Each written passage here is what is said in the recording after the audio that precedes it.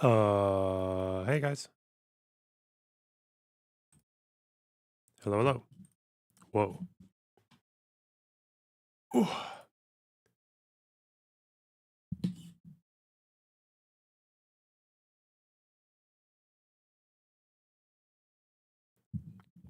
What can I do for you folks? Why are you here?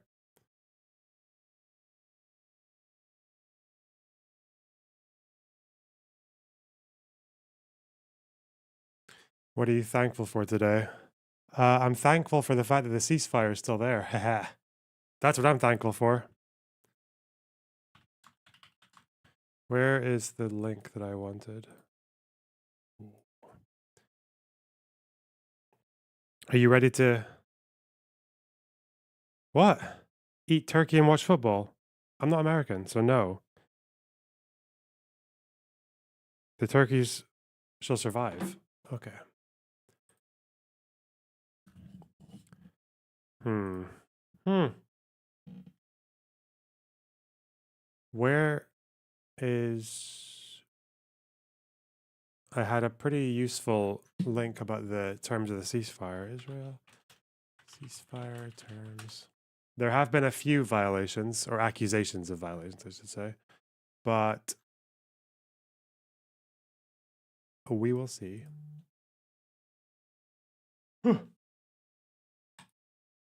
Is there a new offensive in Syria? Yeah, everyone in Syria is offended. Okay.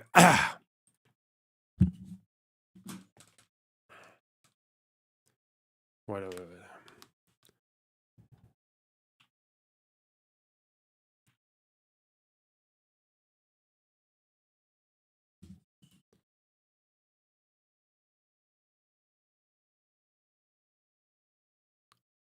Israel has admitted it struck inside southern Lebanon. That's why I said, that's why I said alleged violations, because they said they struck in South Lebanon because of violations. That's why.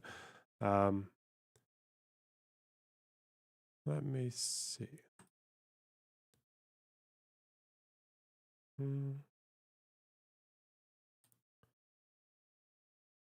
Hey, Lorna, seen the Bridges episodes with Matt Bruning. It's awesome. Finally, someone who can make intellectual socialist economic arguments against destiny. It pulled me firmly back into socialism. Whoa!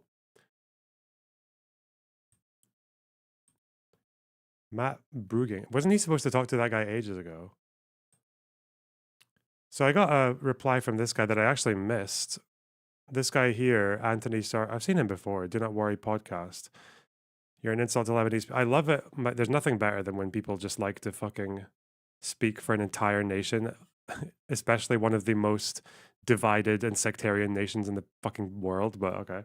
I asked him to tell me anything I said about Hezbollah or Lebanon that was wrong. Surface level, sniping. Okay, you have a, that's not to do with Lebanon. You have a sociology degree and play music. What's wrong with playing music? Did you see how close the rebels are to Aleppo? Well, I kept seeing updates last night all the way through till 4 or 5 in the morning, and it looked like they just kept on advancing. They were like, oh yeah, they're still advancing. They're still advancing. They're still advancing. I'm like, whoa, oh shit. Whoa.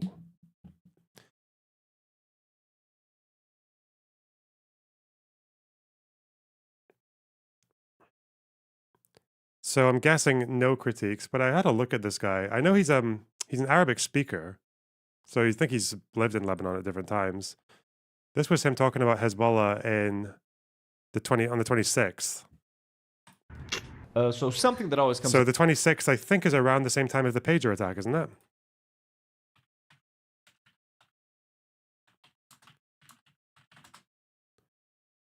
Yeah, it's not long after the pagers. Up when these sorts of conflicts happen between Hezbollah. This is a pretty interesting background. These colors are. It's hard to explain what kind of feeling these colors invoke. I like it. It's all right. Israel is, whose side are you on? How can you support Hezbollah? And Hezbollah, you shouldn't support. Like, there are Lebanese people that are actually happy بينبسطوا when a Dahi gets hit or when Hezbollah gets attacked. And there are people that are, they're like, you shouldn't support Hezbollah. People are like, no, you should support Hezbollah and fuck you. And people are fighting. People are fighting on the internet, folks. I'm gonna give you guys my thoughts. And I don't 100% agree with Hezbollah, folks. Hezbollah had stored ammonium nitrate at the port, and I lived in Jaiteo when that happened, and I was there when the blast happened, and I could have died. The August 4th was a tag team attack. I consider it between Hezbollah and Israel. Hezbollah stored the ammonium. Israel blew up the port. Hey, together it made this nice fun. Yeah, this theory that Israel blew up the port. No confirmed evidence for this, and ever, by the way. Just total conspiracy theory. Fun little concoction that we all enjoyed so much. Hezbollah, like during the October, the Hezbollah during the October protests, Nizlo, Khabato, protesters, literally, they've been trying to block the investigation into the port blast for years. They've turned their weapons against fellow Lebanese people at times. They've killed certain Lebanese people. I don't and will never always agree with what Hezbollah does. In fact, I probably disagree with a lot of what they do, but their purpose as a militia and as a resistance force against Israel is completely just. We tolerate it. Yeah, we tolerate how they fucking basically basically assert like authoritarian rule over parts of Lebanon and subvert the rest of the country and drag the rest of the country into conflicts that they are not trying to get into themselves. Yeah, love it. But as long as they, inshallah, one of those rockets will hit a civilian or a soldier. And maybe they'll be Jewish if we're lucky. Like, come on, man. Why? It's so irrational. Maybe he's going to say, maybe because this guy apparently has all the knowledge. Let's go. Justified. And they need to defend Lebanon. And okay, you can be like, why did they bomb them in the first place? When Israel was attacking Gaza, so they need to defend Lebanon. Why did they attack Israel? Okay. Why did they have to intervene? No one else intervened. And we're there complaining all the time on our phones that why isn't anyone doing anything about it? No one's doing anything about it. No one's doing anything about it. Diplomacy isn't working. Phone calls aren't working. Protests aren't working. You threaten politicians with not voting for them. They don't seem to give a fuck. No one gives a shit. Nothing was happening for a year. And we knew nothing was going to happen for a year. The Hezbollah, the Houthis, some groups in Iraq and some groups in Syria were the only ones who attacked and defended Gaza. Yeah? Is that what they're doing? It's such a brain dead way to summarize the situation. It's like, it's not, what do you think after a year? Hezbollah have been attacking Israel all throughout the year. Unless you think Israel should have just stopped fighting Hamas on October 8th, because that's when Hezbollah started fighting. Right? They started firing rockets over at Sheba, where the Israeli soldiers were. They started firing over there at the 8th of October. Really? So Israel should have stopped fighting. They should have ceased fire when Hamas were still in Israel, when they were still hiding in houses in the kibbutz. Fuck me. Oh, God. It's so dumb. What a ridiculous, like, how divorced from reality do you have to be to think that this guy's aware of some of the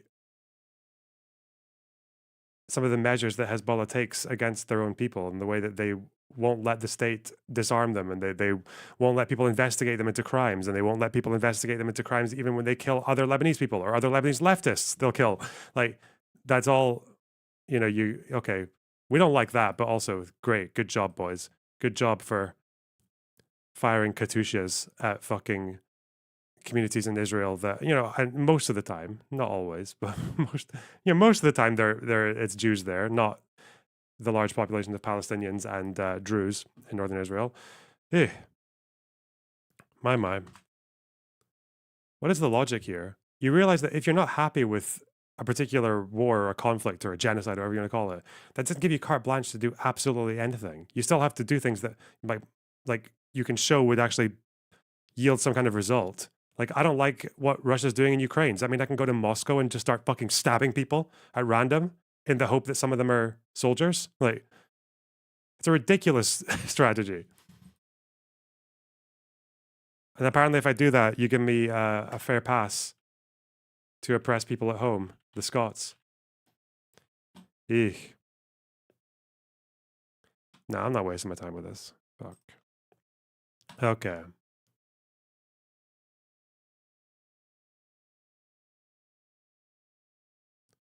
Okay.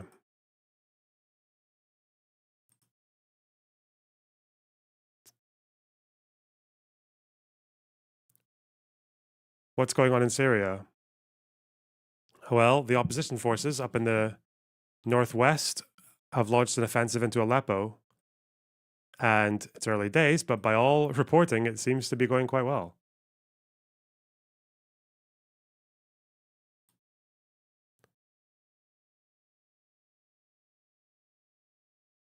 Hmm.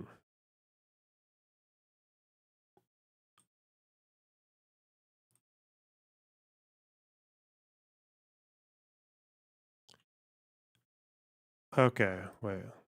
Oh, the full ceasefire text is published. I didn't know that. Well,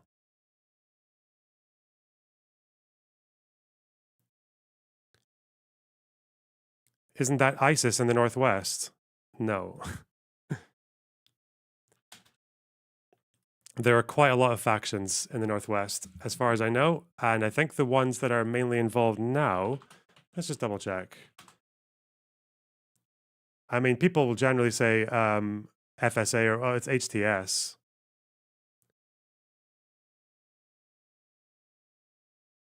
I think they're the main ones involved.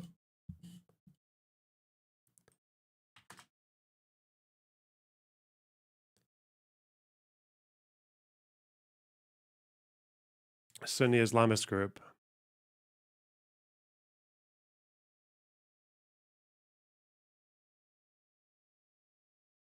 But I'm not sure. I think they might be the leaders of it, but I don't know who's. I don't think they're going in alone. They've also cut the Damascus Aleppo highway. Biggest offensive in years. Damn, are we actually going to have to do a Syria deep dive now? It might be warranted. I might have slacked.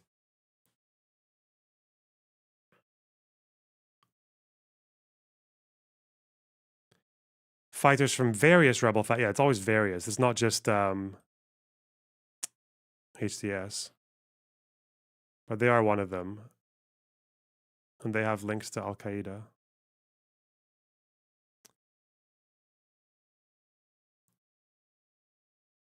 Okay. We'll get to that, don't worry. Don't worry. You know, I'm kind of curious what this guy has to say. This guy that we saw talking to Ryan Grimm, I have a feeling this guy is a little bit mask on when he talks to people, or when he was talking to the Western folks. I want to see what he has to say when he's talking to people who are more in line with him. This guy, Haviv Rettig Gur, the guy who debated Ryan Grimm.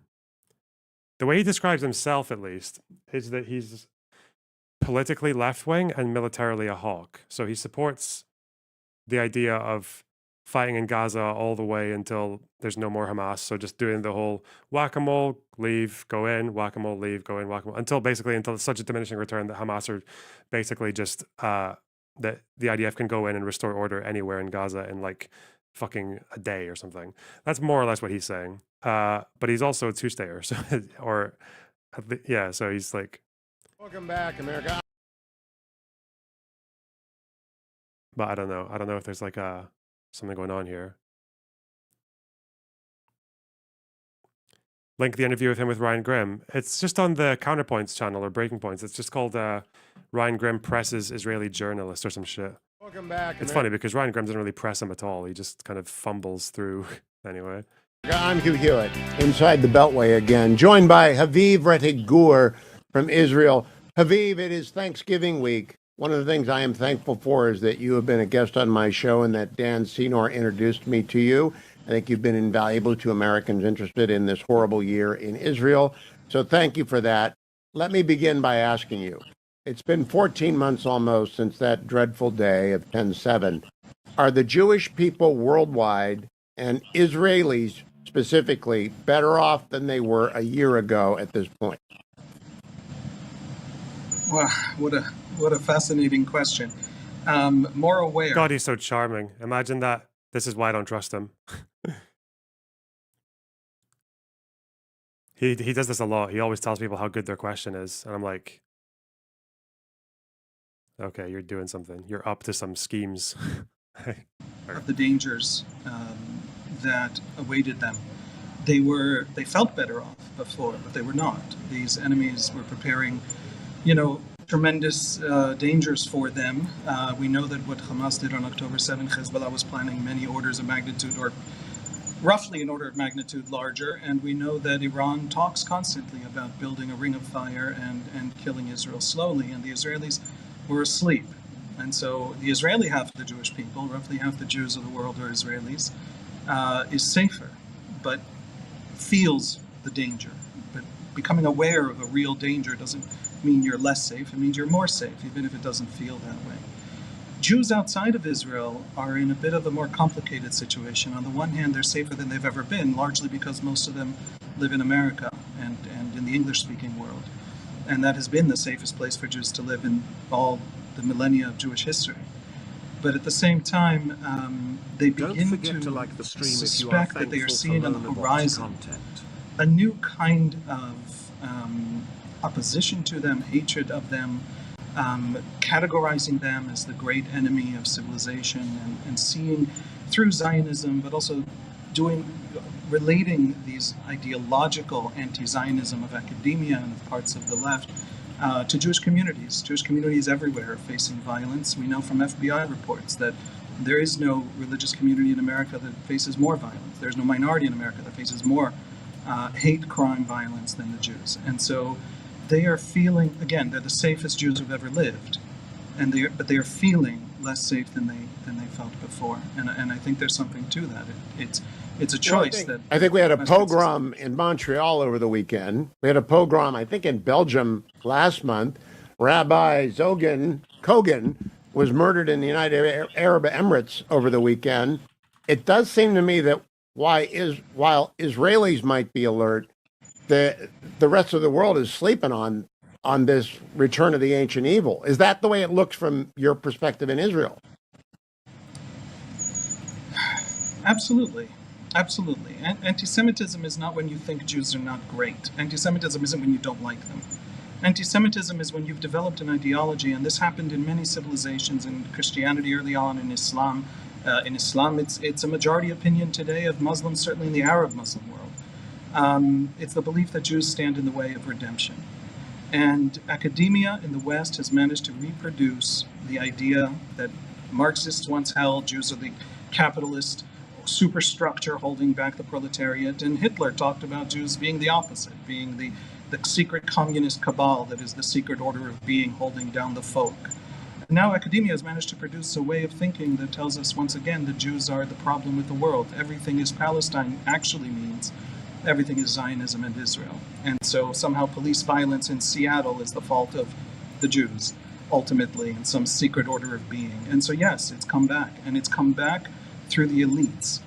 Anti-Semitism, unlike ordinary hatreds, unlike just someone who has a Jewish neighbor they don't like and so doesn't like Jews, that kind of banal prejudice, anti-Semitism feels righteous. And we're seeing that. We're seeing a righteousness that allows people to take out their violence in random communities. Think about it like this, Hugh. If Azerbaijan and Armenia had just had a war in which Azerbaijan cleansed whole populations of Armenians from an entire territory, if people started marching down the streets of Montreal or Amsterdam or New York and taking their anger out on Azeri Muslims, that would be obvious to everybody that we're talking about deep prejudice that has nothing to do with the war on the other side of the world. But with Jews, it's not obvious. Well, Haviv, I'm a Catholic, and I don't know exactly what he said, but it appears that Pope Francis accused Israel of genocide last week.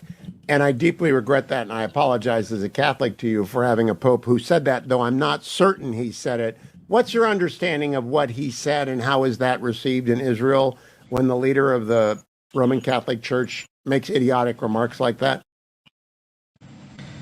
I think that what he was trying to do was appeal to many different factions within the church. And what he said was that he believes there's room for an investigation to be opened, or something very diplomatic and very careful, but that also delivered the word genocide from the mouth of the Pope to the people who wanted to hear that word. And so, frankly, the Israelis shrugged and moved on. If you don't tell us how to solve the problem of Hamas, as if Hamas wants peace, as if Hamas wants two states, as if a withdrawal from the West Bank will do anything but bring more war to a much larger area, if you can't actually solve the problem of Hamas for us, screaming the worst words in the English language at us repeatedly when you don't use them on anything else on earth, isn't useful. And if the Pope joins that chorus, Israelis aren't going to listen to him. I frankly, it made the headlines for about 40 seconds and disappeared. Yeah, but it's deeply chagrin. It's a source of chagrin for me because of the Vatican's very blemished record in World War II. And I've read the Pope's War. I'm aware of the counter arguments, but it's not something any Supreme Pontiff ought to be saying in any forum, anywhere, anytime. Let me talk to you about the practical implications of the approach of Trump 2.0. I don't know if there's going to be a deal in Lebanon. You tell me, but I sure do expect Trump to be better for Israel than Joe Biden has been. Do you? As always, the caveat, Joe Biden did a lot for us. We don't deserve to just expect that. Thank you. Having said that, all Trump has to do to be better than Joe Biden is push back on Iran. Constantly fearing escalation. The obsessive fear of escalation is the enemy, Iran, Hezbollah, Hamas, have literally built the grand strategy around the American fear of escalation. If you're not afraid of escalation, you won't actually have to escalate. Wars will actually end because the enemy will not want to be destroyed. But you have to actually be willing to escalate in order for the enemy not to see it in its own favor to escalate. This is very, very basic stuff. This is 2,500-year-old Chinese wisdom. This is Sun Tzu. None of this is new. And so it's very frustrating that the outgoing administration didn't understand that. Yes, I think Trump will be very good on that front in the Middle East. Frankly, even if he pulls back on aid for Israel, if he pushes against Iran seriously the way America can, then the net will be a massive benefit to Israel and a massive benefit to the Middle East. And frankly, de-escalation and stability, which is what the Democratic administration wanted but couldn't get because they were too afraid of escalation to actually convince the enemy to de-escalate. I'm very optimistic because I think Senator Rubio, who will be Secretary of State, and Mike Waltz, who will be the National Security Advisor, are very clear-eyed about this. Now, what Rear Admiral Mark Montgomery, retired, one of our best strategists in the United States, I don't know if you know the Admiral or not, said last hour is that Israel is now clear-eyed about Russia and China, and they weren't until the massacre and the war. They now know that Russia and China and North Korea are all in bed with Iran. It's one quartet of bad actors. Do you think he is overly optimistic in his assessment of Israeli worldview, or is he I think that point that he brought up about Jews in America and Europe being blamed for Israel's actions, I feel like it would have sounded a lot more effective if he had compared it to the way Muslims were treated after 9/11 in the West, because that did happen. Actually, Muslims were also treated quite bad in the West in response to October 7th as well. Still are. Accurate that the Russia-China option's off the table. If the world is dividing again between America and another superpower, every Israeli I know, from far left to far right, wants to be on the American side. The only thing that could make Israel leave that American camp when it comes to China, Russia, is if it's pushed out.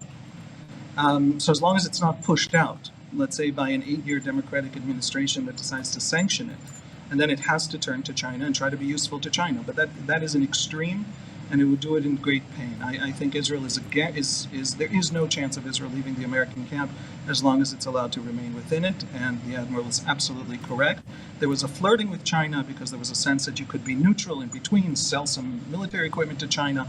I think that is absolutely gone. I completely agree with the Admiral's assessment. All right, so my last question, Haviv, is very complicated. I know what the end game is supposed to be in Lebanon, an agreement that may or may not yield a longer-term peace and restoration of more authority in the Lebanese government that is not Hezbollah. I don't know what the end game in Gaza is going to be, other than it's going to be, we're going to talk a year from now, and Israeli troops are still going to be in Gaza, and hopefully the hostages will have been released by then, but I'm not sure they will be. What's your estimate of a year from now, Haviv, in Gaza? Israel has one strategy in Gaza, and it's the only available strategy. Hamas made sure there are no other strategies. And that is a long, awful degradation war in which it degrades Hamas slowly. As Hamas comes out, Israel retreats from areas, allows Hamas to come back out of the tunnels, destroys that element of Hamas. We've seen that strategy over the last year. Slowly, Hamas is ground down. This was fundamentally the American strategy against ISIS in northern Iraq over 5 years. There was this war. It was an awful war. There was urban fighting that basically demolished the city of Mosul and other cities. But it took 5 years, and ISIS was much less dug in than Hamas.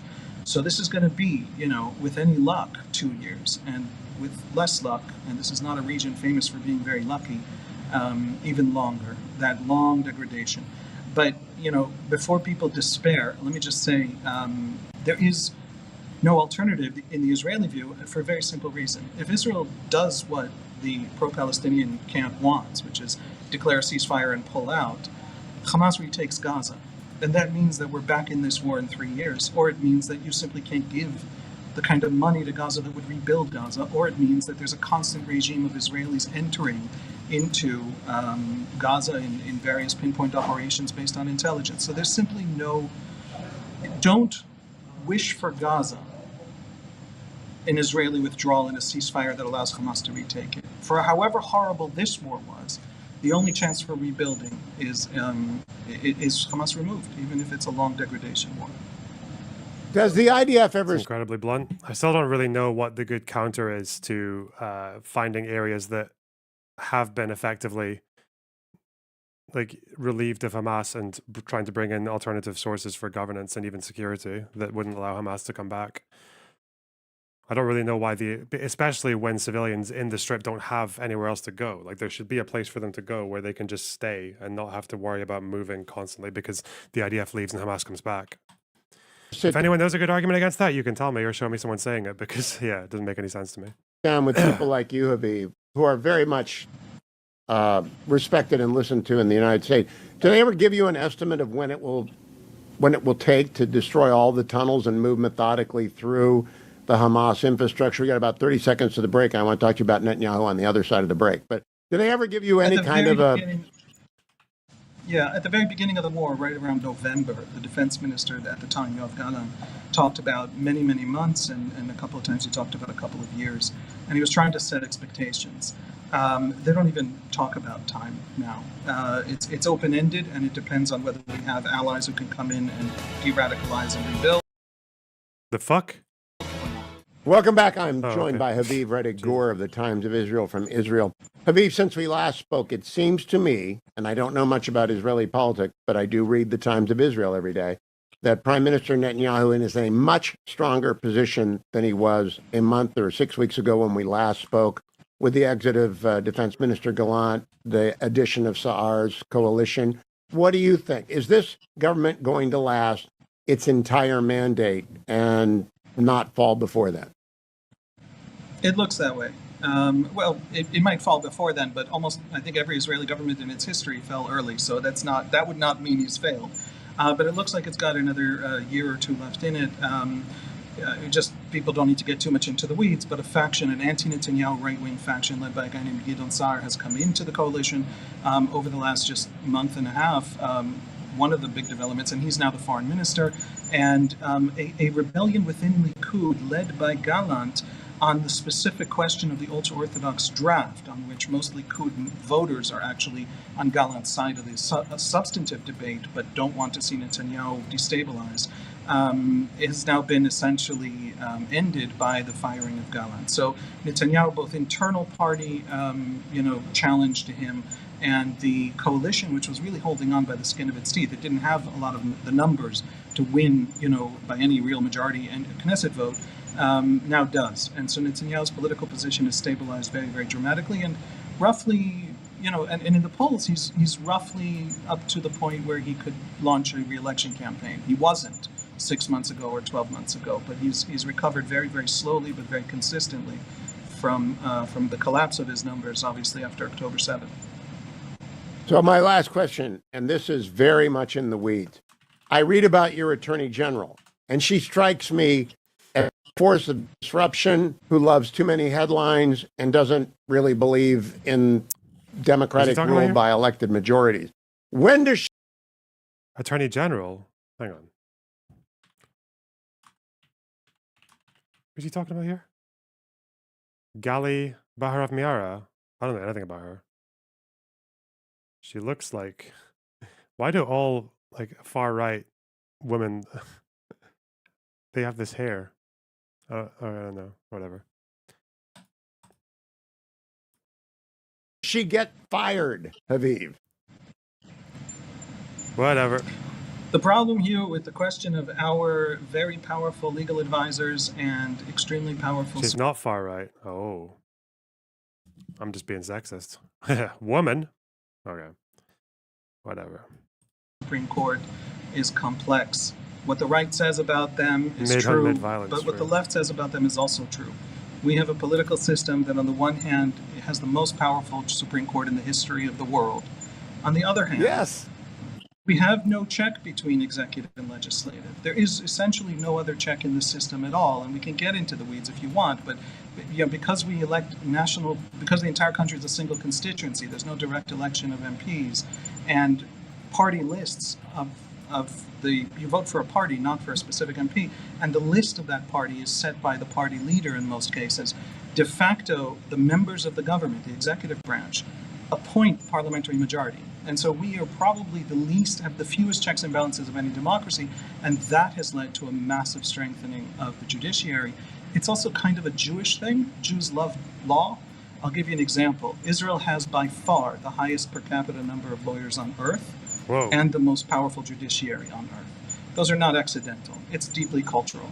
All of that. But the Attorney General specifically, Haviv, she's the one that drives me crazy, not your Supreme Court. It's just she shows up all the time.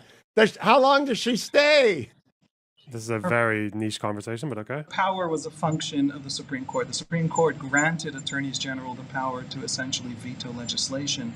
And so firing her won't help, because the precedent was set 25 years ago. Let me just say, what we need is exactly what the right wants, a reform that massively weakens our court, but while weakening our court, builds other checks on executive power that don't exist. That's Dr. Orensman. And that's what... Thank you, Haviv. We'll do that next time, because you're going to have to explain that to me. I appreciate your time this morning. Happy Thanksgiving from America.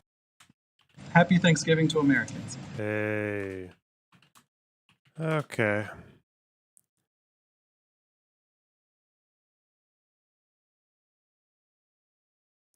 Do I care about any of this? No, not really.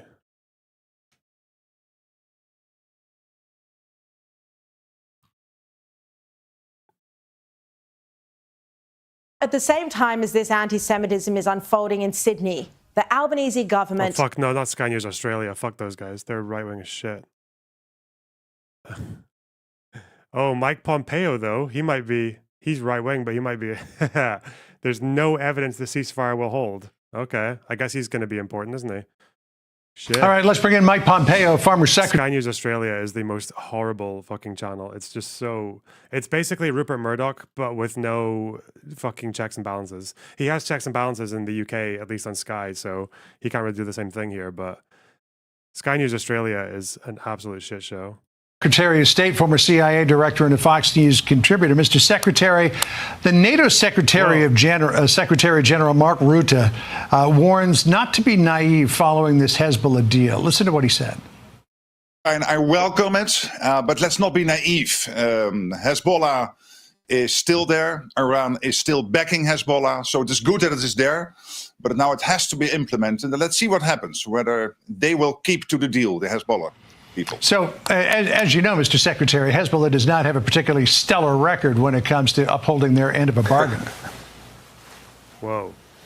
Well, John, good to be with you. Not a particularly stellar record is great diplomatic speak. You might well work at the State Department one day. No, they've been horrific.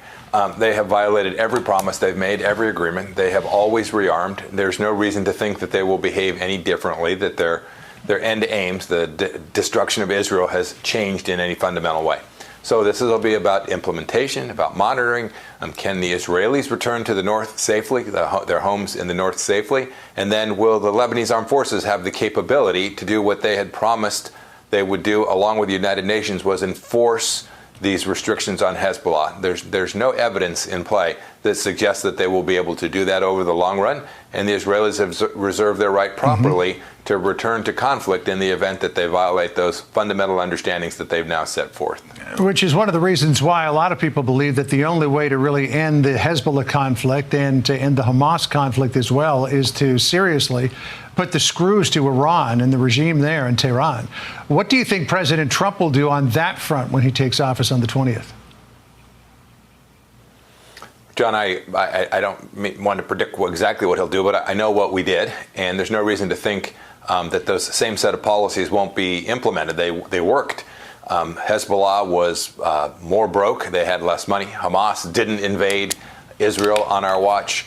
Iran was on its back foot. It was almost broke by the time we left office in January of 2021. And our would have never happened under Trump. Would have never happened. Oh, God. Also, they called it Al-Aqsa flood because they were mad about fucking... because one of the focal points of their anger was over Al-Aqsa, which is related to the Trump moving the embassy to East Jerusalem. partners in the region trusted us. The Israelis trusted that the United States would be with them. Our partners in the Emirates and the Kingdom of Saudi Arabia knew that we understood they were a force for good, and they were working against Iran and on behalf of their own people, and as an ally of the United States trying to deliver peace in the region. It's what became the Abraham Accords. I think that model will be the one that President Trump and his team ought to pursue, and I'm confident that the team that he's building will do that with great excellence. One of the three principles for the ceasefire deal with Hezbollah that the Israeli Prime Minister Netanyahu laid out was to separate Hezbollah from Hamas and really isolate what's left of the Hamas leadership in Gaza. Already Hamas is saying, well, maybe we should get back to the table here and talk about a ceasefire. I would assume that any ceasefire with Hamas is going to be very favorable to Israel. I'm going to guess that the Israelis wouldn't sign it if it wasn't. Frankly, John, foremost amongst that is to get back those hostages. We shouldn't forget as we approach Thanksgiving here in the United States that there are still Americans held hostage in Gaza, being held by the Iranians through their proxy Hamas. I hope that they'll get to a peace agreement, but it has to be one that is more than just a ceasefire. It has to actually deliver a structure which can provide certainty for the nation of Israel and for the United States that this conflict won't rise again. And you know, the fact that we're talking about this after the election, when President Trump is about to take office, it shouldn't surprise anyone. I want to ask you about one other issue, and that is the appearance of drones, a number of them, over bases in the UK, which also house U.S. military forces. Drones that one senior U.S. official said, quote, the drones do not appear to be those of hobbyists. This follows drones appearing over Langley Air Force Base in Eastern Virginia, the Norfolk Naval Station. Oh, no, it's not wasn't there that woman in Doncaster who got scared? Just after October 7th, there was a woman in Doncaster who got scared because she saw a paraglider and she thought it was Hamas.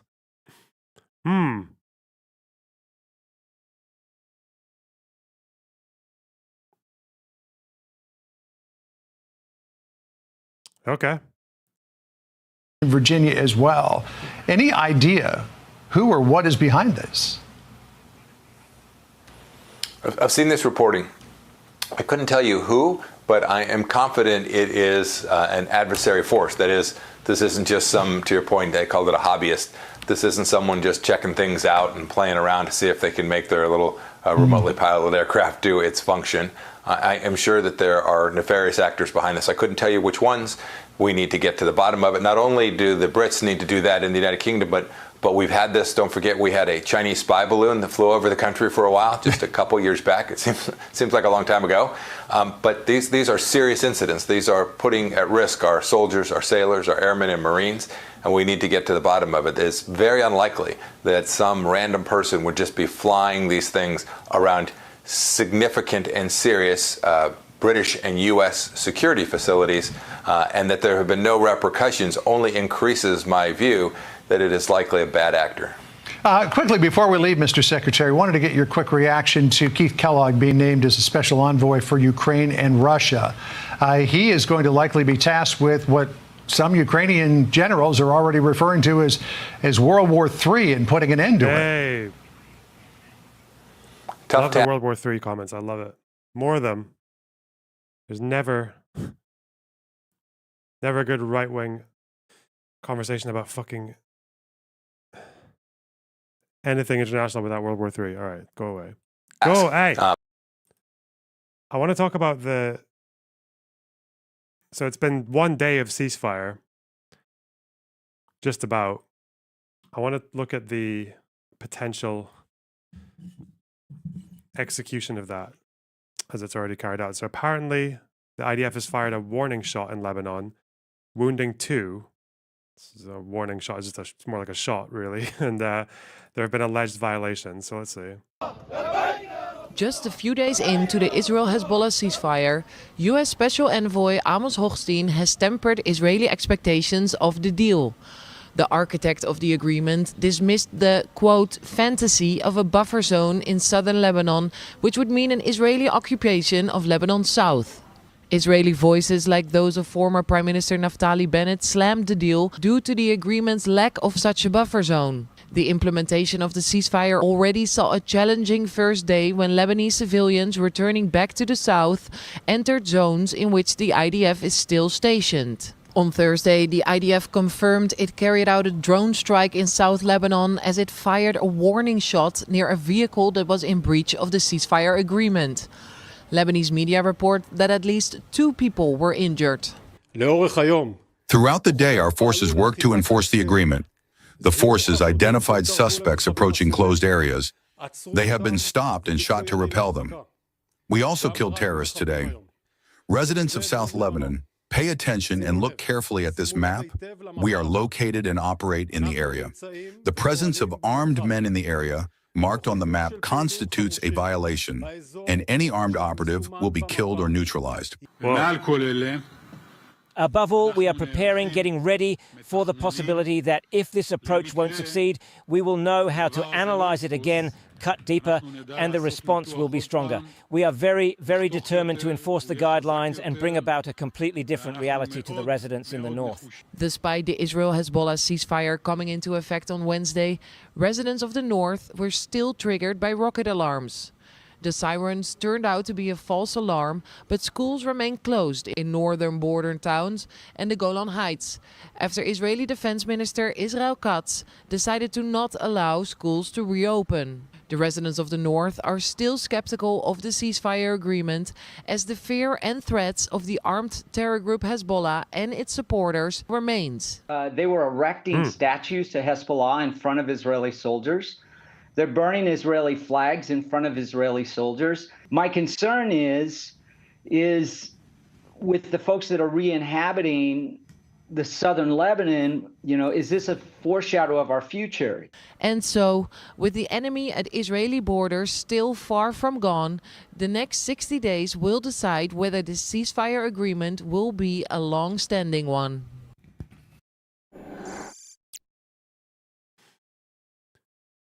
Okay. So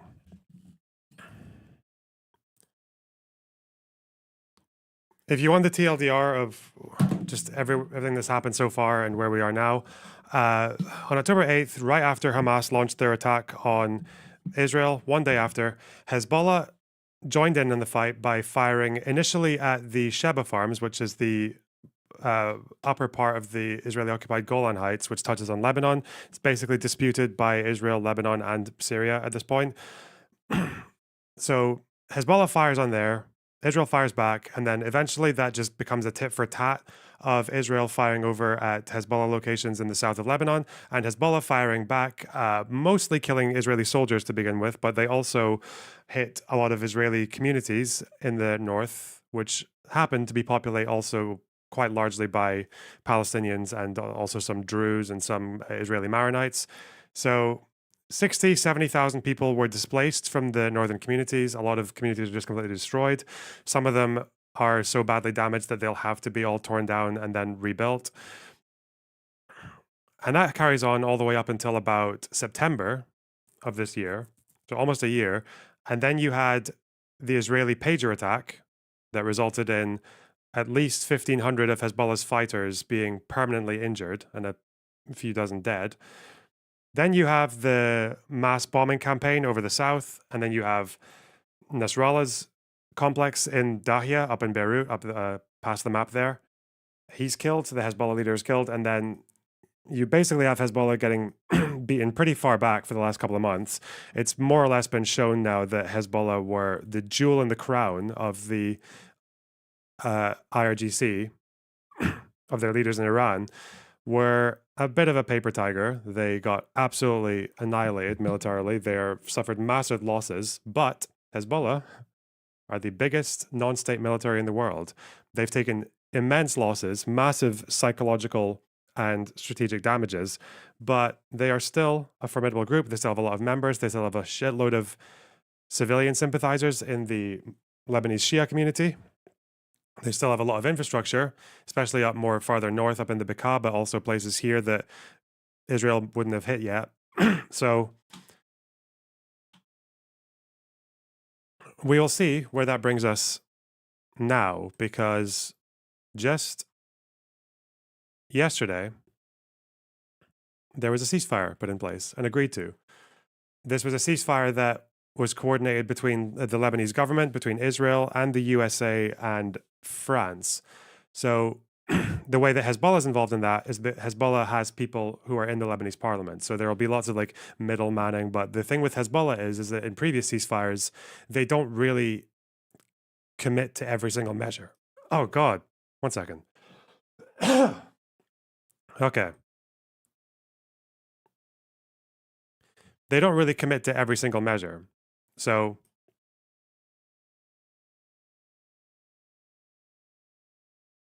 in 2006, there was a ceasefire called Resolution 1701 from the United Nations Security Councils. And what that involved was mainly, hang on, caught whatever Ethan had. Yeah. It involved disarmament of all Lebanese armed groups that are not the Lebanese army, okay, which would be Hezbollah. They didn't say Hezbollah, but it implied them. It involved Israel withdrawing all the way past the UN-recognized blue line, this border here.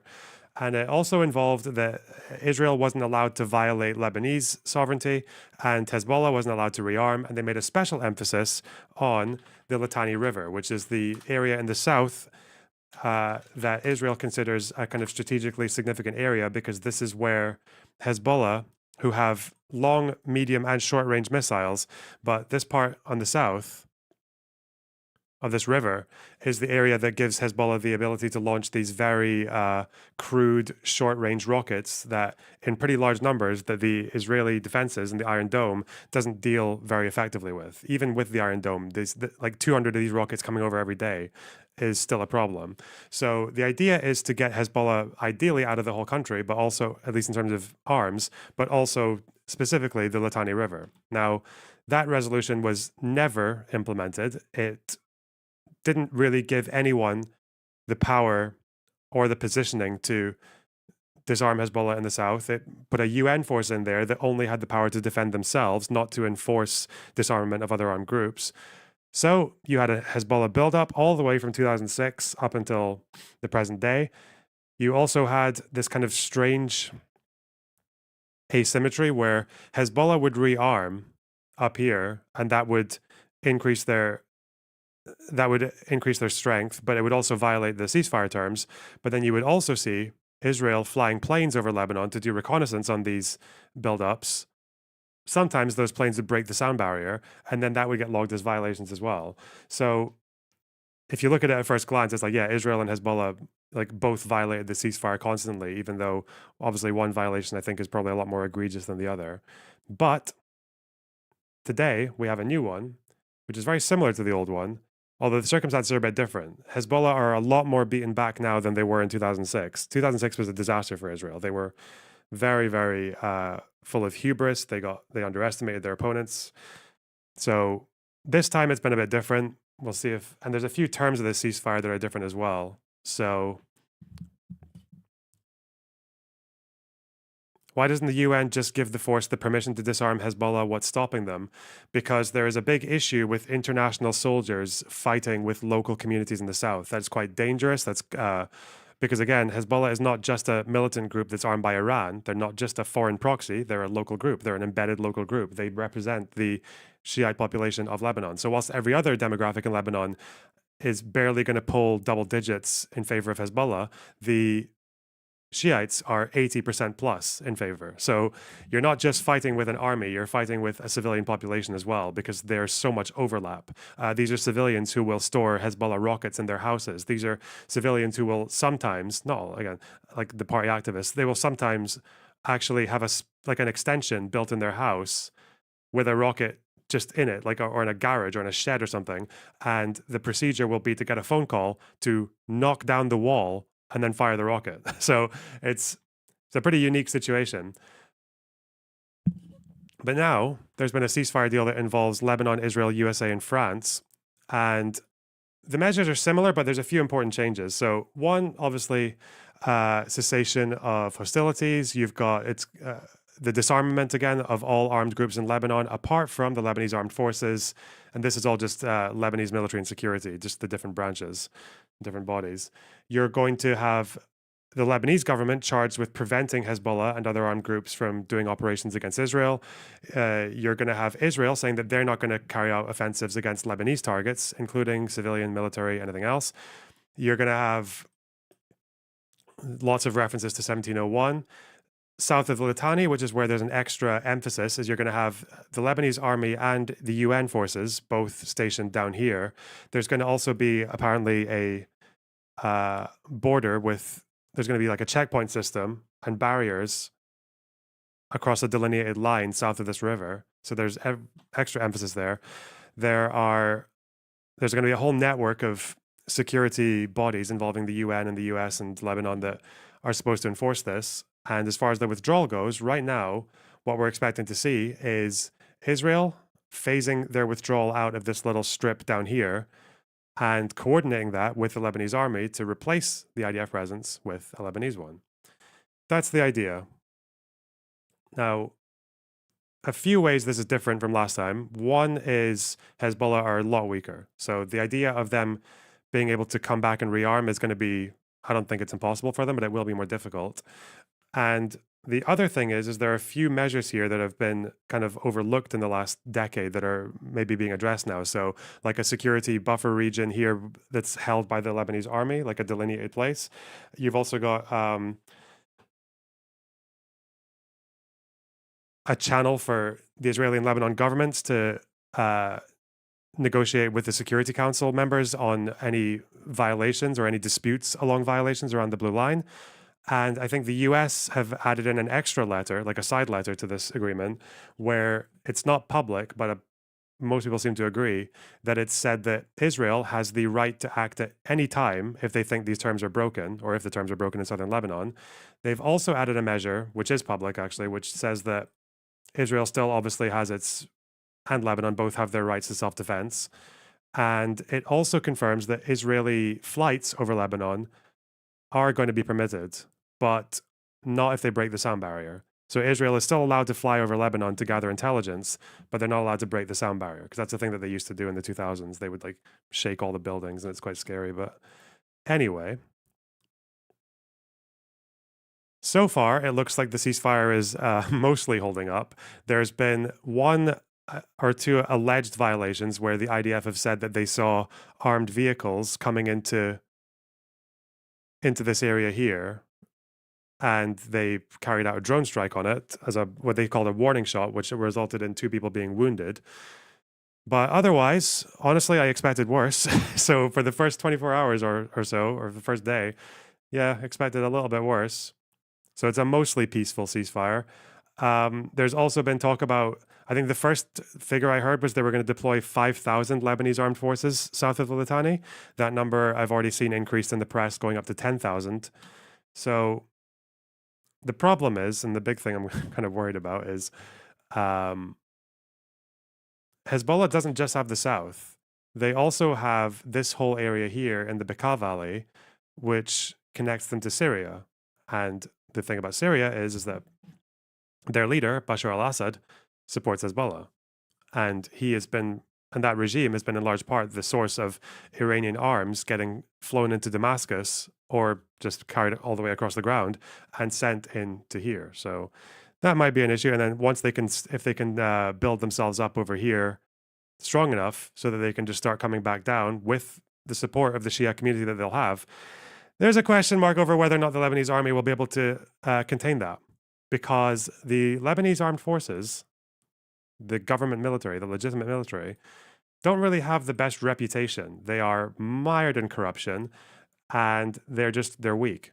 There's a kind of running joke that the Lebanese military, the Lebanese army, is the 5th strongest militia in Lebanon. Like, they're being given a big job, like a very big job.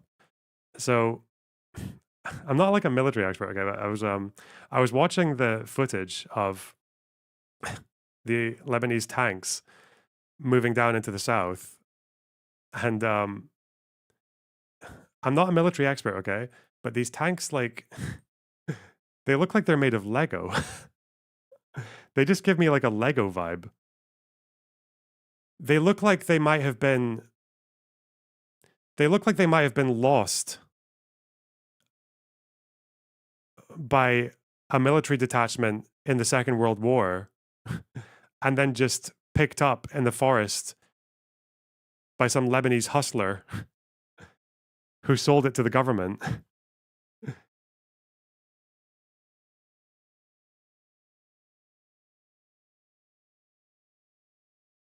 I don't know. It's wild.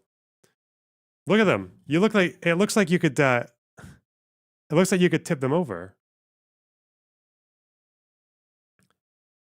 So I don't know. If we have a prediction, 60-day ceasefire. This is the terms of the ceasefire is 60 days. And the point of having a ceasefire that doesn't just say permanent or unconditional or anything like that, is that there's this whole doctrine, generally, it's a very obvious one, but the idea is that ceasefires are kind of worthless if they just bring you back to the status quo, because you're back in the same conditions that produce the ceasefire.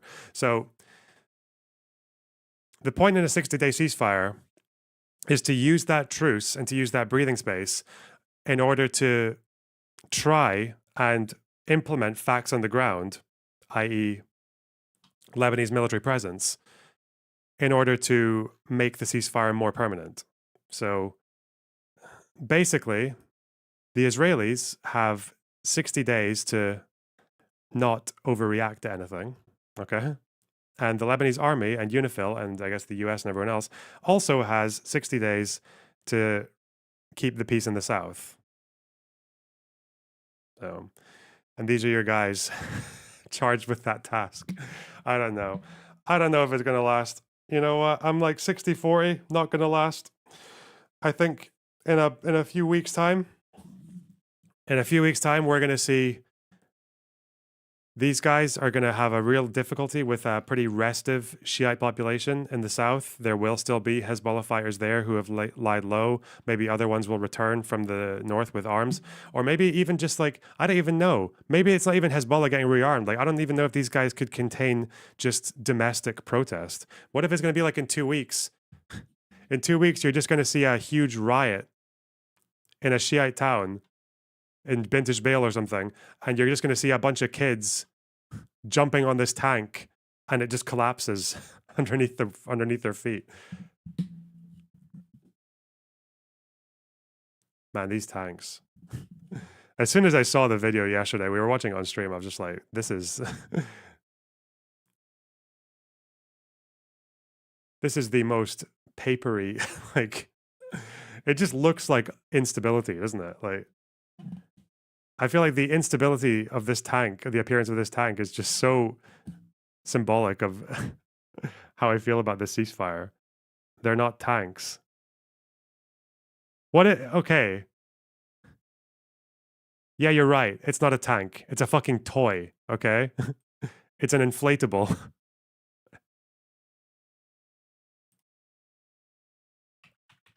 It's an APC, an armored personnel carrier. Okay. Whatever it is, okay? I don't know if it's up to the task.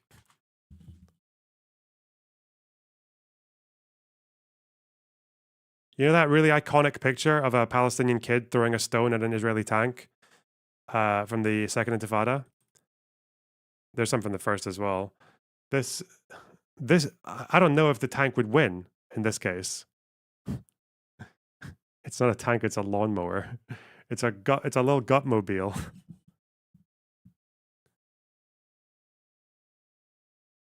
It's like a Halloween costume. It's an elaborate Halloween costume. You know when people like they dress up as a dinosaur or a truck?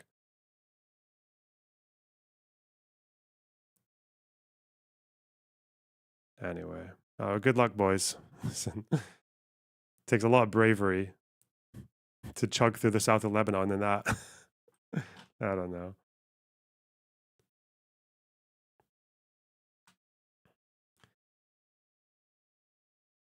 Didn't that kid die? Yeah, of course the kid died, yeah.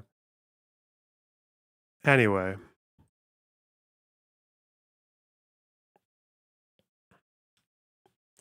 Good memes. Good memes. I do hope it lasts, though. We can always hope.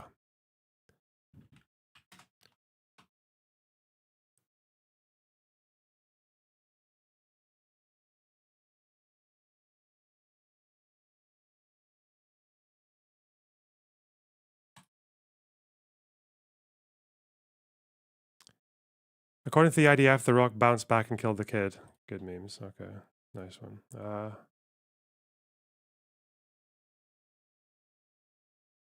It's not from World War II, but when I searched up, it came up when I searched World War II APC. Oh, yeah.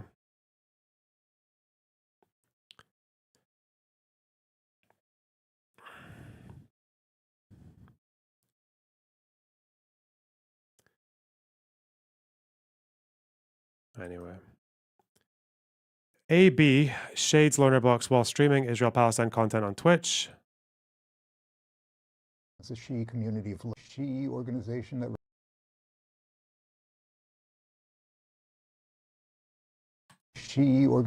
that represents the Shi'i community of Lebanon. It started out. Watch Loner Box? I'm okay. But for anyone who thinks I'm a self-hating Arab or anything like that,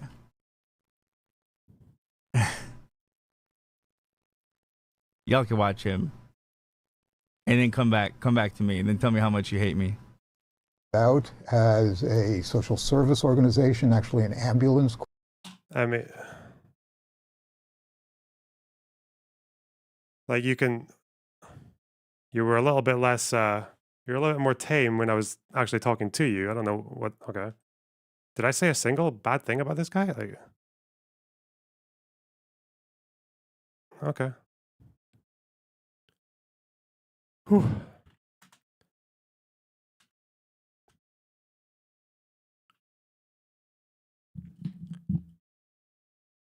There's nothing more convincing than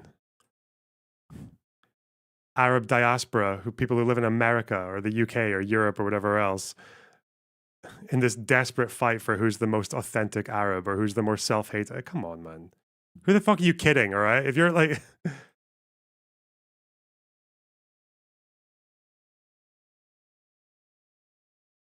At the end of the day, we're both basically white, lil bub. Lil gup. Lil plug.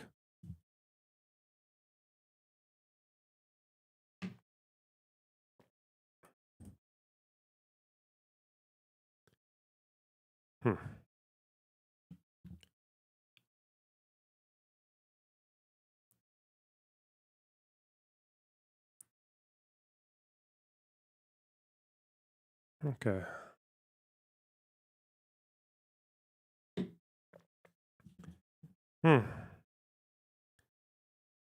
You were pretty understanding and chill in the pod. I can't understand that.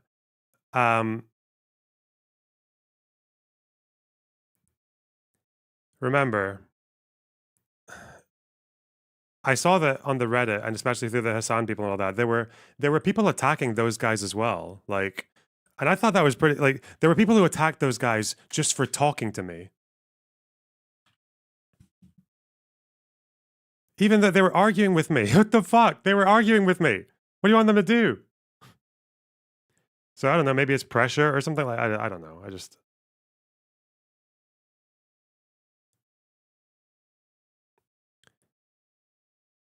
I'm not going to get hung up on it. Don't mind. I don't even... It's like, at this point, when someone throws out like self-hating Arab or something like that, I mean, it's like, I feel like you're only going to reach to something like that when you don't really have that much else to say. So it's whatever. Whatever.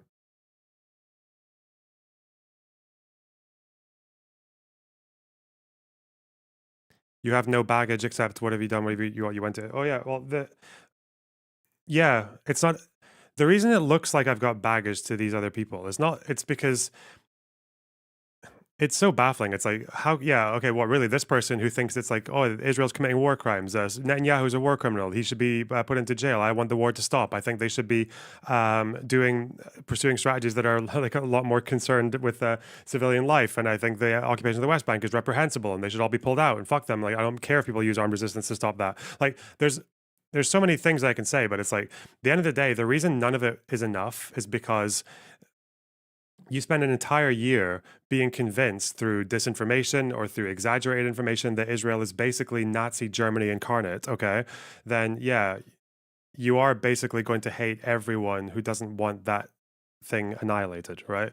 So it makes sense. Like, it makes sense that that's where it comes from. Or it's just because I guess people over the last year have been kind of like, I don't know, it's just like, it's the topic of the day. And if you think that sounds insensitive, it's like, fuck you. There's this level of emotional intensity from whether it's Hassan or like, especially these people in the subreddits who are so angry at that guy for talking to me. That is not born out of any empathy for Palestinians. It's not. I'm sure they have some. I'm sure they have a little bit, but it's not because, again, it doesn't make sense. You would never say that, but also be completely tolerant of people like Hassan or whoever else, like sympathizing with Houthis or with Hezbollah or with any other group that also terrorizes and murders fucking Arabs en masse. So, in the name of like tyranny or Islamic theocracy or whatever else, it just, if your outrage is like, if your moral outrage is that selective, it's not even that. How often have these folks spoken about like Ukraine? Like even all these like left tubers now who are saying like, oh, I couldn't stay quiet about the war. I just want to make content on like I think this guy, like Noah Samson as well, was saying that I've done he was doing drama content, but he's like, I'm done with drama content. Sorry, like we have to talk about the genocide. We have to talk about the war. I can't stop talking about the suffering. It's like, bro, where's the video in Ukraine? Does it exist? No. If your moral outrage, and you think Hassan or any of these people would care if someone doesn't think the war in Ukraine is a genocide? They wouldn't give a shit. And if your moral outrage is that selective, then it's not a moral outrage at all. It's just an outrage.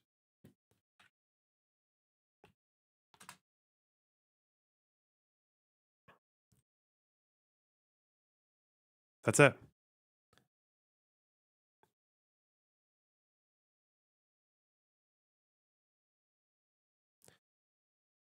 Where's the outrage for what's happening in Sudan for these people?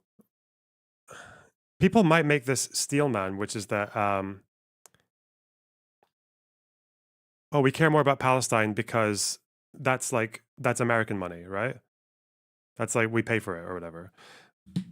I think that can get you so far. That would explain why you devote a bit more attention to it, but it's like, that doesn't explain why it's like zero attention to these other things. Zero. Barely anyone calls Ukraine a genocide. Yeah, they don't. I don't even know if those are the criminal charges against Russia. The criminal charges are to do with, I think, what was it, 100,000 plus accusations of war crimes. That's what they're dealing with the ICC. The genocide case for Ukraine that went through the ICJ was Ukraine saying Russia is accusing us of genocide, and we're asserting that they don't have a right to claim that. And then that's why the ICJ called for a ceasefire. 130,000 accusations, yeah. I think in Sudan, they declared a famine, what was it, like a few months ago? Summer? In Zamzam? Famine declared in August. And this is like, when they say famine, by the way, people said I was lying about famine, saying that you need thousands of people to die every other week for it to be a famine. The definition of a famine is 2 deaths per 10,000 a day. So 2 over 10,000 times, let's say, like 500,000. Yeah, you're talking about at least 1,000 deaths in 2 weeks. If you're talking about all of Gaza, then you're talking about, thousands of deaths every week. It fits. They declared famine in Sudan in August in the Zamzam camp. And they didn't get their first aid convoy until less than a week ago. And no one knows, and no one cares.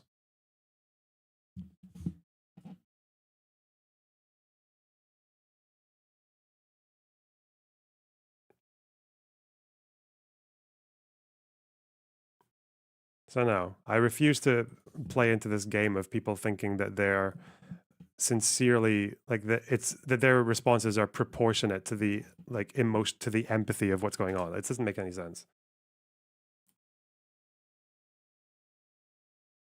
Anyway.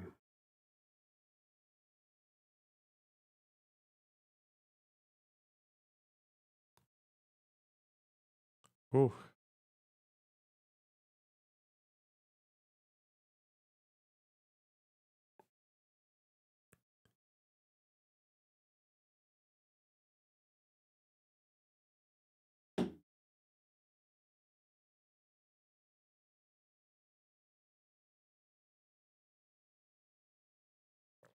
Okay.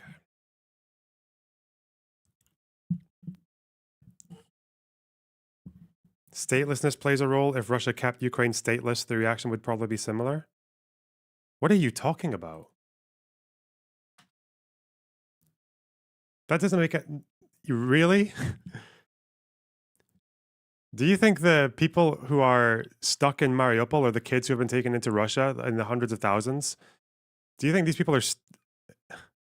Do you think their situation isn't tantamount to statelessness? What are you talking about?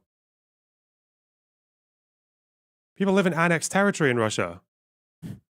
Never mind.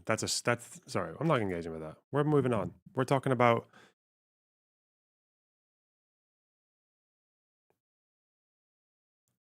George Costanza in Criminal Minds S4E8. Thanks for the £5.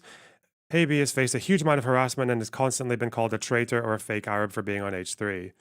That's a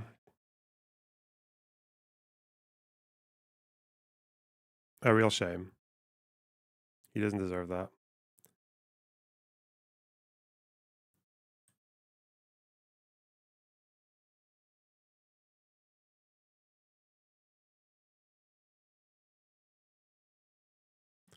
Okay.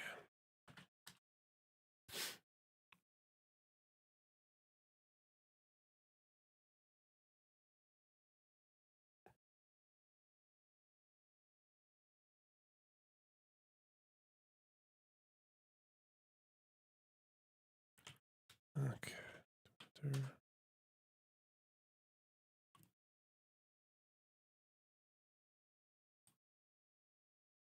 Doesn't give him the right to deflect the learner box. Yeah, here's what it is.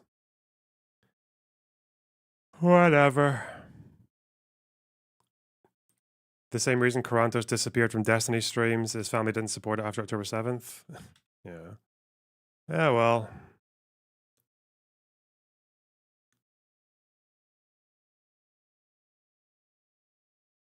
Yeah, well. What the fuck is this guy playing? HP. Oh my god, video Is games. how much I should have? 300 times 5 is 1500. Wow. Oh, this is the one he was recommending to me. Okay. Do I want to play video games? Nah, not yet. Soon, though. Soon. PoE.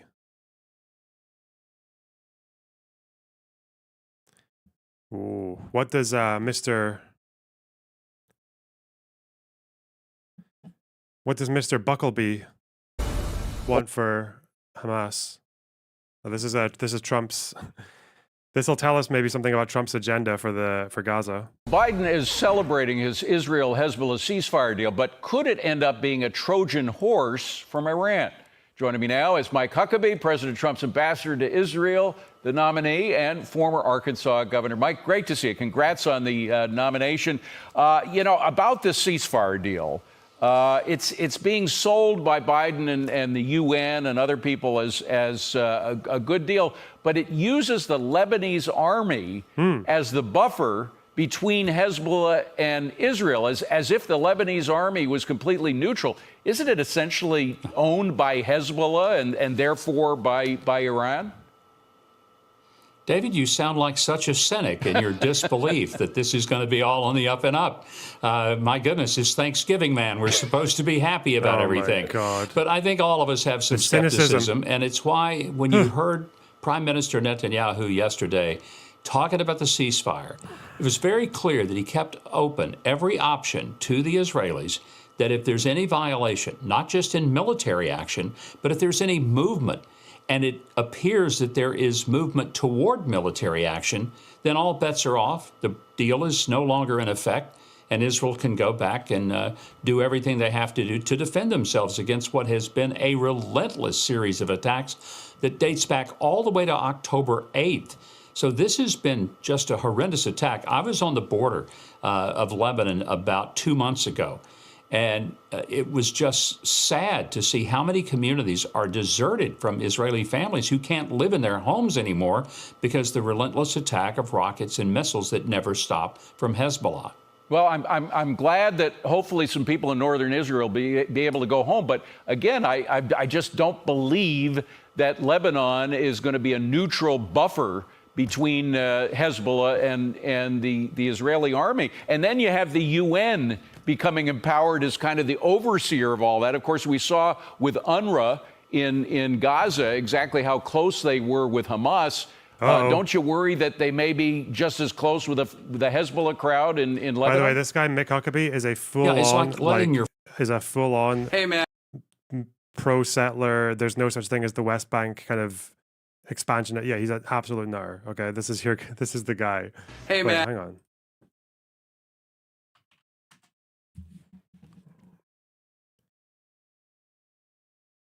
He is very out there. Your 400-pound uncle be in charge of guarding the table from the kids on Thanksgiving Day. I mean, that's got to be one of the worst. What were they talking about yesterday, actually, I wonder, on the H3 podcast? Fancy chef. Ethan isn't blue sky. Oh, God, the blue sky thing. Kamala Harris. Oh, Hassan and Twitch. Oh, no.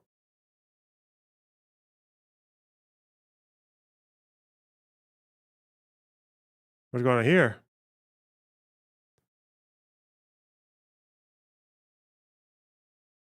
I saw Hassan is hosting Pod Save America, and I find that just incredible that these established Democrats, I don't know if they don't understand, or I think they don't understand. They haven't looked into it. Hassan is like anti-Democratic Party. Like he's like actively working against the interests of the Democratic Party. I feel like, especially during this last campaign. And I find it fucking interesting that they're having like a pro-terrorist fucking anti-liberal. He hates liberals. He hates them. I've seen him say it so many times, and they keep like bringing him on their programs. It's fucking insane. And I think a lot of it has to do with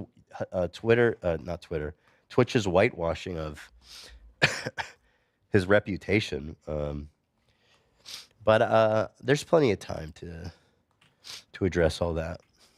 All in due time, my friends. What am I watching? What is this on the screen? All right, let's get out of here. Looks like what Dan's doing. Yeah. Dan is still going. Can we cut to Dan, please? We got him as a pip in the bottom left. We have him. Okay, pretty straight to the point. Okay, whatever. Worst possible ideas is let the UN monitor anything. They're utterly worthless.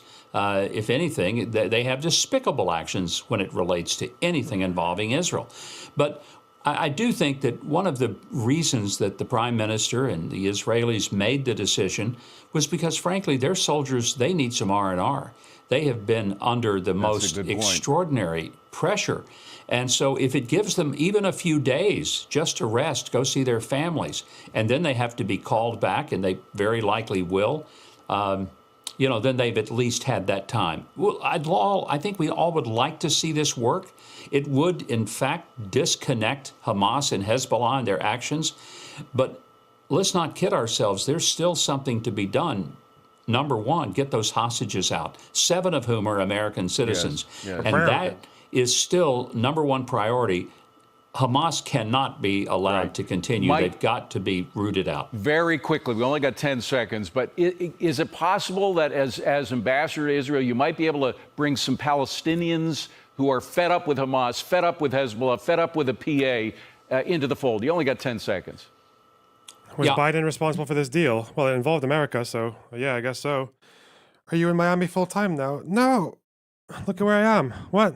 I certainly hope so, David, because they have been abused by their own government for so long. It's time to... All right, whatever. This guy's a very bad... He's a very bad man. Okay.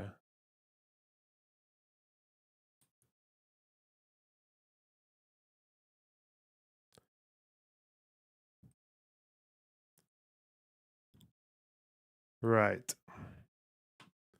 We've done that. Done that. Done that. Done that. Oh, Syria. Was that going to be, is my human shields research going to be diverted once more for the Syrian conflict? Oh, shit. Who knows? Who knows? Well, in Gaza, satellite images studied by BBC Verify appear to show that Israel is creating a new military dividing line separating off the far north of the Strait. Cenk will debate Hassan today, apparently. Oh, good. It's a move that some What do they disagree on? What? What do they disagree on these days? I think the last disagreement they had was what, over crime? Okay. Experts say could be intended to stop Palestinians returning there in the future. Here's Nick Eardley. The Israeli military has been carrying out operations in Gaza for well over a year now in response to the 7th of October attacks by Hamas. And as part of that, the IDF has been setting up military corridors where the Israeli military has control of movement. We've covered these before. There's this one down here, the Philadelphia corridor on the border with Egypt. There's another one up here in the middle of the strip, Netzarim corridor. But now there's evidence of a third, which could have... Why would he call it that? This is the whole theory, isn't it? That they're gonna it was first of all it was this, and then they were like, oh, maybe we'll put one here, or maybe we'll put one here as well, and maybe one in this little corner. It's like fucking hell, bro. It's like, is this really your solution to fucking everything? Corridors. Give me more corridors. Have important implications for the future of the Gaza Strip. Have a look up here. Yeah. This is it. It runs in the north of Gaza from the border with Israel all the way along to the Mediterranean Sea. And it matters because experts we've spoken to, some of them think this could be a precursor to the Israeli military cutting North Gaza off completely, stopping people returning, possibly permanently. Let me show you first of all what we've found. This is satellite imagery from last year showing, if you look in the circle there, a large group of buildings around this area here on either side of a big road. But if we slide this along, keep an eye on the area in the circle, you can see hundreds of buildings are gone. They've been destroyed by the IDF, and there's a whole new... Is the idea that they're trying to... Is there like the... Okay, I don't know. New section here that's been cleared. There's evidence of Israeli troops being stationed right along this new corridor. They appear to be in control of the area from the border to the Mediterranean coast.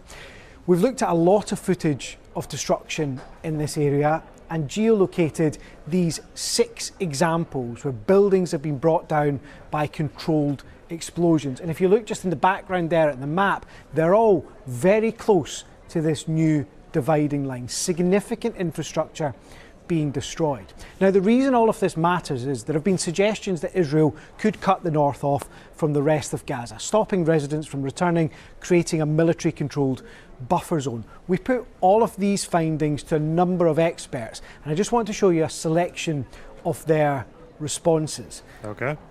Have a look here. Dr.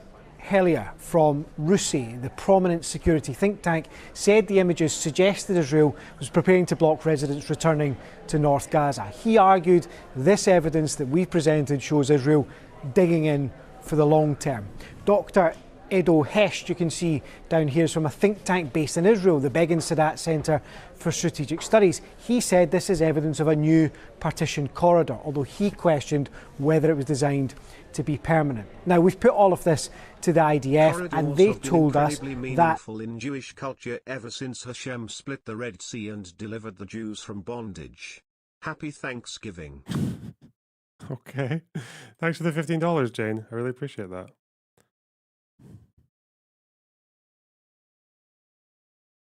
They were currently targeting terrorist operatives and infrastructure in northern Gaza. And they said this, that they have no intention of destroying civilian infrastructure without what they call operational necessity. But they didn't respond directly to the question of whether people who had been displaced from the north of Gaza would be allowed to eventually return.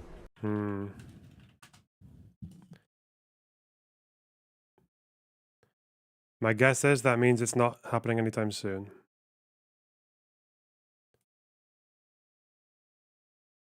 This is what I don't get, though. It's like, I don't know the argument for if they're doing this, if they want to do this little cleared part, then that means if you've really got control over this area and people can't come from here to here, then surely that's not going to make you far away from being in a position where you can pursue somewhere outside for alternative governance of the area or even the PA.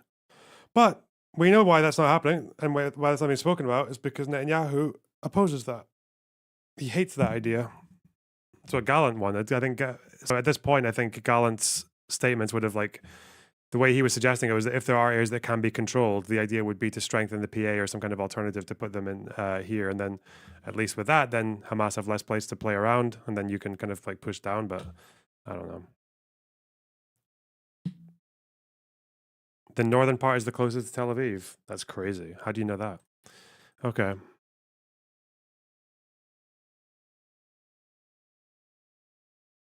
A 60-day ceasefire has been agreed, bringing an end to more than a year of fighting between Hezbollah and Israel. We're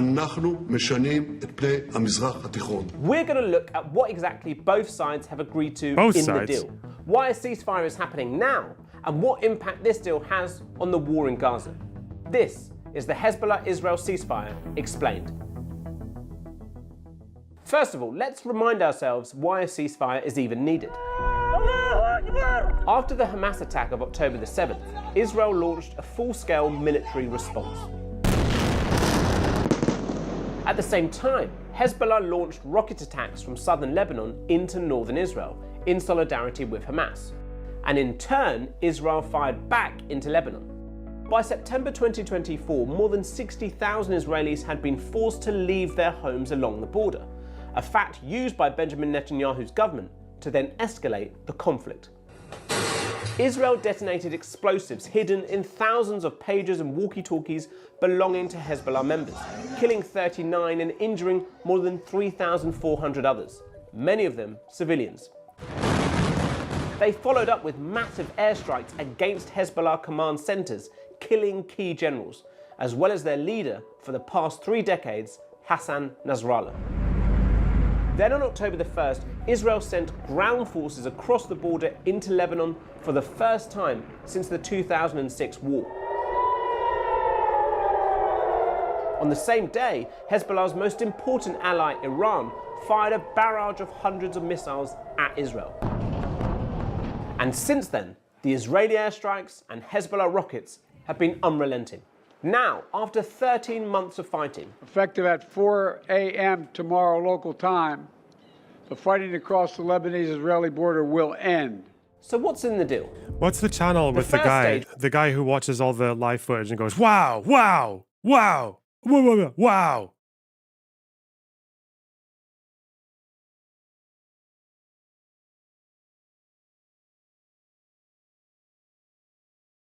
Agenda-free TV, that's it. I knew it was some. You know what? That's why I shouldn't have. Someone said. Someone told me I spent so long trying to figure out how the ceasefire was going, but I forgot to ask the GOAT. I didn't ask the GOAT, the Supreme Leader.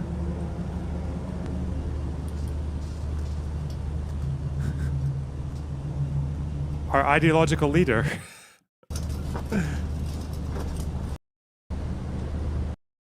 When will they go back? Look, the spiritual overlord. What's he got to say?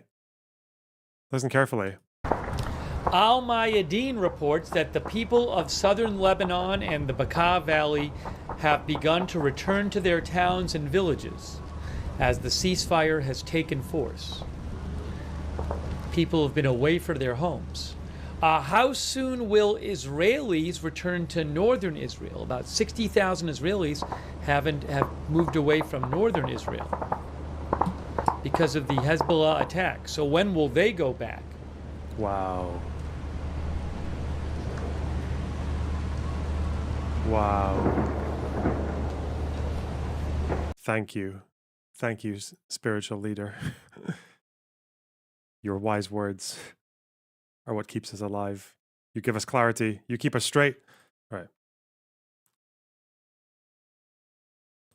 It will see the withdrawal of all Israeli forces. Where does Hezbollah operate from? The Bekaa Valley, which is Lebanon's border with Syria, up here, and also down here in the south. That's where they operate from. And also in Dahia. Those are their main areas. From southern Lebanon within 60 days. At the same time, Hezbollah will pull back weapons and fighters north of the Litani River, around 20 miles north of the Israel-Lebanon border. The Lebanese army, along with the United Nations peacekeepers, will monitor the buffer zone, with the US leading a 5-country committee to make sure both sides stick to the deal. But the fighting's been going on for more than a year, so why has a ceasefire been agreed to now? First of all, it's important to note here that Israel was fighting Hezbollah, not Lebanon. The militia group has tens of thousands of members and many seats in Lebanon's parliament, but they aren't the ruling faction. And Israel has decimated Hezbollah's leadership and severely weakened its military strength. Basically, Hezbollah can't sustain the fight with Israel, and the ceasefire is the group's way out. Lebanon's government has been calling on both sides to stop the fighting from the start. The cost to the country has been immense. More than 3,000 have been killed according to the country's health ministry. A staggering 1.2 million people have been displaced, and swathes of the country now lies in ruins. This is basically a ceasefire under fire with such huge losses to the Lebanese people, the Lebanese economy. That huge civilian toll has led to pressure on Israel. How is the Litani River a genuinely new agreement? Oh, because I don't think, if I recall correctly, I don't think in 2006 the Lebanese army was sending thousands of people south to actually go and set up shop there, were they? I don't think they actually did that. Maybe I'm wrong. I've been reading a whole book about this, but I haven't got, obviously, I haven't got to the end. And I don't remember. But I don't think they had any... The difference now is that there's actually been what seems to be enough military success from Israel that the Lebanese army does have a kind of like window where they can go in there and establish some kind of governance and control. But I don't know. The other difference is that I don't think the last agreement involved Lebanese army checkpoints across the Litani area, because the main place that they're focused on, I think the Lebanese government can tolerate Hezbollah being in the Bekaa Valley, but I don't think they're going to want to see Hezbollah folks coming in with weapons into the south. And I think the way the border works, I could be wrong, Lebanon, Israel, Syria map. I think, yeah.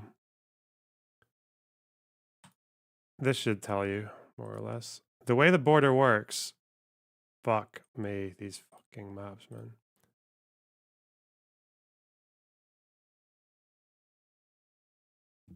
Okay.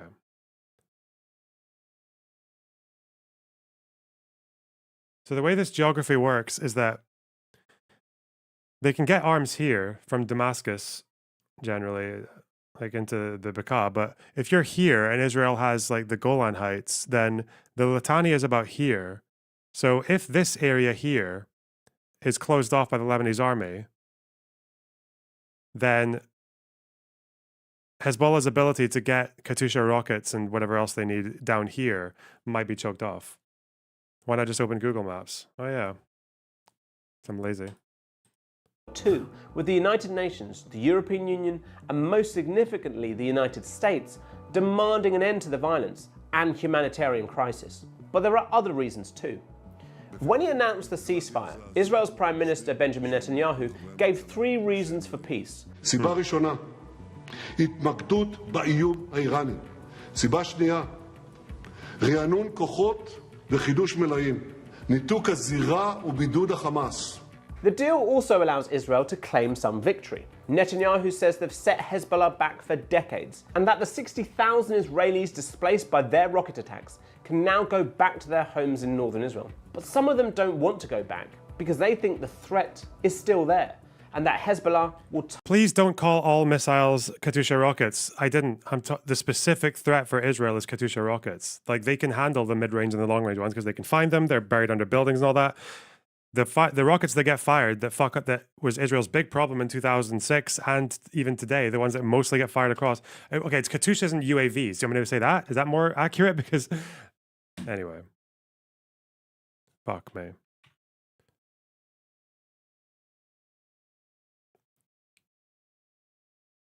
Target them again. אבל אני חושב שזה יחזור על עצמו עוד פעם. היינו צריכים לגמור פעם אחד לתמיד, ללמד אותם לקח. And anti-tank, don't forget anti-tank.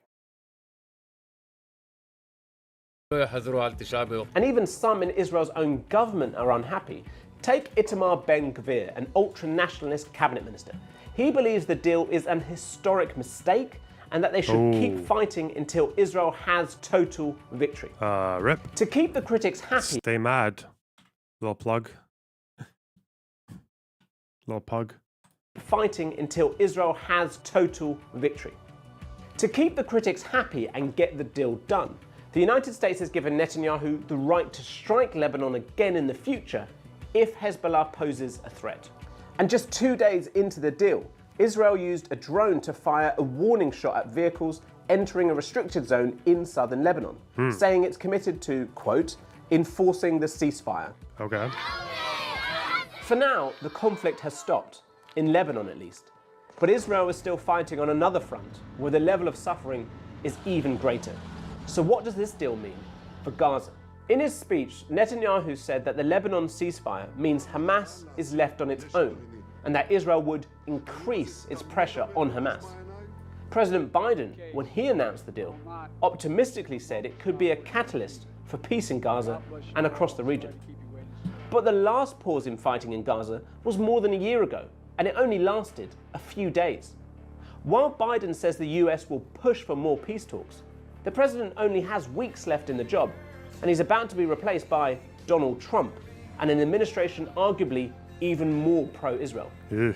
Trump has said he wants a lasting peace in the Middle East, but is unlikely to put many constraints on Israel's war. If the ceasefire in Lebanon is about returning people to their homes north and south of that border, in Gaza, more than 60% of homes are already rubble. More than 40,000 are dead and 2 million displaced. While there is a lot of relief and some optimism after this ceasefire in Lebanon, as I speak, remember that Israel and Hamas have not even started new talks to end that conflict. And if there is to be an agreement to bring an end to that devastating war, as well as some sort of long-lasting peace between Israel and Palestine, that will be a far harder agreement to reach. Whoa. Slick. Okay.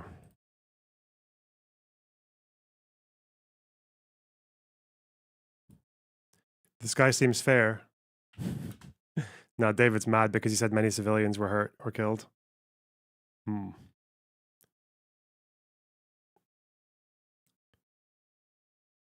Cringe. Okay.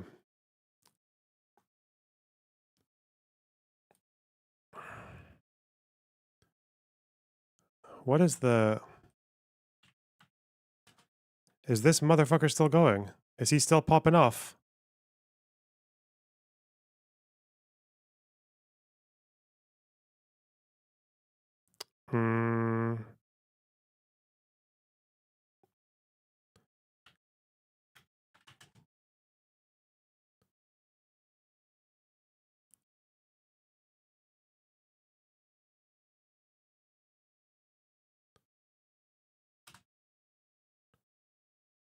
Where is it?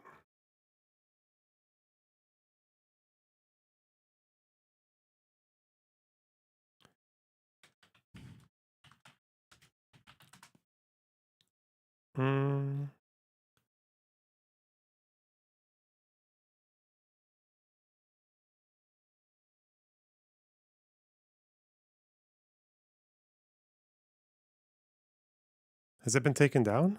Or is it one of the... Huh. Hmm.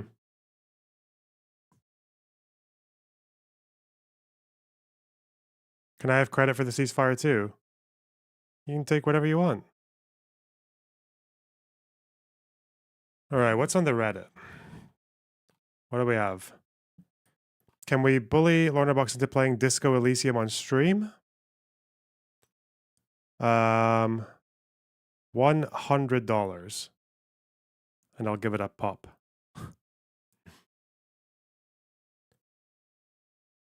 My computer crashed and I lost all my Israel notes. Please pray for my recovery efforts can salvage them. Oh God. Well, including your Pape fucking journey.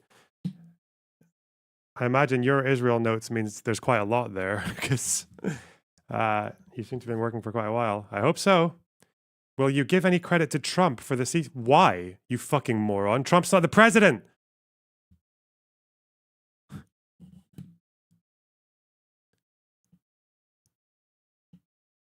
Oh no. You'll be fine, Jesse. Unless they dip it in acid or beat the fuck out of it with a hammer, it's going to be fine, okay? Because I learned that on the thick of it. And I also learned that from the Hillary Clinton hearings.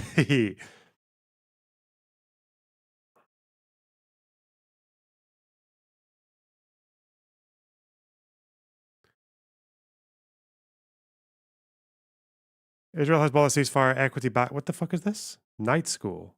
Is this like a content creator promoting themselves? Okay.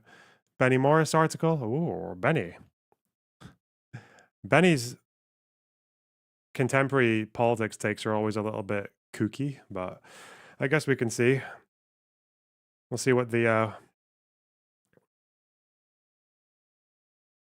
2024 Benny has to say about this. It's about Netanyahu being an authoritarian. Okay.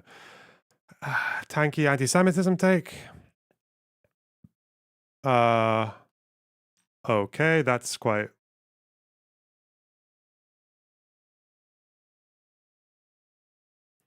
Oh, we'll get to that.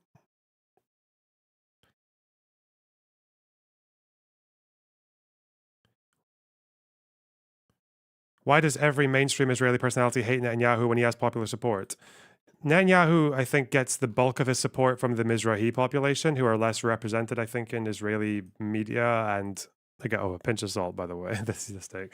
But yeah, I think that's part of it. I think another part of it is that Netanyahu isn't actually... The way Israeli democracy works is Netanyahu, or any politician who wants power, doesn't need to get 51% of the population to like them, right? Or to vote for them. That's not how that works. It's a proportionately represented parliamentary system. So his way up, as far as I remember, has been his ability to weave through different political groups and factions and constantly strengthen his just gain enough to keep a coalition. I think coalition building is his big strength. And I think that's someone once told me, and again, it's just an opinion, I don't know how true it is that one of the ways he does that is he can appeal to the Mizrahi population by being fairly right-wing and hawkish and Mr. Security, but he's also fundamentally like a coastal, the equivalent of a coastal Disco elite, Elysium right? Fund, someone do the rest, since this is CAD. Holy shit, Jesse, I went next to the 100 Canadian. Goddamn. Thank you so much. So he gets the hawkish vote from the right wingers and the Mizrahi Sephardic population, but I also think he, at his core, is like what you would call a coastal elite, right? He's like the way someone summarized it was like, he's kind of like he listens to classical music. He's a philanderer, like this kind of shit. He has like a very liberal lifestyle, or used to have, and that's how he's able to kind of reach across to the set. And he's good at speaking to the international community because that's where he built his reputation, right? He built his reputation by going to America and doing like live debates and advocating for Israel to an American audience.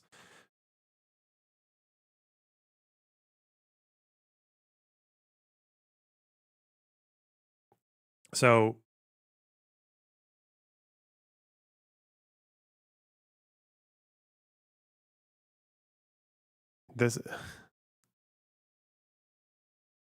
So I think that's why he's able to gain more center-leaning, like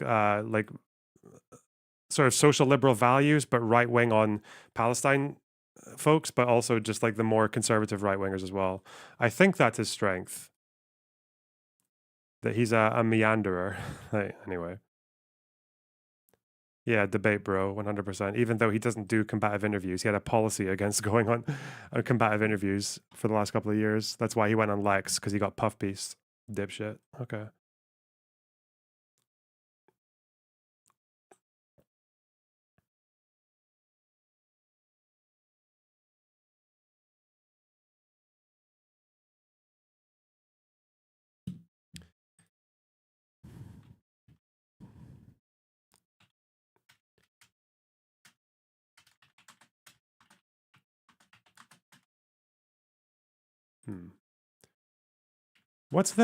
Is there a demographic map of Israel for the Mizrahi population?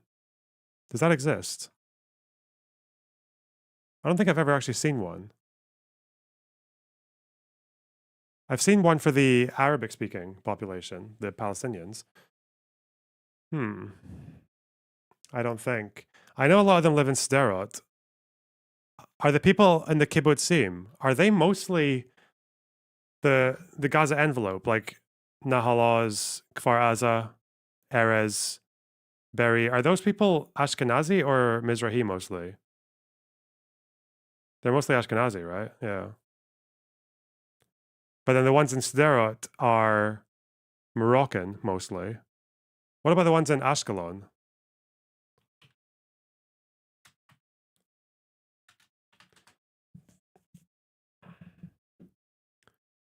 What's Ashkelon's demographic?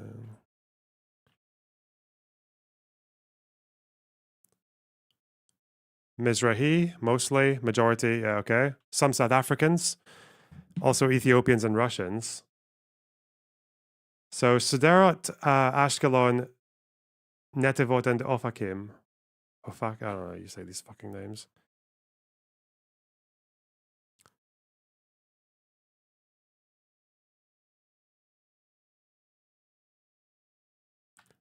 Ofakim.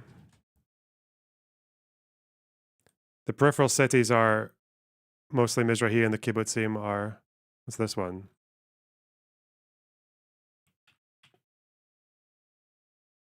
Soviet, Ethiopian Jews. Oh. Some of the Palestinians who live in Ofakim are Gazans who had collaborated with Israelis. Interesting.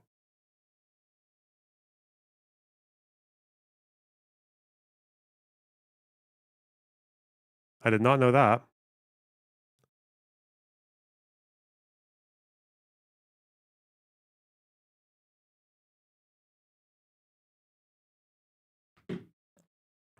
Damn.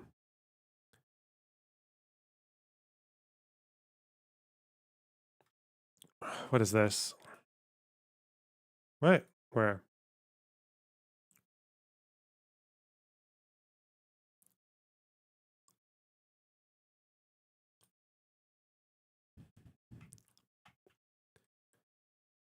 Why are you pretending Israel's attempted invasion didn't fail horribly? This was way worse for Israel than 2006. Hezbollah destroyed them on the ground. Hezbollah did do a good job of producing AI images that made it look like they were kidnapping Israeli soldiers and shit like that. But, bro, I've never seen an organization get their shit pushed in so hard and convince people that they're still winning.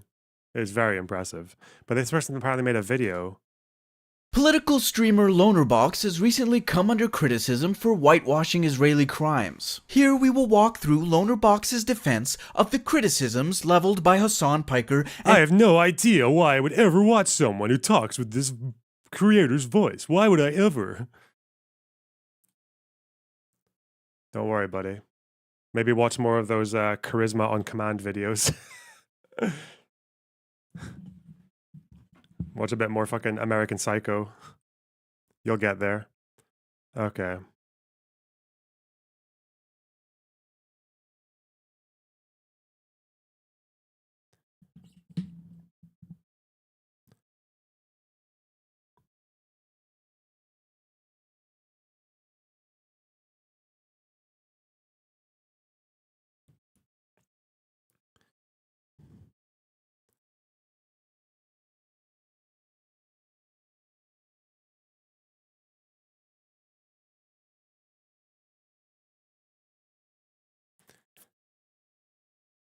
Okay.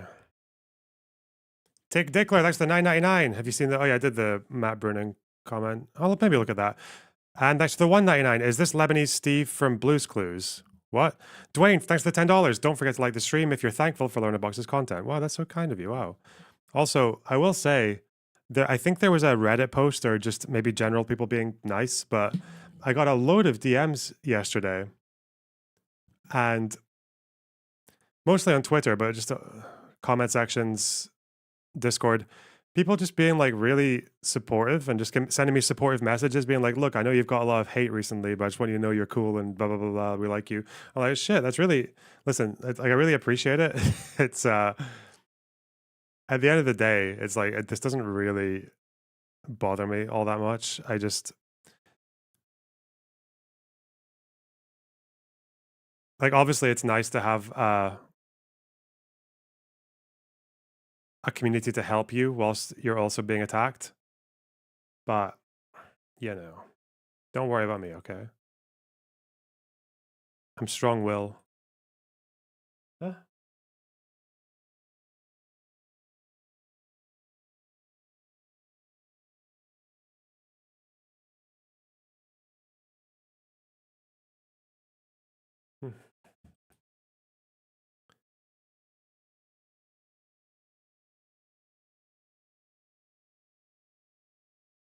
It was because of this post. Cute. Yeah, well, I'm not saying I dislike it, you know. It's nice.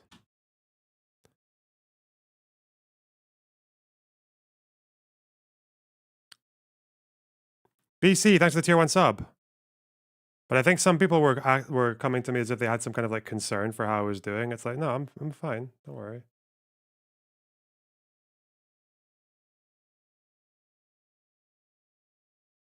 It does help, obviously, that there is kind of like a bit of a counterculture or like a counter position emerging on the internet. So it's like, although there is a lot of negative attention coming my way, it's kind of like if I can fight back and if I can defend myself and advocate for myself well enough, then I'm going to be able to turn that attention into positive attention as well, right? So now it's like, it's not like if Hassan attacks me, there's no one who's going to notice that and be like, whoa, wait a minute. Isn't this a bit fucking...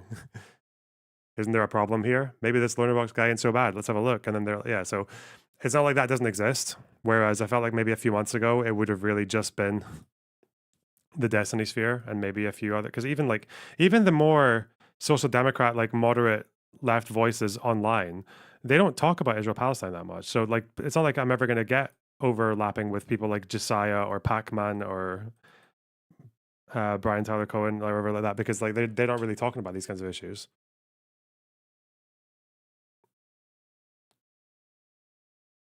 But anyway. BC, thanks for the tier 1 sub. Foxy Ellen, thanks for the €5. Is line from Tel Aviv to the Salt Sea a valid two-state? What? Probably not. Okay. The problem with the two-state thing is going to be probably on pre-existing lines because of the war and also just because of demographic lines. That's probably where it's going to be the general idea, because the idea is Palestinian state would be mostly Palestinians and the Jewish state would be mostly Jews. Or, yeah, fuck. Vazaraka, thanks for the 5 gifted memberships. Whoa, 8-bit Sephir, thanks for the $5. You're pretty cool for a European dude. Happy Thanksgiving. Thankful for your content. Whoa, George Costanza, £5. AB has faced a huge amount of harassment and have constantly been called a traitor or a fake Arab for being on H3. Yeah, I know, it's a shame. Grassroots Hegemon, thanks for the $5. Will you give any credit to Hulk Hogan for the ceasefire? I'm actually embarrassed that I haven't already. Wow. George Costanza, thanks for the £5. The biggest Israeli podcaster, H3, meets the biggest Lebanese streamer, Loner. Next day, there's a ceasefire coincidence. Listen, it's a model going forward. Trans Rights Crab, thanks for the 2 Canadian. Thanksgiving is in October. They are gaslighting you. It's I know it's in November, okay? Because do you know why I know that? Even though I've never done Thanksgiving in America or here, it's because of imperialism, okay? Well done. Edgar Bond, thanks for the 15. Schmeckles, Mizrahi, Sephardi, former Soviet, and etc. Jews and generally people who came after the establishment of Israel tend to have more right-wing views. Okay, thank you. Yeah, true. Which is interesting because that means the settler colonialists are generally more left-wing. Yeah, the actual, the colonizers. But I guess...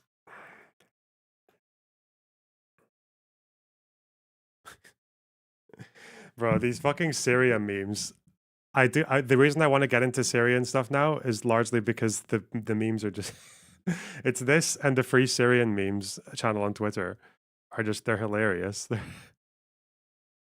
They're within 10 kilometers of Aleppo city center. Bro!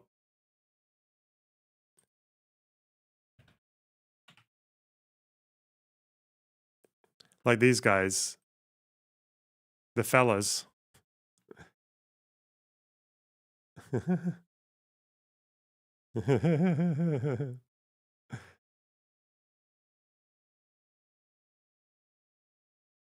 Guys, we did it. We found the car. Liwa al-Quds. Jerusalem Brigade captured by the Syrian rebels in western Aleppo. They died on the road to Jerusalem.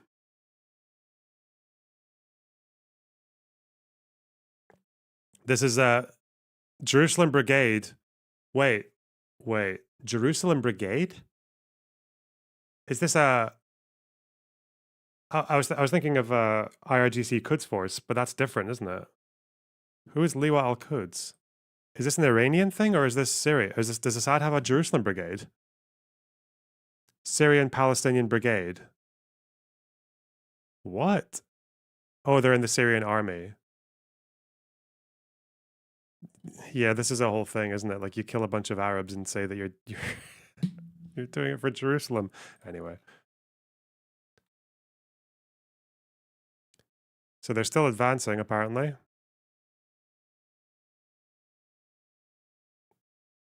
North Korean troops deployed to Aleppo, hearing the latest HTS Nasheed getting louder. Oh, God.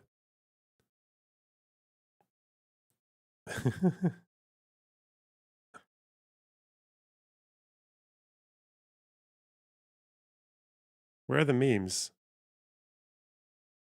Hang on, I need memes. They had a really funny one yesterday. Oh no, it's a good thing I went off because there's a lot of blood there. They love attacking Jackson Hinkle.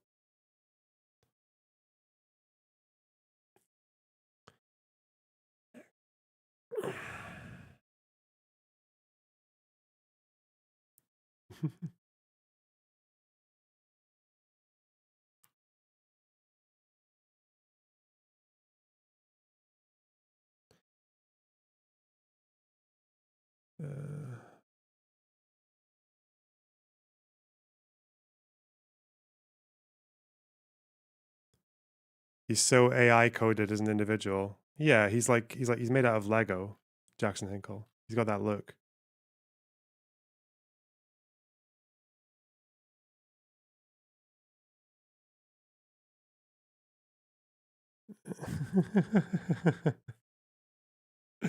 Oh God.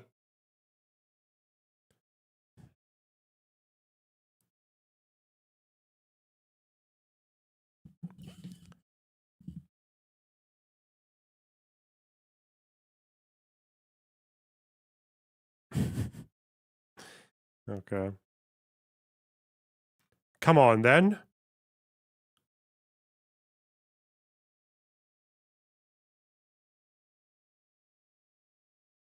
Where's the one from yesterday? There's a really funny one from yesterday. Shit.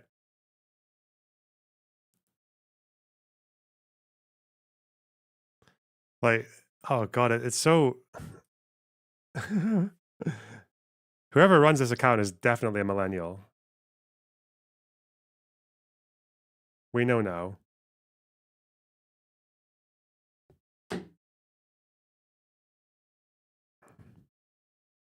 We know.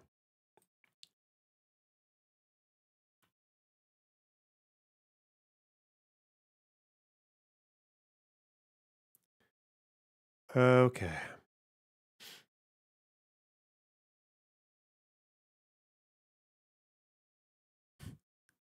And this is based on the video that we saw.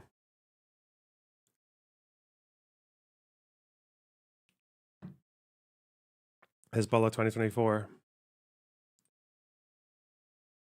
Good one. Good memes. Okay.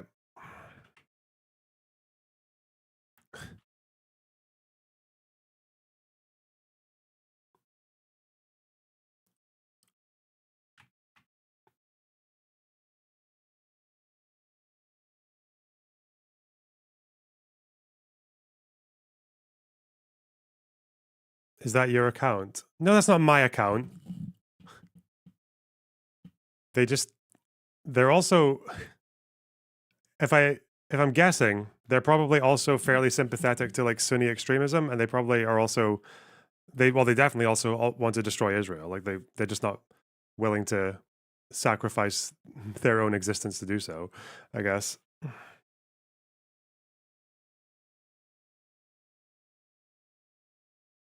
A few bits of positive reception after the Hassan brigading hate train. Oh yeah, we saw this. Cool. Cute.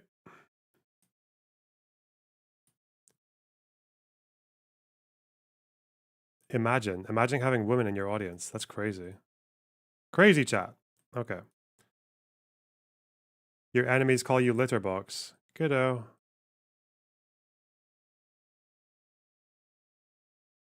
There are many variations. Okay. We can't stop them. Where is this fucking video? Hang on. I forgot what I was looking for, and I just remembered. Okay.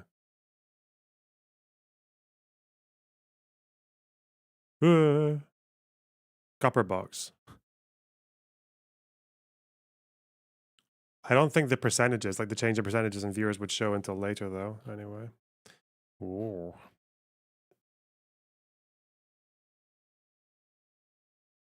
Oh god, where the fuck is it? Okay, here. Cool it with the anti-gut remarks. Okay. Marcus, thanks for the 80 shekels. Hell yeah, play some Disco Elysium, Loner Box. Is this like a new game? Hell yeah. I thought Disco Elysium was old. Disco Elysium Loner Box. Thank you. What's the... It's very generous. Okay, what's the... Is this like an old thing or what? Why is this coming up all of a sudden? Why is everyone so excited about it? What is this clip from? What the fuck?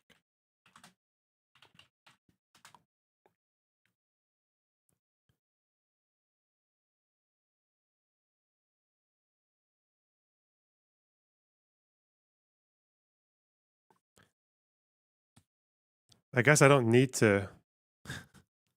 I guess I don't need to watch the full 8-minute version or whatever, because generally it's all self-contained.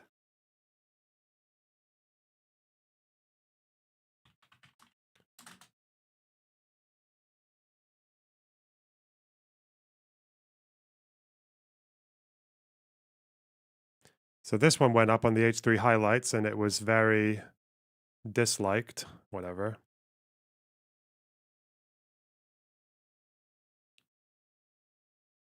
Not majority though, you know, brigaded.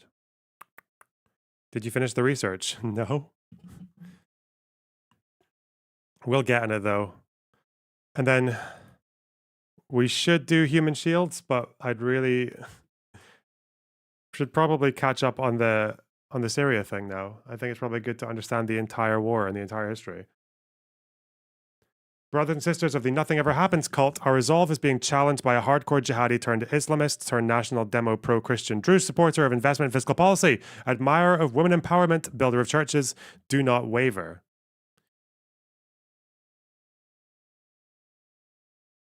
Why would you send me? Okay, this is how niche comedy are we? Okay. What? What?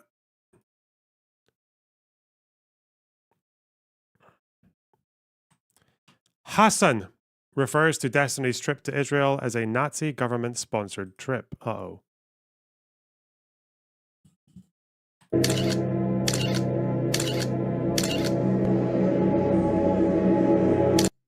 Bro, this dude literally went to You know what's so funny is Hassan is so easily duped. He's just like, he's such a fool. He's such an absolute clown.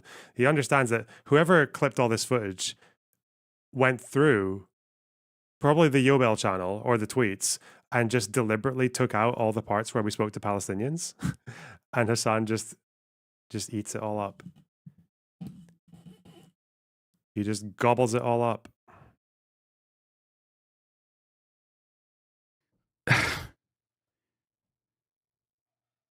This dude went on a fucking Nazi government sponsored trip.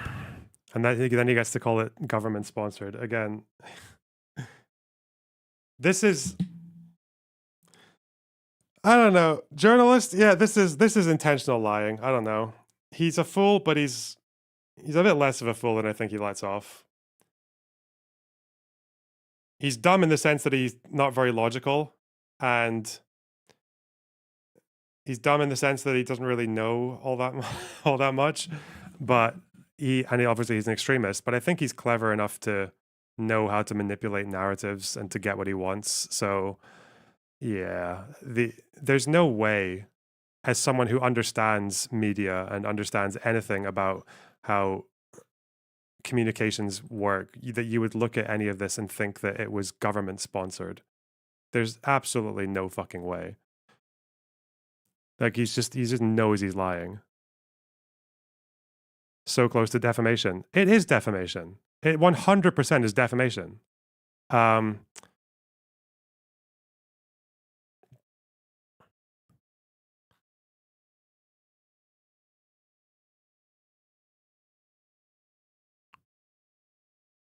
you know, life's too short to go about suing Hassan Biker. To the fucking occupied Polish territories, like basically. I don't know if they actually paid him or not, for the record. I'm just saying, like... But they sponsored it. What does that mean? The fuck?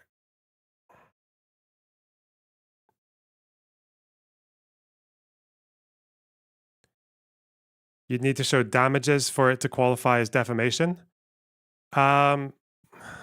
That would be more for a lawyer to find out, but the damages, like, they do exist. I don't know if they have to be financial, but you could show damages in the sense of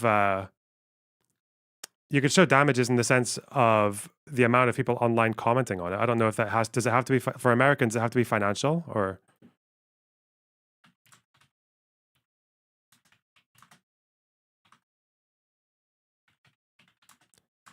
For the UK, I think it's a lot more loose.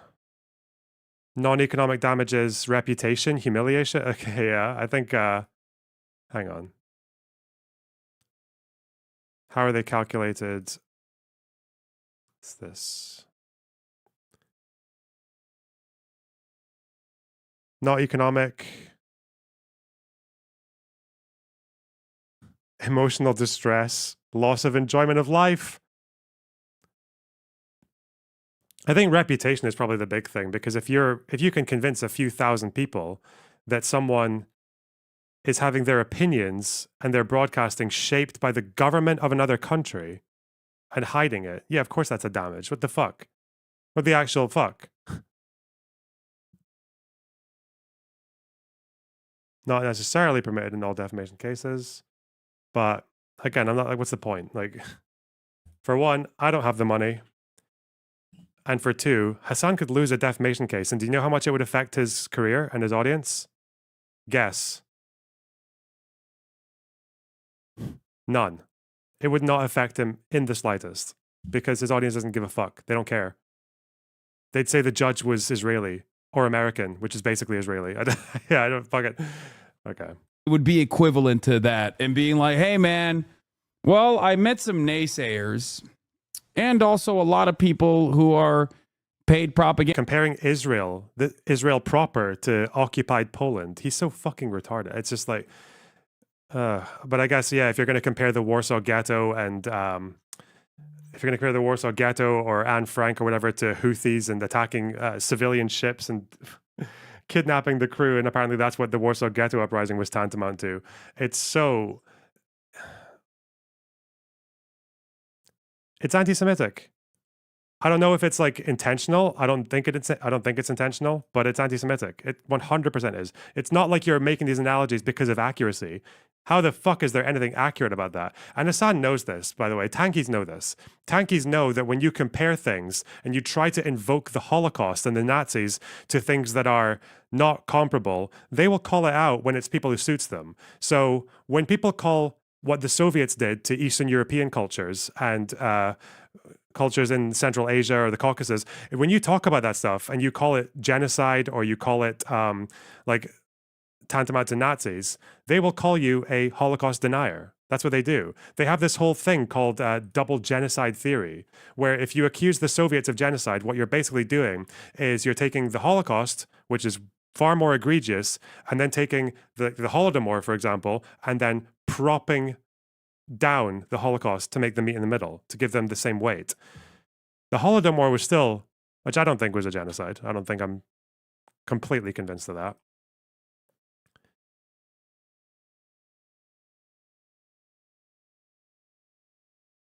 And I think when people do try to say that that Soviet and Nazi actions were just as bad as one another, then and they compare these constantly, I think that isn't actually very valuable. I think it's something that actually a lot of like Timothy Snyder would disagree with that. That's what I'm saying, though. It's a lot more contentious, at least. Historians do argue over whether or not the Holodomor was a genocide, and people do argue over Soviet crimes and whether or not they counted and they crossed these thresholds. But if you're a tanky, you will call it genocide denial. Like they'll say that what you're doing there is you're downplaying the Holocaust to make these two match, to put these two into the same category. That's what a tanky would say. And they'll do that for acts that are contested. Historians don't agree on whether or not the Holodomor was a genocide, right? They don't agree on that. Some say it was, some say it wasn't.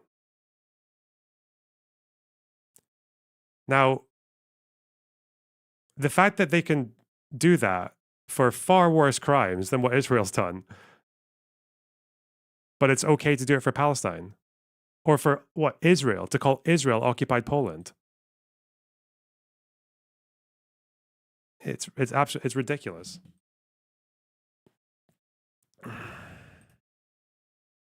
You know, when the Nazis occupied Poland, within days, or maybe weeks, within days or maybe even weeks, like tens of thousands of people, after surrendering and after being disarmed and neutralized as a threat, were just massacred, rounded up and massacred.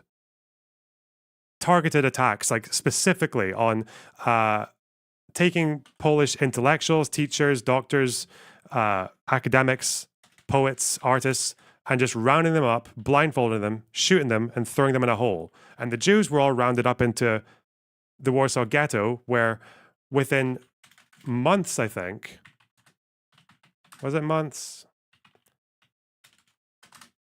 Within months, you have people who are stuck on like less than 200 calories a day, and disease and starvation like rampant. Yeah, 177 calories apparently. There's numbers change a little bit depending on who's talking about it. And then within 2 years, Israel's been around for 75 years, mind you. Within 2 years, you have the Holocaust. You have 5 death camps set up in order to murder, and also the death squads and everything else, in order to murder 6 million European Jews. And that's what he's comparing to Israel. And remember, the Jews in Poland who were murdered, okay, this was not because Poland had just charged into fucking Germany and murdered like 1,000 people and then ran back. It's not that these Jews were finding themselves next door to militants who were trying to destroy the entirety of Germany, okay? These Jews were disarmed. They were in fucking, prisoners' overalls. And they were in camps or getting put onto trains. Ugh.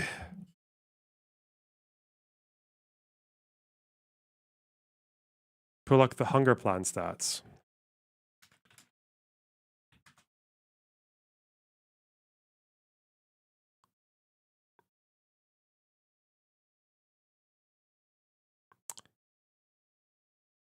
What, the anticipated amount of people who are expected to die?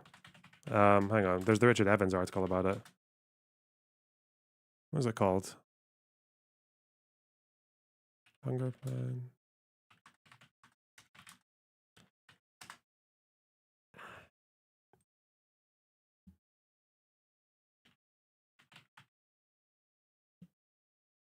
What, this? From Richard Evans, yeah, the famous historian on World War II, Nazi Germany.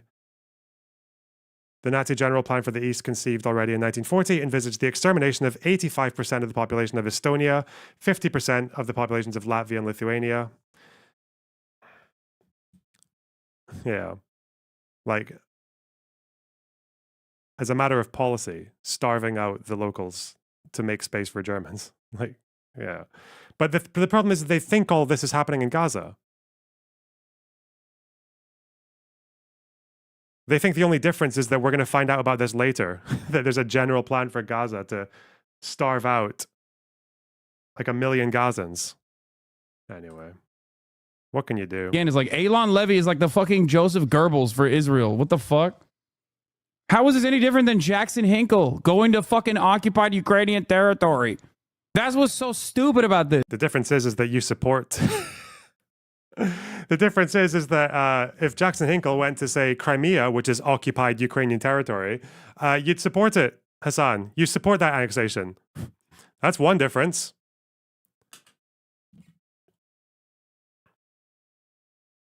You think it's justified? What, because it's full of Russians? Really? So if Israel could squeeze enough settlers into the West Bank that there was a majority, they'd be able to take it because it's full of Jews. What? Yeah, you support it. You don't give a fuck that Crimea was basically turned into a launch pad to invade Ukraine, that it was militarized, that tens of thousands of locals were conscripted against their will, that the Crimean Tatars had their organizations shut down, that they were silenced, that people who did speak up were fucking kidnapped and murdered and had their eyes gouged out and their corpses like found in the fucking woods, that they have political prisoners still rotting in jail to this day. You support that. You said that was justified.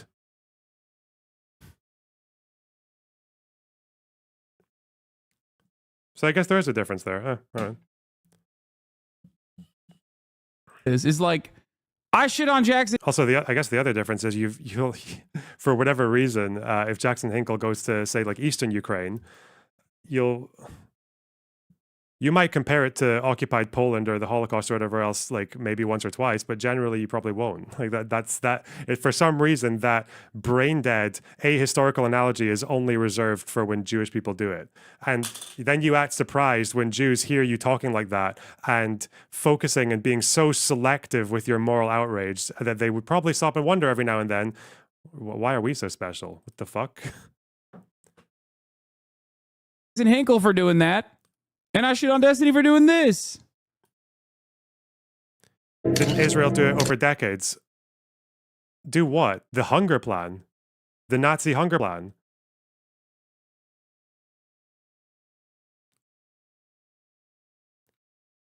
But the crimes that Israel commits against Palestinians are worthy of attention. They are horrible. They express themselves in a very different way from how the Nazis go into fucking taking over settlers. Oh, that. Oh, yeah.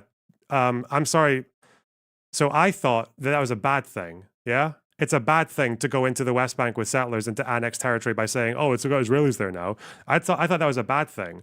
But yet Hassan is perfectly okay with it happening in Crimea. How do you think Crimea became majority Russian? Because they filled it with settlers. Like, what the fuck?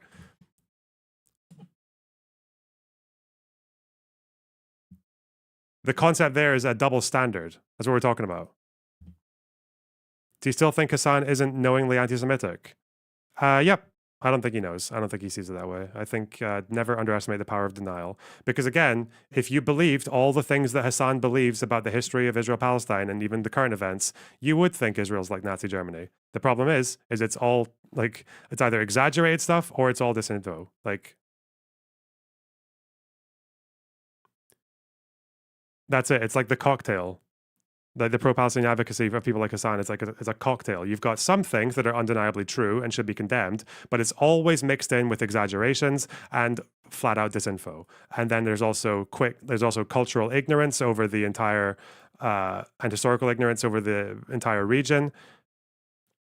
There's a complete imbalance of empathy. For example, saying that you don't have an issue with Hezbollah as they murder Arabs for fucking 10 years in Syria to keep Assad in power. Meanwhile, someone says Netanyahu is a war criminal, Israel commits war crimes, but they don't call it a genocide, and then that's why you have a moral outrage to that, like that double standard. Yeah, that's the cocktail. Yeah, the cocktail of very bizarre Western communist pro-Palestine propaganda.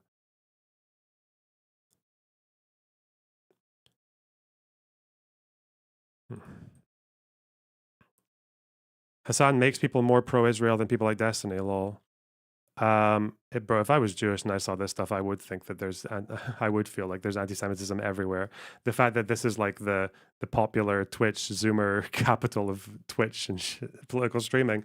Oh God. Yeah, I'd probably be quite freaked out by that. I just what is this journey that people go on to? What is this journey where you start by, you probably become a socialist because you are interested in workers' rights and freedom and equality. And then somehow you end up, and somehow that sets you in a trajectory to supporting religious fundamentalist authoritarian murders in the Middle East. What? Who have fucking slaves like the Houthis? Oh God. The workers' rights to pro-enslavement pipeline.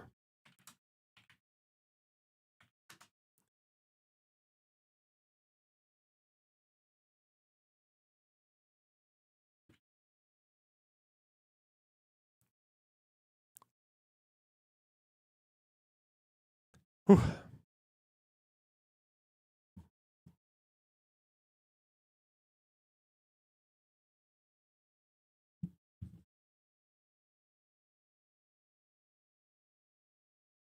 Okay. Whatever.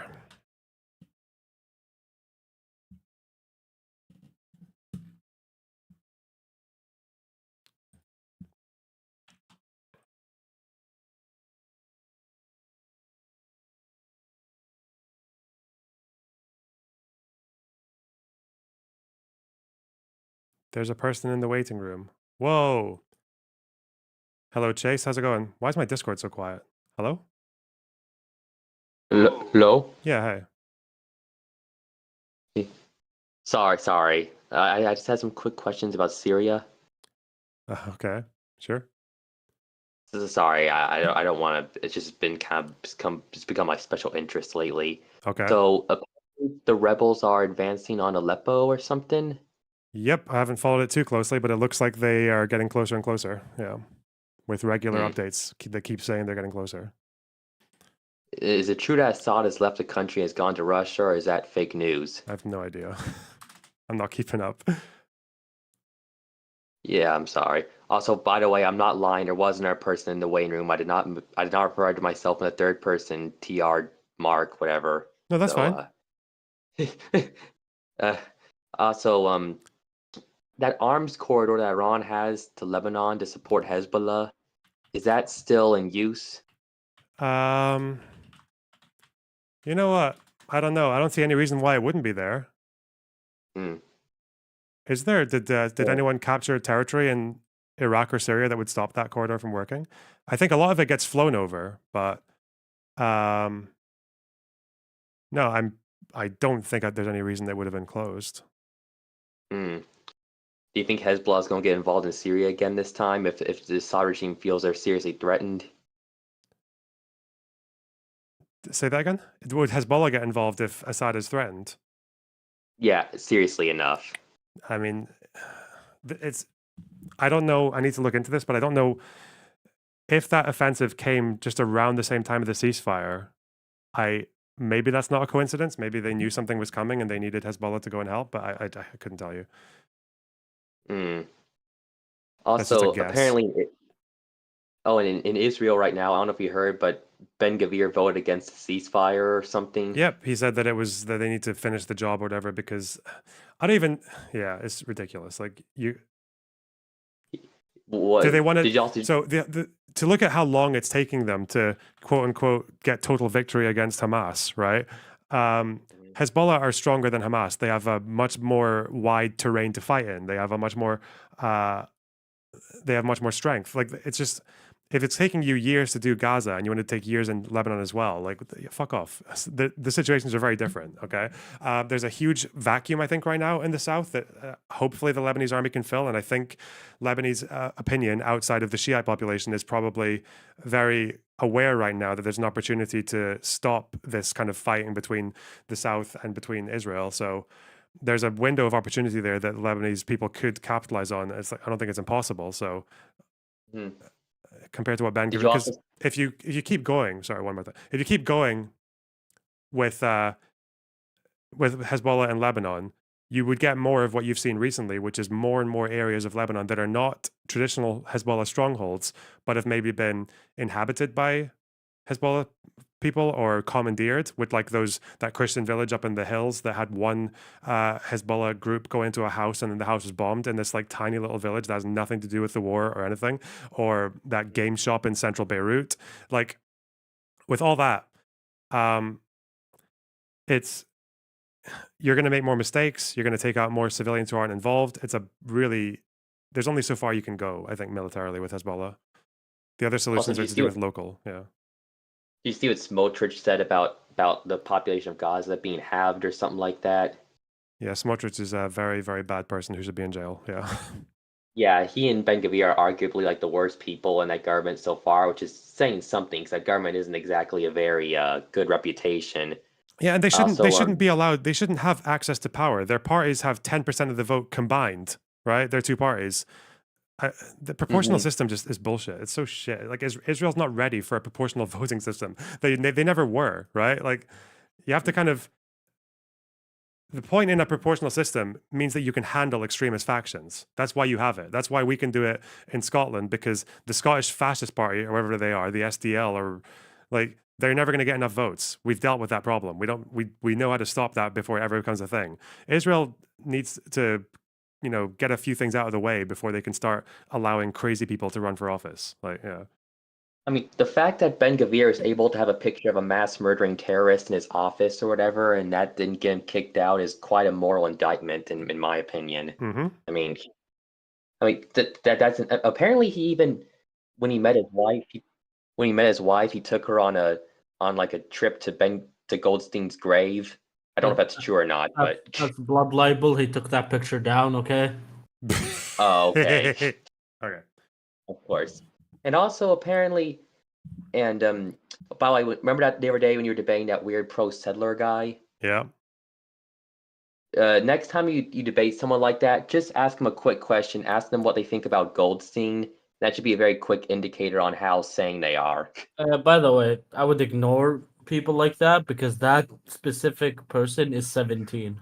Oh, Yeah, they did sound very young. So yeah, he hasn't been drafted to the army yet. You think drafting to the army will de-radicalize him? What the fuck?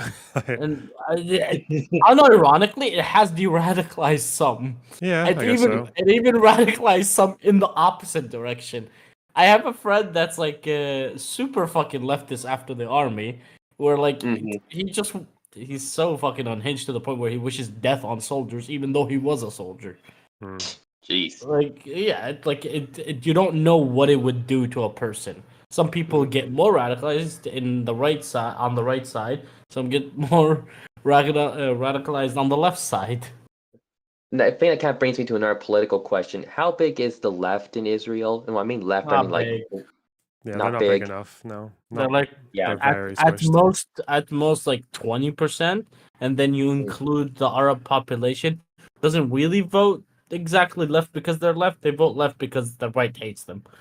Yeah. I think the only left that I think is ever going to come back in Israel would be like a left-wing military hawk. And the concept there is that there are people like, I think Yair Golan is one of these guys, is he wants a Palestinian state. He wants to negotiate. He supports all that kind of stuff. He wants the IDF to be more well educated in like Palestinian history and all that, so that they can actually exercise some level of empathy in their military operations. But he also believes that Netanyahu he calls him a coward for not dealing with Hamas earlier. He thinks that there should have been this full operation on Hamas, like right at the beginning after the withdrawal, because otherwise, the inevitable outcome would be now, right? Like he thinks they should have dealt with the tunnels in like 2007 and 8, because clearly, fuck the tunnels. But before 2004, how many Hamas members were there?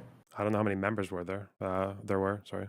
It was probably less than 40,000, right? Well, it depends on. They were pretty concentrated. So before they were, was it before they became Hamas? I think Mujamma al-Islamiyah, they controlled what, like 40% of the. Sorry. No, I'm not just correct. Mujamma. I said Mujamma because Mujamma means something. It's like it means organization. Mujamma.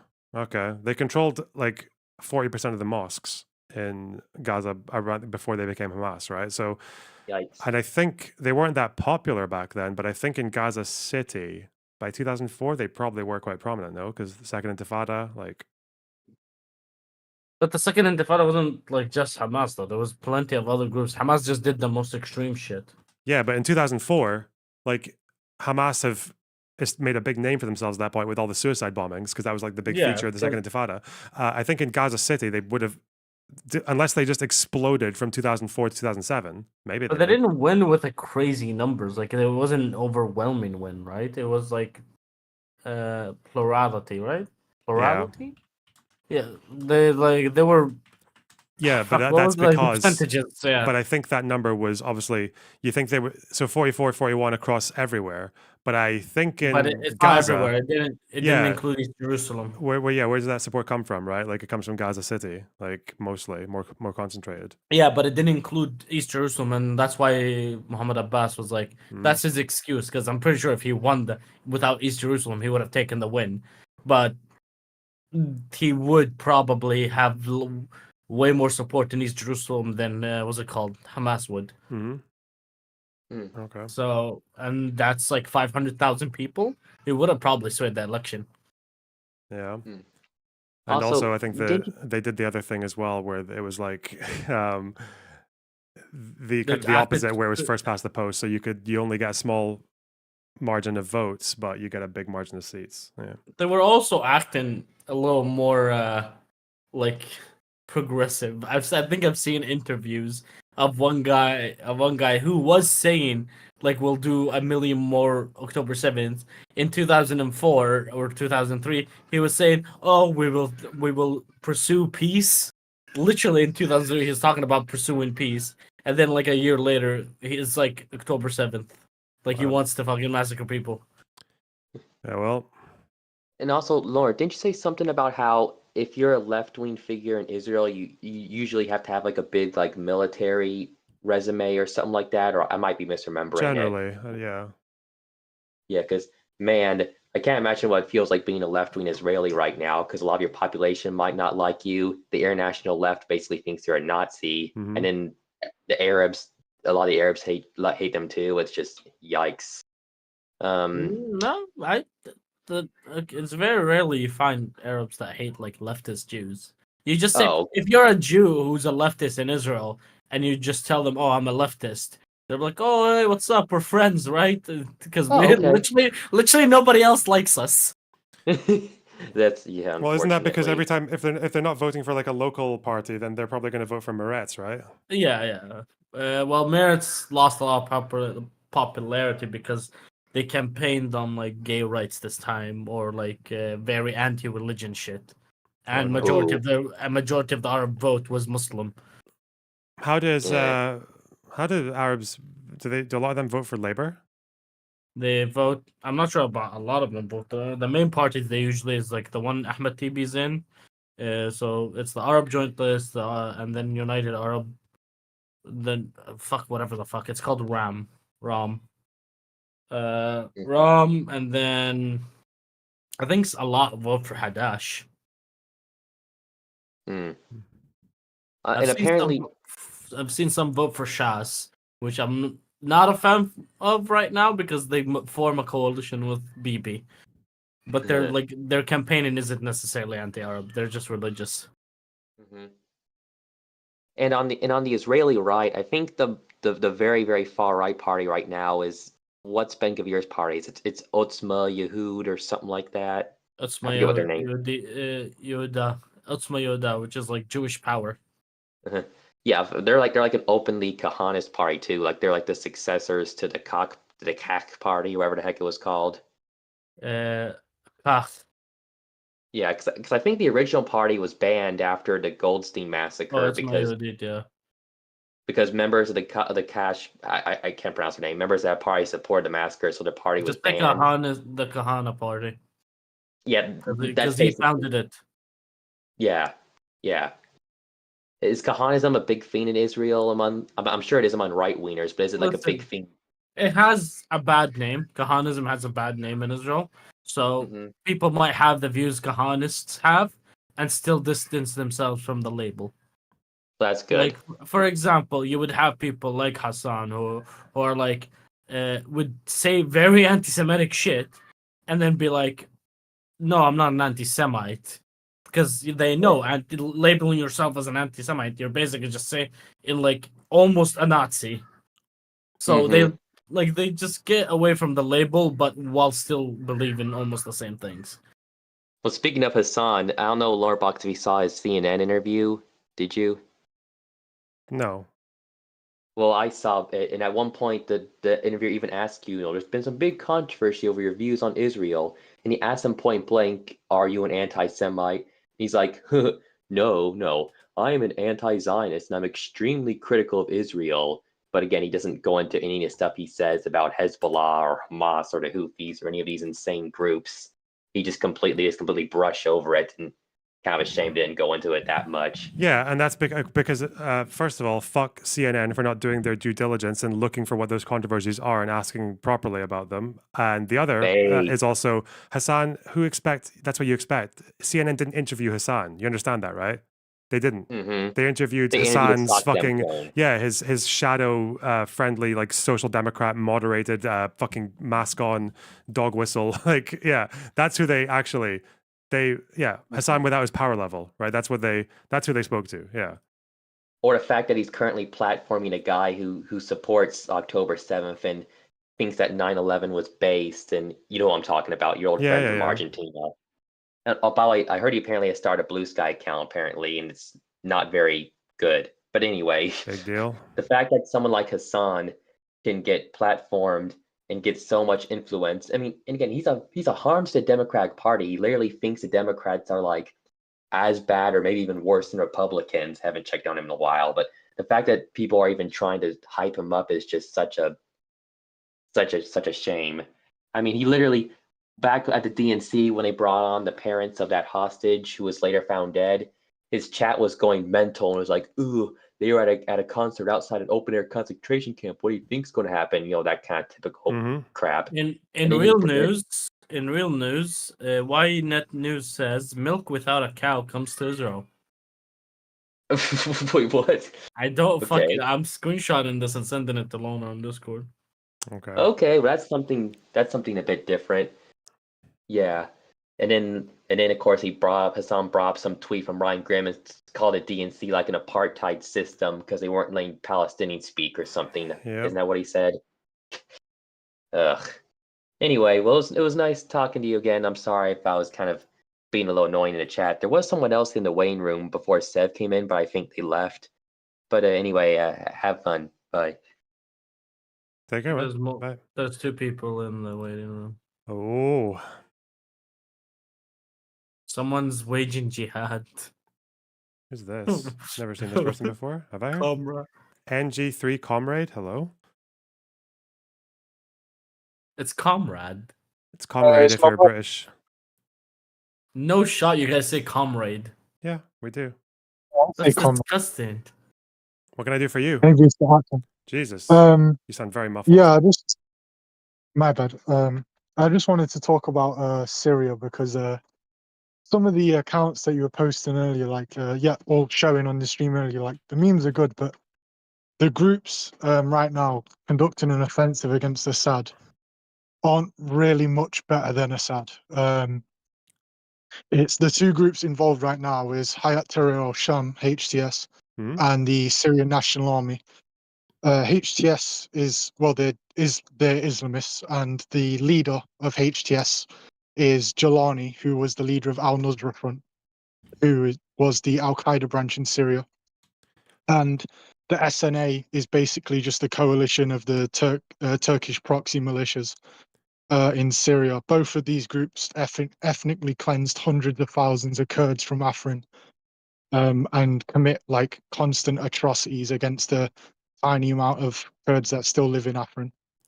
So I they're don't not. think Yeah, there's they're a not single exactly. group that hasn't ethnically cleansed the Kurds. They're fucked by Well, all yeah, yeah. directions. But, like, there's a bunch of accounts on Twitter right now, like calling them like. To be clear, the I think I rebels, was looking or, at like- those accounts and said that I don't think there's like these guys are good guys, right? Didn't I say that? Oh, fair enough. I Yeah. didn't see that bit, but yeah, there's just a lot of posting on Twitter right now, like supporting these guys. By a lot of people who have like no idea what they're about. What do you want to happen in Syria? My goal would be my like best endpoint would be that Rojava basically kicks the shit out of Assad and then kicks Turkey out of Syria, and they implement the system that they've got across all of Syria, basically, because they're the only faction. So we're talking like okay, I don't like the Rojava, like the fucking commune system or whatever. Yeah, democratic confederalism. It's their system. Okay, so I'm not that. So okay, I'm not that educated on the fine details of the Syrian civil war, but as far as I'm guessing, I think that's probably not the most realistic outcome for the entire country, right? Oh yeah, it's probably not going to happen, but that would be my like ideal goal. But okay, but are there any more like doable things that you would support? well, honestly, the best thing that could happen would be that the American government at least stops letting Turkey bomb the living shit out of all the fucking infrastructure in Rojava. Oh. You cut out. Yeah, 1 minute. I'm just getting a phone call. I'll be back in like a minute. Okay. Easy man.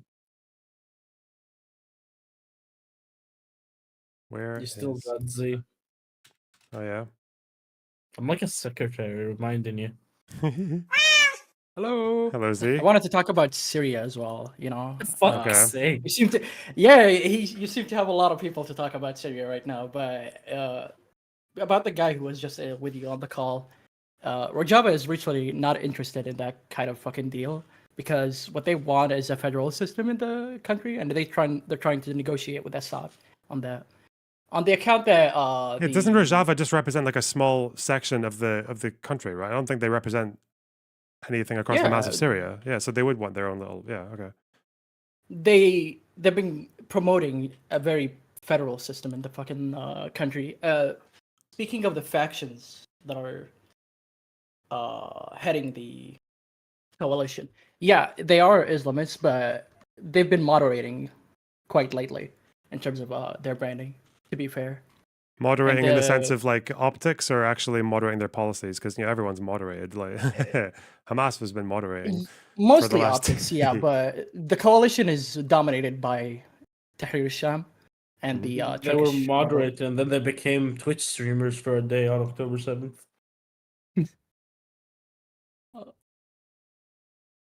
Okay.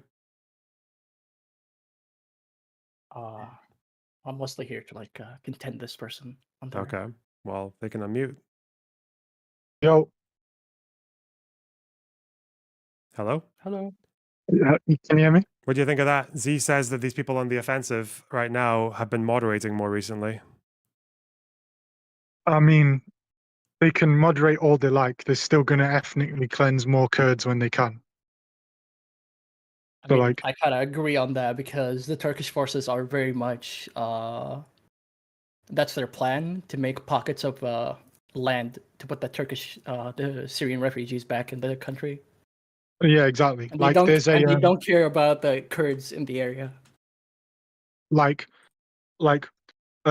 what I was saying before I had to take a phone call was basically the main thing that would be best for the Kurds in Syria right now would be that the US basically stops Turkey from constantly bombing the shit out of like all the hospitals, water treatment facilities, oil and gas plants in Rojava, because like they've cut off. I don't know if you've seen it, but because of Turkish bombing, there's like I think 1 million people in Rojava right now that don't have like good access to water anymore because of Turkey constantly bombing them.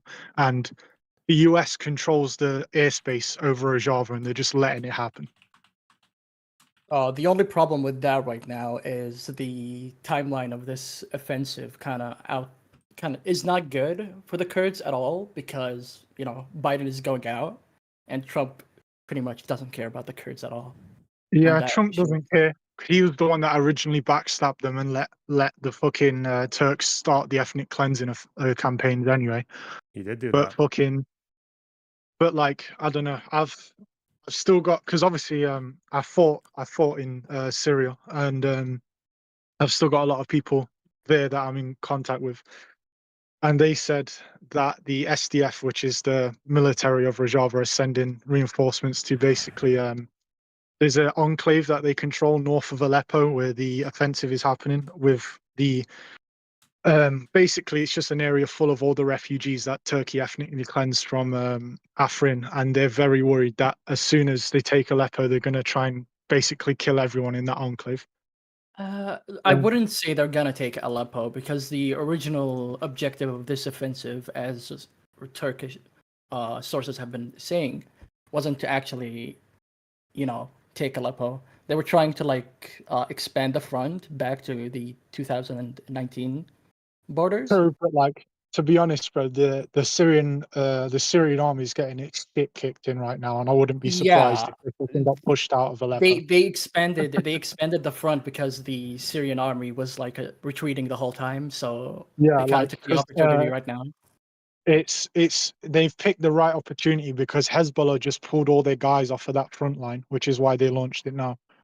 Yeah, I was about to say, someone was asking you about Hezbollah in Syria. They actually deployed in Aleppo, according to some sources. Hezbollah isn't in Aleppo right now. That's why everything's gone to shit. It's the forget the names. You know, the IRGC militia made up of Pakistanis and Afghans. Yeah, I think let me grab the tweet. I think I've seen it earlier as well. But, A lot of yeah. militias from Iran is actually being Yeah, deployed right but now. it's all their like B tier militias though. It's not like their actual like top ones. It's all their B tier ones, like the ones made up of Pakistani and Afghan refugees in Iran that they basically just promise citizenship to if they'll fight in Syria. But fucking, There's I also honestly would. people Yeah, go on, saying sorry. the Russian special forces are actually being redeployed in the area I know after some of them retreating. got killed. I know some of them got Yeah. killed because the HTS guys posted up with a bunch of obviously Russian stuff gear.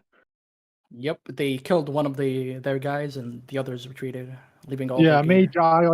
major IRGC general got smoked as well, probably in a drone attack or something. But Yeah, their wins are actually pretty good right now, but I wouldn't be yeah, they're too probably. optimistic about it. I don't know, man. They're getting their shit kicked in right now, and from what I've seen, they're probably going to take Sarakib, which is massive. Because if they can like permanently cut off the M5 highway from Damascus to Aleppo, like it's going to be really fucking hard for them to reinforce Aleppo. That would be it, but if the Russian forces and Syrian air forces actually just bomb their supply lines, they can't really reinforce Aleppo at all. It's True, easy. but the Turks have supplied manpads to HTS and the Syrian National Army, so they're gonna. It's not Yeah, it gonna all be depends on completely Turkish uncontested. support right now. Well, If I know Turkey the supports Turkish them or artillery is not. working right now. I know the Turks moved artillery in weeks ago. Because a lot like and as well, one of my problems with how this has been reported, like this has been reported as a surprise. Like if you were following this, like they were building up forces and training for this for months.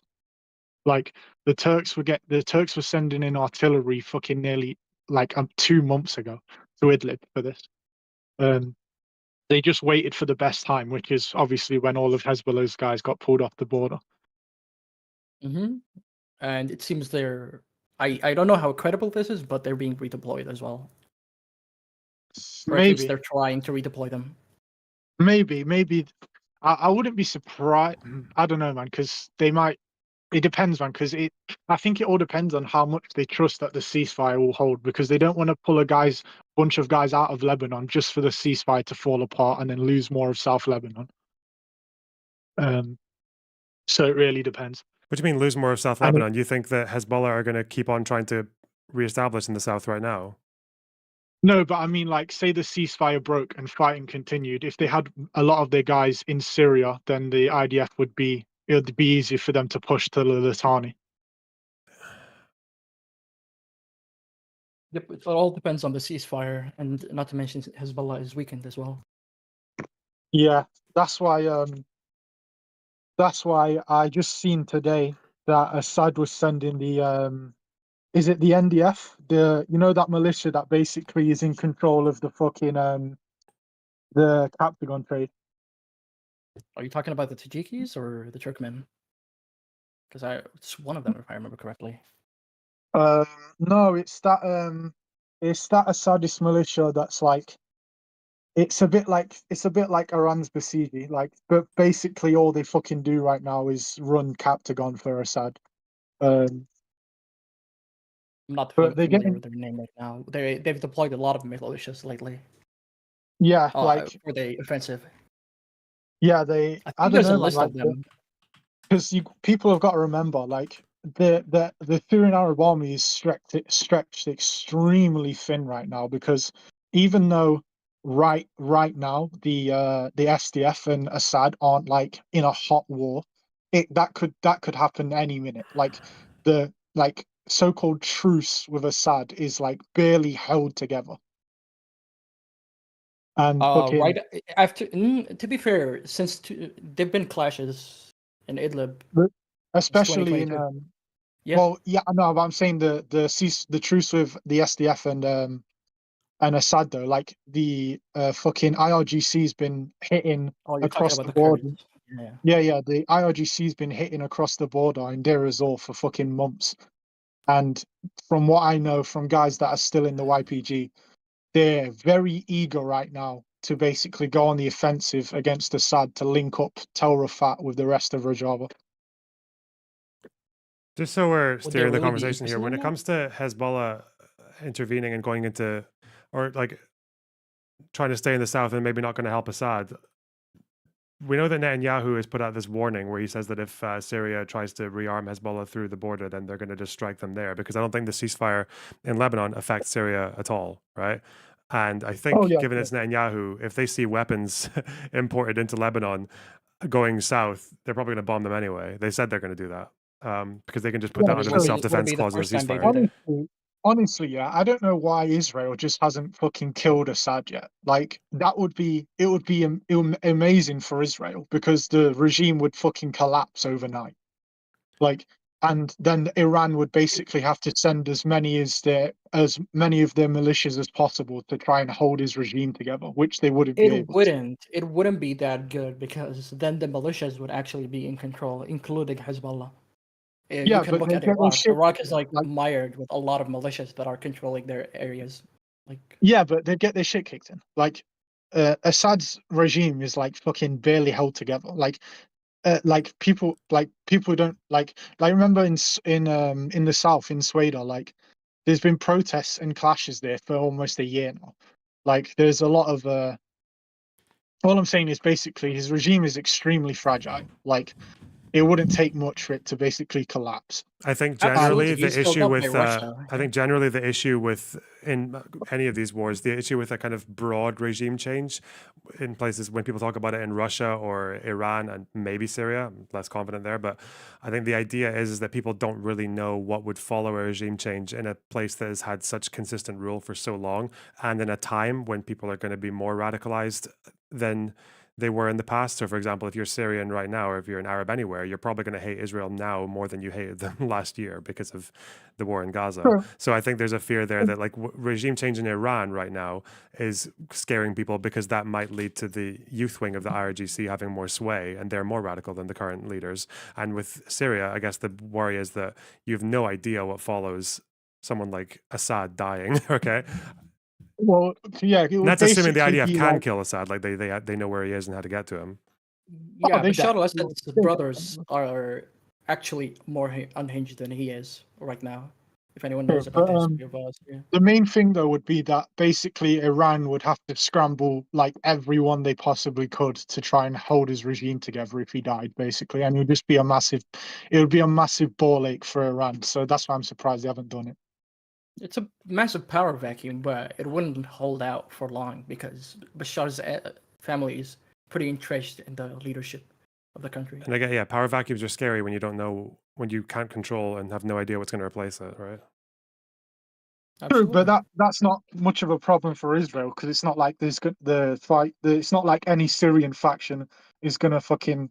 If any Syrian faction took over Syria, it's not like they're gonna be able to launch an offensive against Israel. Not an offensive, but you don't want another Hezbollah in Syria, where they use the Yeah, but proximity I to doubt shoot the rockets at them. Iranians. I doubt the Iranians would be able to keep control of Syria if Assad died.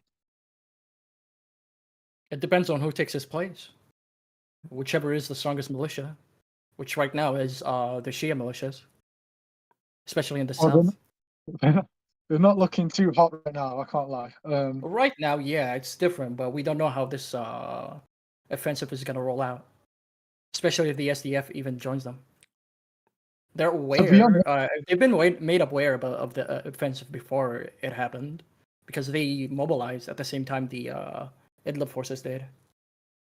Who did, Assad or the SDF? The SDF. Oh yeah, I know. Like the right now, you know how Tel Rafat is cut off from the rest of Rojava by that sliver of Assad-held territory. Yeah.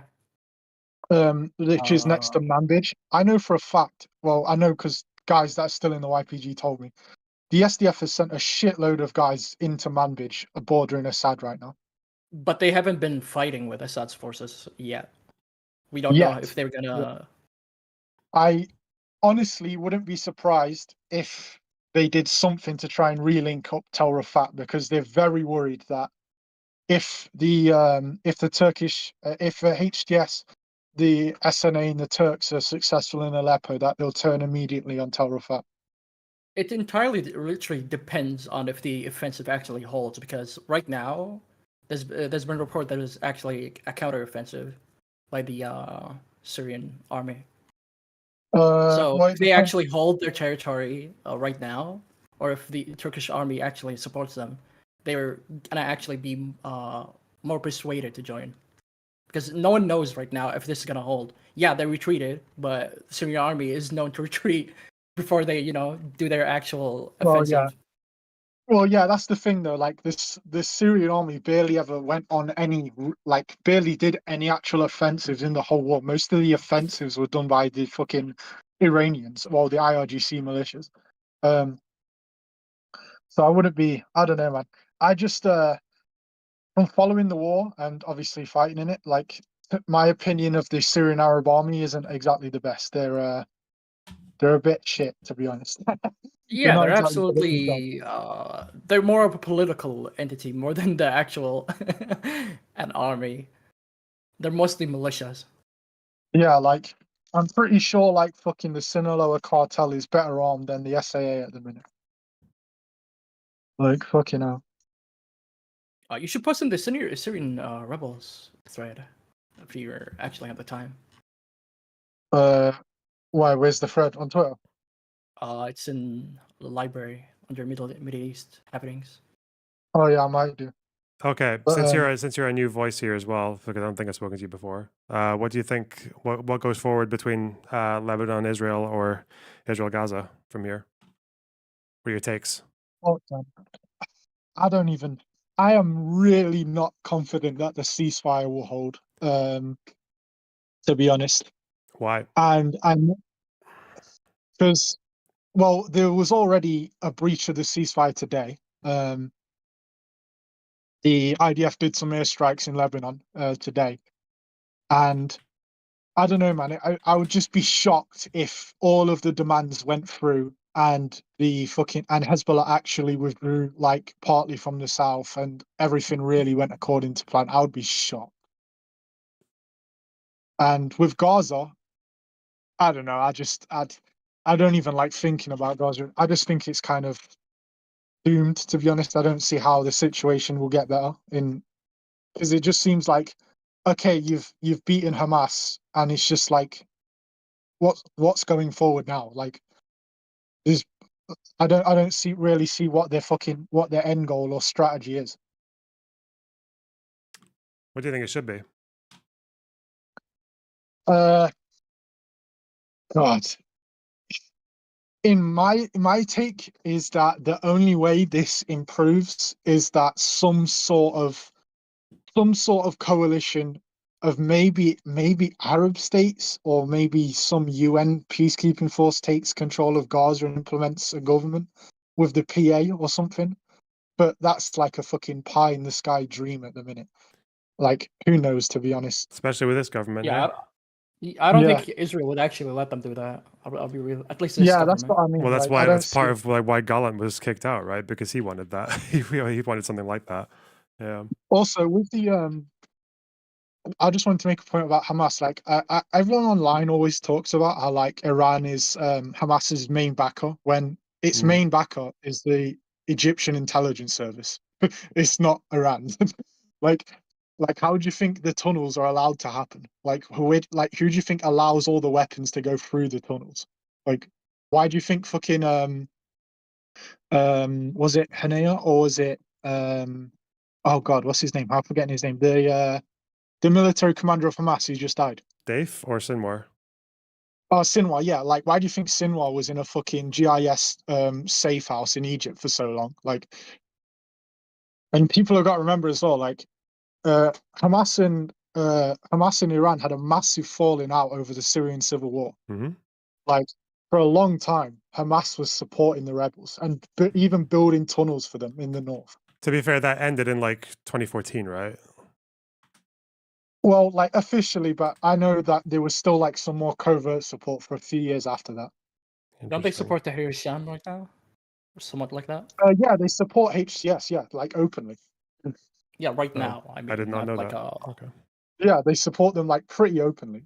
Yeah. And obviously, Palestinians in general fucking hate Assad. Yeah.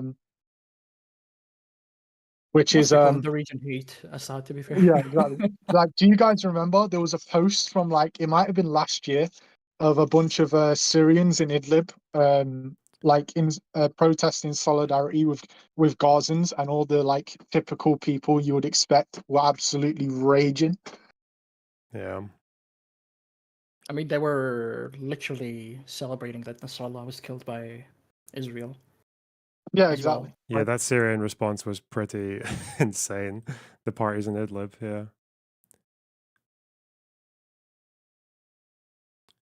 Well, okay.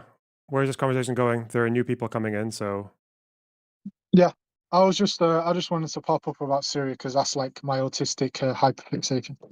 yeah, I'm probably gonna make that my next little project just to get every loose end tied up because there's quite a lot there. Yeah. And you also need an actual military expert because the way you actually identify things sometimes gets a little bit, you know. Listen, I don't. What, calling the fucking armored vehicle a tank? Is that what you're talking about? Yeah. All right. Loner, if you ever want, listen, if you ever want this, any help, what? Sorry, wait, hang on. Why is this of any consequence? Hang on. Why is this of any consequence that I see this thing and call it a tank? Because it's never. Big deal, man. You worry too much. It's not a big deal, but it may make you sound a bit more informed. You know what I mean? Yeah. I mean, that's a whole problem with the entire mainstream, right? Like journalists will just call everything whatever. Yeah, the broad fucking phrases. Is it just that And to today be with fair- the tanks or what? Anything And else? to be fair, didn't you like talk about how they talk about snipers, but they're actually marksmen? And now Yeah, but that's this. yeah, because I don't have a problem with someone who's not a military expert talking to people who are not military experts, calling marksmen snipers, because everyone's played enough video games to know that to have a consensus in the world now that when people think, when if someone sees a marksman and you ask a layperson what's that, they'll call them a sniper, right? 99 out of 100 times.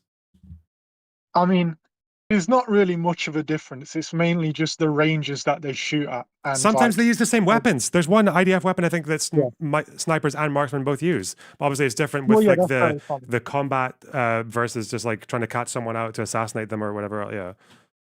Doesn't it depend on the range that you shoot from?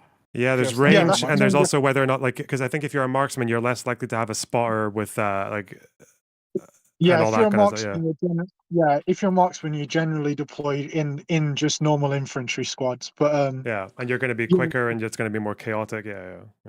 Yeah, I was going to say, if you want any help researching Syria, I'll be more than willing to help, because that's like, well, I fought there for once, so I know a bit about it. Shit, were you I've been are following you the British or thing as well. are you British or what were you doing in Yeah. Syria? Yeah, I was with the British Army in 2018.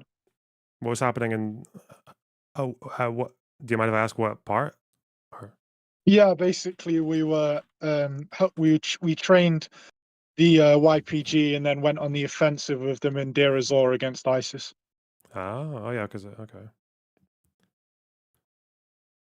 fucked up. How open are A you lot of about the people don't whole know. thing there? Yeah, a lot of people don't know that there's still British troops there. Yeah, I knew Aren't they in that. the US base or in YPJ's territory? They're a bit more.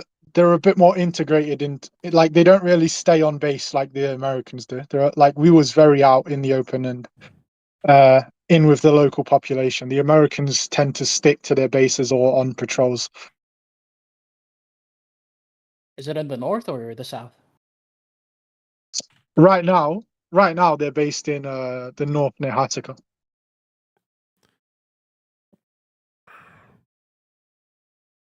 What was your? So you were with them in the fight against ISIS? Yeah, yeah. And if it was YPG, where would that have been?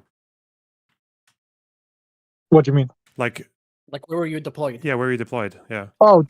Deir ez-Zor, which is like the province just north of the. Hold on, I'll send you a map. I've got the map. I'm just looking at it Deir right now. ez-Zor, eh? Yeah, I don't know. It would be north, right? If it's basically YPG. close. It's by the Euphrates, on the By the Euphrates. Euphrates. Yeah. There. Oh, here. Yeah. Deir ez-Zor. What was your role? I think it's by the. Well, we went on. We trained up a company of YPG fighters, and then deployed with them. And I was basically a tactical air controller, calling in airstrikes and artillery. Okay. Sorry, I'm gonna ask you the most dumb fuck questions ever. What do you mean calling in airstrikes? What does that mean? So essentially, we trained up YPG guys to basically ask us when they needed air support, where they needed it, etc.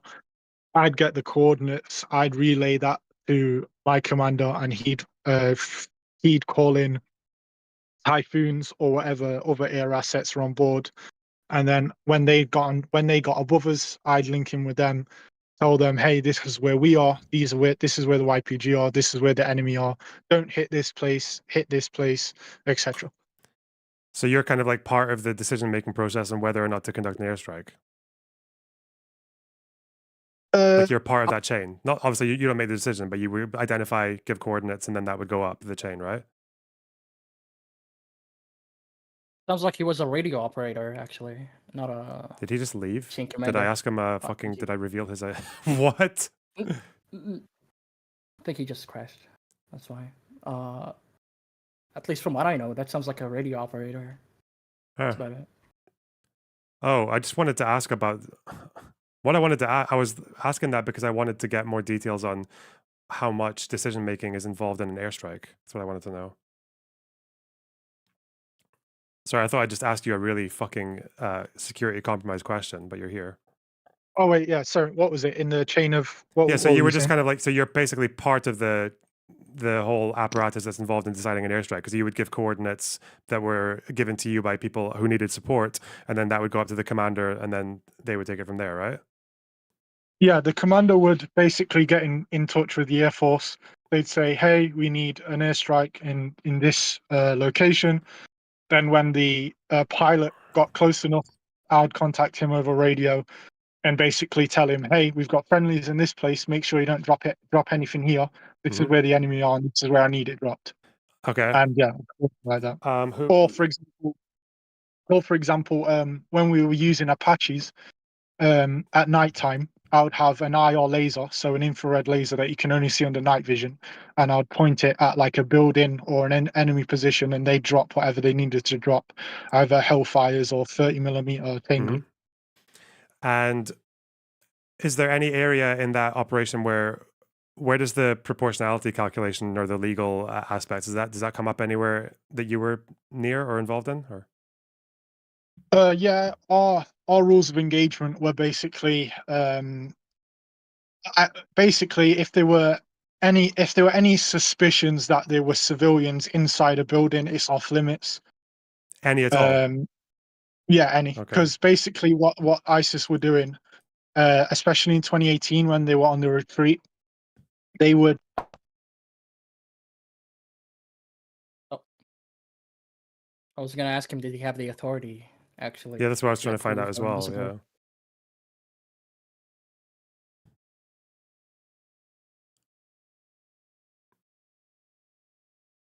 Seemed he would relate to his commander, and his commander would actually give the approval and disapproval. Yeah, but I don't know if our commander's the one. So if their system is, if there's any civilians, it's off limits. Obviously, that's not like a very big legal debate, right? So yeah, you there? Sorry, I keep dropping out. Some dickhead was ringing my phone. It's the Starmer regime, isn't it?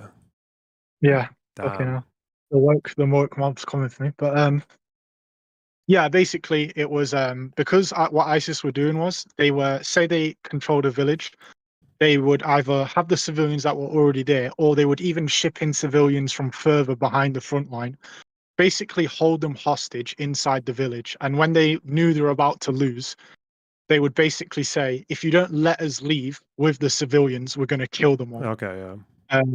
So basically for like a good 3 months, we would surround villages beyond like the brink of taking them, and then the last few fighters would basically gather all the civilians and say, if you don't give us free package, we'll get free passage, we're just going to kill all these hostages. So command got very, very risk averse when it came to airstrikes, which was the right decision in my opinion. So was there, I'm guessing if it's like, so one civilian in a building is just off limits completely. Did that mean there wasn't really, so does that mean there wouldn't be much like legal debate on any particular strike in this situation? Well, I don't think that came down to legality. That was just our rules of operation, which are our rules of engagement, which are completely like, yes, obviously they're influenced by the law, but they can just be made up whenever. Like they don't, yeah. But yeah, basically the thinking was that if there's not just going to be one civilian, they're going to pack civilians in buildings that they were fighting from, which was what they were doing. Okay. Which is why we had to train YPG guys on basically hostage rescue tactics when it came to clearing buildings, because they weren't just facing militants. They would, for example, they'd go into a house, they'd have ISIS fighters in the living room and then a bunch of civilians in the kitchen that were wired up to an IED. So if the fighters were about to all die, they'd just clack it off and everyone would die in the building. Jesus. I wanted to ask a question actually. Did you have the authority to approve and disapprove these strikes, or did you actually just relay it to the commander and he had the? No, that was all the commander's discretion. I would tell the commander the situation and he'd make that decision. I'm nowhere near high enough in the chain to make that kind of decision. So in terms of the amount of people that have to clear this, it's like you've got the people on the ground who need support, then it goes to you, then it goes to the commander. Is that basically the process, or is there more? Are there more people that have to go through? Yeah, basically it would go from the YPG guys fighting to me, to my commander, and then to the pilot. The pilot doesn't really have much of a say because he can't like know that much about the situation on the ground. He's relying on me and the commander. Okay. But yeah, the pilot just gets told what to do and where to drop it, essentially. Obviously, if he notices something glaringly wrong, he'll reject and he'll state his reason why. But unless like something is like blatantly wrong with the strike, then they'll go along with it because they trust us to do our job. And is that your job as well, to between the command going to the pilot and the strike actually happening? Is it your job to make sure everything's basically still where it was, or anything's changed? Yeah, basically, I'd be in constant communication with the YPG guys on the ground to make sure that nothing else changed by the time the pilot got there. Okay. Like for example, is that NATO standard or just British standard? I think that's NATO standard, but I couldn't tell you if that's NATO standard or just British standard. Like I've got an example. We were in Deir ez-Zor.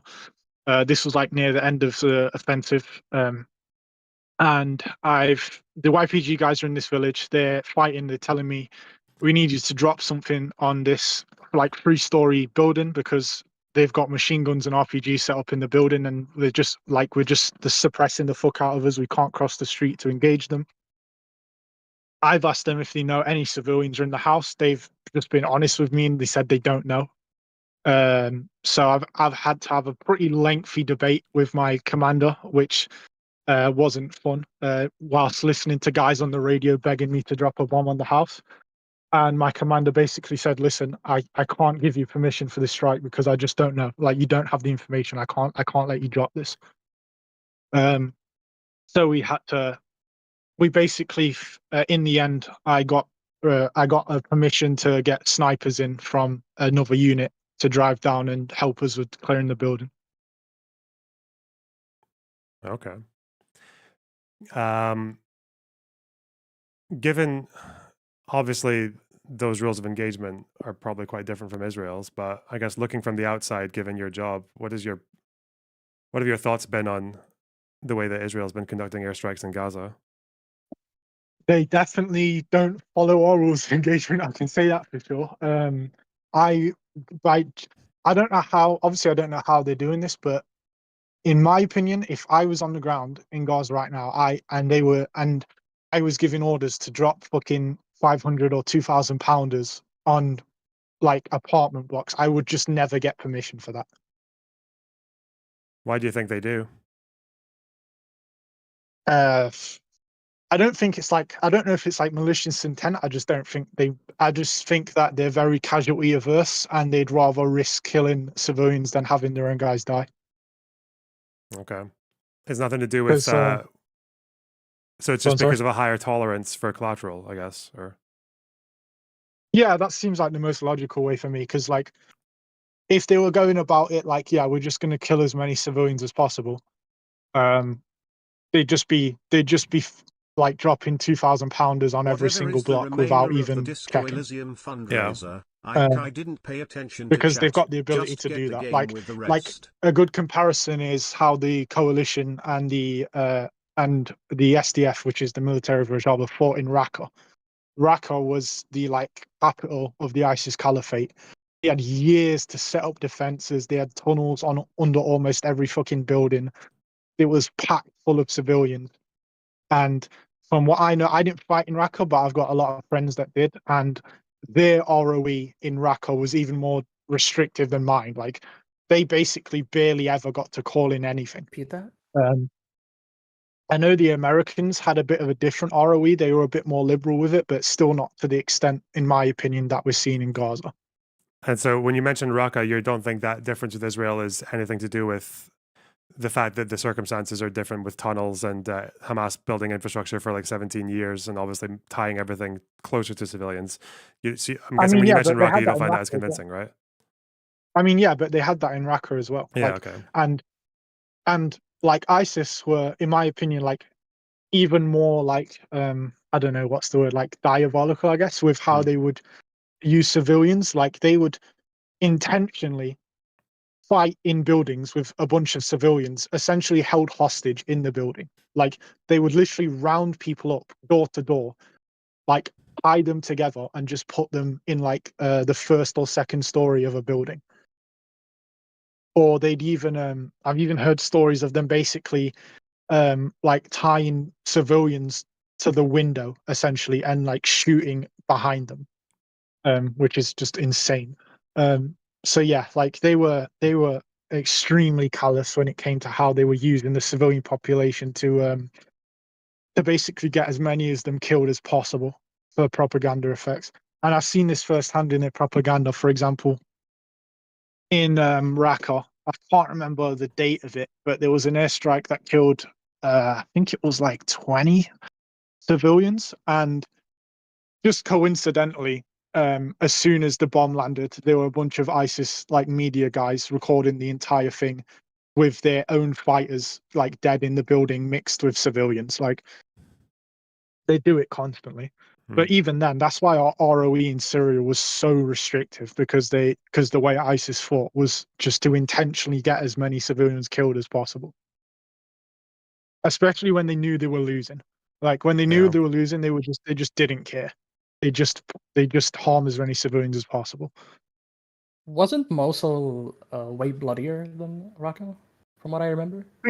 I think so, yeah. But that was, in my opinion, down to the forces that were fighting on the ground. A lot of the Hashid al-Shabi, the Iranian militias, fought in Mosul, and they don't exactly follow any rules of engagement, put it that way.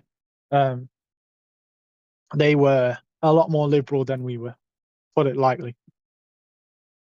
So you don't know about their the forces that were there. What about their calculations about casualties?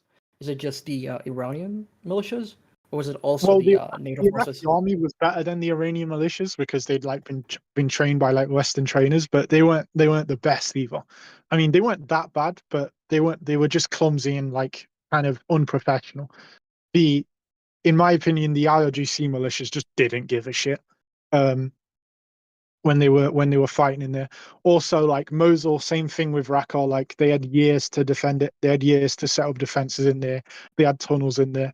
They were doing the same things they were doing in Raqqa, packing civilians in buildings that they were fighting from, etc. Okay. Well, if anyone else has any questions for, if you want to take any more questions, but otherwise I think we might move on. Yeah, I'll take questions. Okay, I'll bring these two in, see if they have anything. Hello, Capra K and Anti-Culture. Do either of you have questions for this gentleman, or do you want to move something else? Oh yeah. I mean, I wanted to ask as well. Oh yeah, sure. Go ahead. Yeah, I just wanted to like the bombing Assad is gonna make Israel's position better somehow. I feel like that's like a terrible take. Because like when you bomb them, all you're gonna get is like a fucking Sunni, probably not jihadist, but it's like worse than Assad in every way. Because Assad at the end of the day is just like a Russian stooge. So that's still Yeah, better but for Israel. from Israel's perspective, the Iranians would probably get cleaned out of Syria. Off the corridor for I'm not saying Hezbollah it's as a well. good. I'm not saying it's a good thing that would happen. I'm just saying from Israel's perspective, it would probably be better than the Iranians essentially controlling the Syrian fucking government. Yeah, but I feel like that's not what's gonna happen. I feel like what's gonna happen is you're gonna get a government like in Iraq, where it's like a bunch of militias get to like run free while the government does nothing about it. Maybe, yeah, but I don't know. It was just a thought I had in it because, in my opinion, his regime is extremely brittle, and it wouldn't take much for it to collapse. Like I feel like if Assad died, officials in his government would essentially just be getting fucking lynched in the street by Syrian civilians. Yeah, that's probably, but I mean, that's still better for Israel to like have Assad and the Sunnis fight each other than yeah, just tipping the power in one side. Yeah, maybe. It wasn't like a hard. I'm not. It's not like a hard stance of mine, but I don't know. I was just a thought that I had that maybe it would be better in their view that the Iranians got kicked out because Yeah, they and can. I Yeah, feel go on, like sorry. another thing is the Kurds are gonna have to deal with like a hostile regime, which is like the Sunni government. They Oh, already yeah. deal with the hostile regime, to be fair. Oh, well, yeah, but why would Israel care? Because I mean, the Kurds are usually they're usually pro-Israel, like the No, they're not. government in Erbil Wait, and factions. Iraq. Yeah, Bill. Yeah, but the government in Iraq doesn't even like the government, the administration in Syria anyway. They collaborate with Turkey.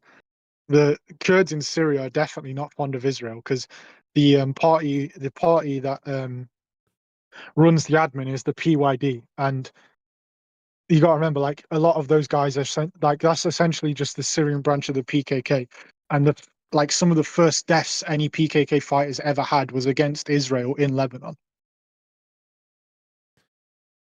Out of interest, Yeah. I wanted to ask one more thing. If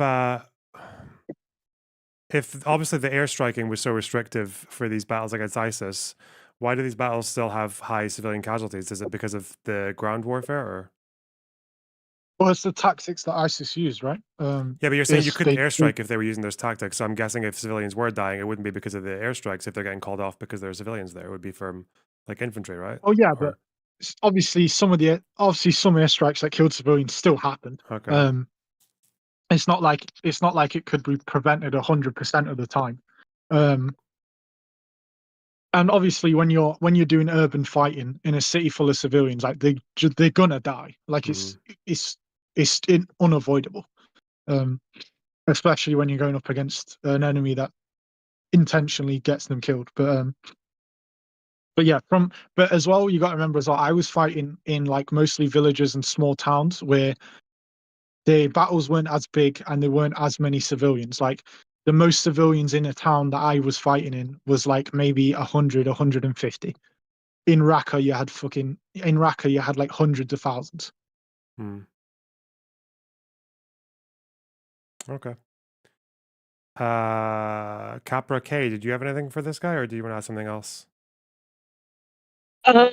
I'm actually wanted to talk about something else. So if anybody want to ask him something else for the sake of the conversation, I'll just wait or go away if you don't want to deal with other topics today. It's fine. Okay, no, that's fine. I think we can probably jump on. So, listen, thanks for all that. That was quite interesting.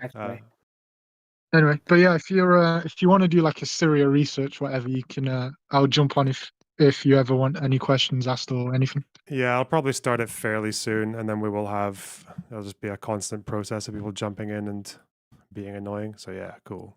I look forward to it. All right, peace. All right, take care. Bye-bye. Bye-bye. Okay. Fucking Mothical, what do you have to say? So hello, I'm an Israeli leftist, and basically it's sort of a very like general statement, but one of the things that I think you can do as like a channel when it comes to these topics, you will do a lot of research, and something you should like be able to add on is like teaching people how to do research on their own. I think that would really help people actually, like, I guess you could say, de-radicalize people who are radicalized in a position. An easier time pointing to something and countering these narratives. Secondly, so you said like if you're right now like Jewish and you look at all these people, these popular online figures, you would think that the world is really anti-Semitic and radicalized right now. So the statement carried the implication that it's not like that on the ground. So I just wanted to ask, how do you like assess how it is on the ground? Oh, like which spaces can I actually get into? Oh, like as a Western Israeli leftist, or are you in Israel or are you in the West? I am in Israel, like I want to know, like I want to talk to people outside of your server, like Discord. Okay. Well, and you want to find In, places like, that are political like spaces. less anti-Semitic, or are not going to make you feel like they're anti-Semitic? Is that what you mean? I mean that too, yeah. Like how do I know how things are in the West? Because I want to probably go out of the country, but also like how do I assess really even places like that? I mean, if you What's don't the detail? like, you can look at hate crime data. That's probably the biggest thing. If you want to see if you want to get a gauge of are things bad or getting worse, I guess. Otherwise, it's all going to be a lot more qualitative. Like if you're considered about like a place that's got a university campuses, maybe look at what their protesters were doing, or otherwise you can maybe look at some opinion polls. Or I guess if there's like a worry about being attacked or whatever, I feel like generally if you're in a Western country and you're not visibly Israeli, you'll probably be fine. Yeah, but like how like the visible part, that's the scary stuff, you know? It's like basically a closet. Damn. Well, like I really hope in the future like teach people make a video specifically about how to do research. But other than that, yeah, thank you for having a sane space. See ya.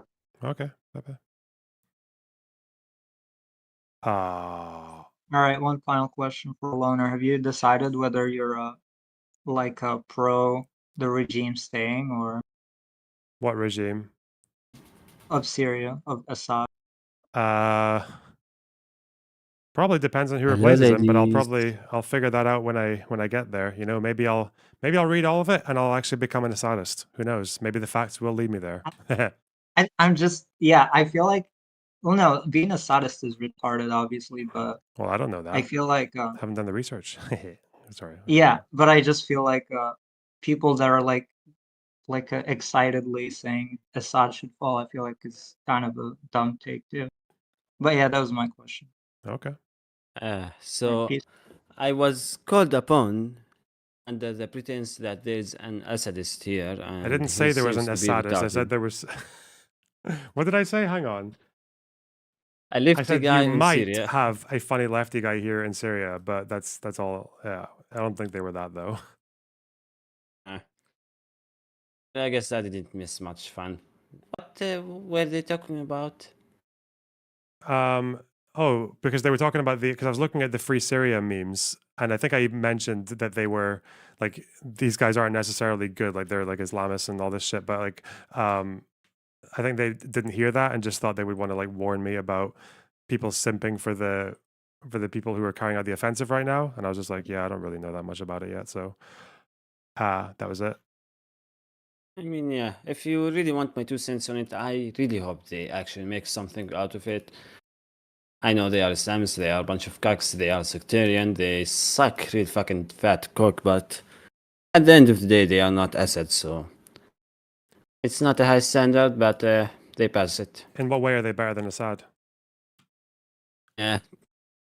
Well, my knowledge might be a bit lacking, but I don't remember them gassing like thousands of people. I don't remember them having some sort of concentration camp, or I don't believe they actually like starved entire cities to, and I'm talking about actual starvation, like people starving to death. Now you can look up the definition, and it's not the 2 per 10,000 who die every day, but still dozens, hundreds died out of starvation, out of malnutrition. So yeah, I call it starvation. I don't know about you. Anyways, they did not do that shit. Maybe they would have done if they could. Some would say that this is a valid argument. I don't say that. Yeah, that's really what I believe. Okay. So you can say a critical support for someone who's not fucking Bashar al-Assad. Cool. All right. Capra K. Oh, well, the other question was if the guys who are attacking Aleppo right now managed to take over the country or whatever, would they genocide the Kurds or some minority? The Kurds, I don't believe so. I don't think they have any. They are not genocided towards the Kurds, and now the Hayat Tahrir Sham, the Islamist guys, would definitely not be nice to the Orthodox Christians. You know, my family is Orthodox. We don't really like them for obvious reasons. As for the Alawites, GG's for them. They are done for. Okay. Capra K, what's your story? Hey, I wanted to talk to you about left-wing anti-Semitism. Okay. Lovely. Okay. You people and you keep throwing like question as to how do you get from supporting working workers' right to supporting like Islamists?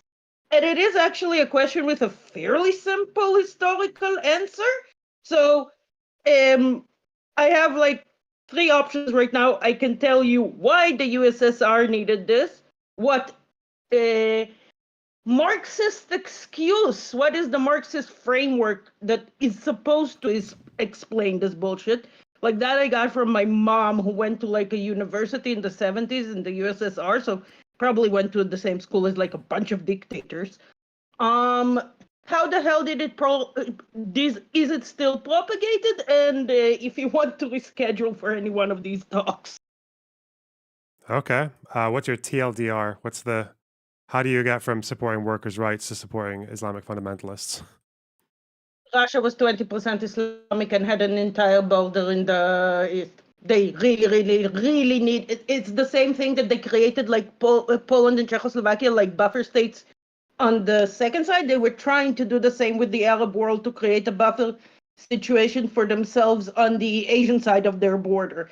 So they came up with like an insane pseudo-Marxist explanation that they taught in their schools, and then a bunch of intellectuals who were not fired when the USSR fell just kept propagating it.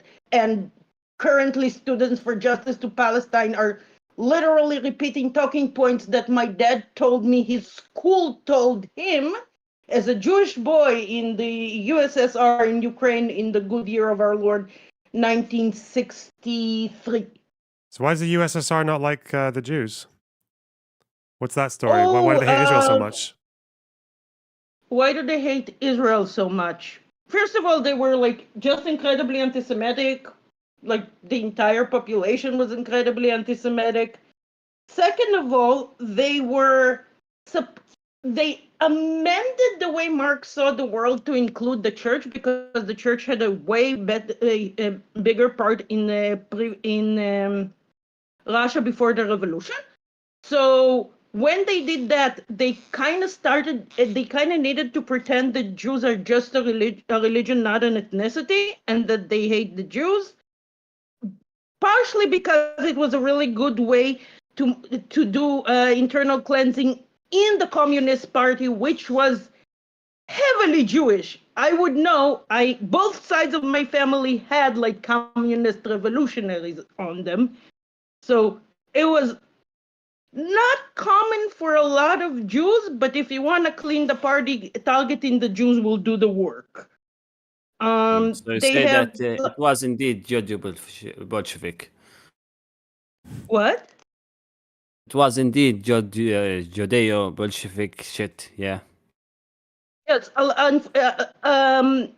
of people don't know this, but the Russian Jews didn't get emancipated with the rest of Europe. Like my family, for example, legally could not own property in 1915, for example, and members of our community were taken as child soldier tax.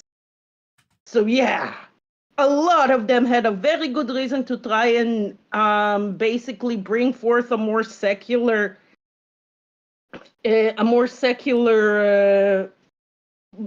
government. And this is also why Israel was started by communists, because like half of the Russian communists stay in Russia and half of them immigrated here. Like a lot of the people who were active here in the 30s had people in the Russian Communist Party who were like family members. So they try to claim that the Jews have their own Russian ethno-state, so they gave them an ethno-state in somewhere in the swamp next to Siberia. But then Stalin ethnically cleansed all of that population, and then they just refused to acknowledge anti-Semitism as a thing, like the Holocaust Memorial in Babi Yar until the fall of the USSR had written on it that this was the murder of Soviet citizens. Yeah. No mention of Jews. Mm-hmm. So, like, they were really, really trying to pretend that Jews and anti-Semitism is not a thing. And this is why the protocols, for example, that are a Russian thing, are currently so popular in the Arab world. Because while there was Arab anti-Semitism beforehand, we all know that, the current version is basically a heavily, the less most powerful remnants of the heavily Russian psyop. Okay. Any questions? No, I think a lot of that kind of makes sense. Yeah. I think we can do our anti-Semitism on our own, but yeah. Because Makes is that sense. I guess is that why because I think the PLO and lots of like the pan-Arab folks, they all took support from the Soviet Union, and you're saying that like Yep. their kind of like anti-Semitism got altered by and started to incorporate a lot of like left-wing language, and that's because of the Soviets. That's kind of how I understand it. And they started to incorporate what was, to this point, mainly Russian anti-Semitism. Like Russian has like a saying that if the faucet doesn't have water, it's because the Jews drank all of it. It's a joke about like blaming the Jews for everything. But like that's a very, very like Eastern European flavor of anti-Semitism that just was not all that present in its current form in the Arab world. They had anti-Semitism, but it was different. Yeah, our anti-Semitism was much superior. It was more snobbish. I have to admit that it was more snobbish. It was less, we hate the Jews and want to kill them, and more, Jews, disgusting. What's an example of something you hear in SJP or those campus protests that your parents were taught to believe it's like Soviet Settler colonialism. Okay. When they broke the news of the start of the 6-Day War. So remember, before the 6-Day War ended, before Israel conquered anything, the official thing that they got from the government, which the teachers were supposed to tell their children, is that we are unfortunately informing you that the Zionist occupation government forces has launched an attack on Egypt. Our allies in Egypt, and then all the class clapped because they were all Jewish, and this was Zelensky's hometown. Yeah. But this idea of like Jews, like Jews being actually European, it's a lot of like the Khazar theory and stuff like this. But mainly the idea of settler colonialism, the idea of that Arabs are just because they are also brown, are also heavily affected by European colonialism, even though like places like the UAE have, to my knowledge, never been colonized by any European country. They were colonized by the UK. They were part of they were actually called the Pirates Coast or the Coast of Oman before being under the UK as a protectorate. Actually, I don't believe it was an official colony until I believe 1963, but I could be wrong. Yeah. Yeah, so like there is plenty of like the Arab world has its own history that cannot be all explained by the 50 odd years of European colonization or 100 odd years of European colonization in the area. So this entire this is colonialism. This is colonialism plus the whole thing about like explaining why your government sucks because somebody else is doing. That's really, really, really on the nose. Like this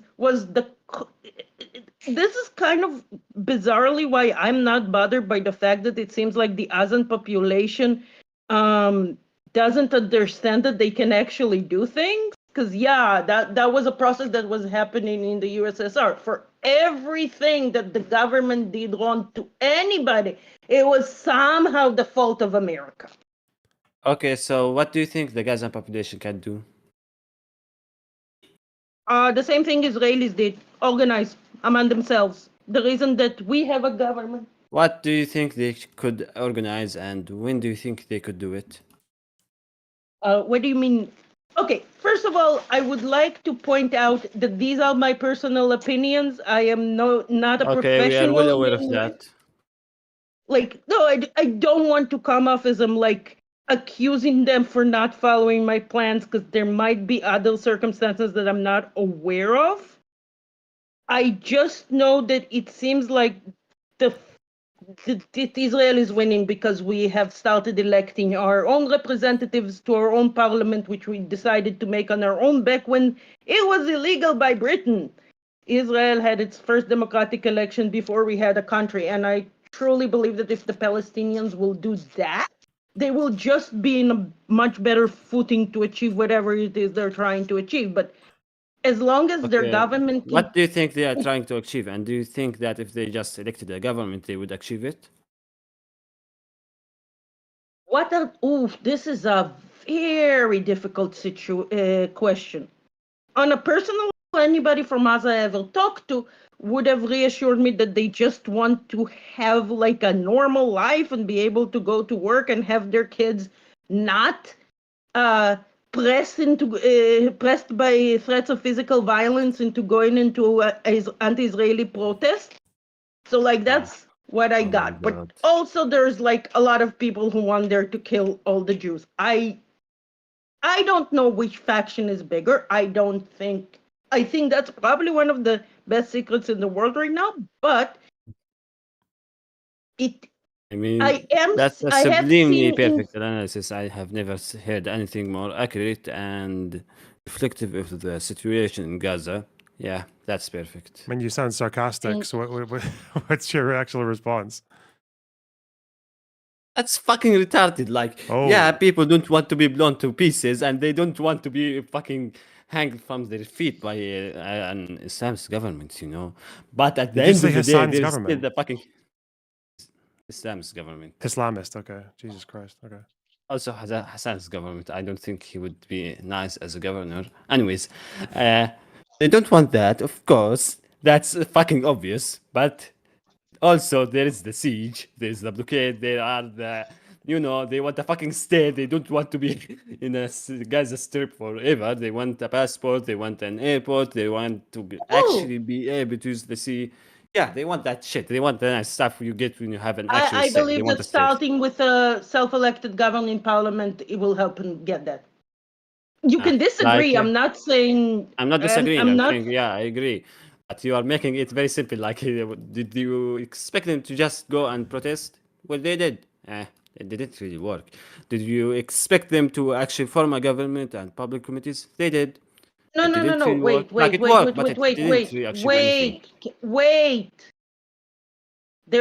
I think there's a huge gap here that you actually need to understand and is important for me to understand. No, the Palestinians, you're right. They actually could get a government with all of this, but they are heavily discouraged from doing so, and their own government explains to them that they can't pick a government because of the blockade. And large swaths of their population believe this. I don't expect them to... What? No. Wait. What are you talking about? Like, do you know about how many I have been keeping up with surveys about like 30% of the populace, which had they joined to either one of the sides would have made either one of the sides a majority. Just answers don't know, don't care, don't think I can do anything about it to all the questions. And this is very, very, very familiar to me. This is the kind of... many people are, in fact, apolitical and don't want to get involved with that shit. You have a very obvious reason why, because it's real fucking chaotic. Did I say it's unreasonable? You asked me where I get my sources. No. Okay, you're just accusing me of stuff I didn't say. The thing is, this type of answering is very, very familiar for me, because, like, I can't explain it, but, like, half a year before the USSR fell, you would not have found a single citizen that would have been willing to do anything at all. Not about the government, not any type of organization, anything. Wait, what do you mean by that? Mother... Would do anything about what? Who wouldn't be willing to do anything about what? Citizens. Citizens of where wouldn't be willing to do what? Yeah. Okay, I said in the USSR. Okay. When it fell. Oh, USSR citizens. Okay. That what you mean? And I'm saying what happens in Gaza is pretty much very reminiscent, and this is why I'm bothered by the implication that if I think they can do something better, I'm implicitly accusing them for not doing it, because I am more familiar with most of the systems used by such governments to make sure their citizens don't do it.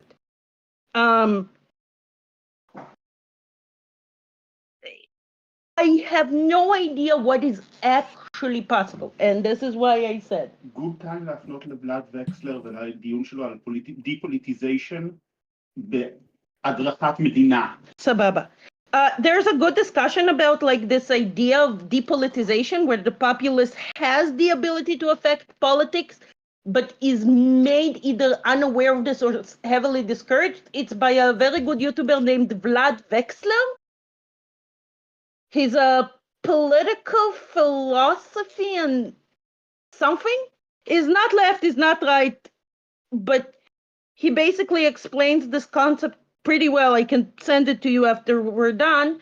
But yes, I believe that there isn't, like, to saying that they don't have a reason for this is not true. They actually have more reasons for this than the involvement of Israel. Many, many more reasons for this than the involvement of Israel. It's called the Wall of Fear. It's basically the point where people felt when the USSR felt that, oh, we can actually go to the street and say our opinions now. And like the kind of opinion you will get on a street poll from the same people at the same city before the wall of fear fell and after would have been like the opposite or very incongruent one with the other. It's really, really a powerful thing that a lot of people just seem to not understand, that the way the government affects the population can like have that kind of people are that they can actually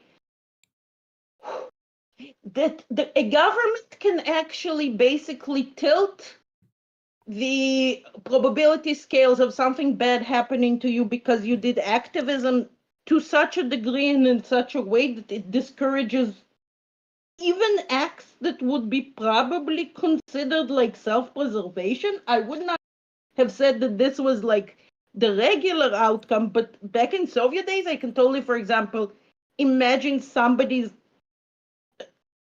I don't know. Well, I think just of something and just not fighting, so their family not get into trouble or cutting contact with people they want to know just in case, like stuff like that. It's very people don't know what this kind of despair looks like, but I do. Very familiar. I'm Arab. I have a very good idea about what it is. It sounds like again before October 7th, it seems like I think the last poll that came out before the actual attack was that just a slight majority of Gazans actually wanted to keep the ceasefire up. They didn't want to fight with Israel. Obviously, their government made a very different decision, but I guess you can go back to who's to blame right at the beginning. Like maybe I think the consensus now is that Israel, if they wanted to pull out of Gaza, they should have made some kind of arrangement that wouldn't have just given it straight to Hamas as soon as they left. Oh, but now do you that want to hear about that? Now that we're there, I guess it's like maybe it wouldn't surprise me if most Gazans right now probably feel like they would rather rebuild than fight. But yeah, you're not really getting there with the government still in power. So is that more or less what we both agree on, or what's the disagreement here? Yeah, no. I mean, we both as in like agree. you and Sundowner. So sounds fine enough. Okay. What next? I think there's a big misconception that people were just hanging about, that there was no initiative to actually form a government. There was no attempt to have an elections. There were no elections at all. No, there were many protests. There were many grassroots movements. Like, just to clarify, when I say that they are being actively demotivated by their government, and mean that anybody that shows even the slightest capability of organizing for any type of change until this point has been abducted, tortured, and murdered by Hamas. That's Before not they true. even Like, I feel managed to if you want do me to probably make a list, anything major. look, just hear me out. If you want me to make a list of opposition groups that were persecuted, I can actually make a very extensive list. But to say that anyone and everyone was fucking abducted and murdered is simply incorrect. So Did was that anybody okay? then More what- more broadly, more broadly, was it? You're just like people are just unfamiliar with how it's the basically- opposition movement. How Well, that's what I want to know. it So, works. what was the before October 7th? What was the state of the like anti-Hamas or like more pluralist or democratic or whatever movement in Gaza? What did that look like? They had a bunch of I'm protests. not asking you. Sorry, I wait. I'm not asking you. I was asking someone down there. Sorry. Okay, so there were many multiple movements with multiple approaches. The last one was I forgot the name, Bidin Ish or something. Who cares? They made a bunch of protests. They demanded less corruption, less the fun stuff you have with Arabic governments usually. They had multiple demands. They had protests. They lasted for a very long while. And that was the most relevant one. There was another one in 2019. There were other movements that tried to make a violent incursion. They were butchered usually. Those included those of Islamist groups such as ISIS and also Fatah, our gang. This was the because of the tax rises, wasn't it? The I just 2019 wanted ones. to point out something. Hang on. Sorry. There was the tax rises. Yeah, but okay. there were multiple before. Yeah. They had many movements. Because there I were think others that, for example, tried to disconnect is from an- the government, not pay taxes and shit, Yeah, because I'm pretty sure the economic protest in 2019 that resulted in journalists getting arrested and their devices getting taken away, right? Like, and a bunch of other people arrested as well. Okay. Yeah, there's an but actually to interview. actually speak about people who were like killed or disappeared or such thing, I believe there were some, but very few and far between. Okay. Eh, Capra? By the end of the USSR, they were also not actually disappearing people because everybody already knew what to do. But if you want to actually hear more about like the Gazan inside resistance to Hamas and to all of this, there's a podcaster named Yasmin Muhammad. She's an ex-Muslim. She does a lot of this, but one of her Stay the fuck interviews- away from her. She is a complete retard. She does not have the slightest idea what she's talking about. Wow. Please. Okay. Wait, can I finish? But one of Oh, her you can. podcasts is an interview with one of the Gazans who led one of the protests. And even if she's not a very intelligent person, according to Was you, he? I don't know. You don't know who's the leader of the protest you're talking about? Like, come on. Was there a link? Is there the name I of the can podcast? send you. Sure. Wait a second. What do you mean? I Wait, don't sorry. Wait, know? who changed it? Did you change your name, Capra? No. No, it was Bambino. I'm sure of it. Okay. Wait, no. Can I confirm? Who did that? Who did that? I am No, right keep it now here, on keep my it here. phone and I'm looking for the video to link in YouTube. So Okay, Scarlett, I'm sorry. I will calm down. Wait. Who changed this? Who changed their name to? Fuck me. Hang on. Where's the?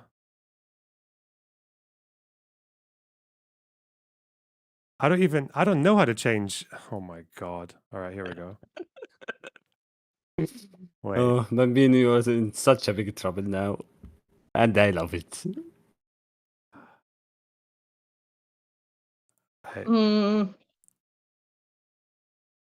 Mod view? Wait, 1 second. I'm just pausing everything for 1 minute, okay?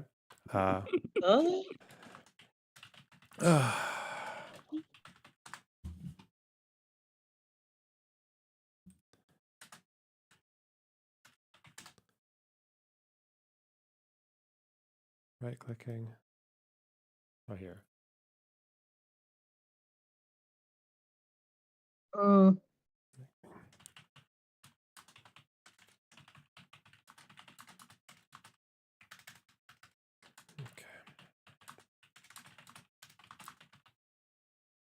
Hang try on. to send the video.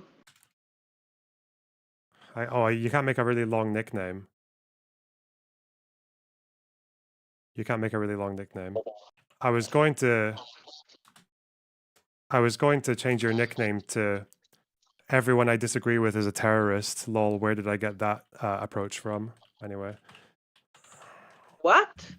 someone renamed you to Ben Gavir's strongest soldier, and I'm like, I thought if you don't like someone's positions and you want to shoehorn them into being a terrorist, like I thought that was, where did you learn that tactic from? Whoever did that, did fucking Ben Gavir teach you that? Oh, I don't like them. This person disagrees with me. I'm gonna fucking shoehorn you into. If there was a fucking Palestinian here who was like being I don't even know, like not pro Hamas or anything, but just being like a little bit too sympathetic or being a bit more like just disagreeing with me or too aggressive or like disproportionately aggressive towards Israel. If I just changed their name to fucking like Yahya Sinwar or some shit, like fuck me, Jesus. I mean, I'm fine enough with it if you really want to go for it. Okay. But I like my current name. It fits you very well. Where were we? Did you get the link? I don't know. My phone Discord is giving me trouble. It's not like loading the chat. Where did you put it? In the chat of the channel, I think. I'm not like a Discord person. I don't Oh, really if you just know click the my name system. and put it there. Also, this person's using they them pronouns, guys. It's in the fucking name. Anyway. So yeah, it's in the if you just click my name, you can get it through there. Yeah. Okay, fine. I sent you a few things that I wanted you to look at. Here. Hey, Leonard, can you send it to me real quick? Yeah. Oh, this person, Yasmin, I know this name. But her guest is a leader of a Gaza protest. Okay. Yes. As far as I understood, again, you said you were interested, and I have not actually heard first. I mean, it says imprisoned by Hamas in Gaza, so I'm guessing he was something. I mean, Hamza is fine enough, but like, I wouldn't say he's a leader of the movement. Not even close to it. Hamza Hawidi. Okay. Look. Yeah, I know. I actually talked to him a couple of times. Did you? Where? Twitter, like, he's very active there. Okay. Look, I have not pretended to be an expert here. I just wanted to give like let people maybe listen more to people who were not talking about this from a like second or third hand perspective. I mean, if you are talking about the 2023 protests, then it's very much second or third hand perspective. Like, From not even this guy? he claims to have been a leader. Okay. I'm sorry. English is really not my first language or second language, and I just feel like this is. I don't know what the definition of a leader is. If I don't know what he exactly did, He's that's a why I prominent understood activist, but from he's not the leader. Okay, Like, and that's why like, I I acknowledge him, it's fine, but still. And okay. Fine. Anyway, look. People need to stop being this angry at the idea that Palestinians can actually do something except kill Jews, okay? Even with the blockade. Yeah, that's even exactly with what we were everything else. about. Yeah, that's exactly what we are debating now. Yes, it is. You asked me what I want them to do, and after clarifying that I understand that there is valid reasons not to do this, nor am I an expert on it, I said what I think would help and got hit with, but this, but. Okay, you asked. I asked you what is your proposition, what they should do, and they did not do, and you said basically everything they tried to do. Like, you just mentioned the protests where they actually tried to do everything you were talking about, and said why did they do anything, and then said I didn't. well, okay, you keep should not saying be upset about that I Okay, said, wait. why So didn't okay, they let's do go from there. everything, Wait, let's go from there. and I have not said that. I have not said that. Let's go from there. Let's go from there. So you said you wanted them to do X, Y, Z. Sundowners saying they did with those protests. Okay. So what do we disagree on why we disagree on why they failed or what? I don't know where the contention is. I don't know either. That's why I'm saying that it looks like he's getting angry at the mere suggestions that Palestinian might be able to do something. Precisely what I'm upset about. Yeah, I mean, I think like, okay. I think if you're Palestinian who lived in Gaza before October 7th and you wanted to pursue any kind of action that wasn't what Hamas was doing, yeah, you're probably going to fail because that's the whole like self-preservation of authoritarian movements. They tend to crush the opposition or at least keep them scared enough that not many people will join or anything. Is that not true? Or I think okay. I think we have misunderstanding. There's a difference between what I think the Palestinians should be doing now and what I think they should have done like in 2019. There's been a year of war. This is not a crazy statement. I don't think that like back in like 2000, like before October 7, the Palestinians actually had much choice about who governs them. In fact, considering the amount of Palestinians I have heard firsthand before the takeover of the Hamas complaining about how much they hated those thugs from the Hamas and taking more and more power, I'm pretty sure that like, yeah, the political takeover was not organic at all. Not according to anybody who worked in Israel at the time. That was, by the way, the thing about the plan about the disengagement. 90% there was a plan. What people forget is Sharon probably didn't tell anybody his plan, and then he fell into a coma. wait, just backing way the fuck up. My Discord's going. When you said something about people not knowing despair, who are you talking about? When you said do you remember going back saying that some people you were talking about don't know despair, but you do. Do you remember that? Yes. Who are you talking about? Westerns. That's what I thought. Oh my god, my community. Are my mods fucking retarded? Like, I thought that was obvious. How the fuck did you hear that? You just found out? And say she was calling Palestinians saying they don't know despair. Hey. No, Palestinians know despair. Okay, listen. No, okay, right now. Listen, I love my mods, okay? I like the community. My god.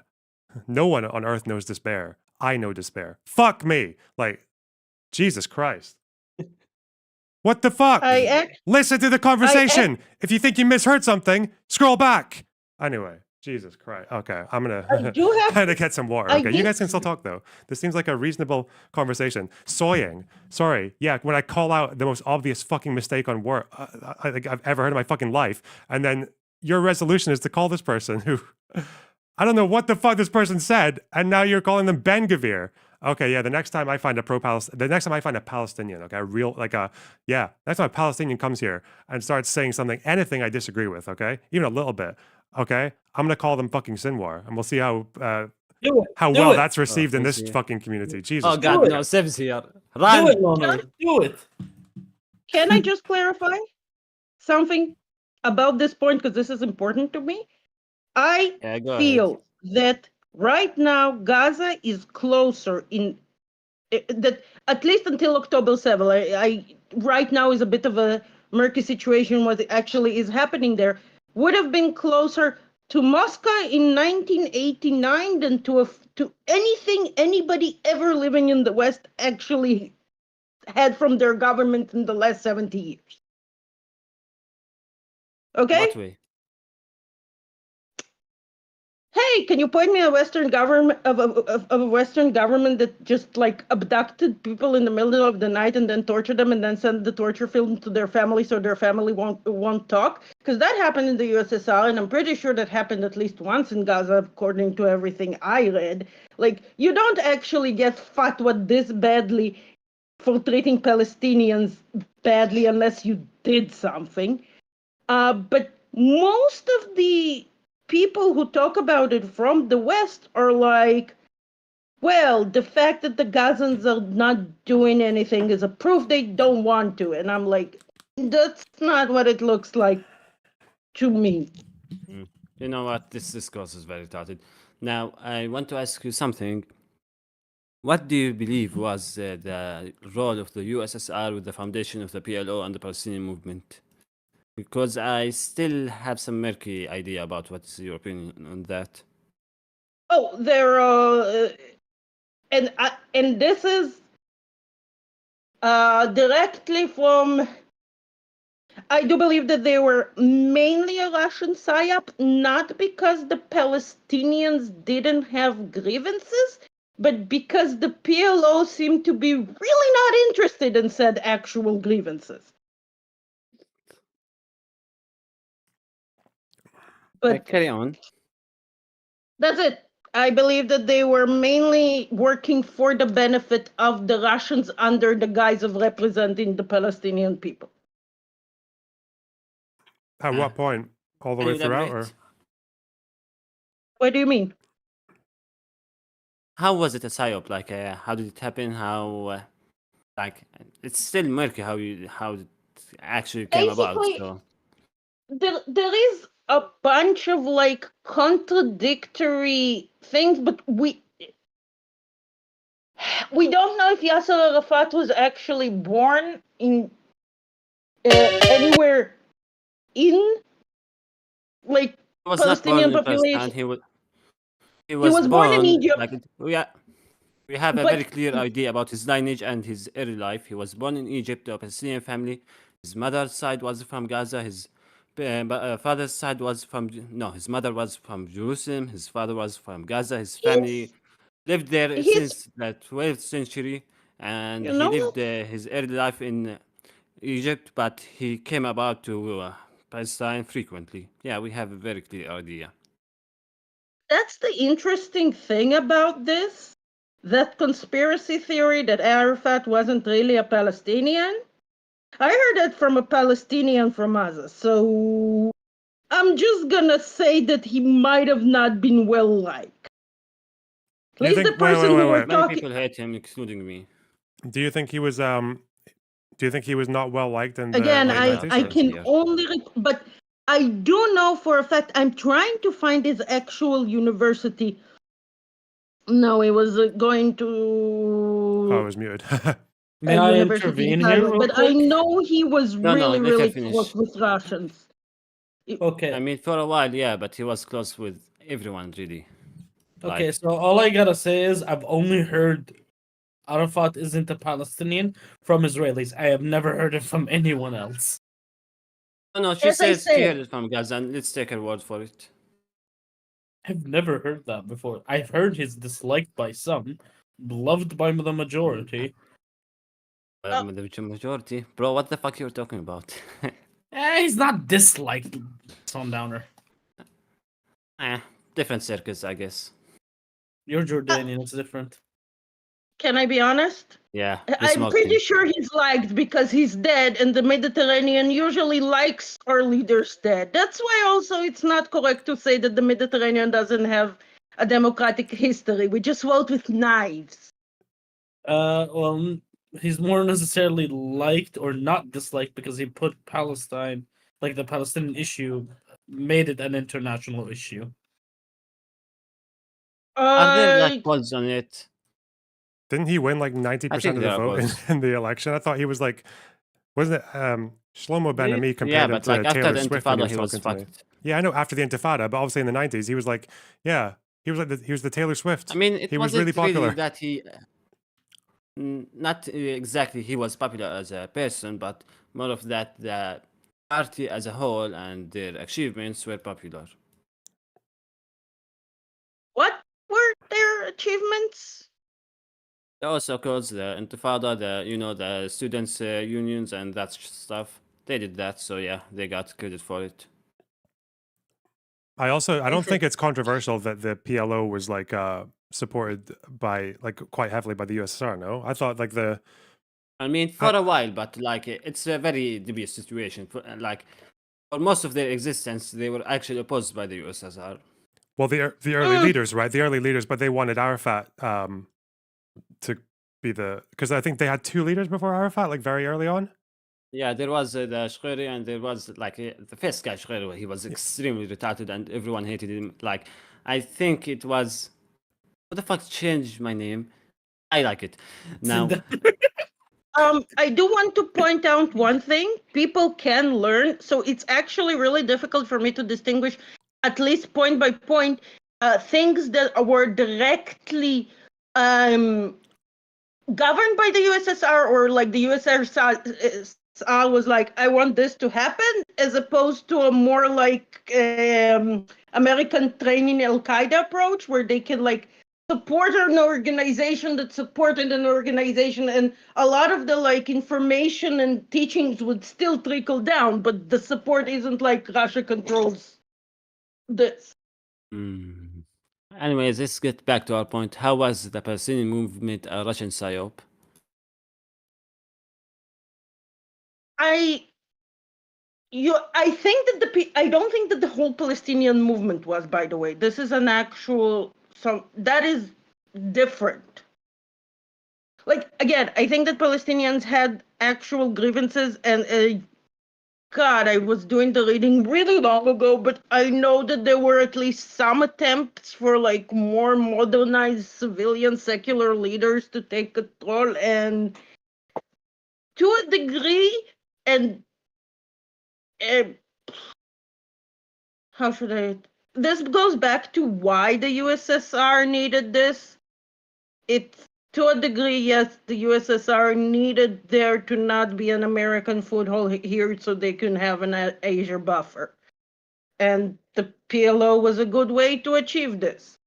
So was a bunch of other weird semi-communist organizations. It's Yeah, like you elaborated on that. My question is that how did they go about it? Like, did they just wave a magic wand and everyone said, okay, I'm Palestinian now? Like, how did it work? Oof. This I will actually need to. I can give you my guesses right now, but I'm gonna be honest, I did not actually look into this specific. Because again, I know this from the USSR side. I know this because of how the USSR treated the whole thing. How did they treat it?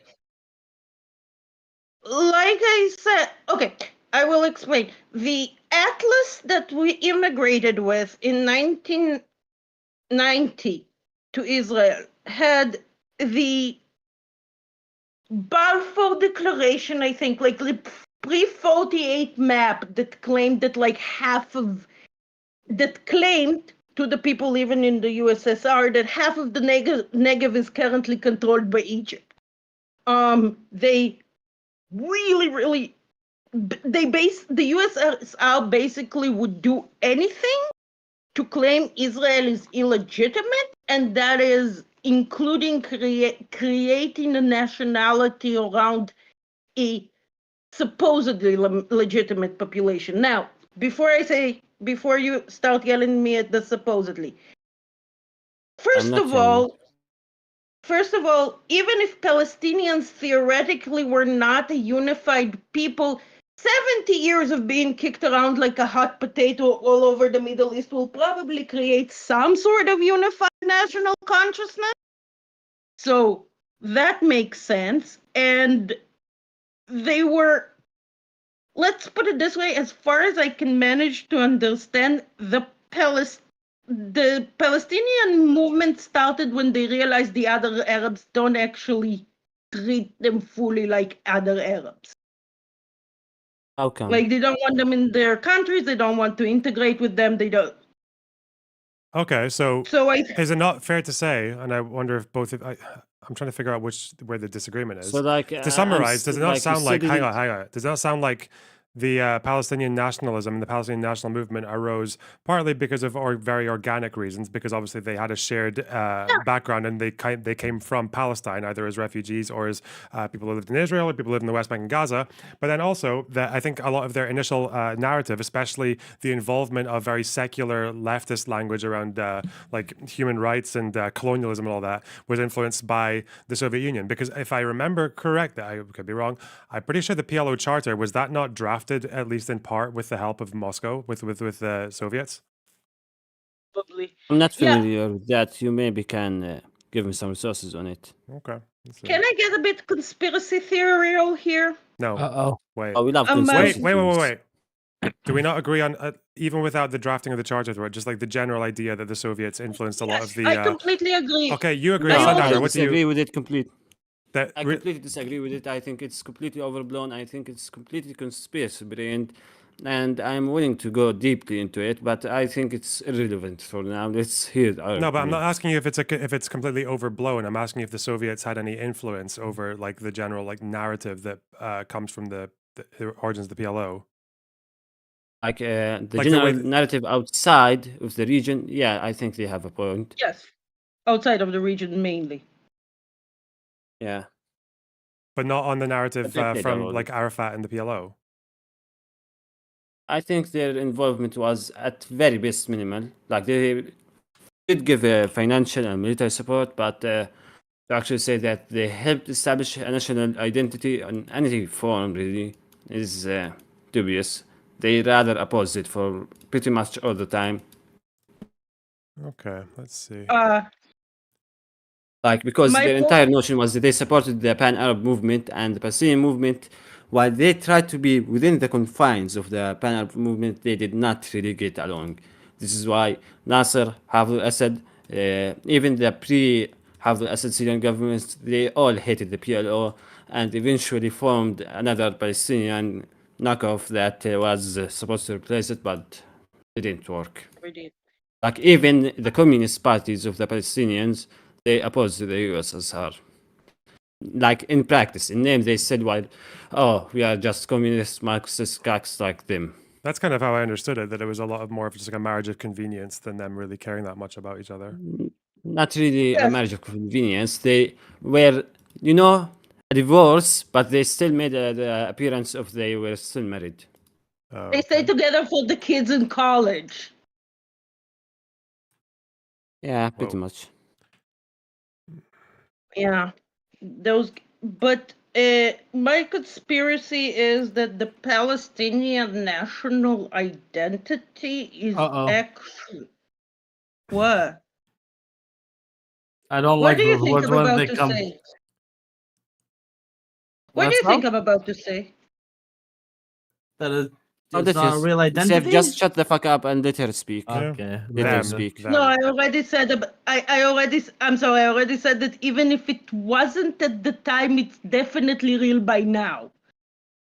And I said even if, just because that's not the issue. I believe that Palestinian identity should be more or less better understood, and everybody's going to hate me over this, as a form of basically people who are culturally still have a lot in common with Judaism, but have been Islamized. And it seems like the area isn't really buying their whole "we're really Arabs" thing, or at least they don't treat them the way they treat Arabs. Like there is a lot of very small things, but the reason I think you really overestimate how Arabs treat other Arabs. Like, yeah, but go ahead. Like, as in Sundowners arguing that it's normal for Arabs to treat other Arabs like shit. So It's Palestinians normal want for- exceptionalism. Like, if you think Lebanese people treat the Palestinians badly, you should see how they treat Syrians. Yeah. What do you say to that, Capra? the Palestinians don't have a government that tried to invade Lebanon. Currently. They dragged Lebanon into a we war. kind of trod Lebanon for a war. Yeah, the PLO, like the Lebanese people hated the PLO because the PLO were like firing rockets at Israel and bringing reprisals onto them, right? Yeah, but they kind of hated but it's, as far as I can understand, the area kind of hated the Palestinians even before anything actually started. They were not very well integrated into the It's very countries to complex which because they it's you are really oversimplifying it. I don't want to get into the Lebanese civil war. Let's just carry on. Okay. So like I people actually don't know about a lot about how the Ottoman Empire was built physically. Part of the reason like we are in a forever war is because the Ottoman Empire specifically drew its quotas, like its tax regions, to prevent the creation of national identity. This is why, and then of course the mandatory came based on the Ottoman maps, blah blah blah. So this is why you have a lot of areas in the like you have a nationality that's split between three countries. And That if doesn't there make sense. wasn't Okay, I will elaborate here. The mandatory maps were completely contradictory to that of the Ottoman administration. It was a big deal. I can't really think of anything that actually resembled the administration. Like the Jazeera region was cut in half, the Tripoli district was divided, everything was messed up, nothing was like the Ottoman maps. I actually don't think it's true, but I'm not going to make an argument here because it is okay. Can we agree that the empires cut up their territory in a way to prevent nationalistic groups from forming, especially when it comes to Israel, because of the tendency of the people sitting here to erupt into religious fanaticism and start attacking people and then going back into the tunnels while the bigger force they just attack kills everyone? Because that happened a bunch of times in this area. And Oh yeah, that happened a lot. Yeah, I agree. But I think Sundown is arguing that the borders from the divisions in post-military period the were different divisions from in Palestine were mostly oriented at the time of the mandate, like just before the mandate. Ottomans divided it to oppose the Christians in Lebanon and the Bedouins. Like those were the main concerns, not the Palestinian people themselves. What does that mean? I'm sorry, I don't think I understood you correctly. The Ottoman division of the land, the administrative division, was oriented mostly against the Christians in Lebanon. They added Palestinian Muslim areas to oppose it, to counterbalance them, and also the administration was divided in a form that opposed the Bedouin, who often raided the place. So, yeah, they were not oriented against the inhabitants of this specific region. They at were the not time to the mandate. I don't think it was oriented against the inhabitants of this region. I do believe, however, that was the thing that basically postponed the organic creation of the Palestinian national identity until everybody was shoved into a relatively small geographic space. Makes sense. I don't disagree. Like, I really think that like the question of the Palestinian national identity really needs to be understood as an organic process that was artificially stopped by a bunch of external forces.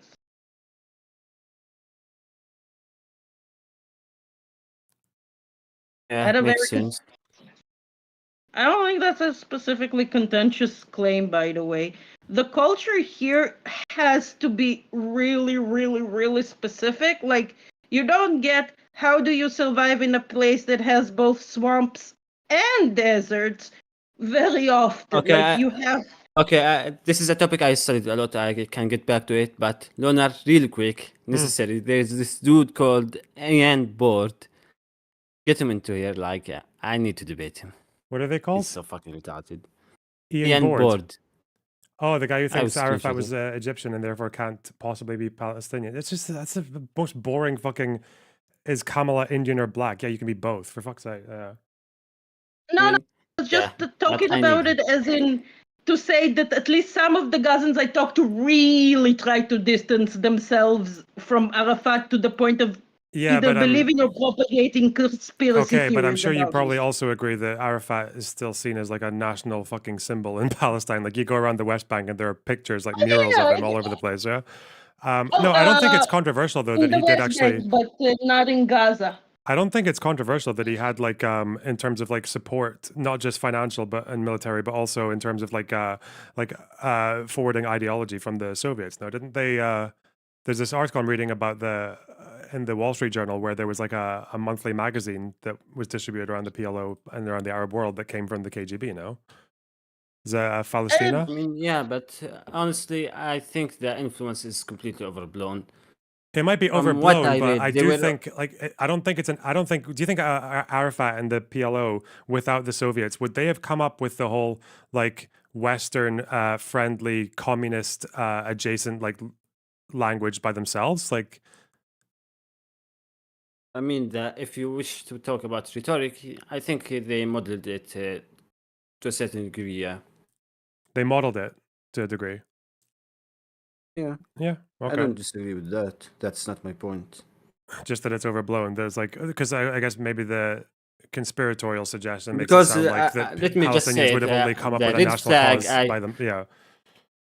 the red flag I heard and why I actually brought this up is a major conspiracy theory. I will send you a link where they claim that the entire movement was actually operated by the KGB and they put the strings and they made it specifically to prevent the Jews from holding power. Like I will send you everything. There was this Romanian KGB dude who defected and started it. He claimed that he was the one who formed the Palestinian movement based on orders from the USSR. You know, the Can fun I stuff. just say something about this? Because this is something I can comment about. That's not how the USSR did things. No. The USSR is going to have to go to a population that already has discontent and already has a lot of small factions. Some of them, and of course, when you have a lot of small factions in the emerging political systems, some of them are going to be completely insane, the most crazy and extreme ones, and then amplify it. Because the USSR policy does not aim to achieve anything except destabilization of the West. So they don't care which one of the Palestinian nationality movements they're going to turn into a thorn in America's side. They don't need to invent. Like, that's not how they did things. They didn't tend to, like, invent shit whole cloth. What do you think about that, Sundowner? Yeah, I agree. I just think most people talking about this have no slight idea of how the PLO was formed and who were the people who formed it. Okay. That Ian Board As guy, I if they said, don't hang on, if Ian Board doesn't come into Discord, they're gonna get banned. Because have you seen the last thing they said? No. He said that What his Putin's birthday birthday is October 7th. Oh my Google god. it. Yeah, exactly. There's actually a very famous meme about it. I'm not sure if you have seen it. I didn't know that until could just look it today, up. so don't know. I'm gonna think I twice about don't my think it's worldview. true, but I'm not sure it's true. His birthday His is October birthday- 7th, but it's like it's a birthday. Oh. Oh. He's into something. Yeah. Okay, well, this Can has been I be a honest? fairly I would baffling not be conversation, but surprised. yeah, sorry, go on. I would not be surprised if October 7 happened on October 7 because Sinwar's sock puppet told him to do so. Like, we're not dealing with the most well-balanced, logical people here. I mean, Sinwar didn't really like Russia. Let's just, Yeah, when just she's say that. when she's saying when you're saying sock puppet, yeah, just like whatever. There's not really any. I logic mean, for- no, yeah. I mean like a literal sock he Yeah, talks I to. know, yeah, I know, I got it. Okay, well, that was interesting. Who do you? Sorry, do you want? I'm guessing you live in Israel now, right, Capra? Yeah. Who do you vote for? I actually was accent, yeah. rendered stateless because of all of this. You've been what? I cannot enter. I've Um, been rendered stateless. I cannot enter the city I was born in. Stateless as in like displaced. Mm-mm. Oh, This it's like a religious. citizenship- Okay, sorry, go on. No. The USSR kicked us out, but they also yeeted our citizenship. And when Russia came to be, we weren't in the physical borders of Russia, so we never got a Russian citizenship. So Russia does not acknowledge the fact that I exist, even though I was born in Moscow. I, for example, don't have and never will have access to a birth certificate. Do you have Israeli citizenship? Yeah, I don't mean Israeli citizenship. Okay. What who do you vote for? I have not voted in a Lviv. few years because I am not voting for. Okay, do you want to know my actual opinion for about Ben Gvir? Do you Sure. heard the commotion about him it's being just trying a to joke be about the retard who renamed you. It's just a bunch of Palestinians tried to kidnap and torture him at the beginning of the war, and it barely made the news because my first response is figures. I saw that one. Like he has a bunch of Arab voters because they really wanted him to take care of the criminality in the Arab sector. They bought his bullshit and he did nothing. Like, he can't even be a good fascist. He's a complete and utter total failure at being the sucky person, the horrific person he pretends to be. Yeah. I think Seth voted for him. I did, yeah. So apparently there was a few plots. A Hamas plot to assassinate him in 2022. Yep. And 11 Palestinian Israelis and residents of the West Bank tried to get. God, this guy's fucking invincible. Him and Abbas. And I said, and it barely made the news because everybody's like, yeah, figures. Yeah. What can you do? A Jewish fascist that can't kill Arabs. Yes, a Jewish fascist that can kill Arabs. Useless. Anyway, so I hope I made my you feel like you and this person have a lot in common. You have a very similar sense of humor. Oh, Yeah, Islamic. something It's like almost like I would grow up in the Mediterranean. This is why I believe, by the way, that Palestinian and Jews are like closer culturally than anything else. Yeah, I'm Jordanian. I grew up in the desert, not the Mediterranean. Yep. And by the way, you want to hear something interesting? This is just an historical tidbit. It's not. I'm not claiming it is extremely relevant. So from the river to the sea. Do you know what it is? Not a slogan. It's a cartographical form, an old cartographical form. It was used in Mesopotamia. That's the actual literal word meaning of the word. Meso is between, like Mesoamerica. Potamia is rivers, between two rivers. So the only people who use this form in this area are the Jews because we brought it from Babylon. And the Palestinians. The Jews and the Palestinians. They're the only one who are talking about between two waters, two sources of waters. Arab don't say that because, as you said, desert, you don't have those.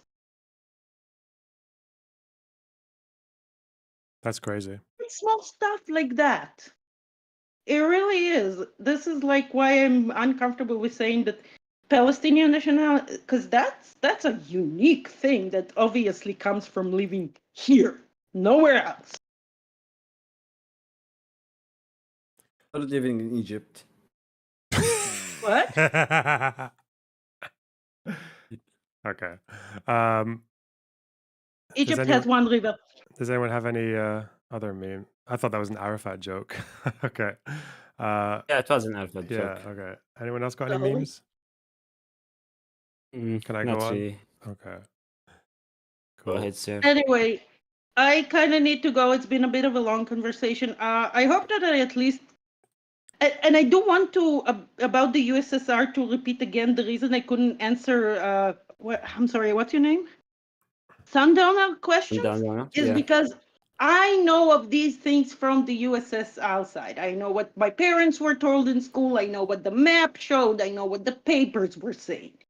I don't actually know what was actually happening here. Makes sense. Anyways, I can be a bit combative sometimes. Like I have been a bit of a cunt during this conversation, but I liked it. I hope we can talk again. Well, you were very pleasant to talk to. Bye. Bye. Bye. Thanks. Wow. Who's this Bagel dude? I don't know. Student. Can you hear me? Whoa, yeah. Okay, I hope the condenser mic is working fine. To take the conversation to a slightly different. First of all, I seem to recall you were talking about a poll about Bibi's popularity going up, and you said something about 49%. I don't remember an exact number, but I heard he had a bit of a boost from Lebanon, but I don't know. Yeah. Is that all right? So I would be a bit careful about specific numbers because some of the polls come from the polling center of Channel 14, and they are always biased towards Bibi and Likud. So I don't think I would have taken a Channel 14 poll, but did I not see it in... No, but other places report those numbers. Was it... okay, I don't know anything about these guys, but is Mariv, are they crazy? Israeli newspaper. Ma'ariv. Yeah. Ma'ariv is better, but it's not.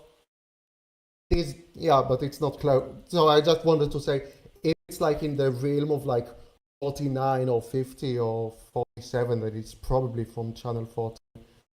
Okay, it seems like Ma'ariv put him at 41 or 47, say he's best suited for the role compared to Prime Minister, compared to Yair Lapid. But for some reason, I don't think Benny Gantz was in this post, in this poll. If you Google search Israel opinion poll, the first result will be a Wikipedia page that has all the polls for the next legislative election, and it has both like the party lists elections and also polls for the prime minister and the approval ratings, but there aren't really many approval ratings polls. It's mostly for prime ministers than approval ratings. So here you've got a huge drop for Likud in October, obviously, and then they seem to be exactly back to where they were before October 7th. Right now. Yes, but the government itself would not have the same amount of seats enough to get them to get a Likud government again. Oh, wait, where's Labour? Labour is the Democrats now, so I don't know if the... I can see Labour... all these colors are so similar. How stupid. It's really annoying. I know. This looks like Labour are pushing like 8%. They had a big boost after October, but then they haven't been done polling since then. I don't know. Because Labour and Meretz merged into the list called the Democrats. Oh, so wait. That would be... Is that Mafdal? Is that what they're... Oh, no, Democrats. I see, Democrats. Yeah. Oh, yeah. So their combined poll is still going up, right? They're still up. They're double digits. Hey. If you scroll down a bit, you will see a table that's more comprehensible than this weird graph. So. Yeah. Well, this is definitely more comprehensible. Look at it. Ain't none. Democrats. Okay. Yeah, I see. 12%, 12, 13. They used to be. And you can also see that Smotrich's party, the Mafdal's RZ, religious Zionism, they only make it through. So Smotrich might not make it again unless he merges with Ben-Gvir again. Mm-hmm. So I just wanted to bring that up, and when there is Israeli elections again, then it would be a decent resource to use. Second thing I wanted to talk about was, and I hope I'm not going to take too much of your time, left-wing anti-Semitism, not from the direction of the previous person, but maybe a few ideas that I saw the doc that you started making, so maybe these are a few ideas that you didn't think about, or maybe you can add, or maybe not, I don't know. First of all, the idea of anti-Semitism, part of it at least, is like scapegoating. Like you blame the Jews for like whatever, even stuff they have no control over. And what I noticed with the left, and also specifically with Hassan, that he tends to scapegoat Israel for things that we don't necessarily have control over. So he's kind of like bringing over anti-Semitic tropes to criticism of Israel, a way that's kind of overlapping in a disturbing way. Like, for example, there was that one time that said that Israel literally trains every fucking cop in the United States, and, which thus implicates Israel in American police brutality, which is weird. And in another occasion, one of his conversations with Nick, when he was going around with him, he talked about how we can't have healthcare because we give money to Israel. It's like, I'm pretty sure Israel gets some money, but even if you don't give Israel any money, that's still not going to be enough for universal healthcare in the United States. And recently he also said that he talked about Russian interference in the elections, but he minimized it. He said, oh yeah, that was like Facebook ads and groups and whatever, but Israel has interfered with the elections much more than Russia could ever dream. It's like Israel this, Israel that. That's not. Blame Israel for all the wars in your life, right? Yeah, well, bit cringe. Sounds a bit little gup. Sorry. Two more things on the subject. I would also add, like, the left kind of minimizes anti-Semitism because maybe they are not really aware how it looks. Like, because in the US, Jews are kind of coded as like white and upper middle class, so in the ladder of discrimination, you don't really see discrimination much against Jews. So in the left's mind, it might not really exist beyond like anti-Semitic rhetoric, like Jews control the media or Jews control the government. But yeah, like people don't really have that much experience for how to notice it. And I guess for right wingers or for leftists, like the only reason I know that leftists used to fight with white nationalists a lot, but I wonder if that's just because there are a lot of reasons to hate white nationalists, and maybe just the anti-Semitism was like just not the most important part. But it's also just like the only anti-Semitism that people really know very well is like that kind, like a Holocaust denial, Jews control everything and all that. But then obviously people on the left are going to not notice the more subtle aspects of it. But maybe also just because there is definitely like a sense of denial. Like it's just, if you're left wing, you're like, there's no way I could be anti-Semitic. You know, like we support the people who fight with anti-Semites, like 'cause we're anti-Nazi and shit. Yeah. But the problem comes when, like, you know, left-wing groups will, I don't know, platform or give voices to, in the context of like the Israeli-Palestinian conflict, they will give voices to people who speak for the Palestinians, but not often. Sometimes, occasionally, it may end up that the speaker that you bring on is also, you know, anti-Semitic, but he also speaks for the Palestinians. So it's like, do I recognize that he's anti-Semitic even though he fights for the thing that I believe in? Like, you know, Bassem Youssef. People would say, oh no, he's not anti-Semitic. He is anti-Semitic. He said a bit too many things that I can give him the benefit of the doubt at this point. Like, this is old, but for example, I looked at this person called Kenneth O'Keefe or something like that, and he was brought to like speak about in Israeli Apartheid Week about Israel-Palestinian stuff. But he also said that Israel and Mossad were involved in 9/11. The student union awarded him the Free Palestinian Society.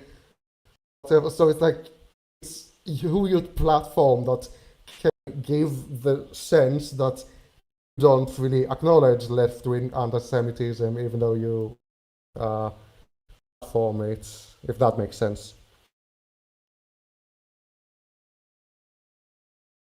And one last thing, and then I will leave it be.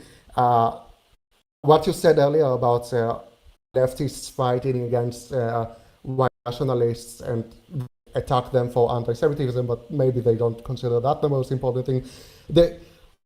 I kind of agree with that, but not really in that direction. Is remember how people have said in the past about Harry Potter that, oh, those goblins, there's some kind of like anti-Semitic undertones, right? But J.K. Rowling isn't anti-Semitic, that I'm pretty sure of, but I never really saw any like leftists saying like, oh, we don't like this because of this anti-Semitic, of these undertones.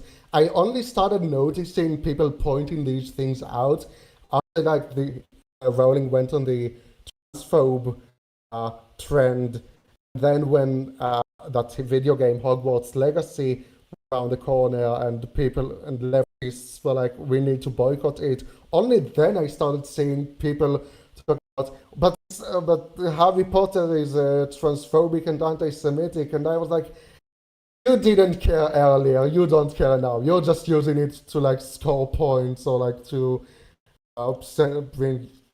put your message forward. But I don't think they ever really cared about that particular thing. It was more just signaling. And yeah, so I guess that's all I had to say. Thank you for out. If you ever get if you run out of things to talk about and you wanted to learn about domestic Israel politics, then maybe you can bring on the journalist Nadav Eyal. Like, knows a lot of things, so he can make. He's like center-left journalist leaning, so maybe he can talk with you about things because there are a lot of things that can be spoken about. Okay. Yeah, sure. Okay.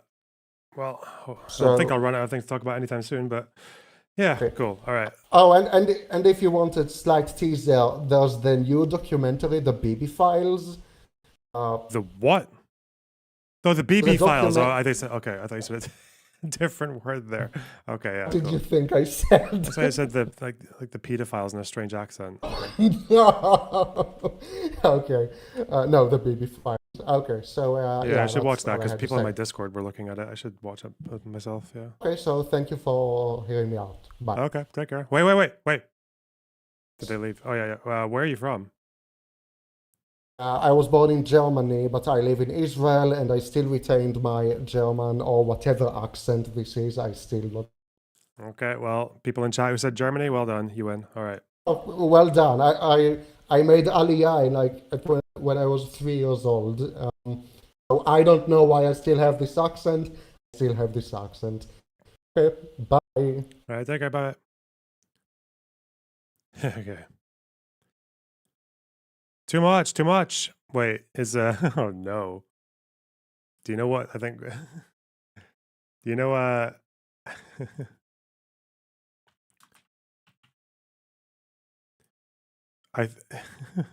where is he?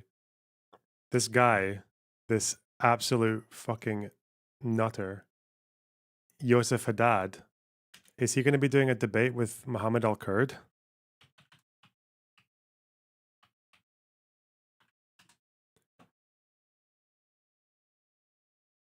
Today? Tonight, I'm arriving for an important debate. This is how he talks. At Oxford against a team of anti-Israel propagandists led by Mohammed al-Kurd, one of the most prolific lying and instigating anti-Israel activists. I'm going to expose their hypocrisy and lies and make sure the world knows the truth about al-Kurd, including what he's trying to hide from the general public, and everyone around him already knows. It will be interesting. Oh no. This is your absolute cunt on cunt violence. Which is fucked up because like Mohammed al-Kurd's dad is pretty cool. I don't agree with a few things that he says, but he's like a pretty interesting person, and he had a pretty difficult fucking situation with those settlers, with Jacob.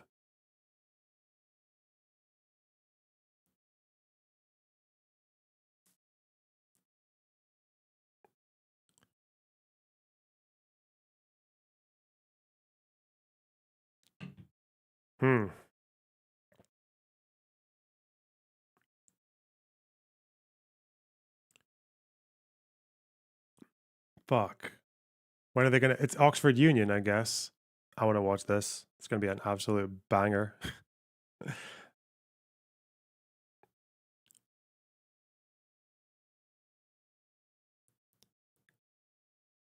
And Yosef Haddad, for you guys who don't know, is from Jish, which is a very small area, small town, very close to the northern Israel border. I think it was where in the 48 War, I think there were a handful of POWs who were murdered, but some of the Arabs who were there, who didn't flee, were allowed to stay. And one of them was the grandparents of Yosef Haddad. And Yosef Haddad, being an Israeli citizen now, has basically made a name for himself by being the most pro-Israel Arab the most who lives in Israel, and he does the whole like he basically just does all the hardline like Zionist talking points, like right wing talking point or Israeli talking points, and just makes a name for himself doing all that. And he'll tell me that Palestinian Israelis don't speak up that much, because I noticed that when I was interviewing people, Palestinian Israelis, they didn't talk much. They didn't want to do interviews generally, and the reason that people don't want to talk is generally, I think, it's because their opinions are a lot more sympathetic to the Palestinians than the Israelis are. So, and people worry that they're often perceived as threats or perceived as kind of like a treated with suspicion by the authorities, and they're kind of especially worried about Ben Gvir's police because he'll have people arrested for, I think one woman did a little dance on October 7th on the morning before the news broke that it was happening. And a year later, her TikTok update showed that video of this teacher dancing in her school on October 7th, and they were like, she's celebrating October 7th. Let's get her. And then they arrested her. So that's kind of why Palestinian Israelis don't talk that much, but not according to Yosef Haddad, okay? According to Yosef Haddad, the reason that Palestinian Israelis don't like to do interviews that much is that they're afraid that people who are more hardline will hear how much they actually like Israel and try to kill them. So he's a bit wacky. He's a bit of a nutter.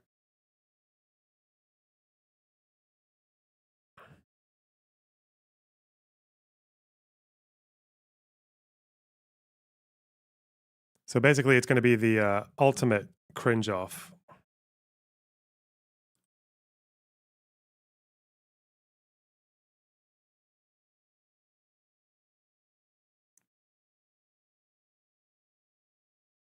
It can be both. If you think Palestinians who live in Israel, if you think those guys are, if you think those guys are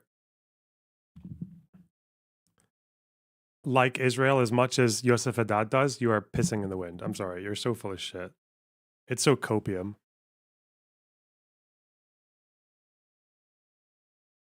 Didn't he volunteer for the IDF? Yeah, this guy he no, shut up.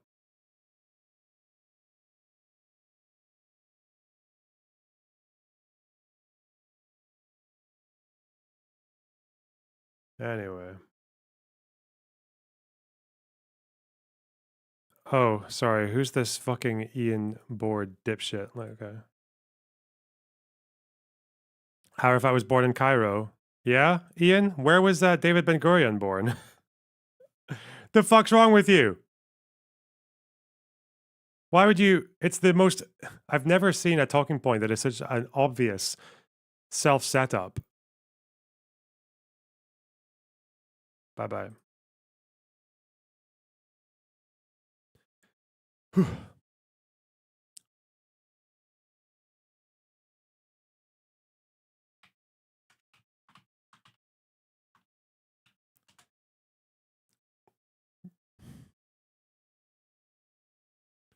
You know where Haj Amin al Husseini was born? He was born in Jerusalem. Bitch! Okay, sorry. Bitch. Right.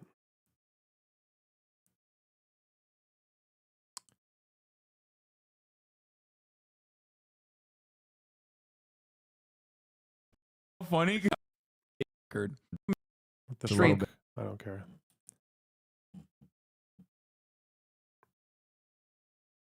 All right.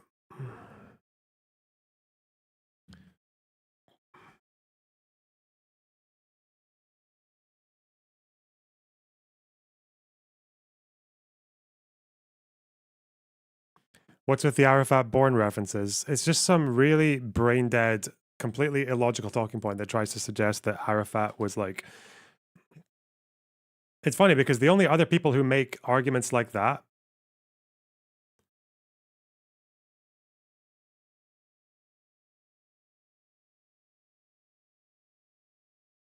The only other people who make arguments like that are people who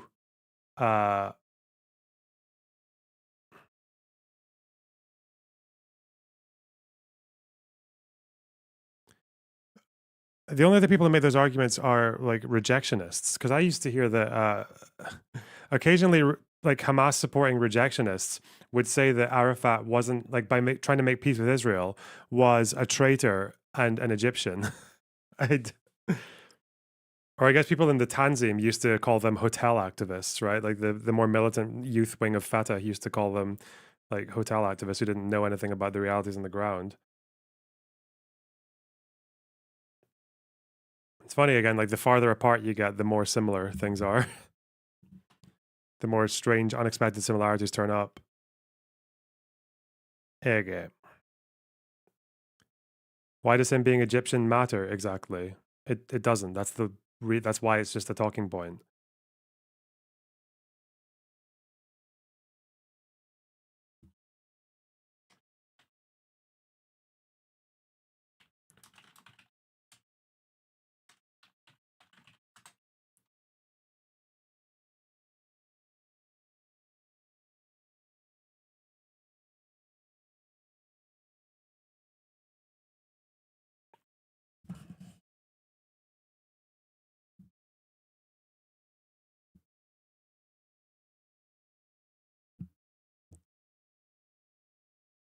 Okay. Okay.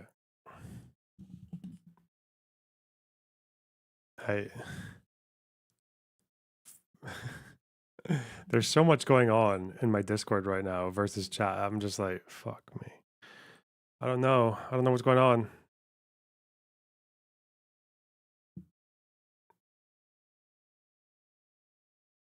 What is this bullshit? Okay, hang on.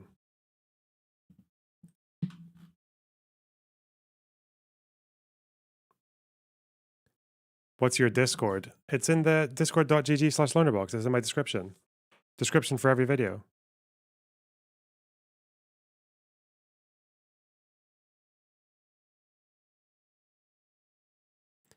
Did you discover who changed their name? No. I mean, I think it was Bambi.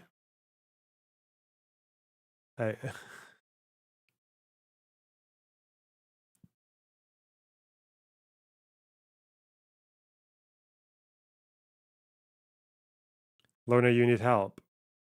I know I do. My mods have gone rogue.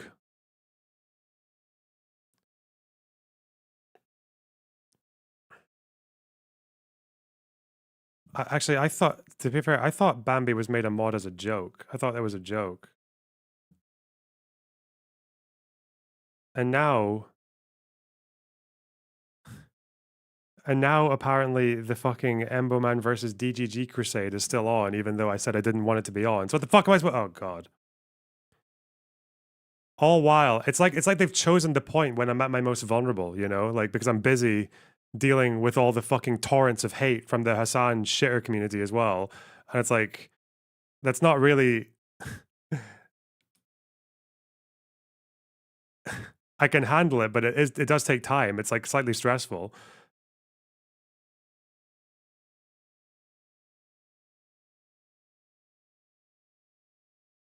And they pick this opportunity to start behaving like fucking animals. Oh god. Hello, Sev. Hello, I would like to just remind you at this moment that you rejected me being the mod. Fuck you, asshole. Okay. Wow, are you being vulnerable right now, right? Too many. I'm fighting on too many fronts. Okay, and some of it's meaningless. So I'm pretty sure Bambi was made a mod as a joke. I don't even. No, you made her a mod thinking she wouldn't be modding. Yeah, she was supposed to fucking like troll people or whatever. I thought that was the idea, but now she's making these crazy executive decisions. So we just need to. Okay. She changed someone's nickname. I don't think that's crazy executive. That was a pretty fucking okay. Can you imagine if like let's say you were arguing with me and you were saying some shit about like we were arguing about like IDF war crimes or whatever, and like you probably and I thought you were exaggerating this and that or whatever, and then one of the mods came in and called you fucking like Sinwar or like Hamasev, I feel like people would you call don't that have quite to. insensitive, right? Like, You don't have to call this a hypothetical. This has already happened in the Discord. I've been renamed like terrorist shit. I've also been renamed pro-Israel shit during conversations. wait, when do people rename you as a terrorist? What? Bro, I can't rename myself right now. I have like it was like some fucking stupid name. It was like resistance fighter or some shit. It's not like terrorist, but yeah, whatever. It's like something to do with resistance. It was way back in the day. But like I've been named like several things. It's not that big of a deal. I don't know. I think if someone is just because that's the first time I think I've heard that person speak in the VC. If someone's like just introducing themselves to the community and they're doing takes and then they're like the shoehorning that happens is they get thrown into fucking Ben Gavir and being called and being called a fucking racist and shit because people misheard what she was saying about suffering. I don't know. I just think that's it's a bit hawkish. Was this when you were arguing with that Julamanati troll? I don't remember. We had a Julamanati troll? I don't remember. But yeah, no, I've been renamed like several. Like I can't. I've had this name for a while now. High Mens of Copium. I can't change it. Yeah, but you and Sundowner are pretty fucking regular in this community. Okay, like there's been some kind of establishment of trust here, right? Like rather than just someone who's come to the VC for the first time. If there was trust, you would have made me a mod. Okay.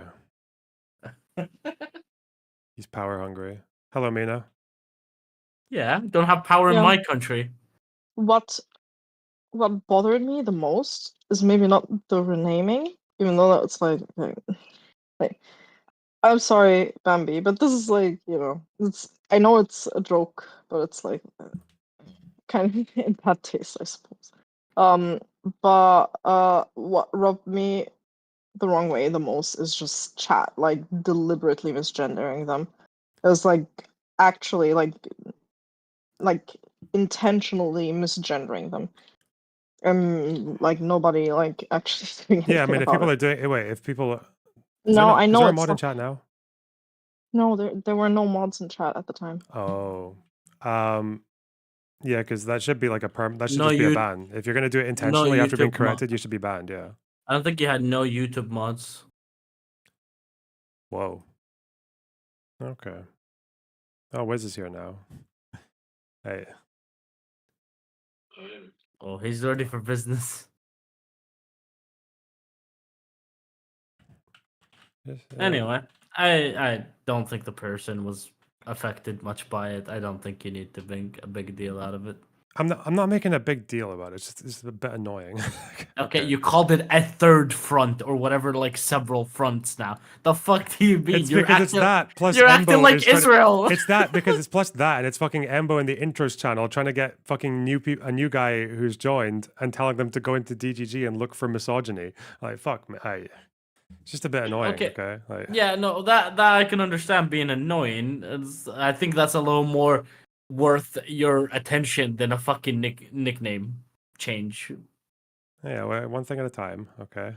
Mr. Several Fronts. Okay, Israel. You've been talking about Israel so much you start talking like Well, them. you know how the 7 fronts of Israel, on, right? hold on. Like remember Elon Levy, his 7 fronts. You know, Hold one of them on. is like Iraqi proxies. One moment. Wiz, Thanksgiving. You don't celebrate Thanksgiving. Does he not? Isn't he a Christian? Wait, hold on. It's a fucking American thing, isn't it? Yes.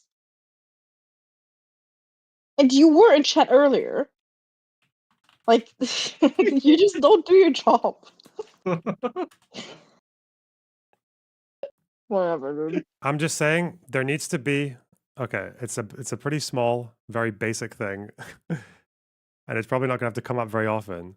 But generally, before you start like calling people a terrorist, even if it's a joke, just don't just maybe wait until there's been some kind of like established rapport, you know? Can I call David stupid for thinking that Arabs are socially pressured to hate Israel and Israel? Yeah.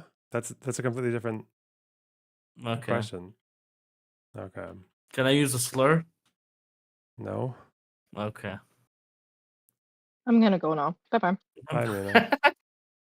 Okay. Was it Mina modded? Wait, is Mina not a mod? I don't think she's ever asked for it. I mean, she'd get it if she wanted it. Like, does she want it? She would be Stalin as a mod, but go for it. It's okay. I think we're. We've moved on. Yeah. Why do you want mod so bad? What are you gonna do? Me? I don't know. I just don't like seeing Bambi as a mod and me not a mod. Oh, so okay. I'll give it to you. Do you want to be a mod on YouTube chat? Sure. I usually watch your YouTube while doing other things, but I'll mod, I guess. Okay. Cool. You will not see any anti-Palestinian comments ever now. Wow. I will not be pinging Mirutsi to ban someone. I'll ban them myself. Don't repeat that. Okay. Okay. Yeah, by the way, I think Wiz can be snarky at you because you didn't even go to their home, like their new flat warming fucking party. Wait, what? Wasn't it Wiz and another person's flat that you didn't go to their party of? Oh, The yeah. flat warming? Yeah, I was tired. I was Yeah, jet lagged. he does. Yeah, he deserves to be snarky towards you because you didn't go. What, Wiz? Yeah, but he's not Yeah. bothering me right now. Yeah, but he's being snarky in YouTube chat. I said I would go maybe this weekend. Maybe, you know? Stop saying maybe. all- Maybe is a no. No, it's not. Okay, do you want to act more Arab? Excuse me. You should say you're speaking my language, okay? Okay. Do you want to be more Arab? If you're not gonna go and you want to be polite, just say inshallah. Ah, that's good. Yeah, it's good practice. Just say it. I want to hear. No, I'm not gonna say it. Say inshallah. Not a Why fucking not? test my. Okay, go away. Bye. It's just repeat Listen, it. I love you, little pup. Fuck you, little glub. Okay. Where? Fuck that guy. All right, where's the? Yeah.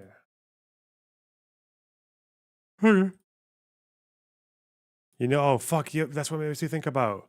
It's him. The guy from the Arab Legion. Arab Legion, the glub, little glub. Look. He lost a piece of his jaw. He lost his chin in the war. Or in a war. Little glub.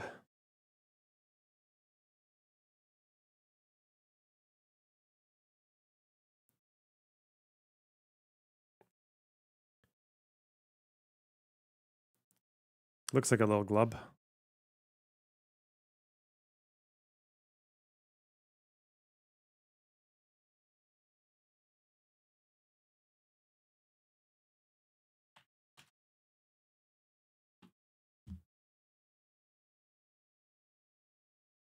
This is a very high intensity job.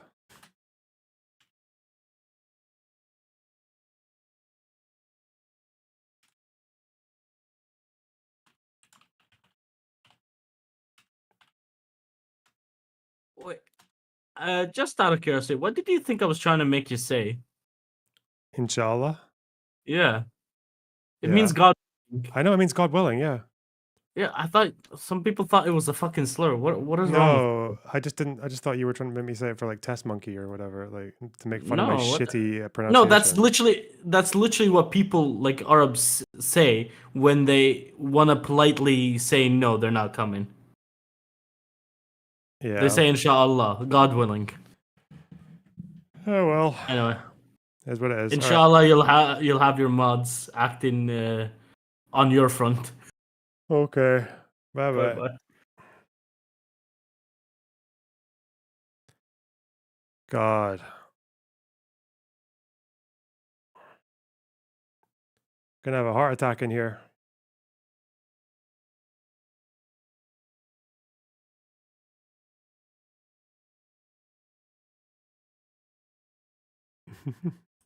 Getting a little bit touchy here, okay? Fuck.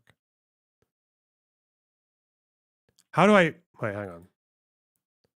Community. Okay. Little keg, little egg.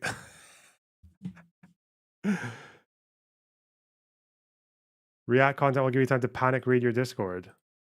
Don't worry, okay?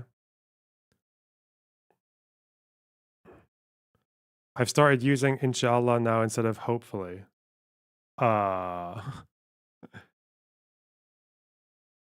Yeah, me too, bro. Me too. Started wearing my keffiyeh. I've started describing my Deliveroo. I've started describing my DoorDash deliveries as humanitarian aid.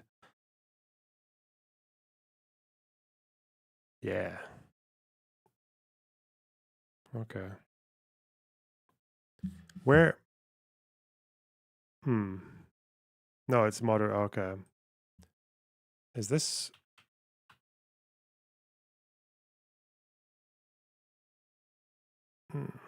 There we go. Okay. We got a new YouTube mod. Cool.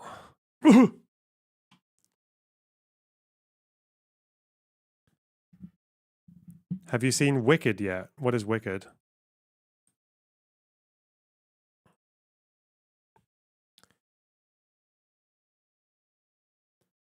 Oh no. Oh, not a Finkelstein-Pierce segment. Oh no. No. What are they talking about? Lebanon. We got Anna Kasparian shitting on Democrats. Oh, love that. Banger. ICC warrants. Francesca Albanese. Oh yeah, she's actually there. Yeah. Let's just see the highlights. Probably cringe. Personifies everything that's wrong with the United Nations. Uh-oh. She said so many things that were. Well, we're now debating what she said. Alan, with direct- respect, yeah, if you just actually answer my question, mutually. we've just eaten up 4 minutes talking about whether you're going to have enough time. To be honest with you, listening to Alan, it's like the ravings of a madman. We're 14 months into a genocide, which is the most documented genocide in history. You only can speak over being. Okay, I'm not watching that. Why? The most documented. Little bro, little gup, little pug, little flub. Really? Is this post-intervention when they've captured all the IDF documents and you actually have any fucking idea what they're saying behind the scenes and what their policies are? Okay, that's good. Okay, nice. Alan Dershowitz is such a twat. Okay. That's Holocaust denial, isn't it? That's a lot of things, okay? There's a long list of pejoratives that statement is, okay? Breaking news, I wanted just to... For the breaking news, I wanted just to There's no mention intro to you segment here. several... To avoid getting off in wars by restoring deterrence. So when he looks at I think he's going to change these administrative states and make them more efficient and much smarter.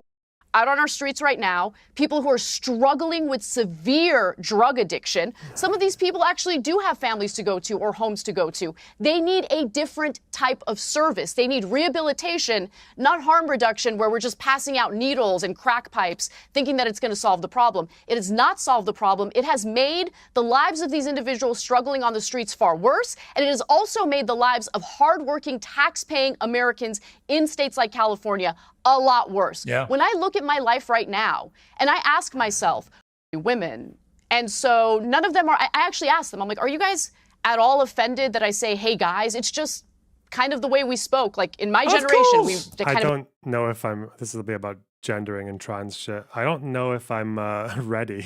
I don't know if I'm ready to deep dive into. I don't know if I'm ready to deep dive into Anna Kasparian's fucking downfall. Fidel Castro, resistance isn't terrorism. Yep, suicide isn't resistance, dumb cunt. You can. What other slogans do you have?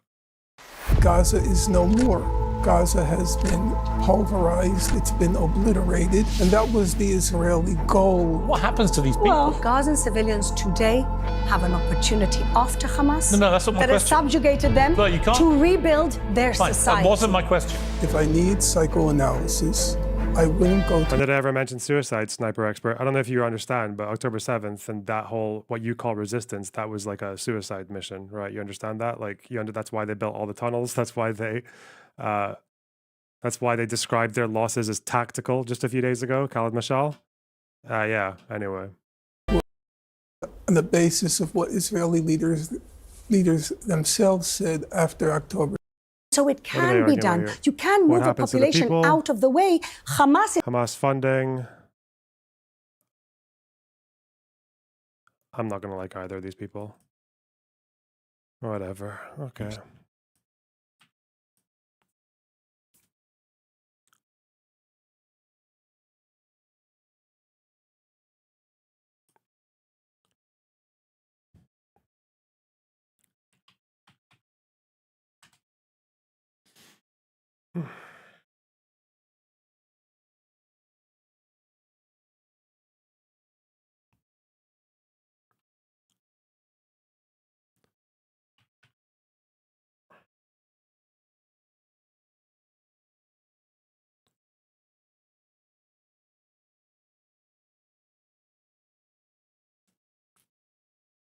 I think I see Chairman Mao. Anyone who calls themselves Fidel Castro and then goes into YouTube chat and starts on new accounts attacking people, because this isn't their first account. Anyone who does that is like 12 years old and they're afraid to leave their house. And they probably live in a gated community. So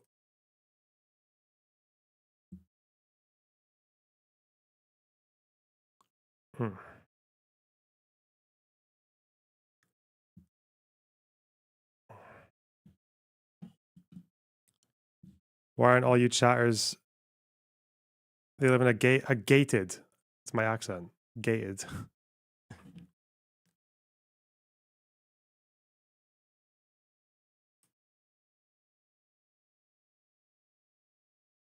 Okay.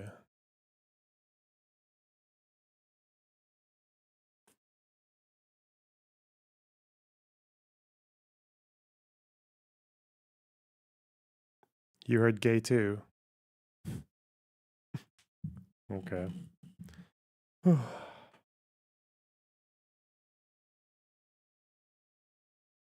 Hmm.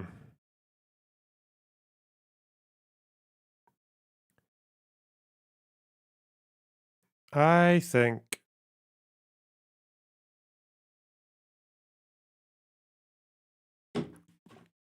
I'm feeling fresh enough. I think I might just finish my research. I might finish my little table. I think we can do it.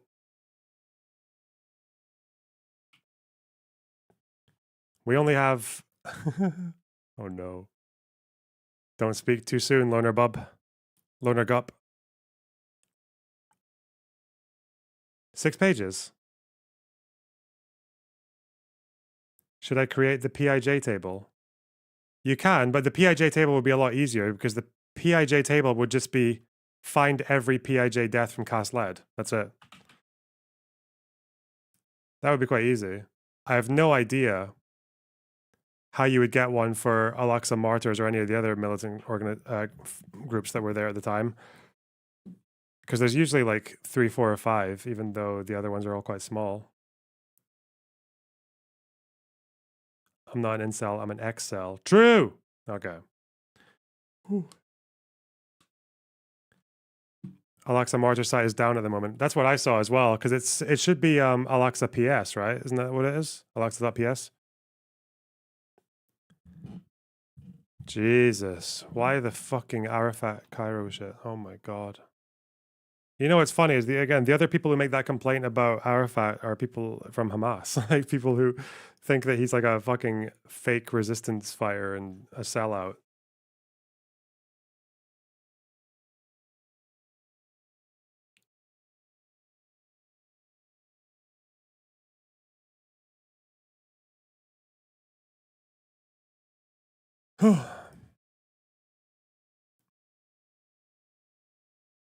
Arafat was born in Dearborn, Michigan. True. Whoa, got him. They'll never survive that one. Okay, cancel.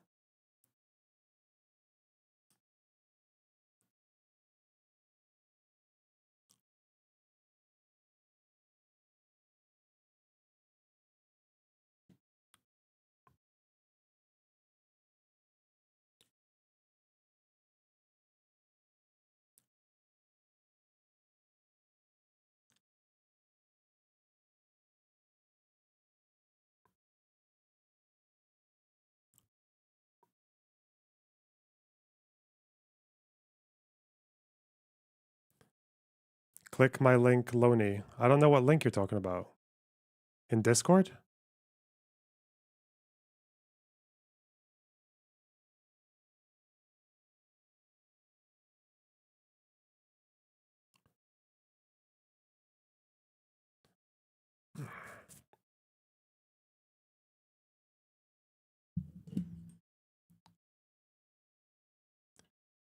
What is this? Oh god, did I get clipped and put onto... Oh no, it's not going to be like a back and forth, is it? Loner box on the harassment AB receives. This is the guy who called me a self-hating Arab, is he? What did I say? George Costanza in Criminal Minds S4E8, thanks for the £5. AB has faced a huge amount of harassment and has constantly been called a traitor or a fake Arab for being on H3. That's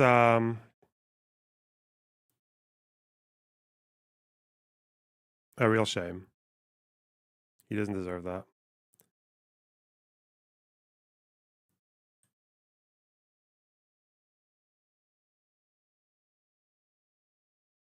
Why so much dead space? What the fuck?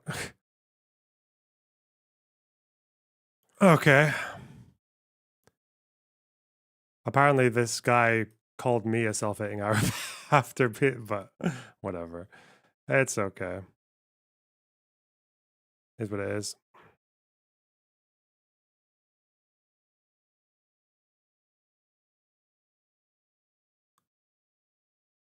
But it's like 1 in 1,000 right now, 1 in 10,000. Millions of people. Okay.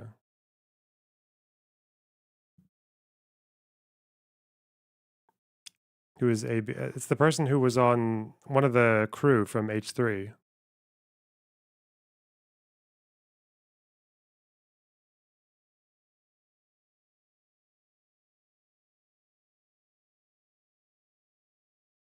All right, where is my Hamas data? Here we go. And I have to sort this in chronological order, so... Is that what I do? Is it... How did I do it again? Data, sort. Oh. Select all. Data, sort. Column E, ascending. Then by name, column B. Whoa.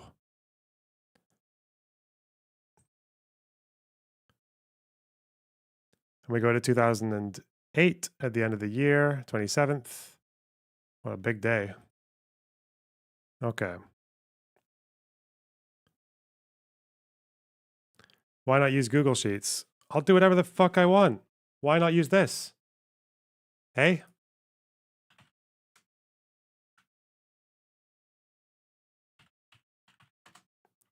And take this.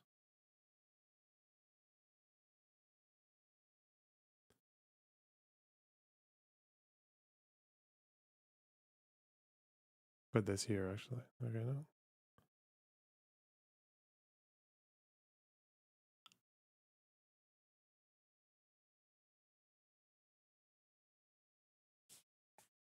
Lorderbox, I have a friend who thinks the PE video is great, calls you in Destiny genocide apologists.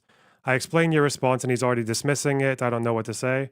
My guess is if someone has already gone that far down the pipeline, they're probably never coming out unless some radical fucking, or unless they turn 18. I don't know. It's a joke. They might be older.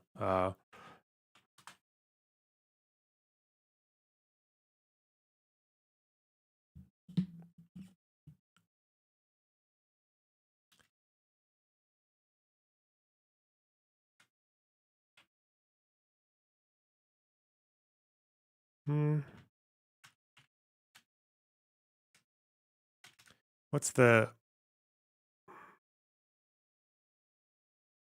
Obsidian?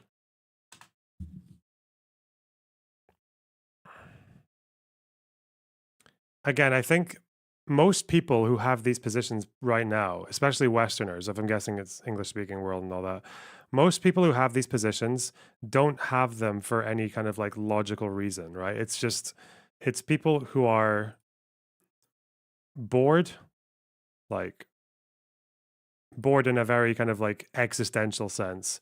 And they cling on to these kinds of just like whatever popular, highly emotional, highly involved narrative is at the time. It's not about empathy. It's not about caring about the suffering, because again, the suffering has been worse in places like Syria in the last 13 years. The suffering's been worse in Sudan. None of them know about that. None of them care. And they'll also actually make apologies for some of those perpetrators so long as they attack Israel. So it's like, you're not really dealing with, you don't reason people out of those positions.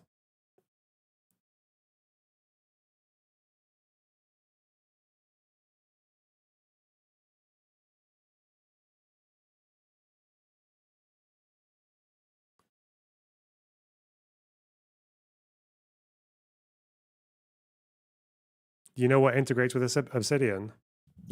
I don't know. What do you mean, what integrates with Obsidian?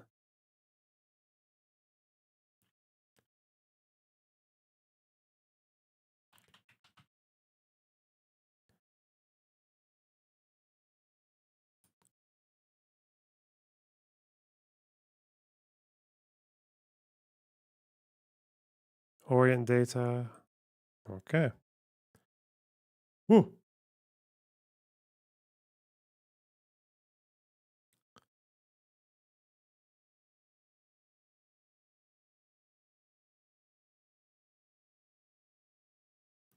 Page 33. Oh, God, it feels we're so close. There's only 5 entries in this page. That means it's gonna be a quick page.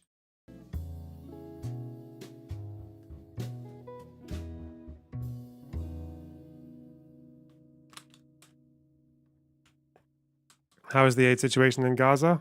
It's pretty bad. It's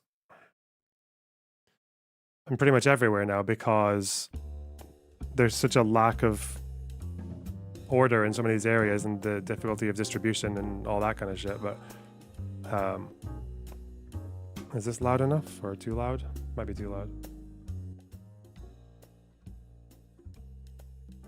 Dark mode for this? Can I dark mode this? This is just a PDF, so I don't think you could, right?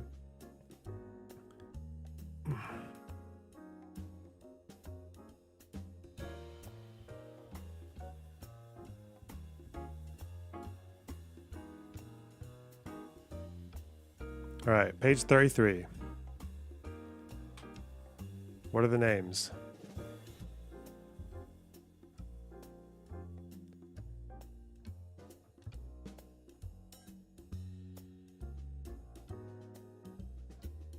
Little tub.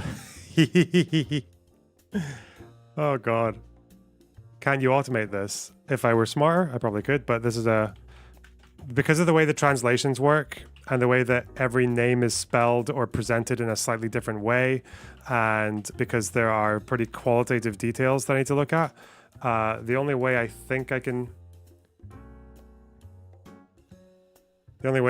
go through that is by doing it manually, because there are things that would otherwise slip through the cracks.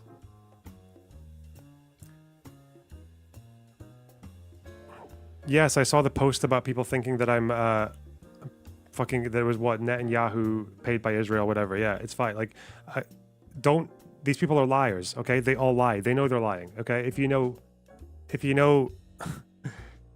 you've seen any of the little channels and little bits that show you that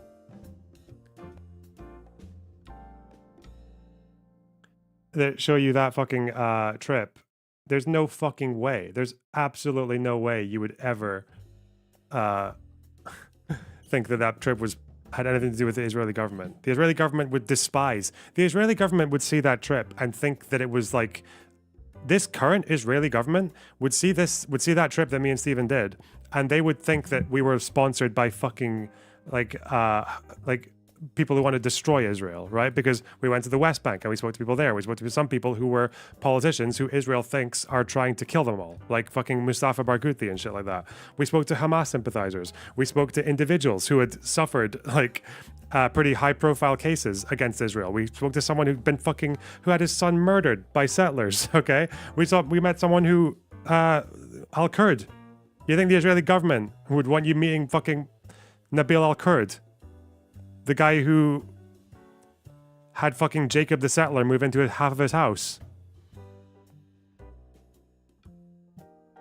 Anyway, yeah. Anyway.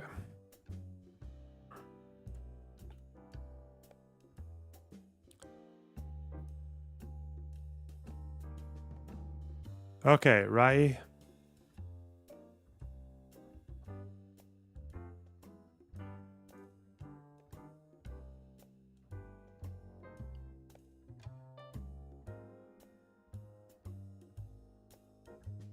Okay.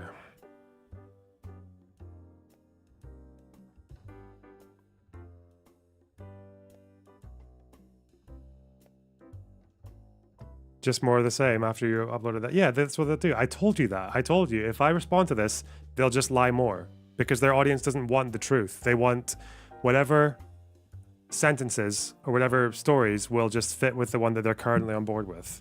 That's all it is. It's a trend. It's just it's a social trend, okay? And they're going to stop giving a shit just at some point when something new comes along for them to jump on.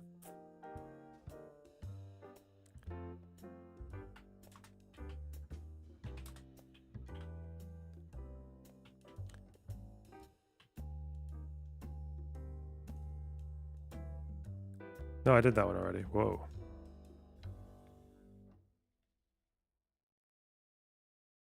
The Cenk Hasan debate is funny because of how Cenk debates. Good. Okay.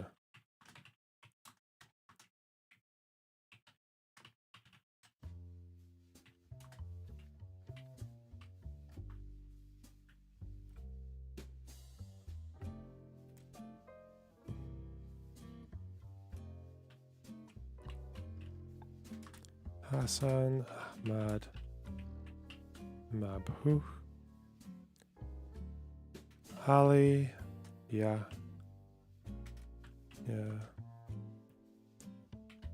Salah. Okay.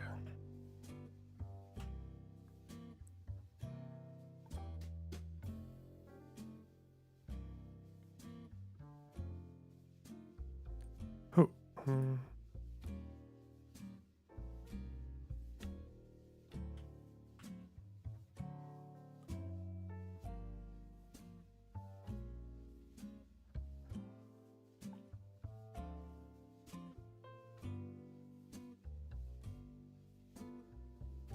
Okay.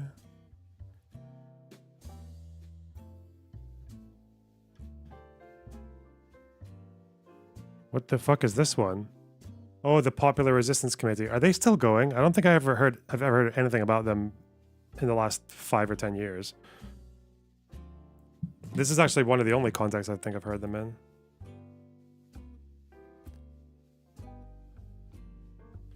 Active in the Popular Resistance Community. Is there a list of disputed Hamas casualties or everyone list?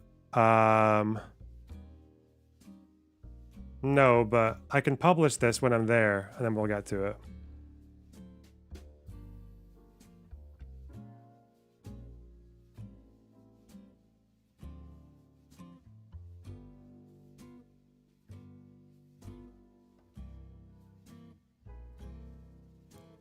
This list is, it's not even this isn't everyone who died in Cast Lead. This is only the people who have been listed in the Orient study so far.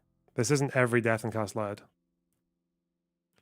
Okay, and this one, unaffiliated. Civilian. Okay. Details. This person's got a lot. Salah al-Din brigades. Okay.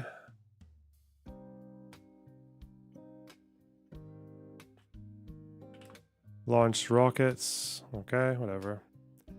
Detail about this one. Joined in 2005. Forward positions.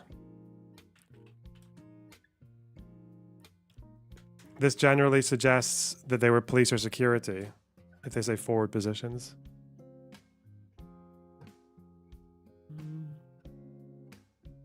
Would this be intervention and order? That would be police as well. So they're basically accusing all these guys of being police. Okay.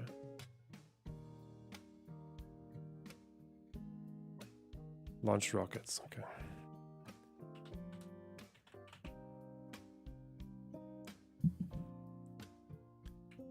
All right. And what does our website say about them? This person, no page on them. Let me just double check my list of other solved ones.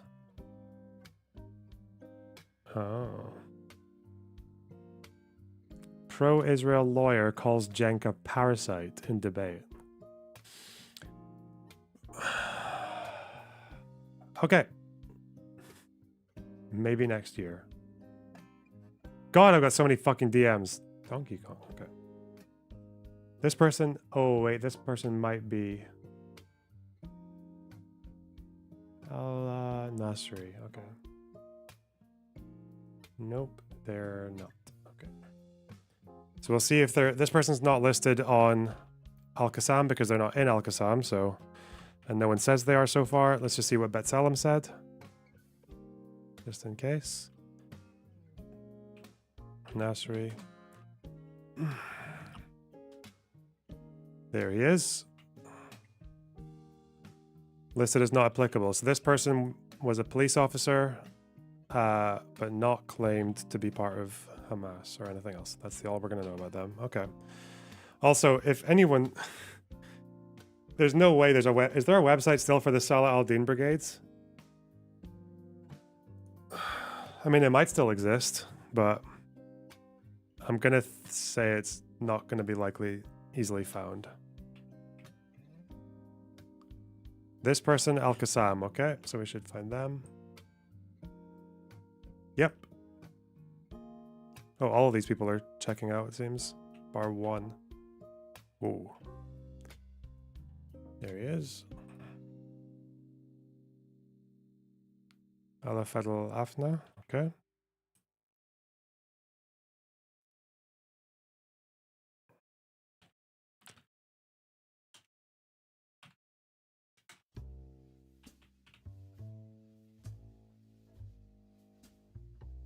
Monitored.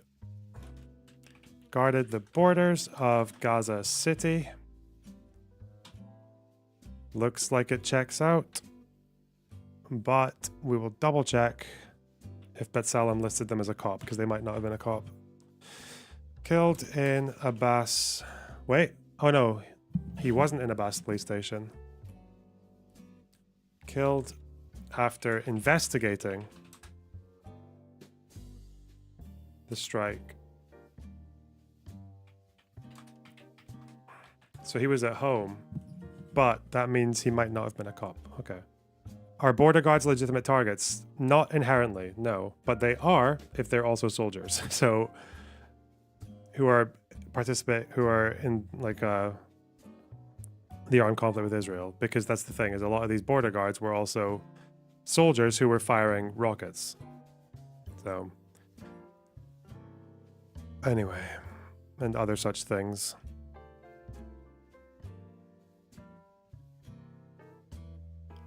All right, so this person, we'll just double check if there's anything on them here. Fadl. This would be like, would they have spelled it like this? No.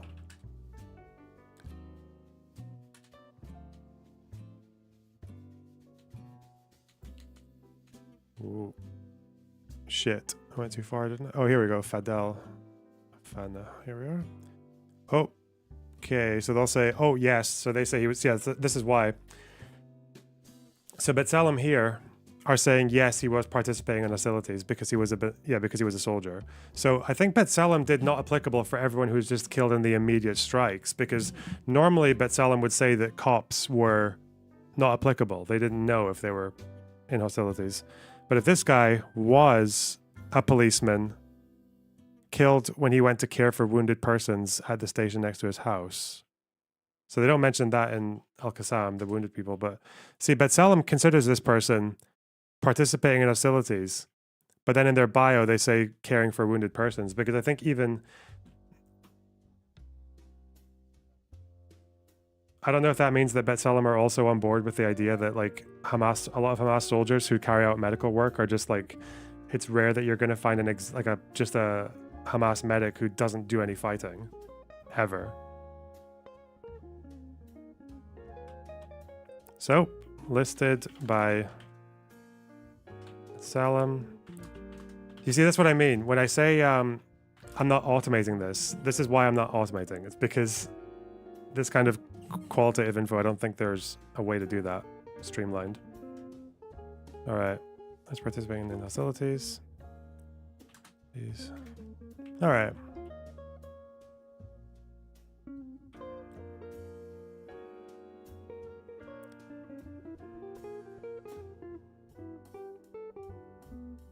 Okay.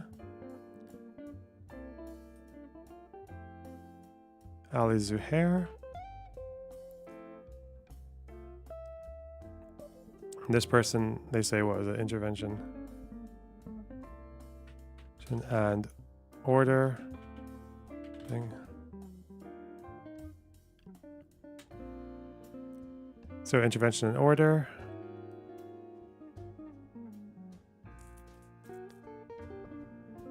Where did it say he was killed? Al Shabura. Okay. I wonder if the location there is more specific in the B'Tselem one, because that doesn't make any sense. That park. Stationed in a park. Okay. Let's see.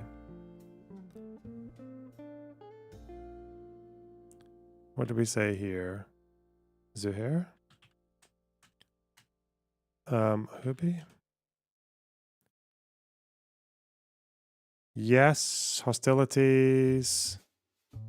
Killed as he passed a public park. Okay.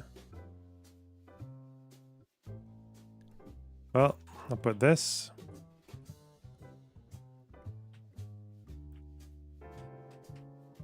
Killed at a public park where he was stationed. Okay. It's going smoothly. And this is him? Yeah.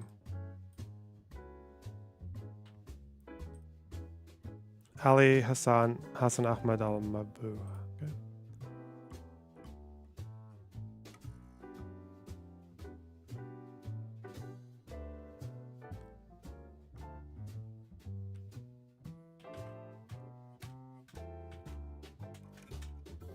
Purity. Okay, what did this guy do? Oh, fuck. Security headquarters. See his bio. Border? Yeah. Guarded the borders.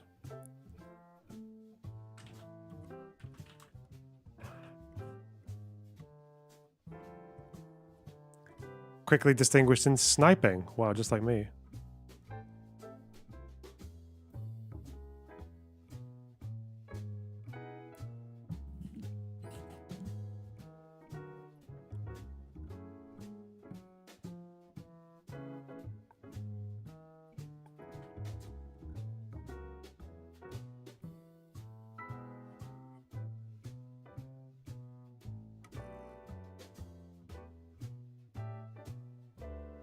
Little snip. Fuck.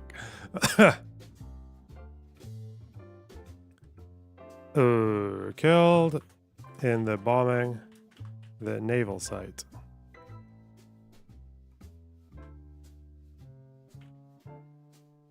I'll just say killed in the naval site. Everyone knows it was bombed. That, I think that is a police station, but we'll double check.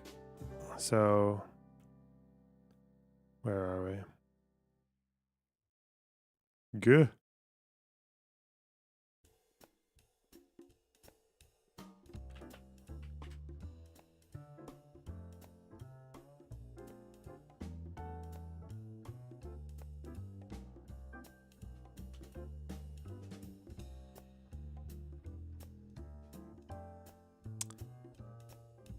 Not applicable. Naval compound. Okay. Listed as not applicable for Betsalem. Okay. Ali Yahya Muhammad Salah Banat. Now this person, are they nothing? Long biography, but nothing on the website, but nothing saying that it's a mismatch. Interesting. Does that mean he was reconciled later? Perhaps. Where are we?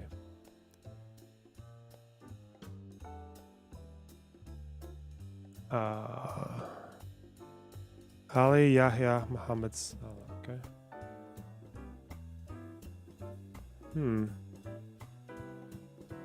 Can't find them here. Why is the bio so long?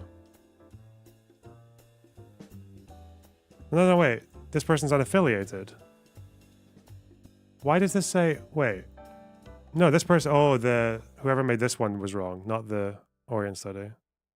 Okay. There's a mismatch on someone else's page. Whoops. Okay. Okay, page 33, done. Page 34. 11 entries. No problem, guys. No problem at all. Wait. This person. Why didn't I get this guy's link? There we go. Ooh.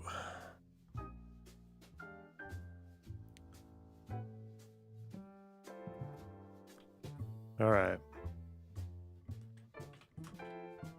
Yeah,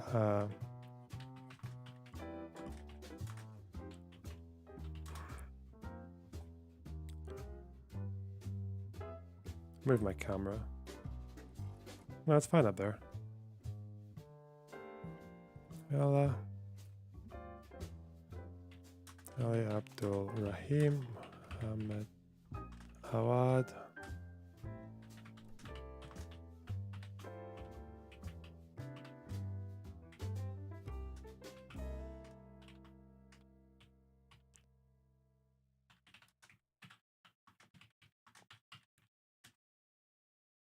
Imran Ismail.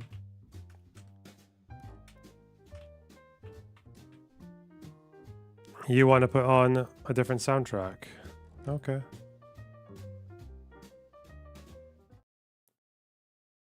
Okay.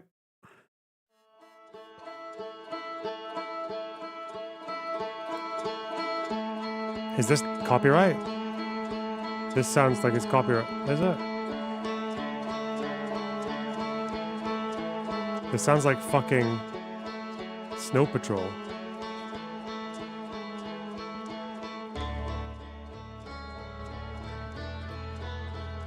That okay?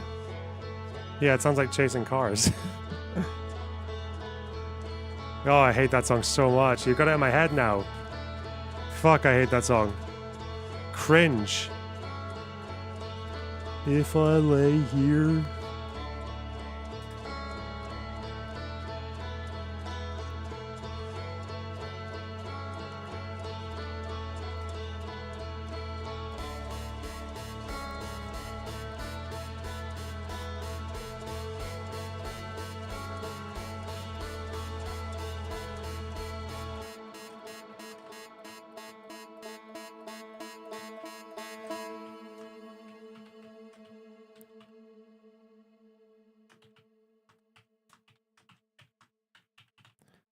Okay.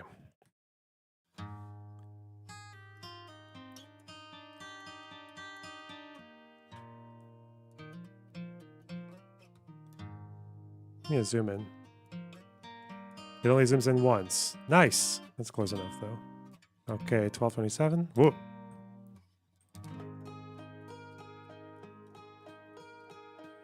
$15.01. 27th.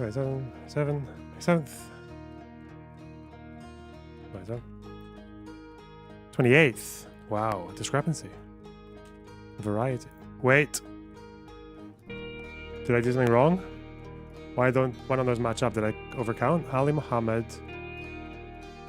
Ali Abdul, Imad, Imar, Khamis, Omar. This should be Omar. Ooh. Okay. The Toronto Tarzan is when you use a low-grade toilet paper and it disintegrates around your butt. The resulting fragments of paper and butt hair, the Tarzans, can then swing on the vine if shaken. Good, good. Little pup.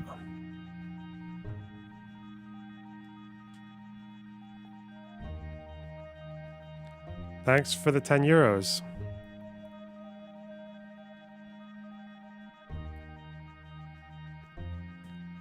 Oh, this is the one I missed, isn't it? Faiz Hassan Atta.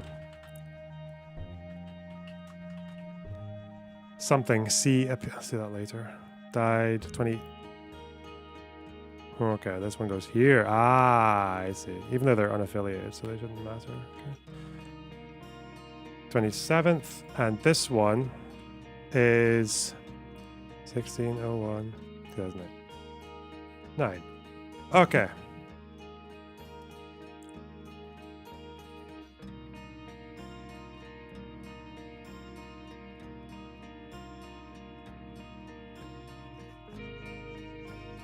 Hassan's gonna think you're constantly talking about it. if they search the name Hassan. Oh god. 400 mentions. And each one is me describing them as an Al-Qassam brigade soldier. Damn, that would be so... This guy's so racist. Why does he keep calling me? Why does he keep accusing me of being killed by treacherous Zionist missiles in 2008?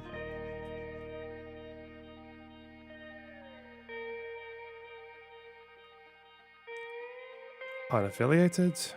Whoa.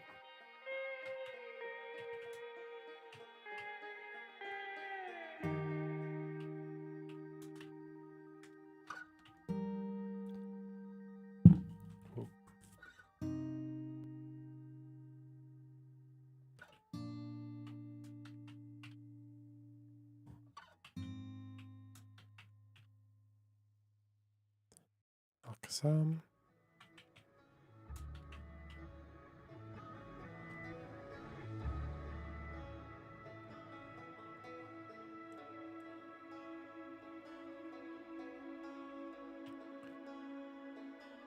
Well, at least with a lot of these, I don't need to do that much digging. Okay, so this Orient one, not an extra. Nope. Okay, here. Forward positions at along the border. Nothing, nothing.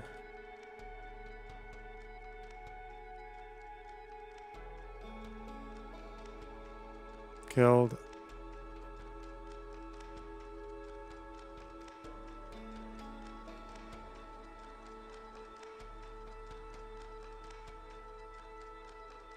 The security headquarters.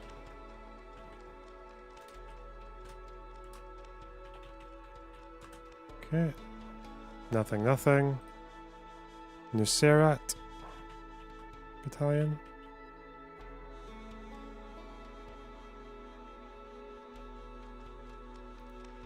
Court security guard.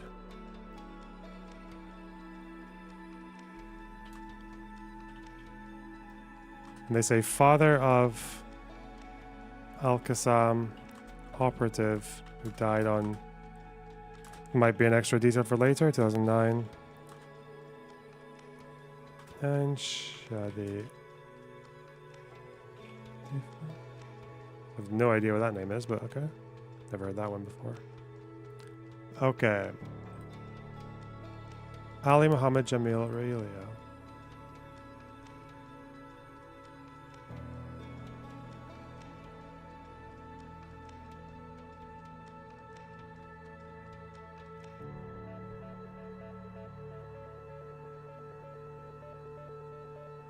See if they're in my other list. Yeah, they are. So this person was found, but only later.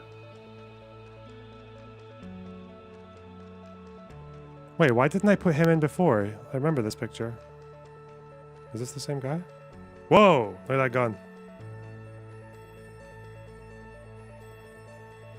What's the story here? Police officer.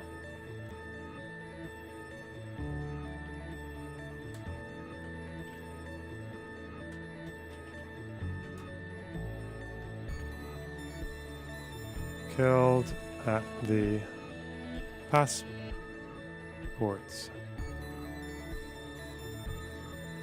headquarters. Okay.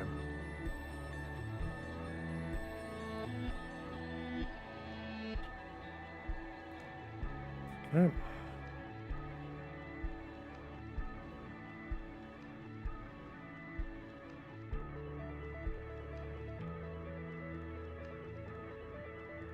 Ali Abdel. Intervention and order.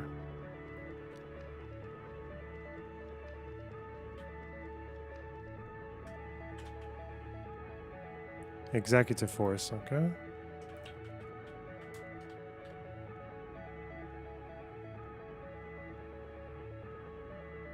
Oh, intervention and order.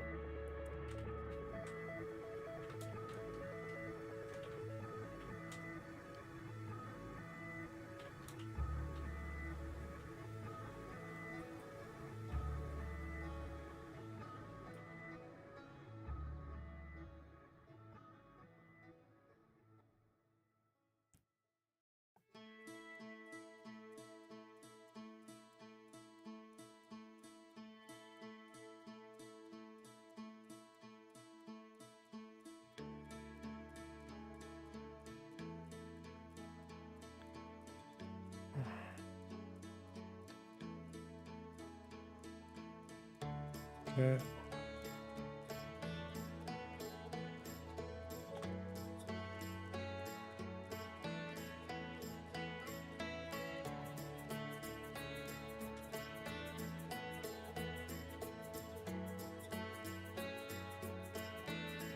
Killed at the security headquarters.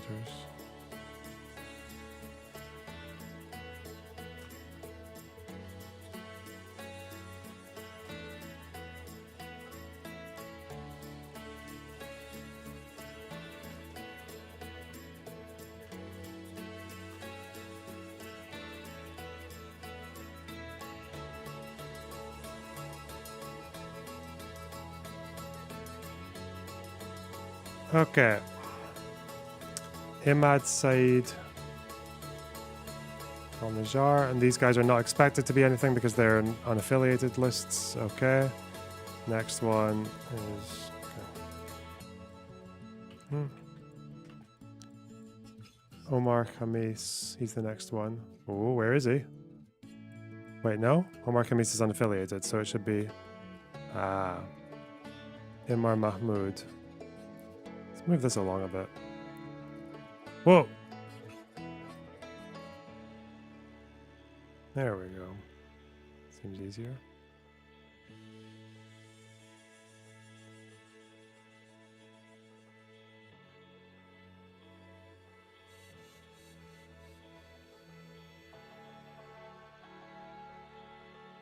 This guy is here.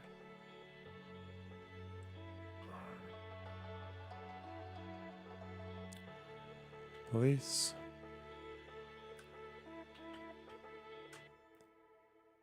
Here.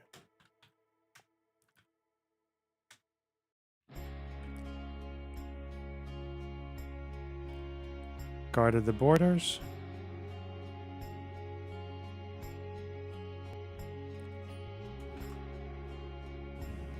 Okay. Killed at his work in the Palestinian police at the passport headquarters.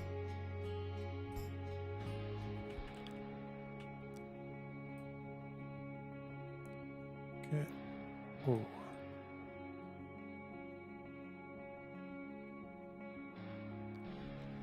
Should probably find this person in B'Tselem because it might be a bit ambiguous if they're a cop or not. So it should be Omar. Omar Mahmoud Faraj, okay.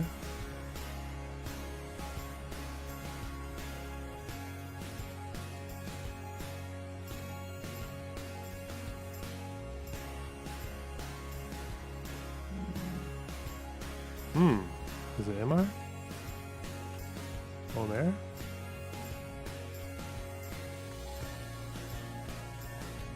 Faiz, is this the same person? Faraj Shmaili? Would that ever... No. Amar. Oh, it might be Amar. Ah, okay.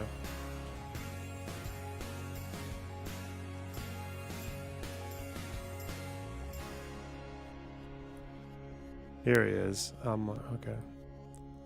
Let's change that.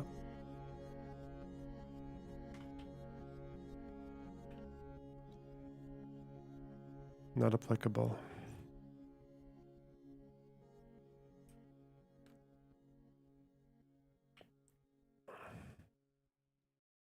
Wait, not there.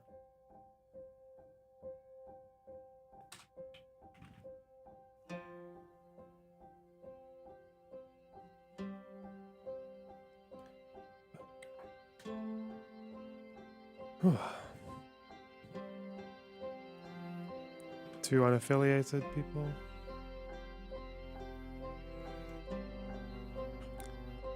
Where are we? Oh, wait. Are these... Oh, these aren't undercounts, are they? Imran Ismail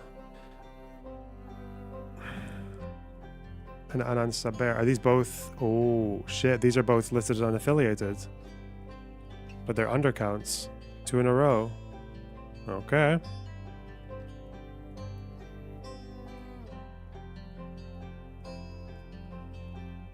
All right.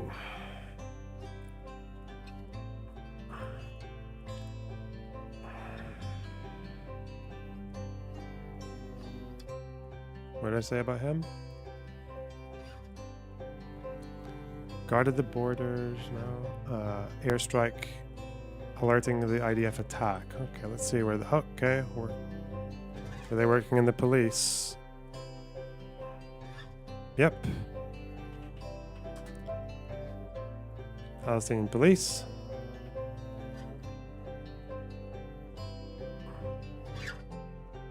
This would be an undercount.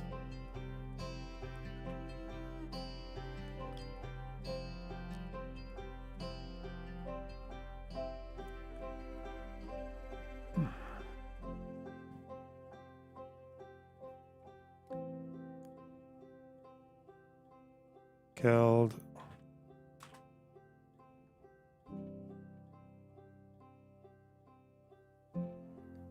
In the operations room of the police headquarters.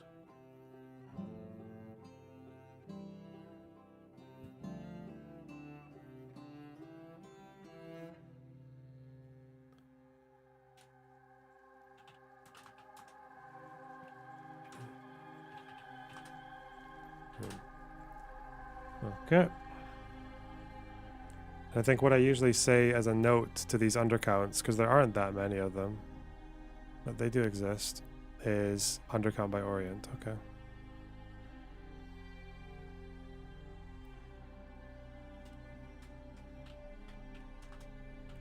All right, be right back.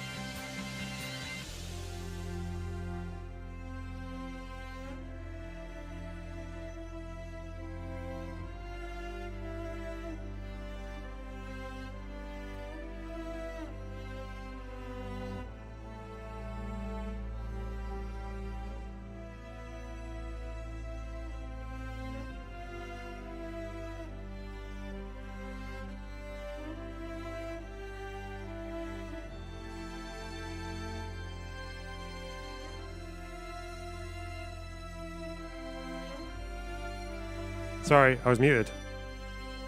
Instead of putting Palestinian police, why not put small PP if they're just police and big PP if they're also soldiers? There wouldn't be anything here if they weren't soldiers. I only mentioned police here because this is in the Al-Qassam entry, so it's a soldier's entry. But otherwise, strong suggestion, yes. Yes. This guy, if it's listed here, it's because they're a soldier. Okay, Anan Saber Ayub. What the fuck is this? This is a completely different name. What? Why is this here? Oh, that's him. Ah, well, this person might actually be unaffiliated then. Oh, I saw. Something was put the wrong way around. I see, okay. Right. Hanan.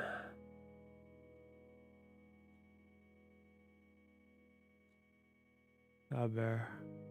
Ayub. Okay. This person, I think, is not anywhere to be found, so they're probably just a civilian. Okay. And not listed as one by anyone else. Okay. Woo! Arafat Faraj Allah Suleiman. Okay. There we are.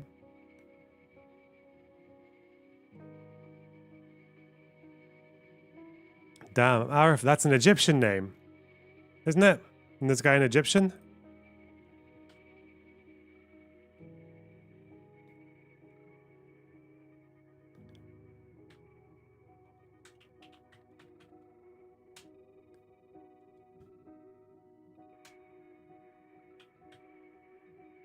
What is his biography? It's fairly short, this one. Ooh, Muslim Brotherhood. Hassan al-Banna Mosque. Qassam Brigades in 2001. Obedient Soldier.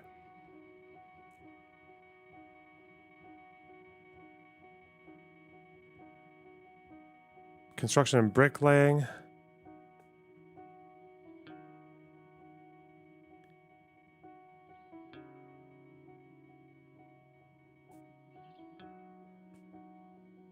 Okay, so they don't really tell you if this guy was a cop in the bio, so we need to double check about Selim for that. Well, worked in the police station for one. Worked at Al Zahra police station. Yeah, don't say that one, Sandra. That's a bad one. That's not gonna go well. All right. Okay. Russia has Houthi mercenaries now? No, the Houthis have been sending people to Russia who are not Houthis, apparently. I think that's what I read.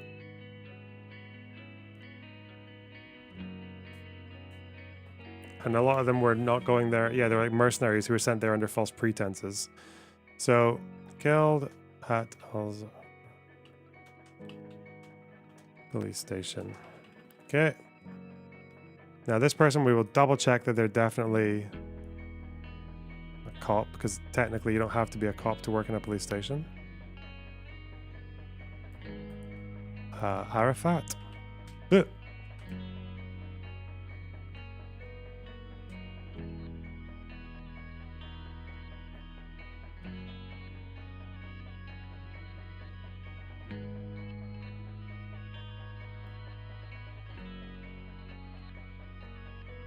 That's a very different spelling. Not applicable. So yeah, they were a police officer. Okay. Definitely a cop.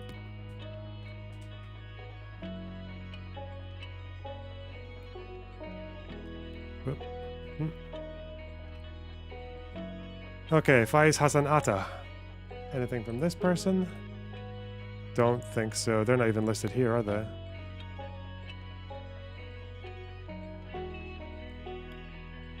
Faiz Abdul Muhammad. Nothing? Oh, from the courthouse, father of the Al-Qassam Brigade operative. Lil Cup. Why are they listed as yellow if they're a Faiz Abdul Muhammad. Are they going to be here? That would be a strange one to not have on their website. Faiz Abdul Muhammad.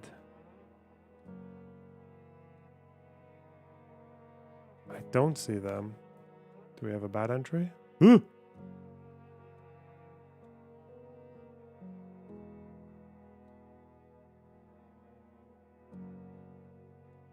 Oh, this is an odd translation. Oh, wait.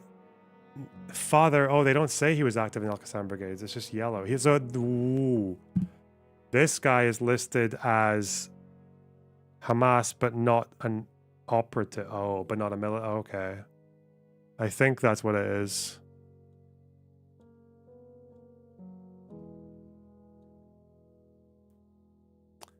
So that's the second one. Because Goldstone, remember, Goldstone accused Israel of calling everyone who was Hamas a soldier, even though we found 2 or maybe 3 people here who were listed as Hamas but not soldiers. So doesn't seem like they do it all the time. Where would he be? Faiz Abdul Muhammad.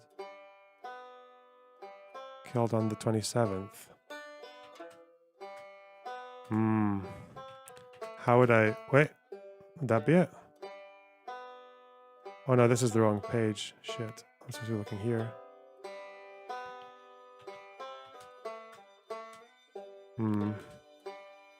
Okay. Faiz Abdul Muhammad. Oh, I just saw it. Fuck.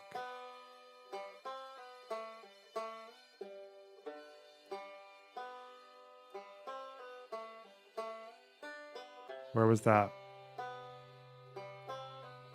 Here he is.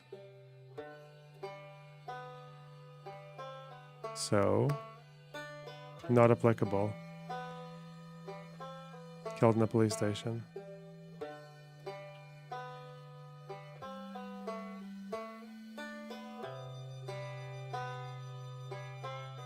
Viewer count cut in half after he started streaming XL. Good! We need to separate the elites from the cucks.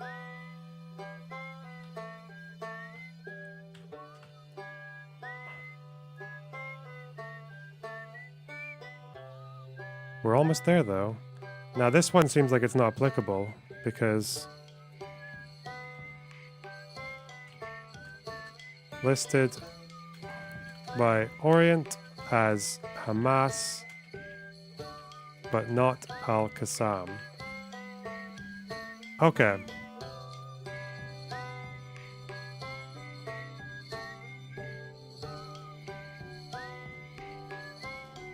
And this last person?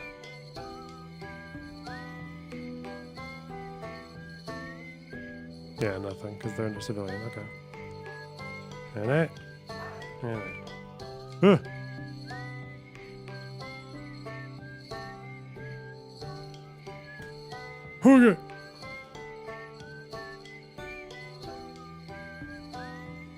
Page 35. Which is also 11 entries. The other one's got 12. Okay, no problem, guys. We're getting there. We're chugging.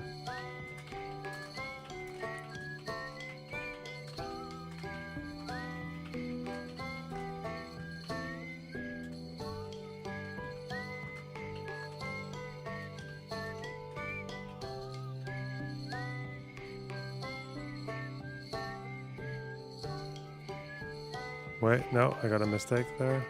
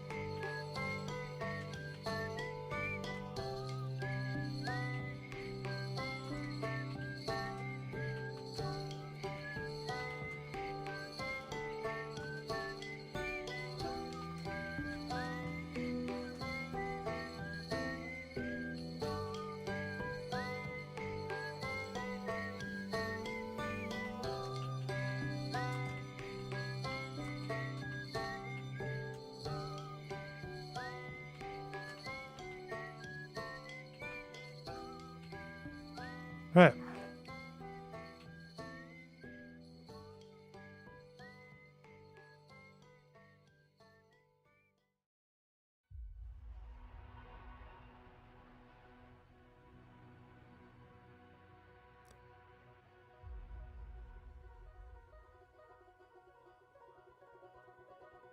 I'm making this bigger.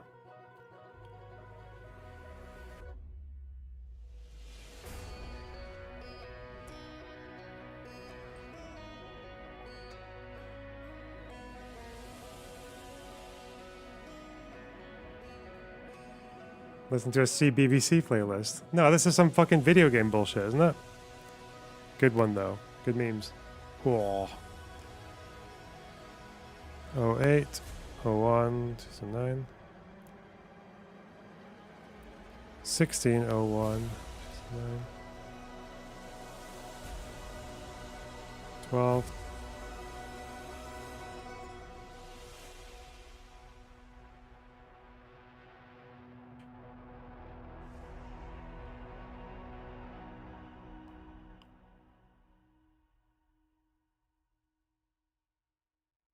Okay. So we have unaffiliated civilian. Wait, why is it back to this? What the fuck? 29. Why is it the main title? Is it just, is it a loop? Is it a fucking double?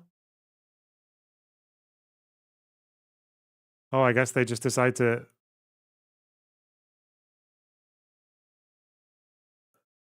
double the playlist. Okay, we're going back to this bullshit.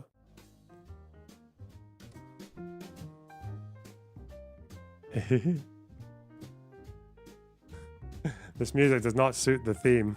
Not at all.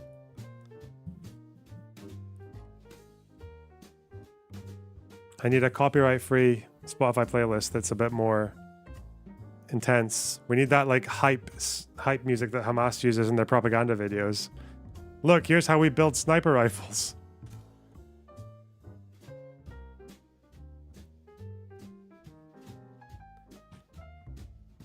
Wait.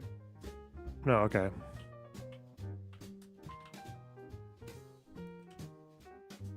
This guy active in... Wait, was it? Oh, this is something quite different. Commander of...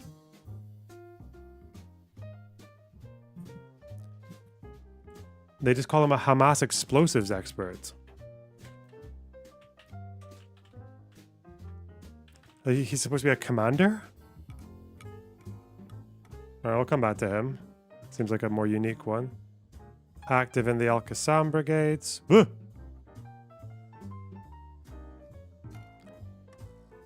Active in the Al-Qassam brigades. Unaffiliated.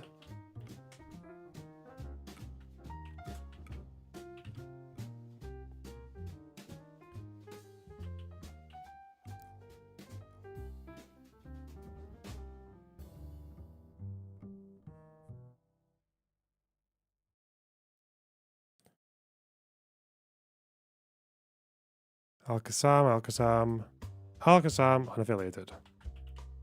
Alright.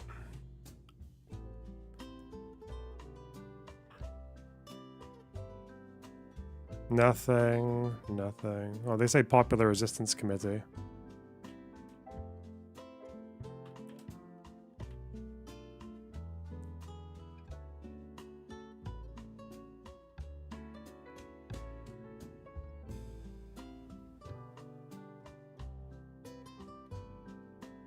Right.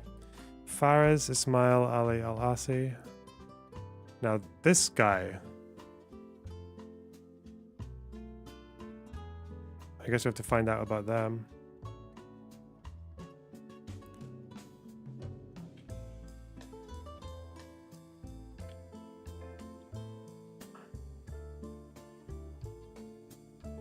Let's double check though, because this one might be listed here, no?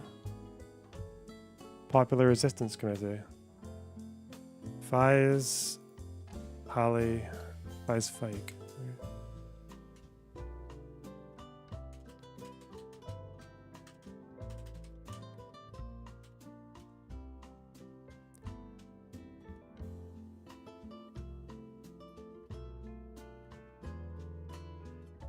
Here?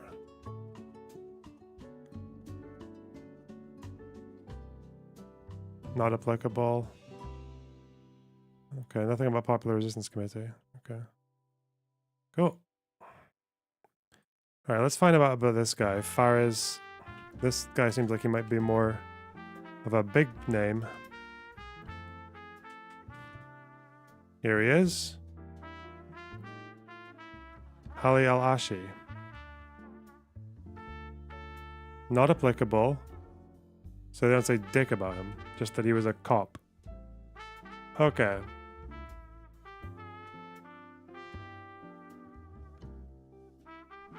Fares Ismail Ali Al-Asi.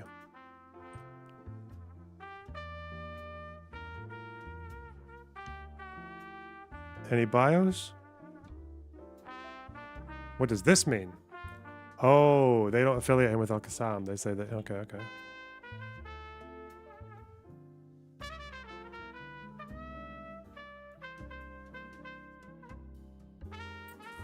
Look at chat re. Try this playlist. What? Fuck off. Wait, 1 minute.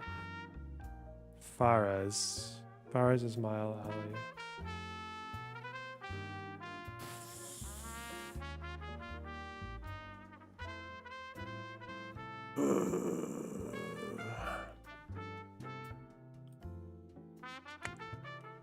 Okay.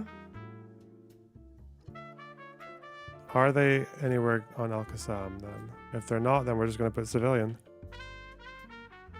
Ooh. How would you spell their...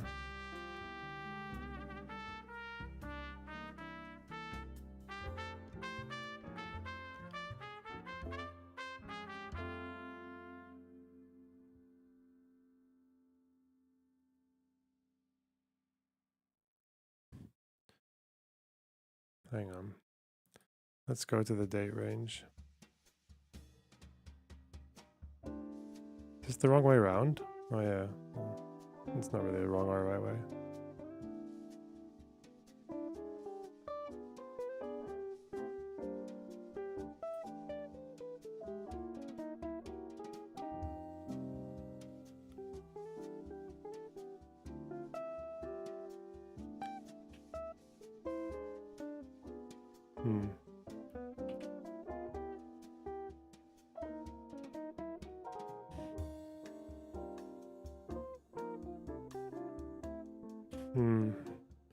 I don't think he's going to be here. If it's 2008, and it would be under F. I can just do it like this, can't I?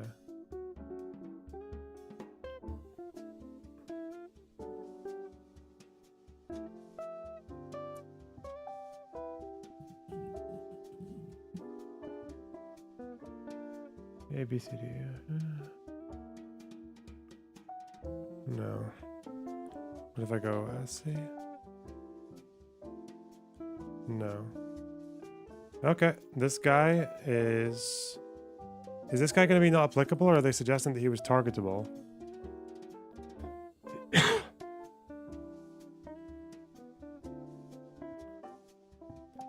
He was in a course for producing explosives in the USA.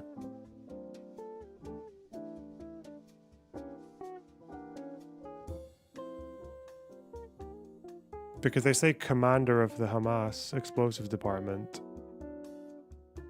Are they saying he was a soldier or not?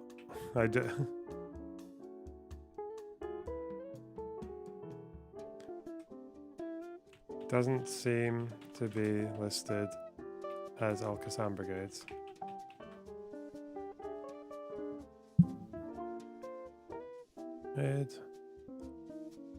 So this guy was just a civilian bomb squad dude. That might make sense.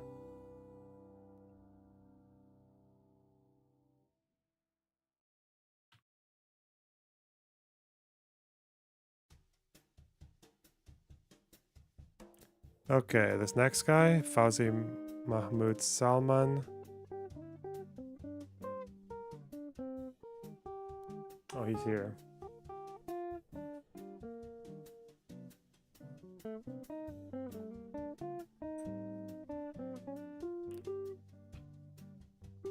It's this guy's thing. Police. Legal and police sciences. Okay. Guarded the borders. Borders of Deir al-Bala.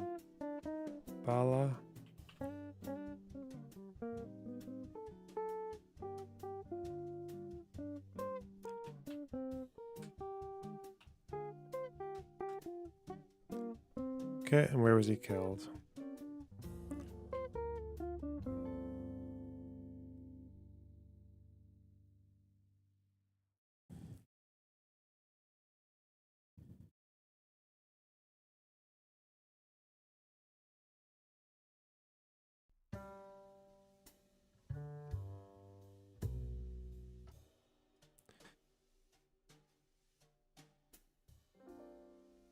They're ambushing. Idea.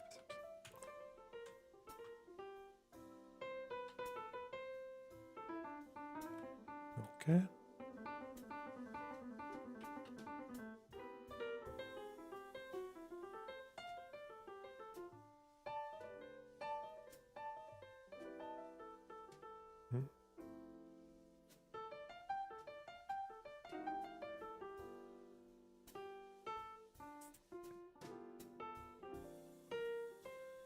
This would be not applicable.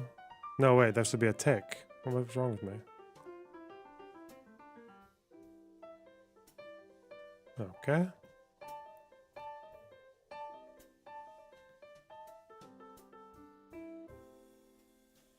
I wonder what B'Tselem says about him. Fauzi? Mohammed Salman al-Araj. Here he is. Oh, they say yes. Okay. Definitely then. Listed by participating hostilities. Killed in a clash with soldiers. Okay. Farid Hijazi Muhammad al-Halu. Okay. Tel al-Islam unit. Oh, not here either. Farid Hijazi. Oh no, they're here. There were so many that I missed the first time.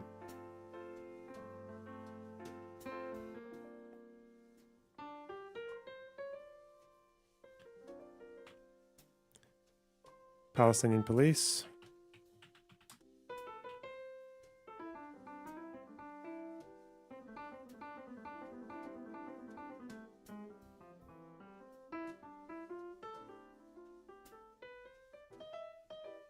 If you guys are talking about that bomb disposal guy, that guy seemed to be a Hamas member who was involved in bomb disposal, but I don't think they were enlisted in the army, the Al-Qassam brigades.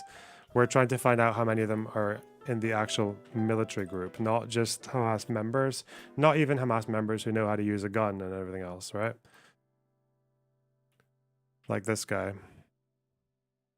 Farid Hijazi, whatever. Where did you die, buddy?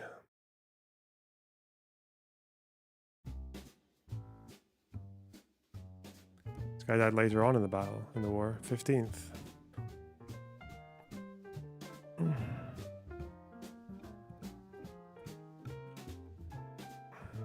Killed in an airstrike.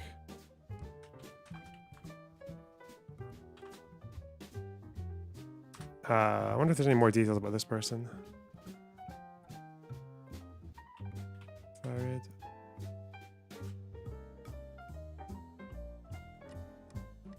Hijazi Muhammad al-Halu. Yes. Exchange of gunfire. Oh. Killed in and wait, they say that he was killed in the exchange of gunfire. Here they say, oh no. Yeah, killed in an airstrike.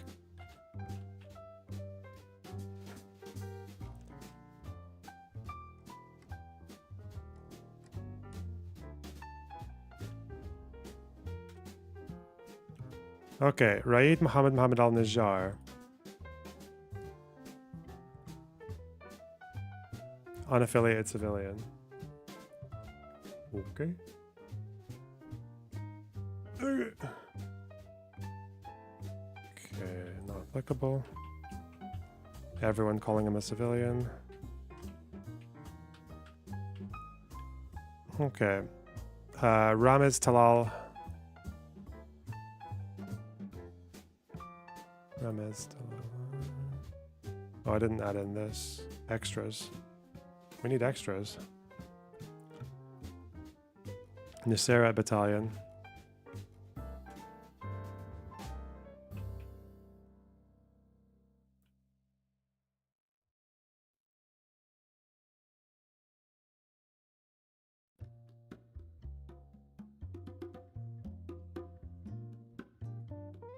Artillery unit.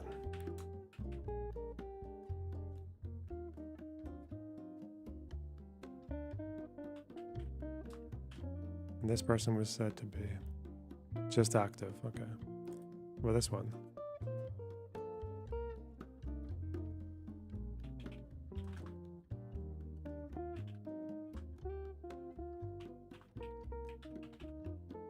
Okay. So we're looking for Ramiz Mahmoud. Okay.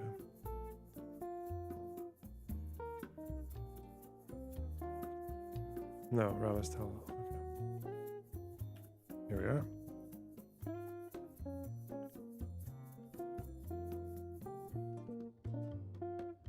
There he is.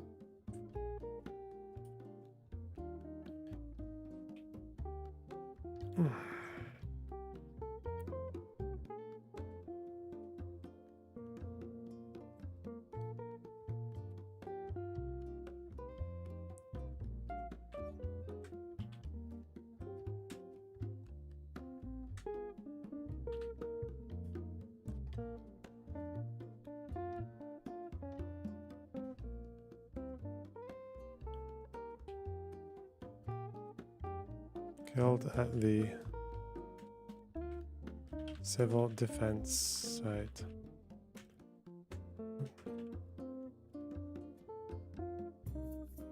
They don't tell you about his military activity.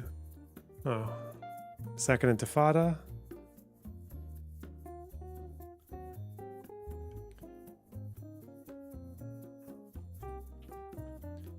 Dug tunnels.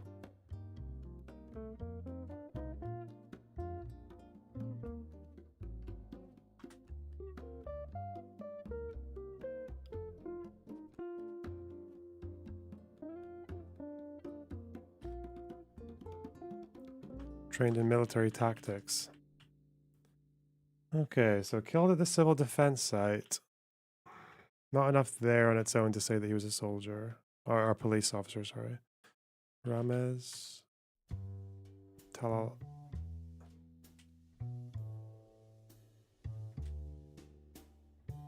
Okay.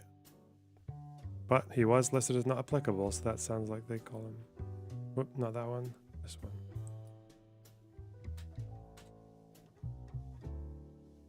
Exploring the internet graveyard again. Yep. Tushar, thanks for the comment. Glad you appreciated the show. Okay, fuck you. Ramiz Mahmoud. So, artillery unit. But nothing here, so let's see if he's here. There he is. Easy enough. Lona should do the same research for the dinosaur extinction event. Based. Tyrannosaurus bin Rex. Killed by a treacherous Zionist missile. Asteroid. Ooh. It's probably harder for... Keep the Zionists awake and destroy their beds. Do we have any Arabic speakers in chat? Anyone who can... If I go through the Arabic of this and read what it actually says. What does this say?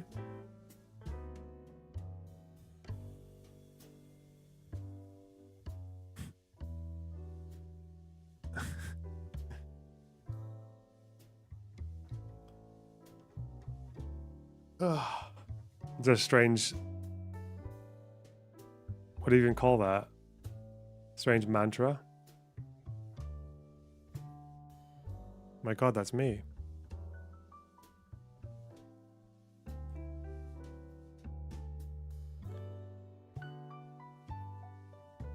Whatever.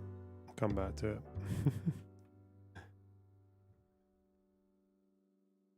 All right, what do you do?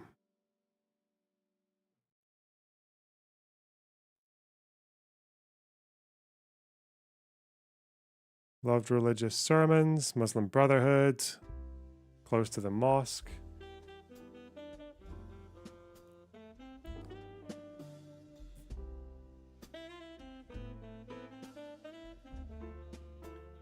Mujahideen. Oh, he shelled Nahal Oz.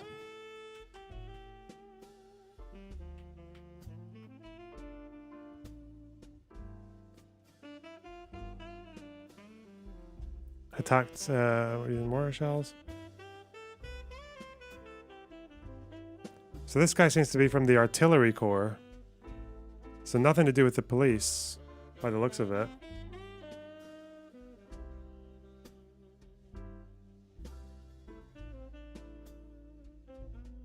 Killed by a tank shell.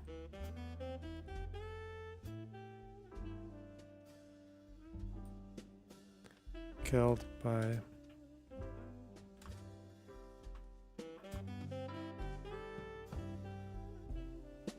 No mention of the police here. Am I right? Am I not missing police security? Security. Preventative. Okay, intervention. Order. Executive branch? No. I don't think this guy was a cop. This guy just seems like a regular soldier. What? And Betsalem's going to say he was just a soldier as well. They're not going to say he was a cop because he died after the first day. My guess. Ooh. Are they? They're just going to say yes. Yeah. Okay.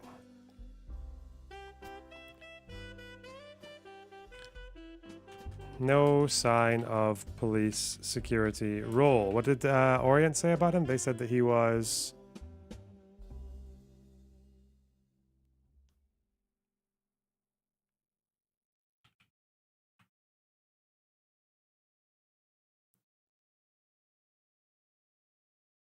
Yeah, they said he was a police sergeant major. Yeah, no evidence of that. Okay. Whoops. Bit fucked. Bit of an overcount.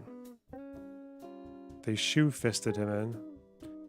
There is also, because they mentioned it in the Goldstone report, there is also a list of police officers who died that was published by Hamas, but I don't know where the fuck it is. I've never been able to find it, but it did exist. It's cited somewhere, I think, in the Goldstone report or in Israeli reports. So somewhere out there, there will be the Arabic written, probably, list of all the deaths. So that would be the last check to tie up any loose ends. Oh, God. Suleiman. Rami Suleiman. Okay, he's there.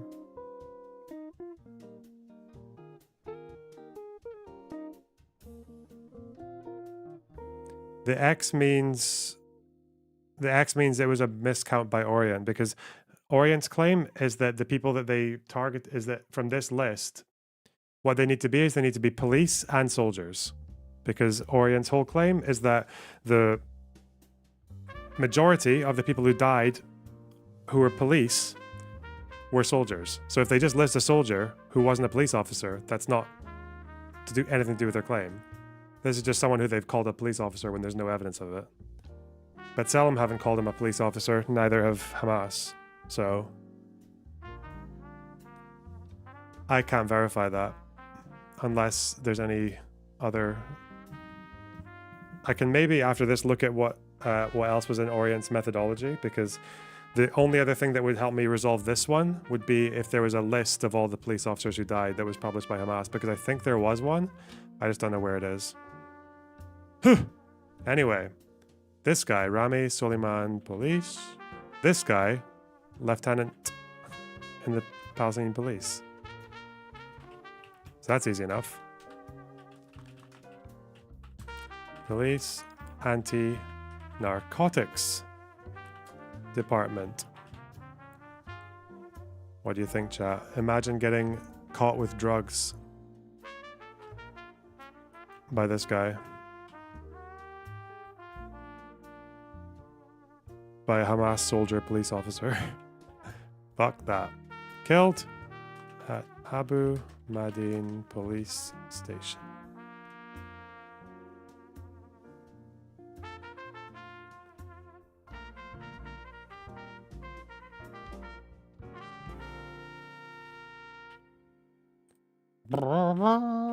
Okay. And this guy, just a civilian. Yeah, no extras. Whew, these fucking 12-page entries. Do you pronounce lieutenant as lieutenant? Yeah, that's the British way. That's how they do it in this country. Sorry. You mean the founders of the language? The creators? The overlords? Are they super strict with drug enforcement? What? The Islamic authoritarian... What? Yeah, of course they are. What the fuck?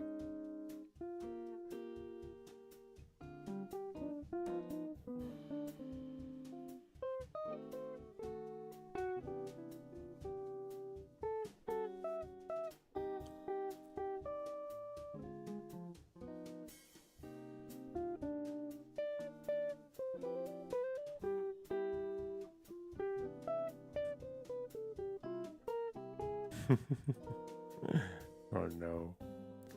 Bro.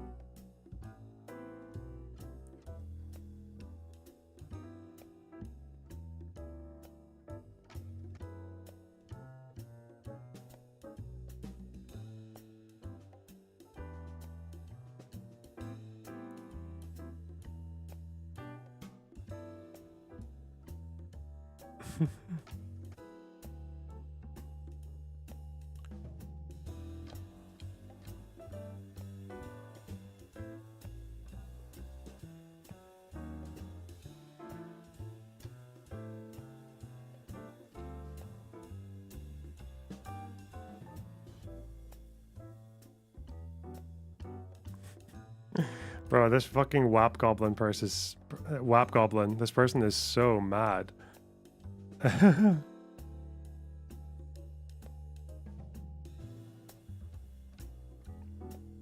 This person is so fucking furious.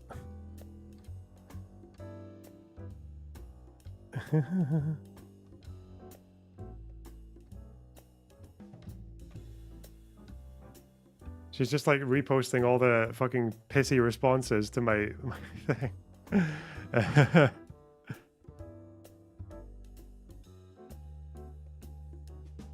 These are fucking screenshots, you moron. She's so mad. Like, just because you pal her. Oh, God.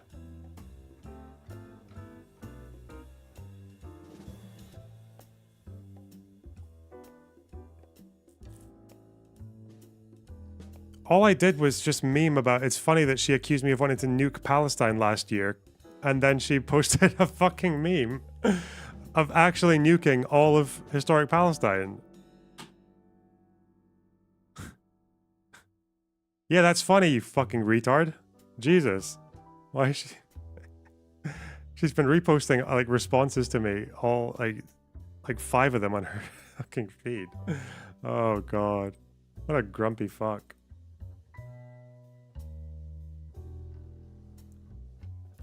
Well, well. What can you do? Certified gut moment. An incredible little bug. Jokes aside, aren't they actually mentally ill? Yeah, I don't think there's any other explanation for that behavior.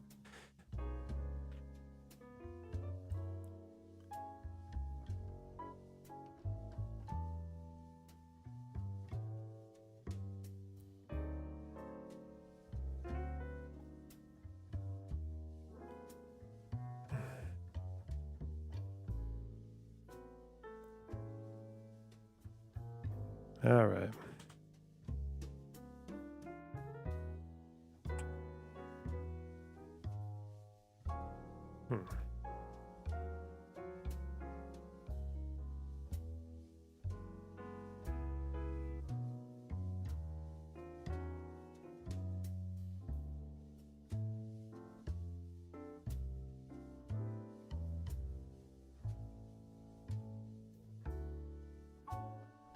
Okay. Ah!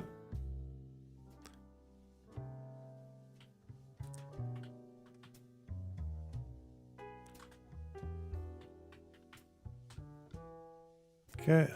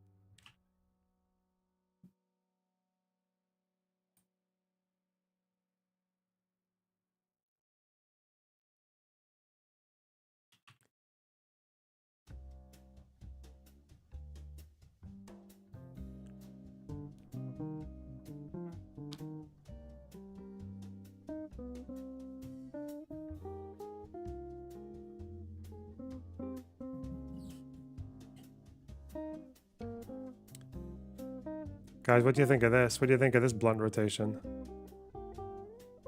Yosef Haddad and son of Hamas.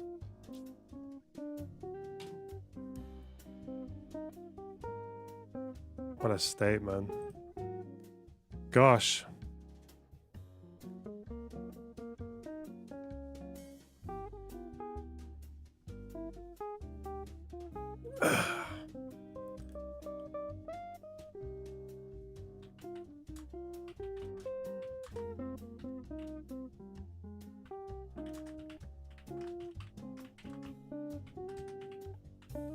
Rafik Musa Abu Ashiram. Whoa.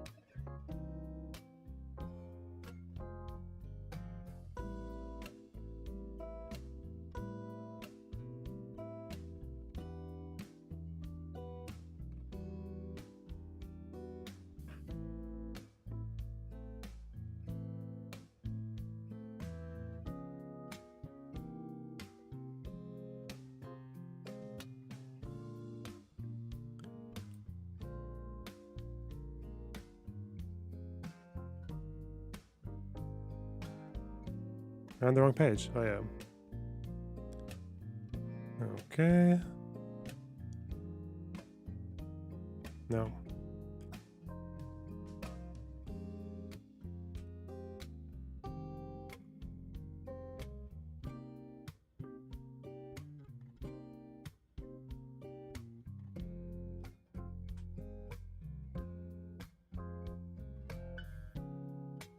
What the fuck is this saying?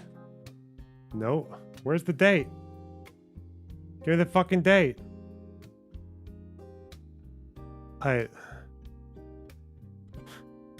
What? I think it says 12/27. Let's just go with that. Okay.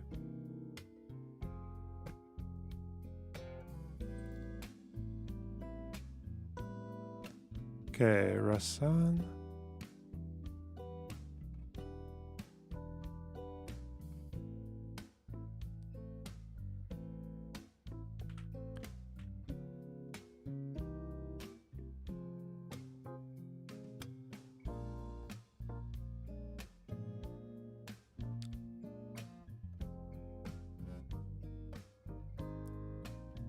Okay, so this guy is Al-Qassam, according to them. They say he's Hamas security. Okay. This guy, active. Now this person, yeah, they say active as well. Active. This person apparently is popular resistance. Committee of the Popular Resistance Committee? Don't know what that means, but Al-Qassam. Al-Qassam commander.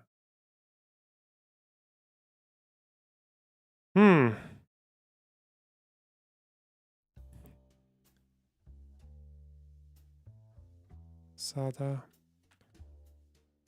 Wait. Did I miss one? Oh, this person is... What the fuck did I do wrong here? Oh, this person here, Ramadan, they are Al-Qassam. Okay. The rebels have taken Western Aleppo. Jesus! Bro, that axis of resistance is getting a bit fucking mogged.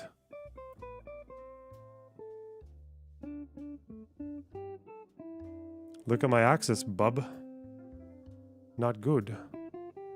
Wait, this person is not... Okay, I know where I went wrong. Okay, cool.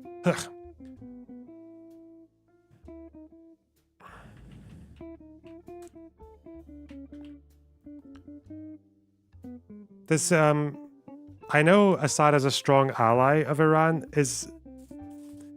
Does Assad see himself as part of the axis of resistance?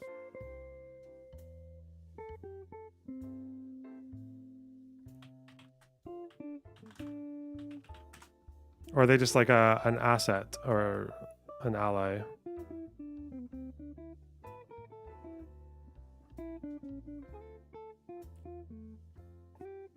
Headquarters, not headquarters, I don't need that.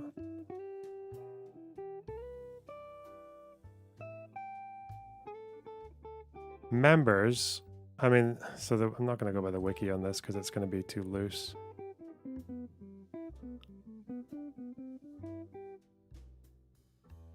No, I think they are, aren't they? I think they are seen as part of the Axis. Axis coded.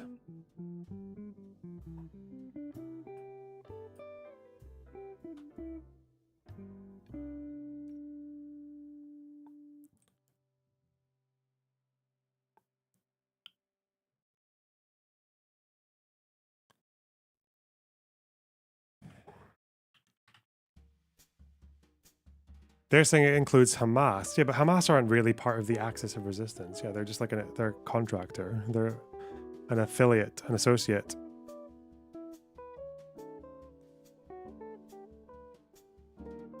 I don't know. Axis coded. Hamas are part of the Axis? Okay. I thought the Axis was like you're properly in the family, like you swear loyalty to the fucking supreme leader and shit like that. But because Hezbollah does that, Houthis do that. I don't think Syria does that, but they're still part of the Axis. Okay.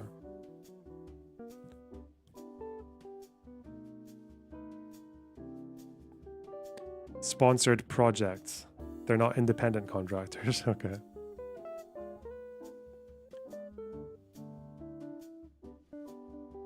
Okay.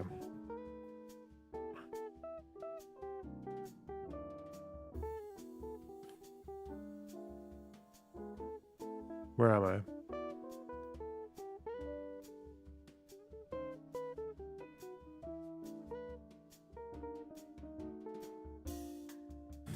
Where the fuck am I? Why do I know these names? Wait, hang on. Okay. Mahmoud Almazin. Okay, we're fine. We're fine. Okay. So this person, civilian. Fine. Okay. This person, forward positions in Deir al-Bala. Could you invite the same people as yesterday night to talk about what's happening in Syria? I could, but I won't. I'm busy. We'll talk tomorrow. We'll see how much of it, because what's the point in reporting on it when it's like, I reported on it today when they were capturing more locations outside Aleppo, and now they've captured Western Aleppo. What's the point of me talking about it when tomorrow they're going to be halfway to Damascus? I don't.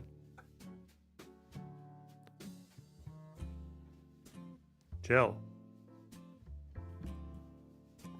Just give it a couple of days to see what's actually happened. If they take Aleppo, I'll do all the research. Okay, this person, no extra memes. Okay, this person, support forces, forward positions, an expert in mortar fire. Well, good for you, Bob. Now, why? Okay, wait. I'm doing something wrong here. Oh, I know what it was. Raza Jamal. And this person. Oh, so you should go here. Okay. See?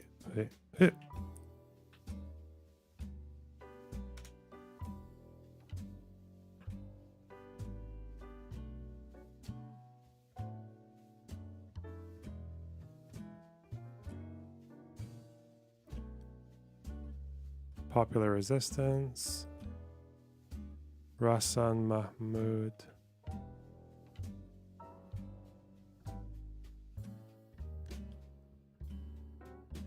Air Defense Unit. No. Commander. Special Unit. Okay. That's Israel's claim. That's Israel's claim, and then we're going to go to Hamas's claim. This person.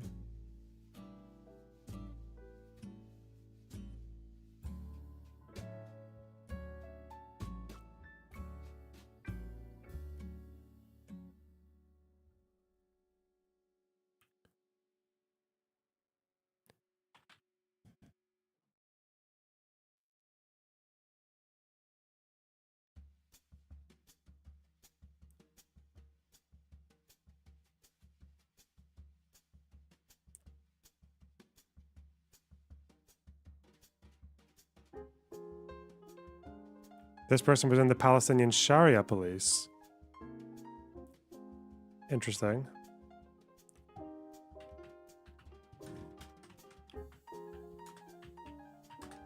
Because they were a thing, weren't they? They were kind of like the equivalent of the morality police.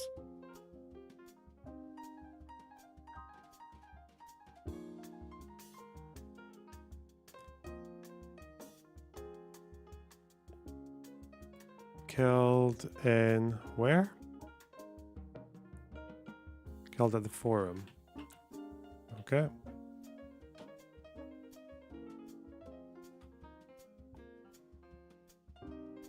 That's the only person I've seen from that who was in the, I guess, their equivalent of the morality police.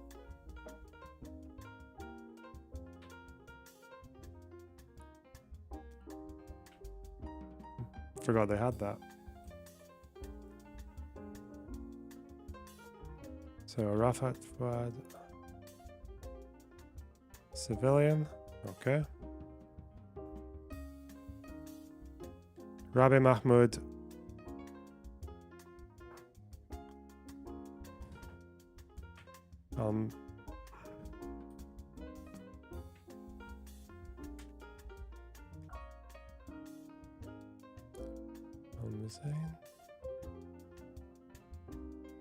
Where does Assad fall between Arab and likes Sabra? They should make a second category for a lower category for bad dude. Mazain. Killed following a Zionist bombing. Civil defense site. Okay. Civil defense site. Next to law and intervention. Okay.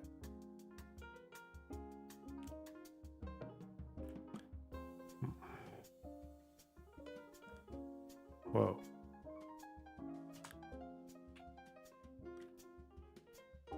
Border guard.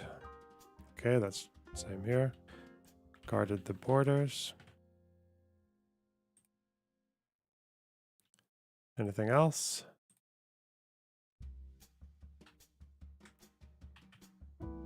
Okay.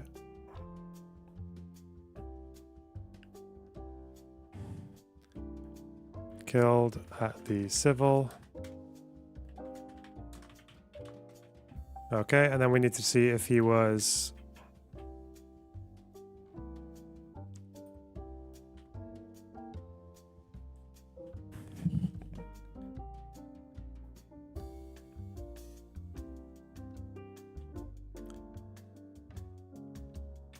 How is his name spelled here? Rab Muzain, okay.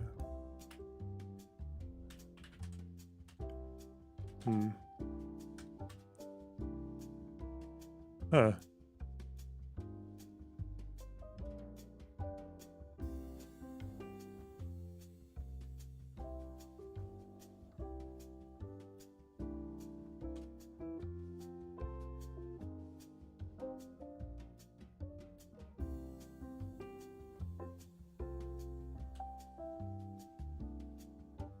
Mazen.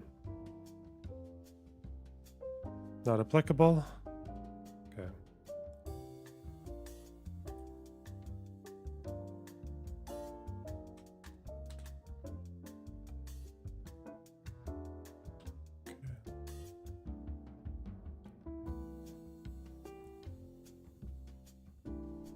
No extra stuff on him, but seems like he has his own page.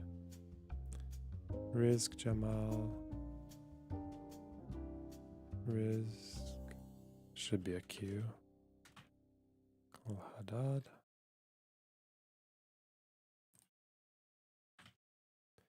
Palestinian police. Explosives engineering. Police. Explosives engineering. Department. Dealing with suspicious objects, like your mum. Killed at the passport headquarters.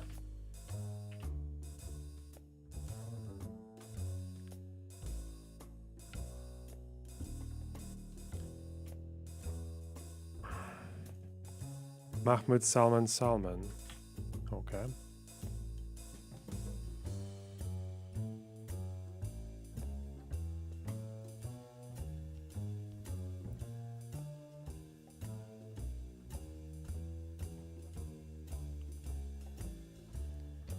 Intervention and Order Preservation Forces.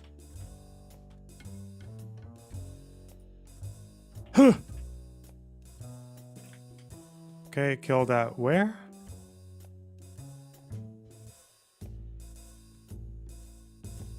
Oh no, wait. Oh yeah, stationed.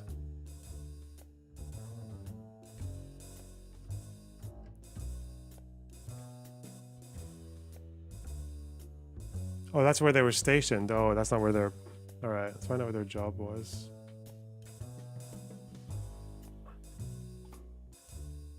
Killed at... Mission site. Guarded borders of Jabalia. Okay.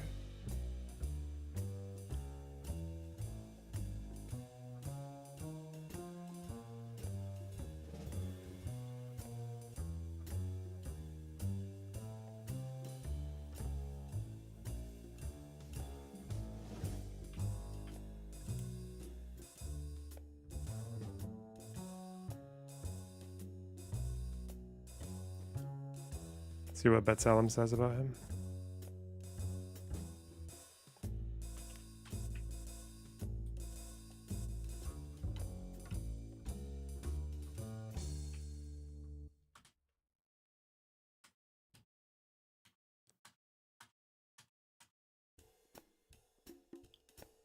There we are, Rizek. Yeah, cop.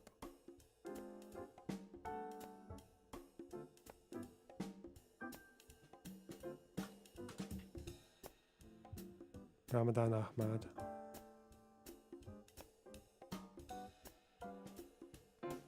Ibrahim.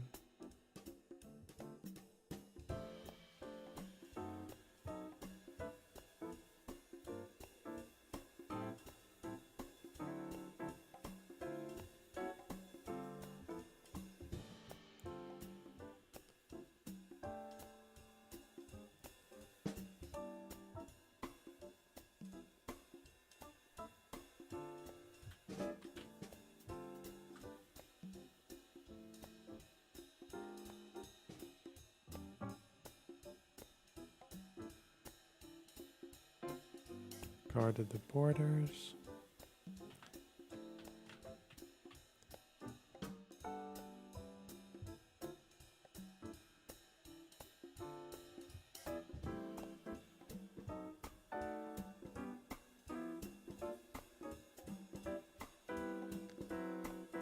Oh, this is Palestine, please.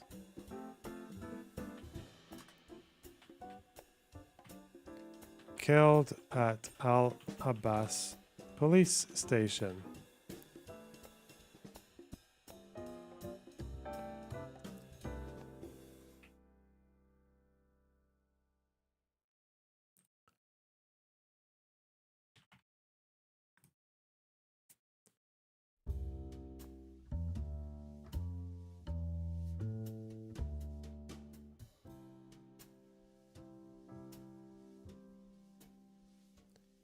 This guy, Ramzi Kader.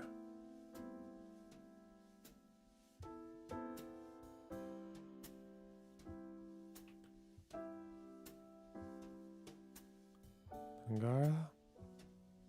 What do they say? Not applicable. Okay.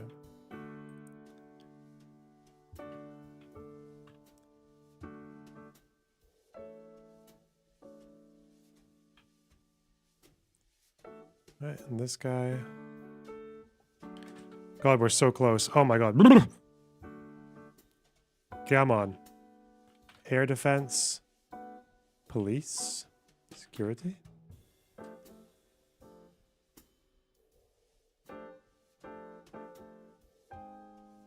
Police mission. Okay.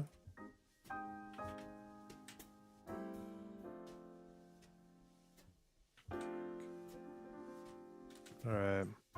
Whoa.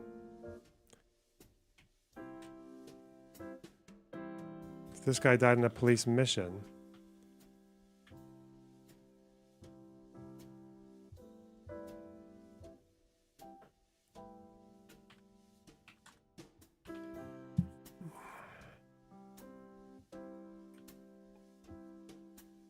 Killed on a police mission.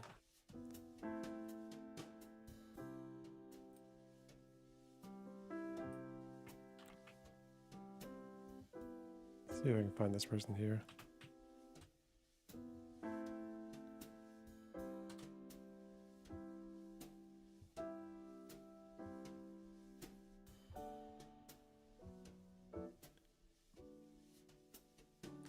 At the security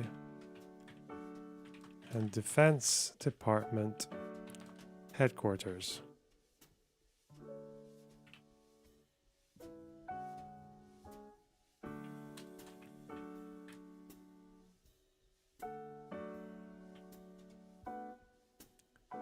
Now this person might be Rafiq Musa Abu Al-Shiram.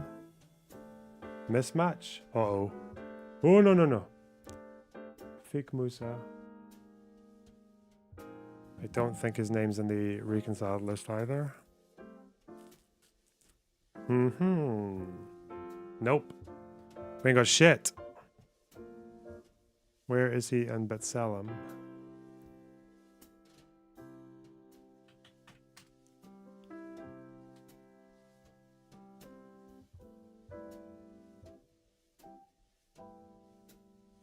So, cop, but not soldier. Bad match. We'll do one more scan of Al-Qassam for him.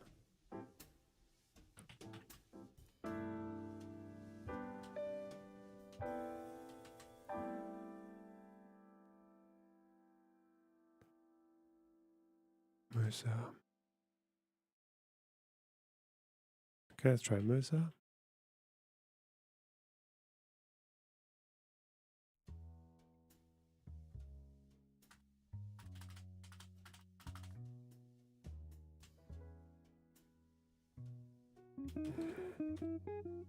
Oh, so many of them died during the Second Intifada. What the fuck?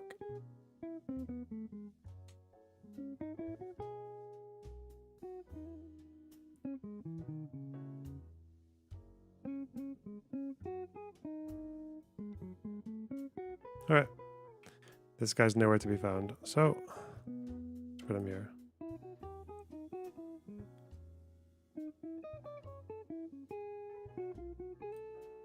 No listing found. Get fucked.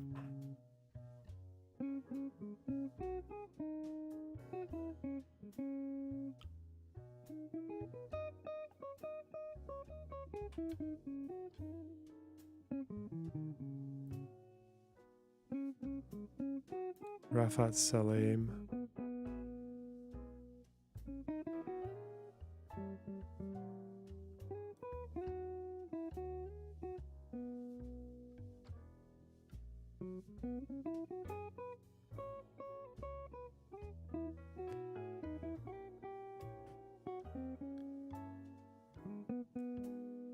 Palestinian police.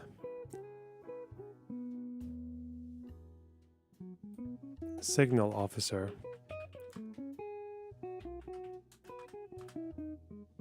Police. Commander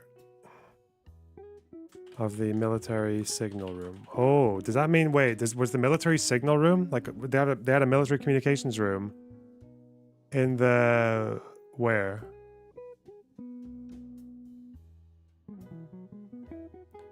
Abdulaziz Al-Rantisi. Where is that? Which building is that? There must be a different name for that building. That's him here, right? Yeah, Rafat Salim Sada. Let's have a look. And he died on the 28th, 27th.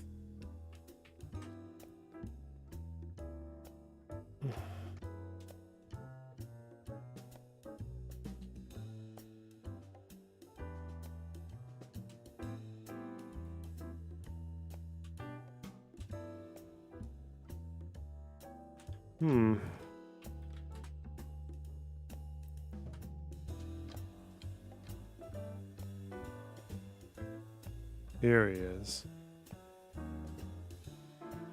They really put him as... They put this fucking military commander in the...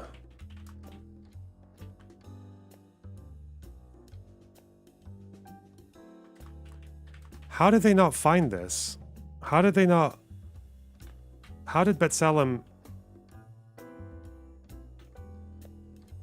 This guy's like he's a notable, he's a commander. How did they not find that and just put him as not applicable? So this building literally had a, what Hamas calls a military signal room in this police station. The fuck?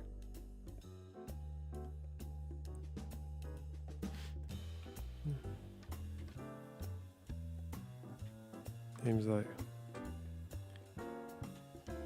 indicates that Hamas had a military signal room in the police station.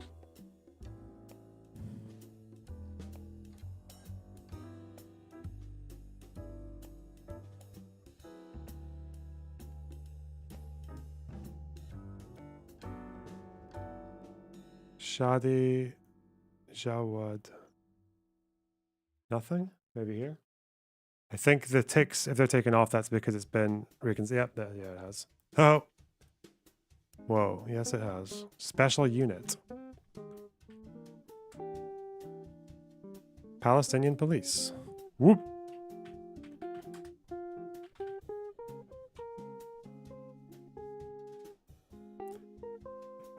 Killed in Abbas police station by hateful missiles. Uh-oh.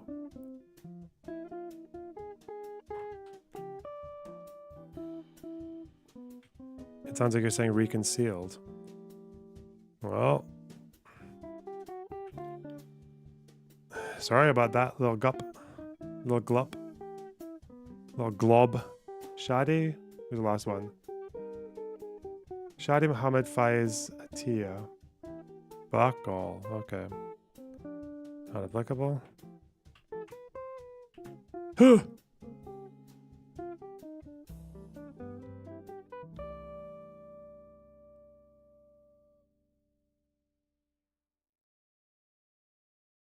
Little gunk. Ah!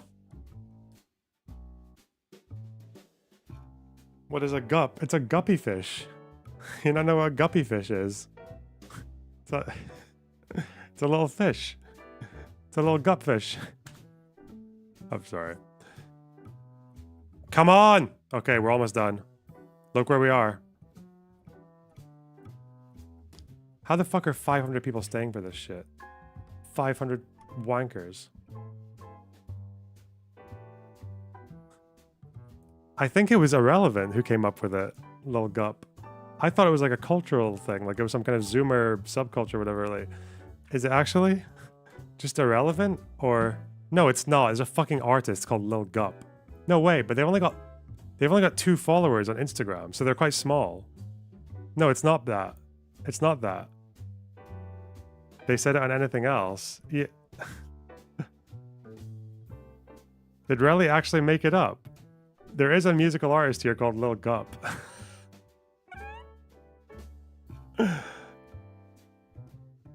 They have a SoundCloud. They have a SoundCloud that's what, 3, 4, 5 years old? How old is this account? 4 years. And they're called Lil Gup.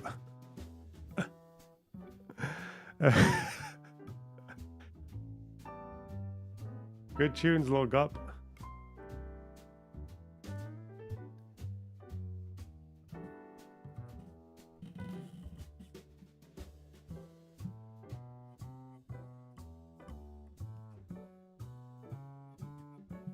Little pug. All right. All right. Wait.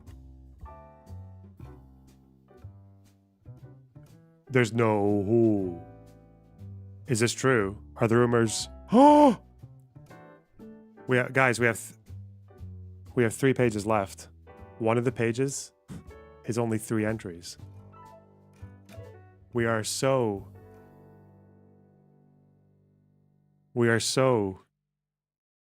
big bupping it. Big bug. All right.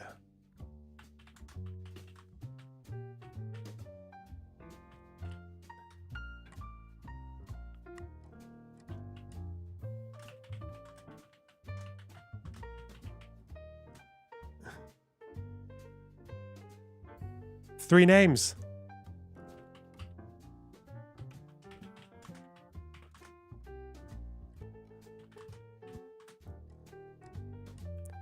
What is chat arguing about?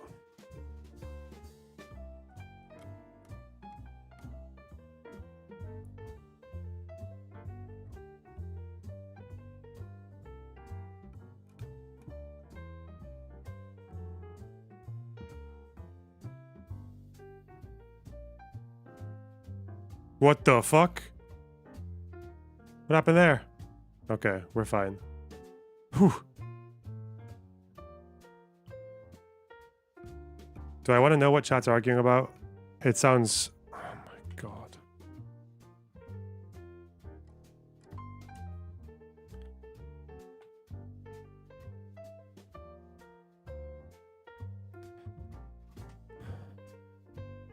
Okay.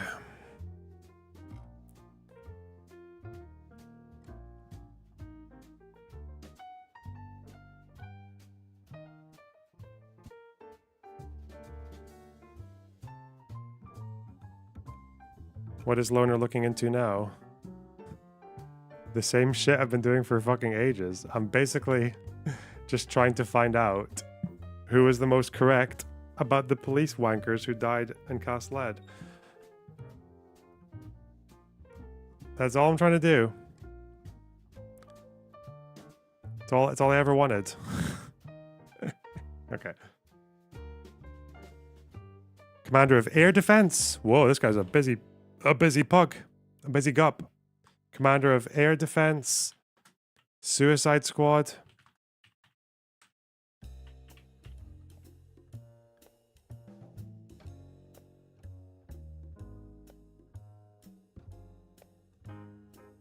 Wait.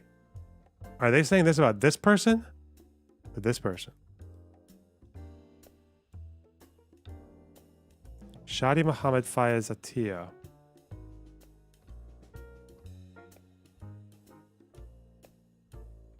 No, I don't think, because it looks like they've maybe just doubled it. Okay.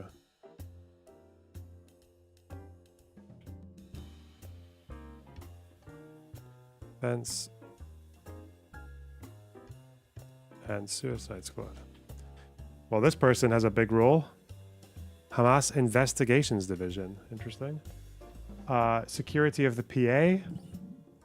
Air Defense. Killed carrying out a jihadi mission. Investigation. Okay. Police. Investigation. And he was also a police investigator. Okay. Well, that sounds busy. This person, Nusayrat Battalion. Okay.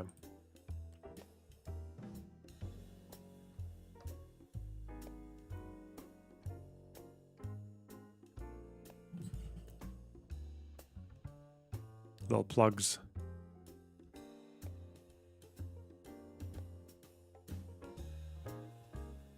Shabaji, okay.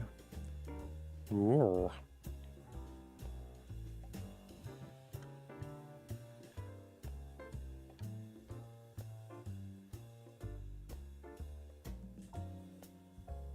This person, okay. Security ranks, PA. Qassam Soldier, Martyrdom Unit. Okay. Main thing though.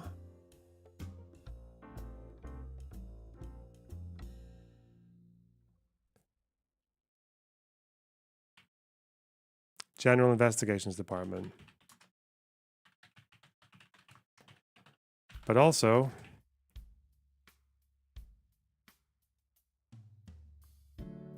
Air Defense Unit and Martyrdom Unit.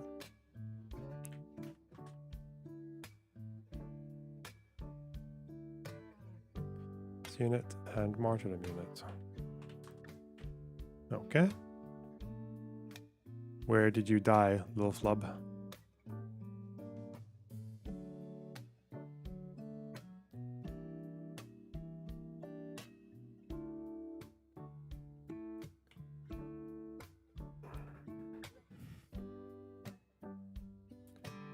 Killed in Khan Yunis. All right.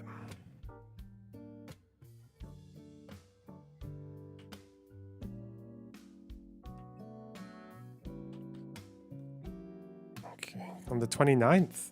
Or no, it's not the 29th. This would be 3rd of January. What did it say here? But Orient said 29th.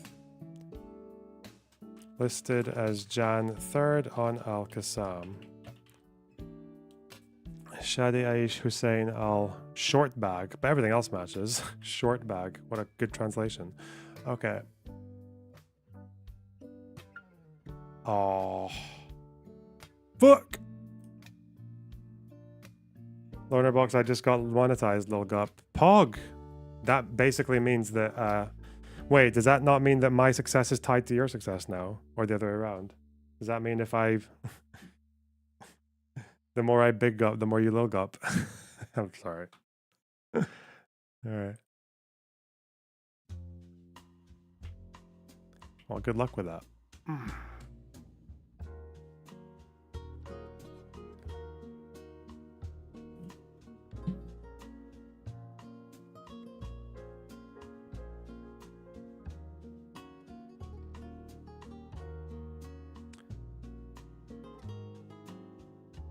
What am I supposed to do here? Oh, see what Betsalem said about him. So, we know he was a soldier. We know he was fucking around. What we need to know now is if Betsalem called him a cop or a combatant. They said combatant.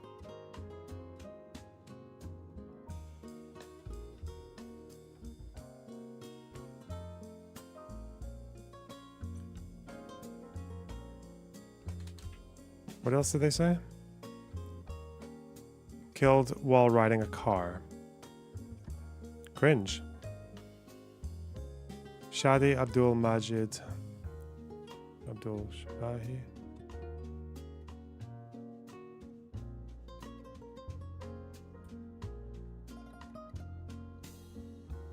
We already did that one. Wait. Abdul Majid. Shibaki. Oh, it's a different person. Okay. I just clicked on the wrong thing. Nusairat Battalion. Okay, where does it say? Police? Yep. Palestinian police.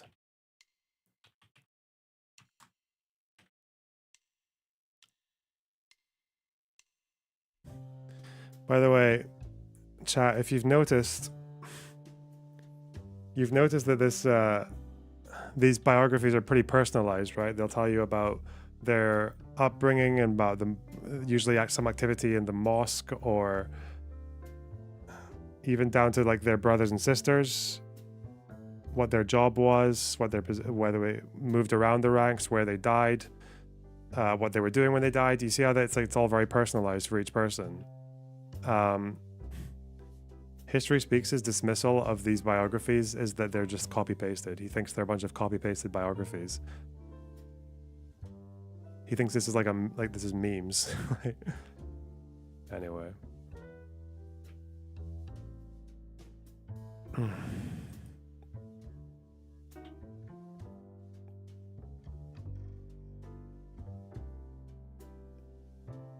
Shadi Abdul Majid.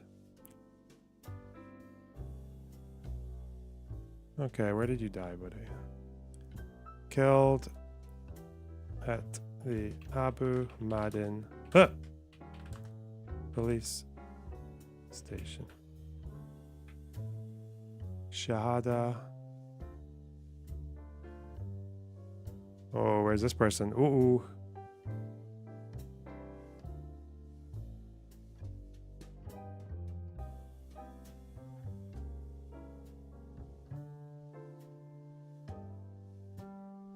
We have a mismatch again. Or not a mismatch, just a bad listing. Kafa. Let's have a look.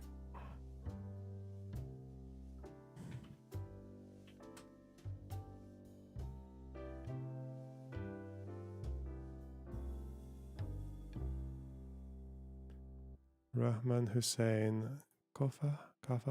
Wait. Not applicable, so cop. And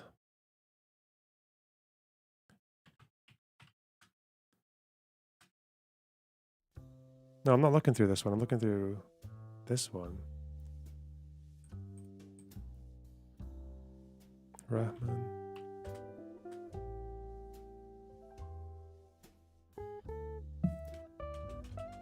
Nah, fuck you over here.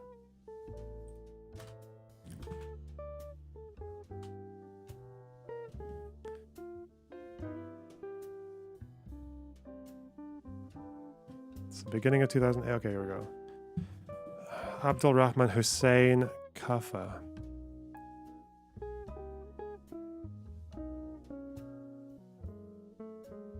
No. Okay. Bad entry. No listing. Found. You can filter by date range. Listen, we're near the end, okay? There's no need to... You're starting to see my autism and how it expresses, okay? I will piss on a toilet seat until someone else lifts it up for me, okay? Right. Bad Israel. Why did they do that? Okay.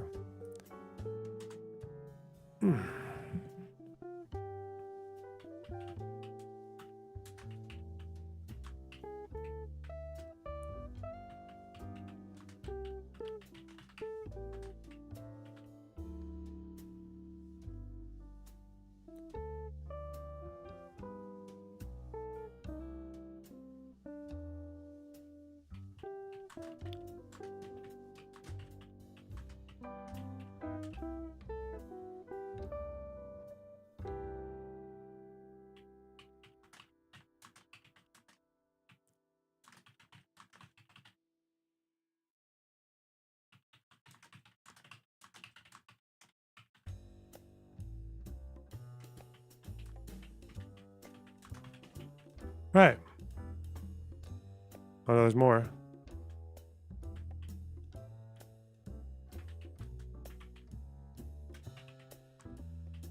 That is a bad spelled. Should be 2 S's for Hassan.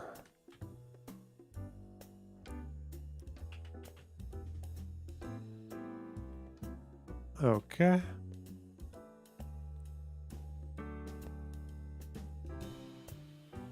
Now these guys aren't highlighted, which makes it a bit more of a challenge, but even though some of them are still, they'll tug. Okay. 9th. I think that says 9th.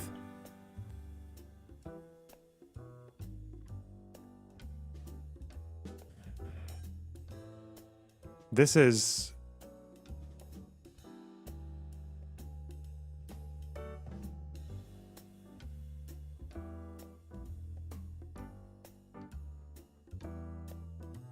January 2008. It must be... I think that's a typo, but we'll just change it when we need to. Because this is way before the war.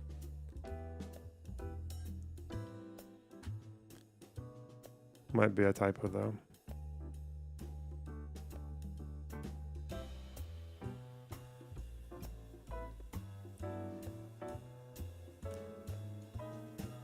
'27.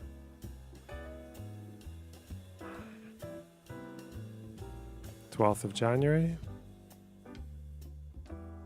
12th. 27/12, 2008. 27/12. Okay. So, active in Al-Qassam.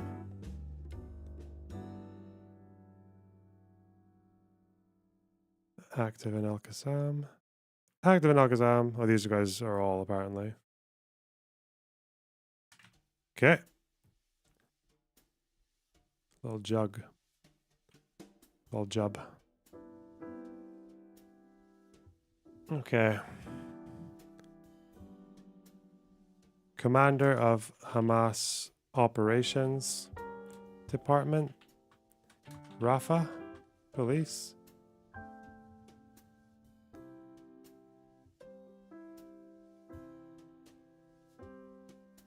Pretty long bio, but we'll just go with that for now. Who is this next one? I don't know where these ones end and begin.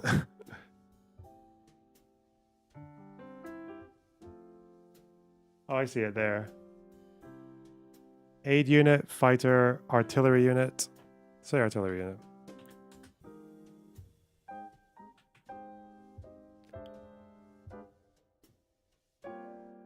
Killed fighting the IDF. To Western Zaytun.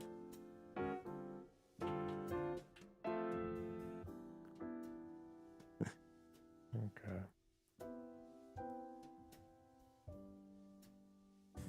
All right.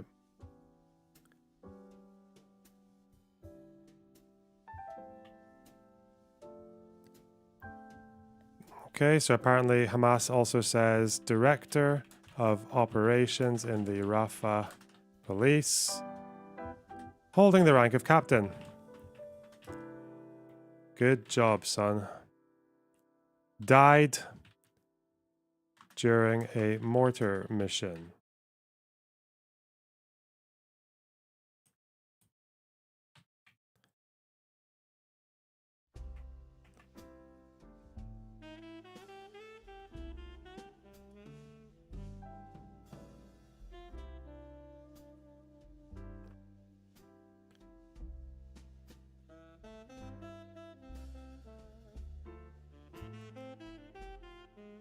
Apparently, this guy told his friends that he worked in the police to keep his job secret. Okay. His soldiering secret. Okay.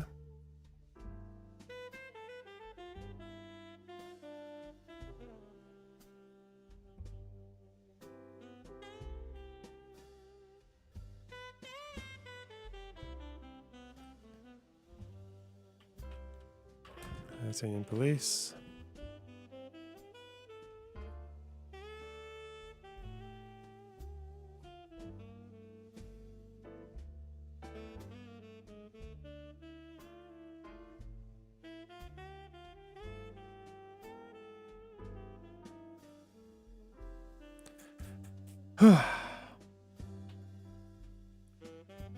Owner of security precautions.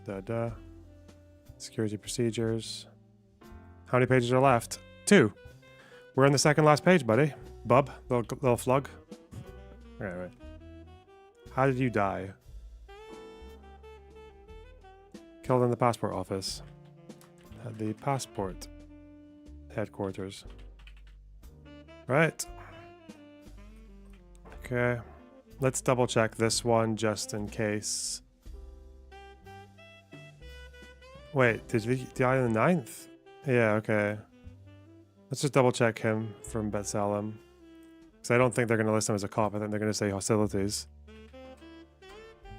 Fuck!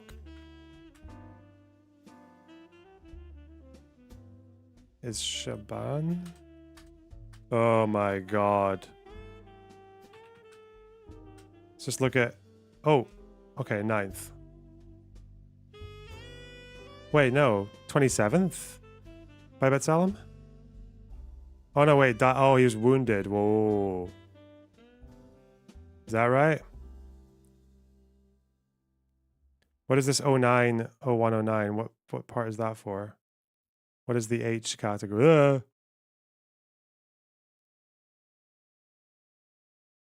Day of death. Okay, so he would have died of his wounds. Struck. Wounded at, I'll say mortally wounded. The passport headquarters on 27/12/2008. That's what they said, right?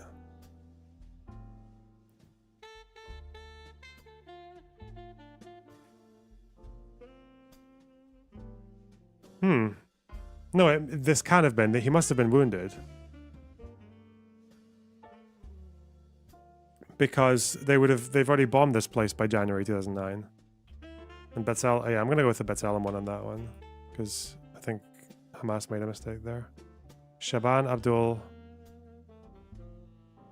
Maula, okay, Maula. Executive Force.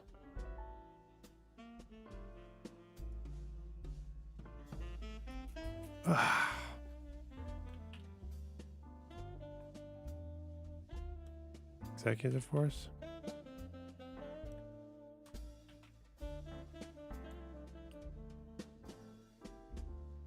How did he die?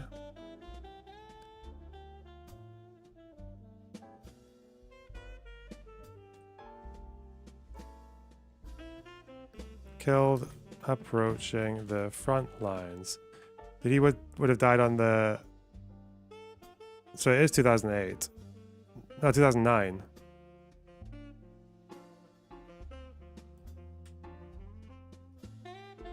But they got 1 day off, so we're going to find this guy as well. Maula. Will that appear easy enough on B'Tselem? Nope.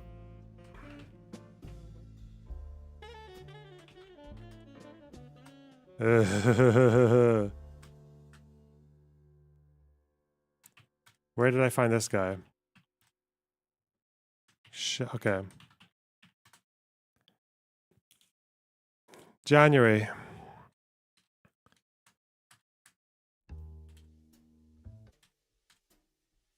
Oh, I just went right past it. Let's go. We're going from the 11th.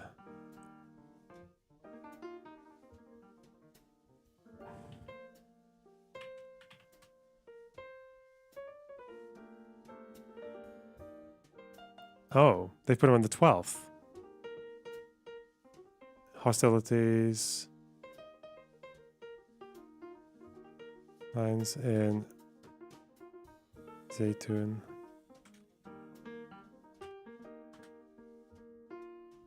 Okay.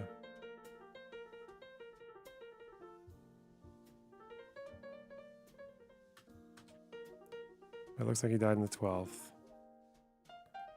Okay.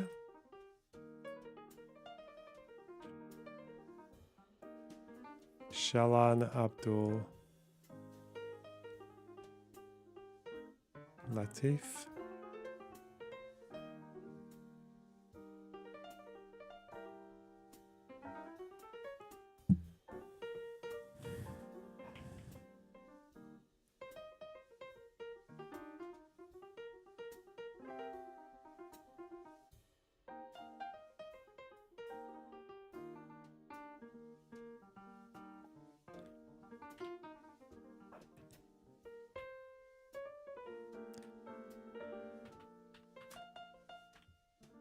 Oh, this investigations officer.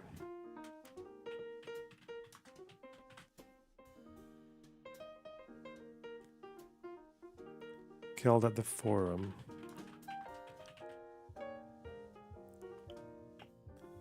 Okay.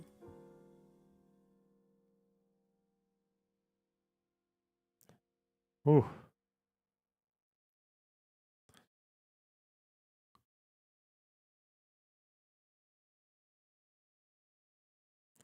Officer.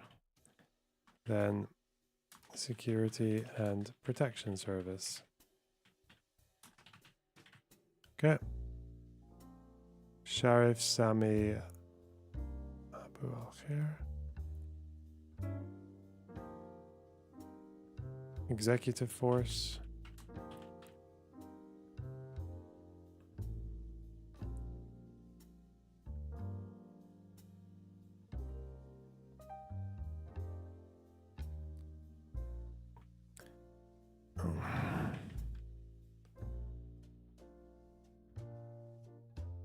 Where did he die?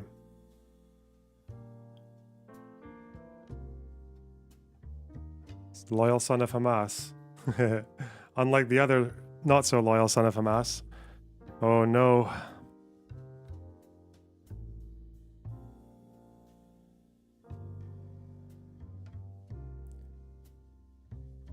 Killed on his way.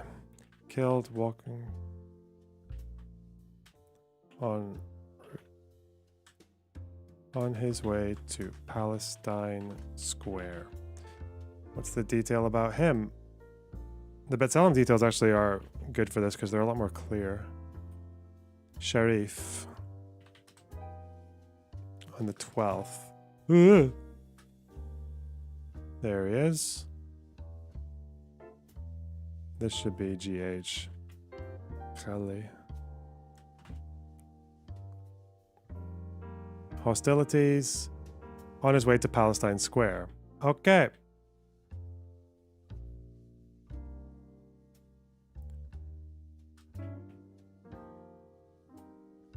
Boop.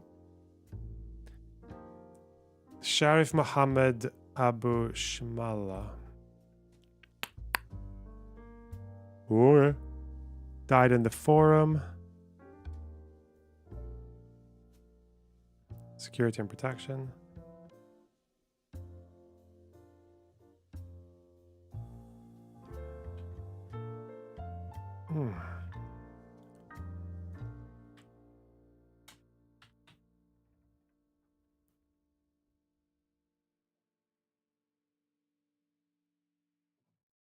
Security and protection.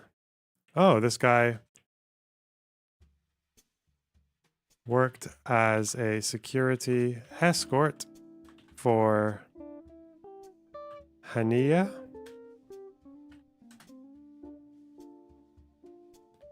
Salah al-Bardawil and Yunus al-Astal. Huh.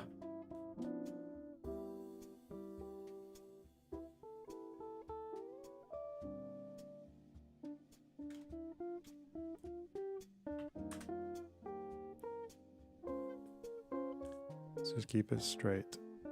Okay. Al-Zaytun.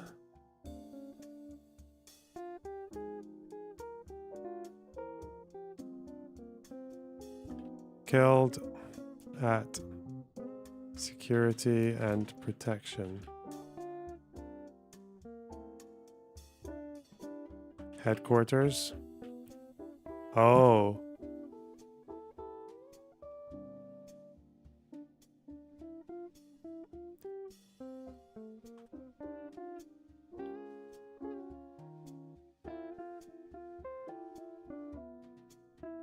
Was in the building as he was completing resignation papers. Ooh.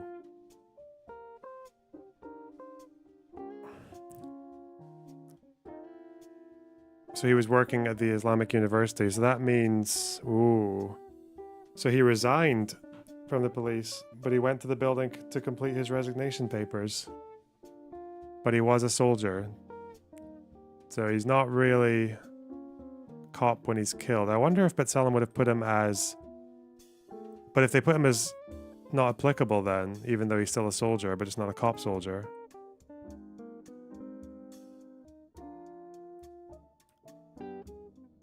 Because he's resigning from police, but not from the army. By the sounds of it. Let's see.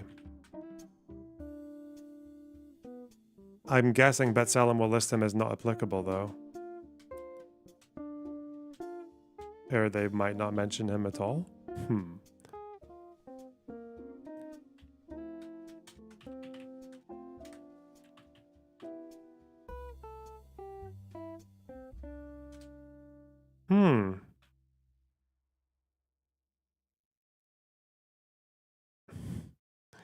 Well, this means he's going to be hard to find.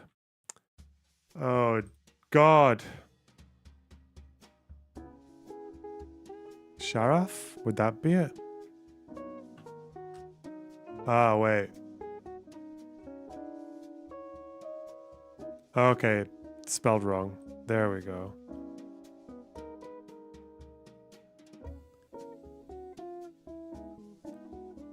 There he is. Not applicable.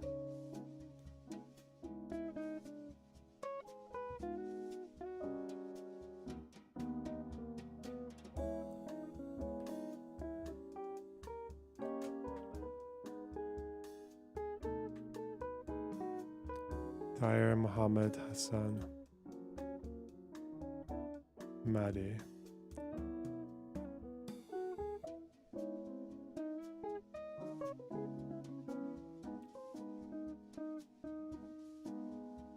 Oh, there's an important note here, I think. So, first of all,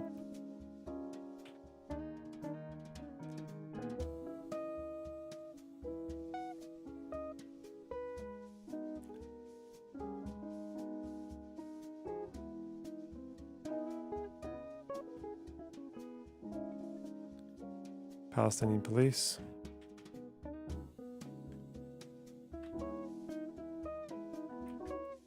There's an interesting thing here where they say that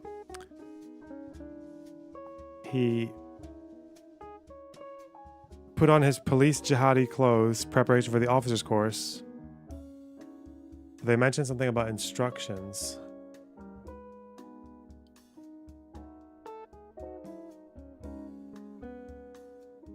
Drawn up.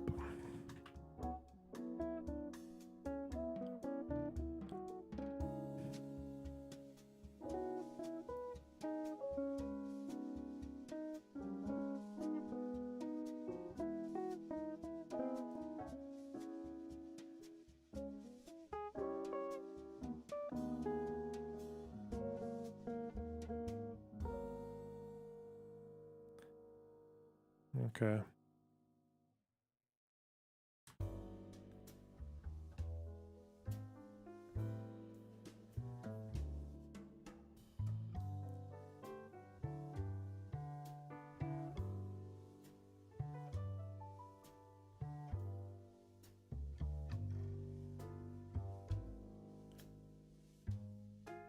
Held at the police.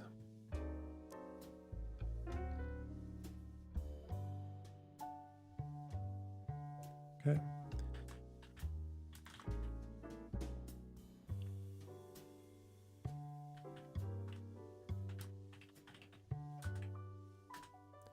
This is an interesting paragraph because one of the claims in the Goldstone report is that when the police were ordered to take action after the invasion, after the bombing started, Goldstone interpreted that as meaning that the cops would just go around and assist civilians in evacuating and passing out aid or anything else.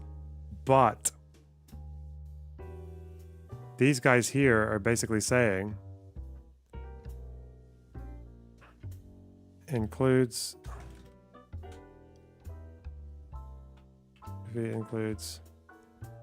strong indication that the police were soldiers were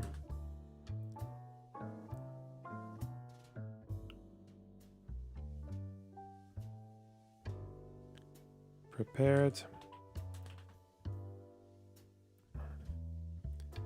to deploy battlefield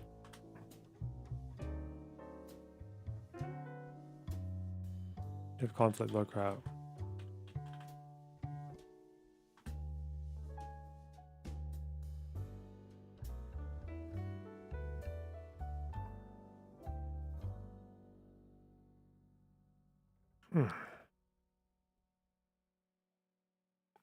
Were they handing out aid from a little truck? Shut up.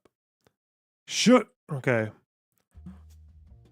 Who's this person? Hang on. Oh God, I'm never gonna find it like this.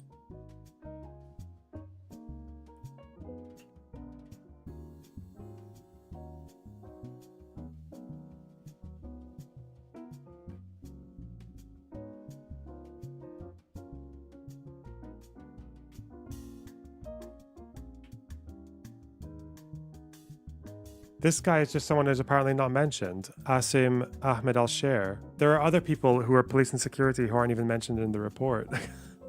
Who aren't in the table. Oh no. This might be a problem as well. Because this guy, Asim Ahmed al-Sher, I don't think I was able to find him in Orient, even though he's a cop and a soldier. Wait, is he? Hang on. Working in the security protection apparatus.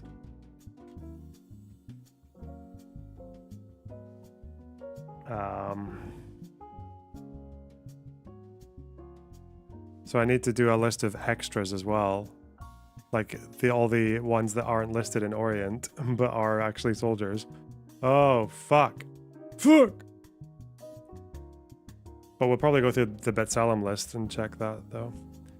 Whoa, that guy's definitely a fucking trooper. No bullshit.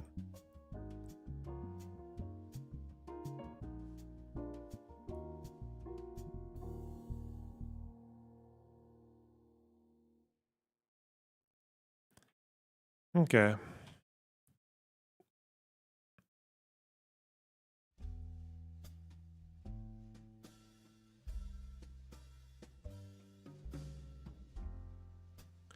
There are a total of 413 entries for this period. Yeah, which is funny because Hamas themselves said that they lost 700 guys. So I don't know if the other 387 or whatever are people from other groups. But there are also some people who are kind of like in sort of like what's look like commander positions or whatever, but they're not listed as soldiers. So I don't know. Anyway, whatever. We're just gonna finish it, okay? We're gonna finish this, and then the rest of it will be...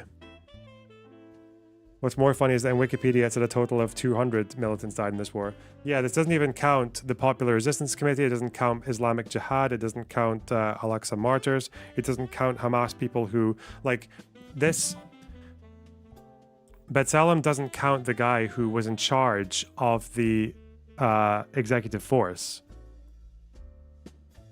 The guy who was in charge of the police that was full of soldiers, they don't count him as a fucking militant.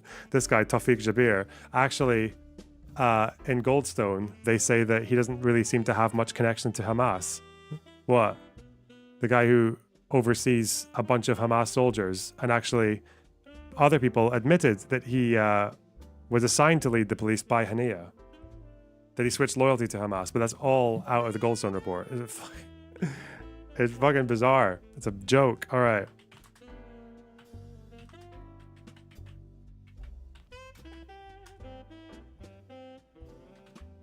Tamer, hey there, Hussein, Al Nawi.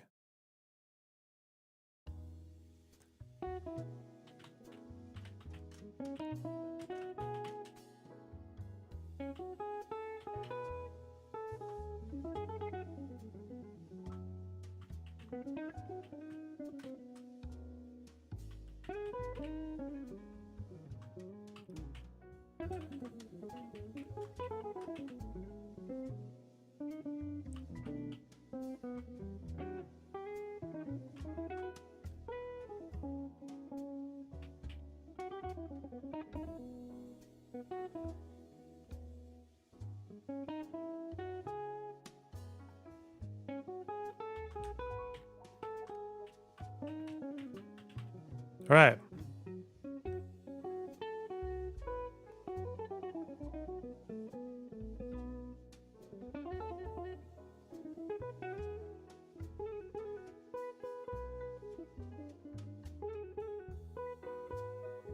Okay, so they list this person. Oh, deaths, first dates. Okay.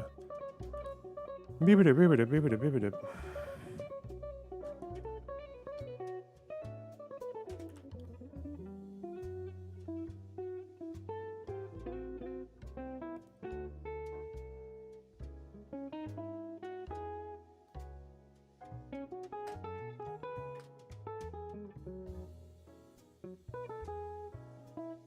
So 2009, surely. Yeah. Okay.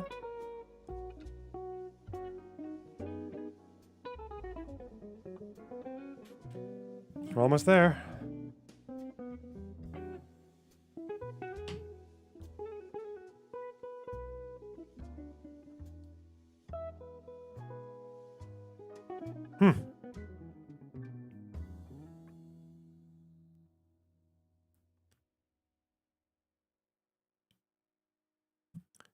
Okay. Al-Aqsa Martyrs brigades.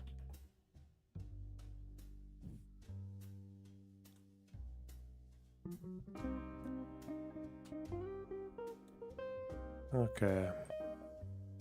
Active in Al-Qassam. Active in Al-Qassam. No, wait.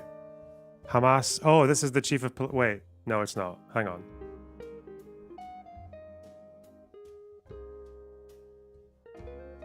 Tamer Mohammed.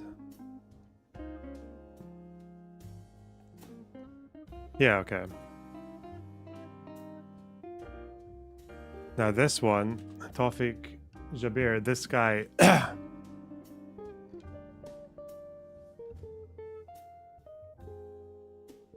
They don't have anything apart from just Hamas chief of police. Right.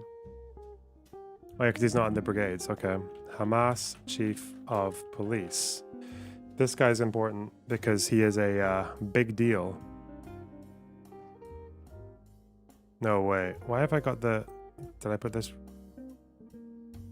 It should be this.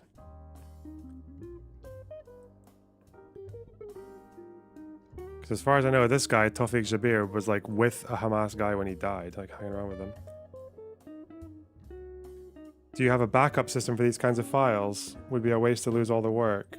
Obsidian is like an online thing, isn't it? So, and it's also synced, so it's going to sync up to this and to my laptop. So yeah, I think even if I lose the file, I still have it, right? Is that how it works? Anyway, Tawfiq Hassan, 14. All right. Al-Qassam. Al-Qassam, Al-Qassam. Okay. This one, no date, no extras. Launched missiles. Wait, what? What?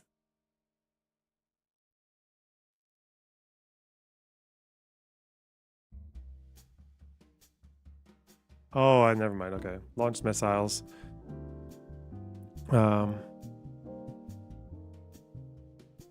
Stationed at forward positions. Died trying to dig. Died while digging a tunnel. Cute. Tawfiq. Okay, he defected to Hamas after the coup.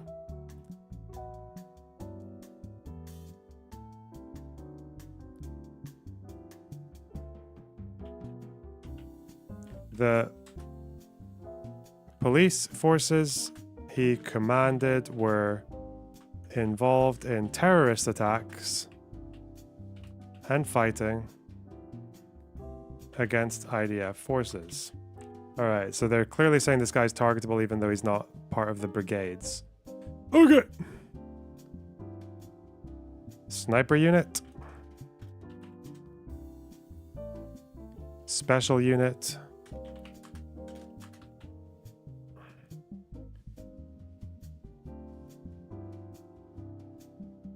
Suicide unit. Forward positions.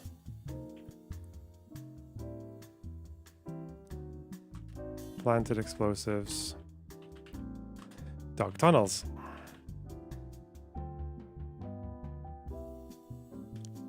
Right. So, what did we have here? Nothing from Al-Aqsa Martyrs, okay. Out of interest, if he died on the 27th, I don't think Betzelem would say anything about him. Dawood Bakr.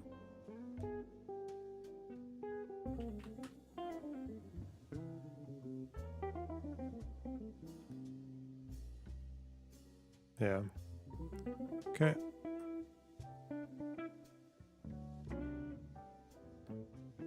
This one.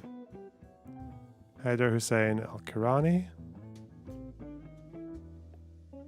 Died at Abu Madin police station.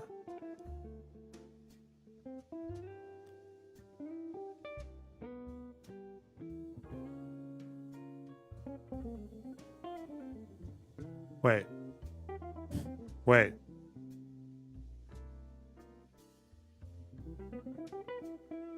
Karnawi. Oh yeah, okay.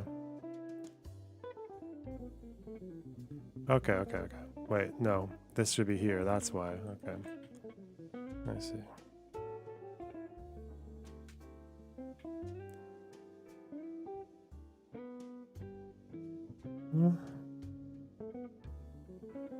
Little flug. Brug. Martyrs Mosque.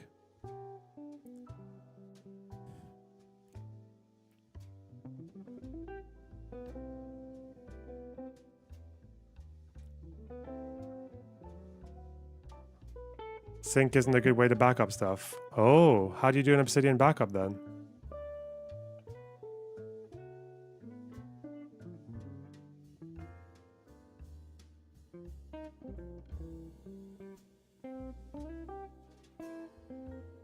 Palestinian police.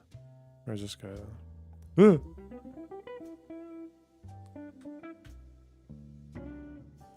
Okay.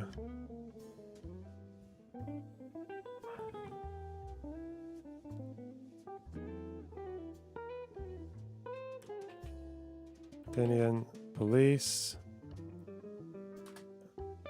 administrator. Okay. And where did you die? Killed at Abu Badin police. Okay. Right. Whoa, we're getting there. Tamer Mohammed Mahmoud Asfa.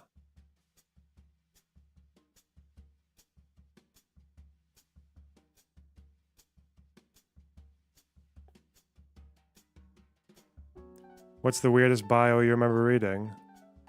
There's a guy who shot himself in the face when he was cleaning his rifle. A year before Cast Lead. Exactly 1 year.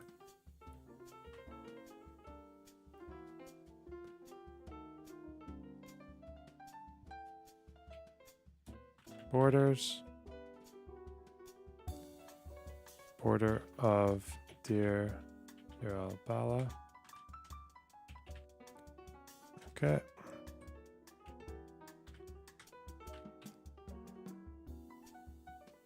Executive force.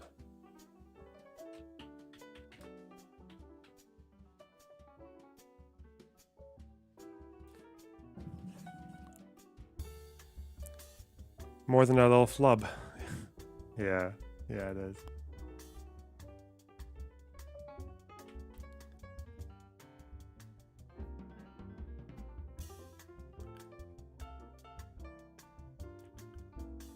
Killed digging a tunnel. Tunnel at the...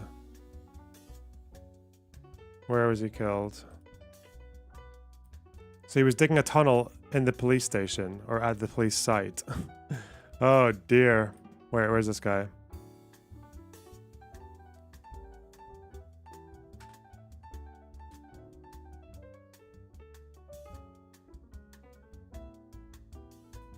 Asfa. Killed while digging a tunnel with other armed men.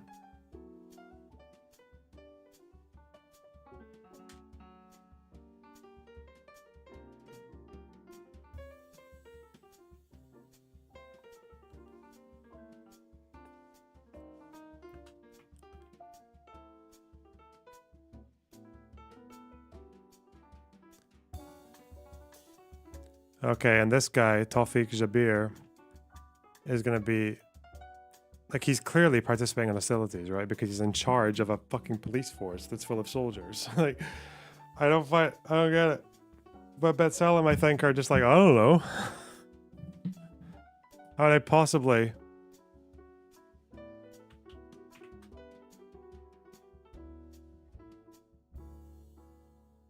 It's this guy, right? 47 years old. Not applicable. Is that really all they say? Wait, what? I thought it was more than that. They just say not applicable. Standard bio.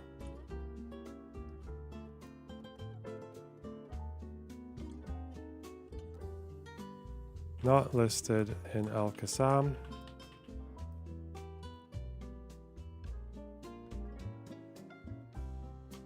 What's this note?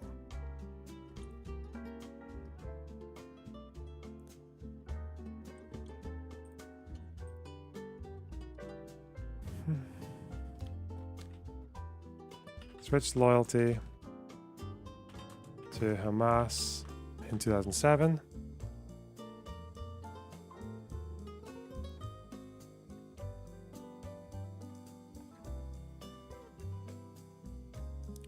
By the way, do you know what Muin Rabbani, because he wrote this article, 2009.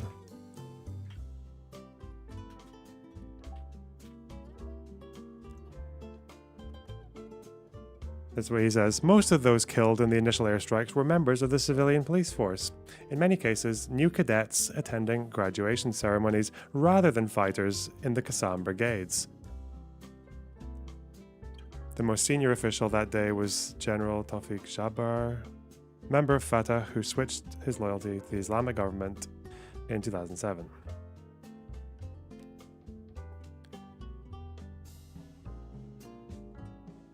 This is an article about him being assigned to run the police.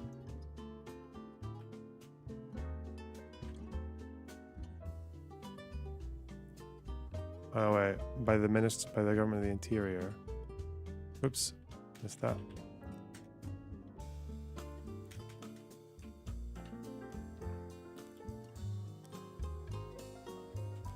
Assigned to lead the police force by Minister of Interior. Saeed Sayam.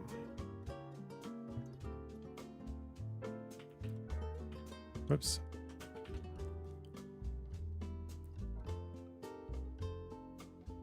Now wait, also this guy had this guy also had soldiers next to him. Didn't he? Hang on. Nope.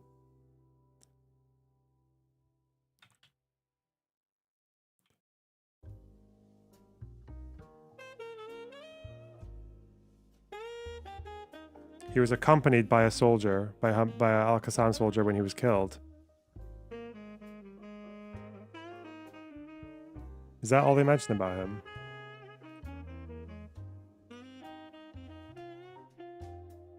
Oh, he also had another escort and security guard.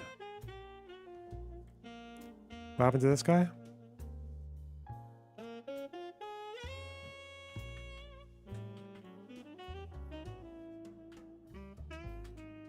Yeah.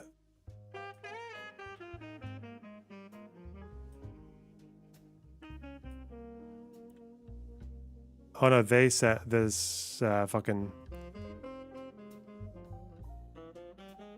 No, this was Orient that said that about him. No mention of Tawfiq Jabbar. Convert it to a public Google Sheets. Don't worry. Do whatever you want.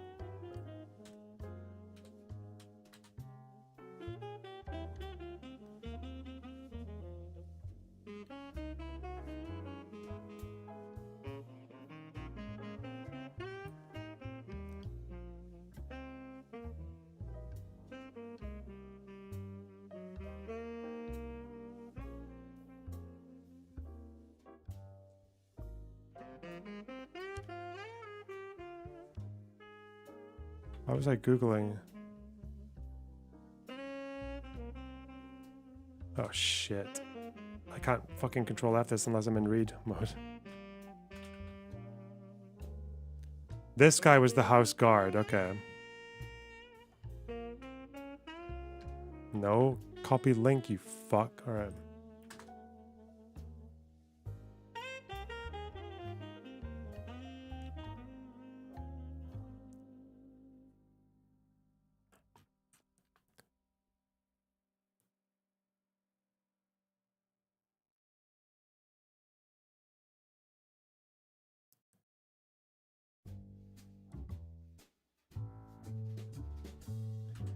Was with an Al-Qassam security escort when he died.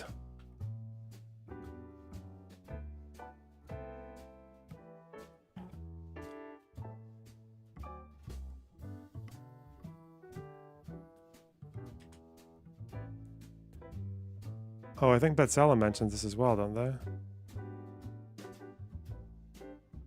Bilal?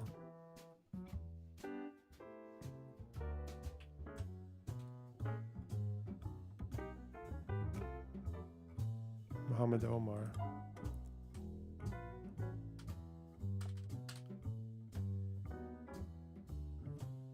Right?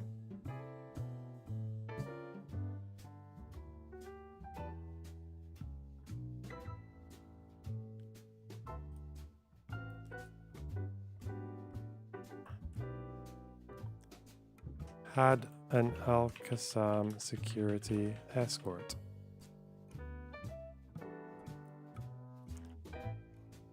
So.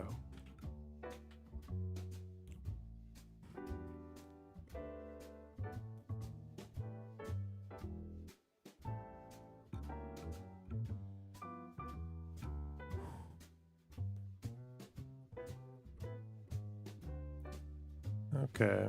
Next person. I'm going to say this guy was probably targetable if he's leading a bunch of soldiers. He's part of Hamas. He was appointed by Hamas to lead these soldier police people, and he also had a fucking soldier as a security escort. I think that probably makes him a target. Okay.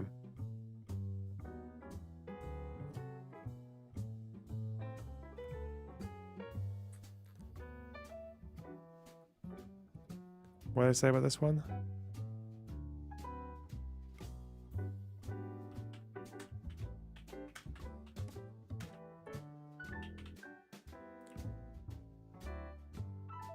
Executive force?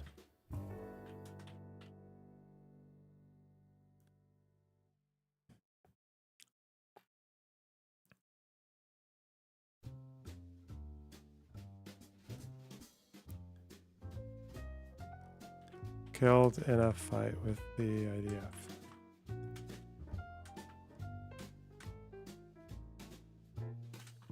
Exchange with the...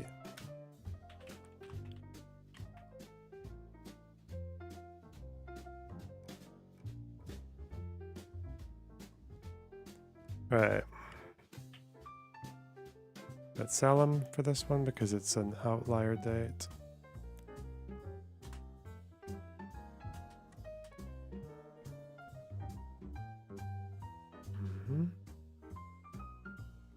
But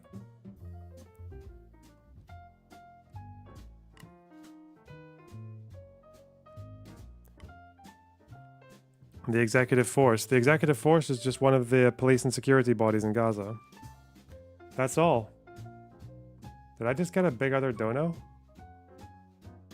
No, I didn't. Oh, it's just because it's converted to dollars for some reason. Jesus, I thought the number went big. Wait, is the pound quite strong right now? That was a big jump. Alright. Whatever. Tawfiq, Riyadh. Kanan. No way would it be a fucking queue.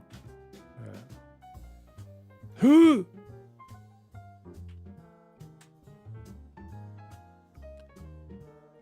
Since the beginning. Joined the Qassam Brigades when he was 18 years old. Okay.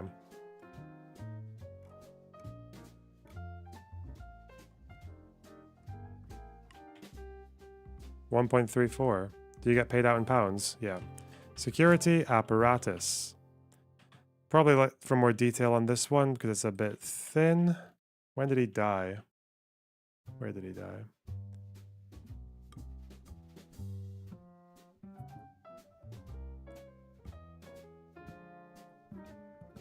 And then exchange with the IDF. What's the consensus on B'Tselem right now? Are they regarded?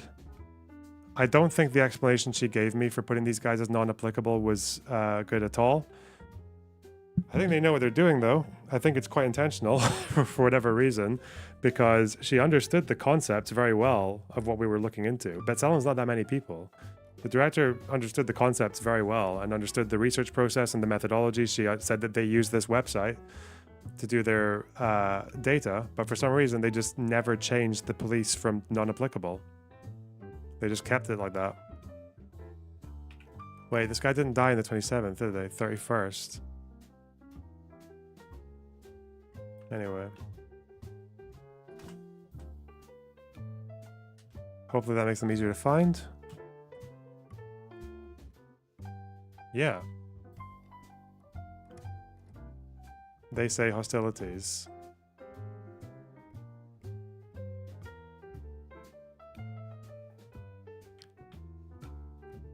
How recent is the B'Tselem report? I'm pretty sure it came out around 2009, but I can double check. Okay. Taysir Abdullah. One more? Well, one more for now. One more for now. Okay.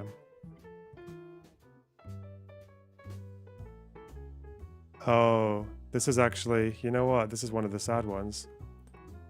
The really sad ones. First of all, we'll finish his story and then we will go from there. We'll just do the basics. Palestinian police force. He helped his father in spending in the family. Deduct an amount from his salary from the Palestinian police force. Okay, so you got a salary. Where was he killed?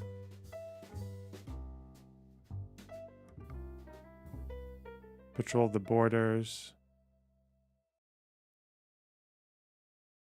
Which building was he in?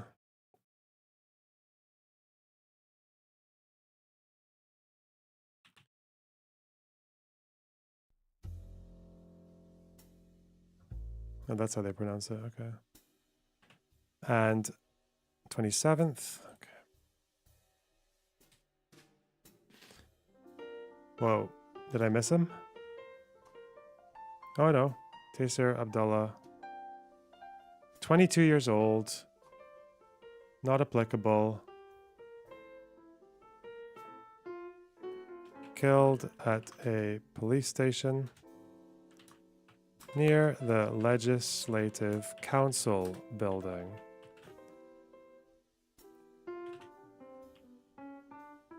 Other jobs.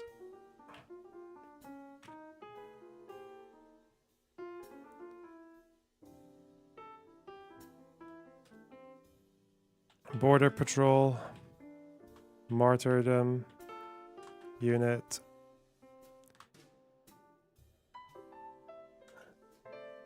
Dug tunnels. Engineered explosives. Alright. Now this guy's story.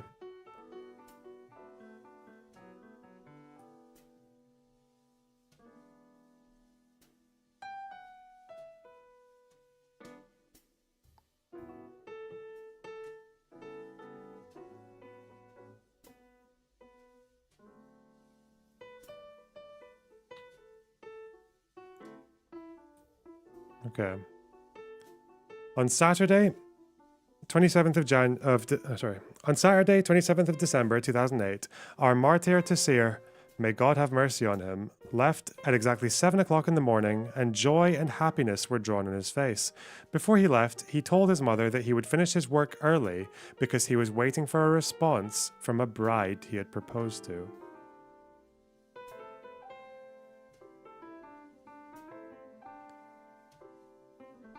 That's this guy, 22 years old, before he died.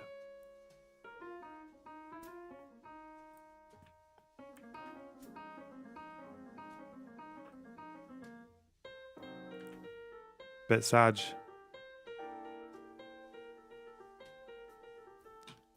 Okay.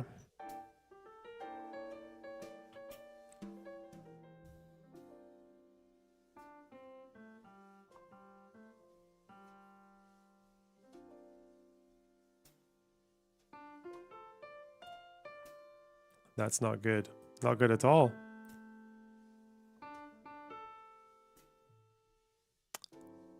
Okay.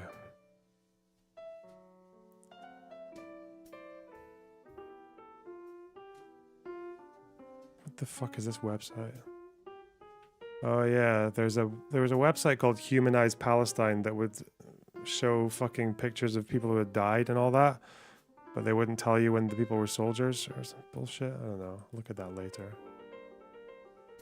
And it got taken over by some pro-Israel organization that now tells the truth and like shits on B'Tselem or whatever. Bit weird, but I will put that somewhere else. Don't need that now. Put it there. Okay.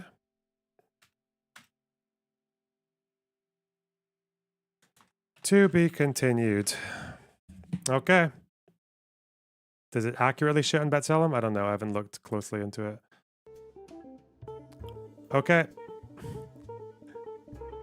That's the table done.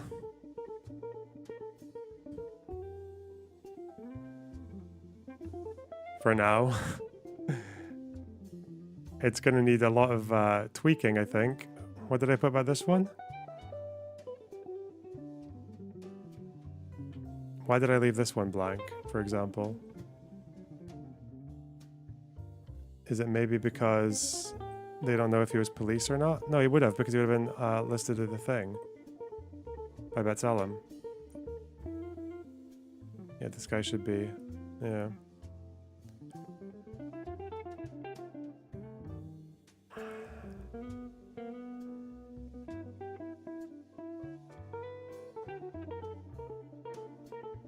Just fill in some blanks.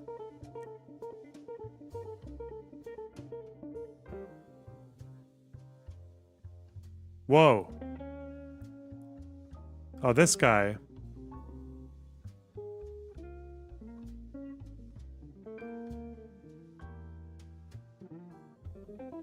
This guy was also... Oh, this is the other one. The guy who's actually on top.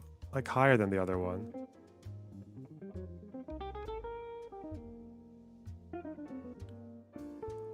Like head figures. Okay. Now we have to do the counting. How many did B'Tselem get? Did Orient get right? How many did they get wrong? And how many did they undercount?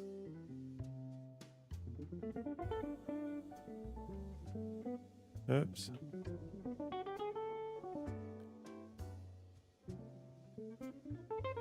Oh, this guy. I don't think I know about anything about this guy. Hossam Saeed Mohammed Sayam. But has this guy appeared anywhere else? I don't think this guy appears anywhere else, so he must be him. What is it actually listed as?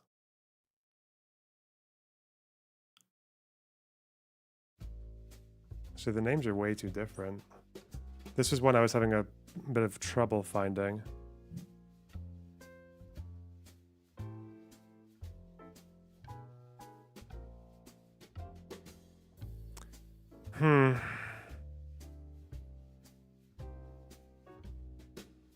What should I do about this one?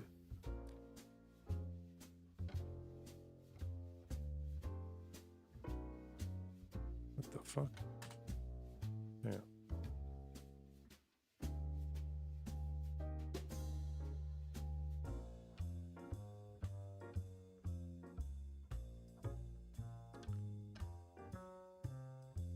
This guy, Hossam Saeed Mohammed Sayam, because this guy is... It depends if this guy is anywhere else, but I don't think he is. Hisham Mohammed Sayed. Let's see where he is.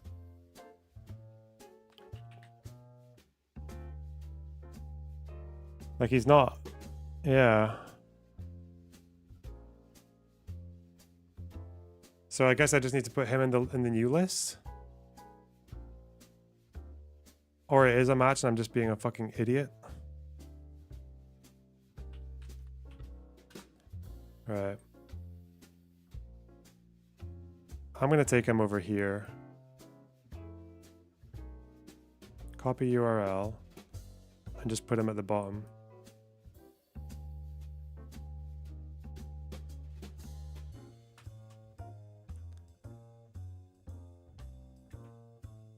Hisham Mohammed Shahada. Right.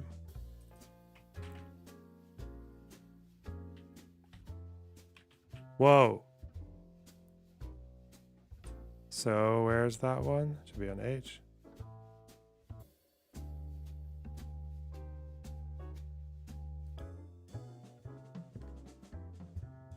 I don't think Obsidian was the best place to make this table. There is an advanced table editor, like advanced toolbar, but I don't fucking know.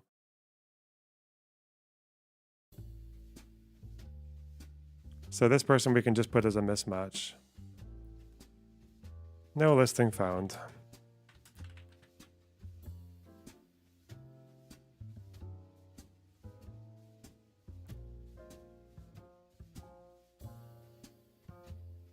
There was the undecided entry. Oh yeah, but I just put them as no. I don't know. We can. What I can do is I can publish this now. Not guplicable. True. I can publish this now just as a work in progress, and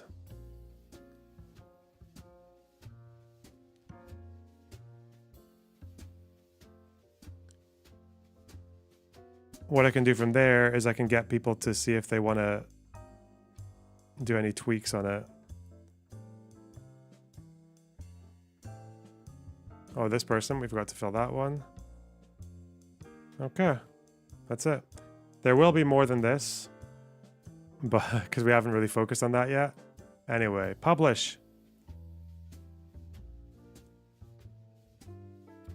Where are we? No, that one. Is it here? No, it's new. Okay. All right. Whew.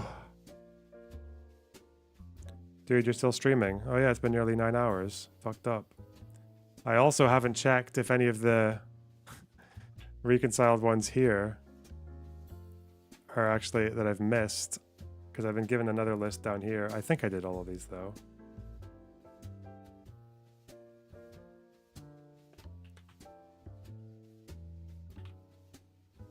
Did this one. Did that one. Did that one. Did that one. Wait. Nope. Did that one.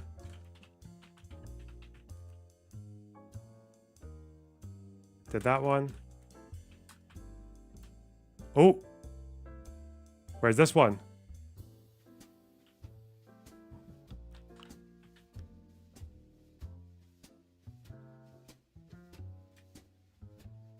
Oh, they're there. That's okay. We did that one.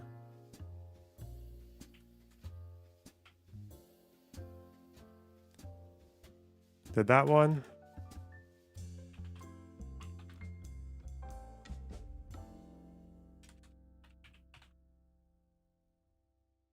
Nope. Did that one.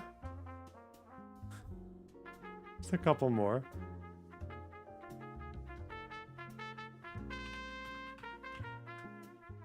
Okay.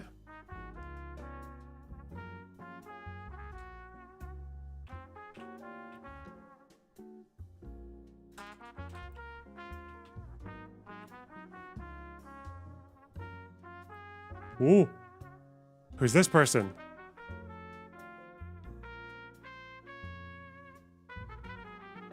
Where are they?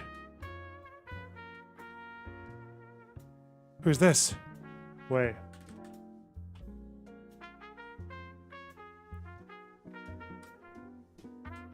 Oh, there's one here. Another new one. Are they in Orient though? Ahmed Sobi Ahal. Are they here? Where? I can't see them anywhere. The fuck?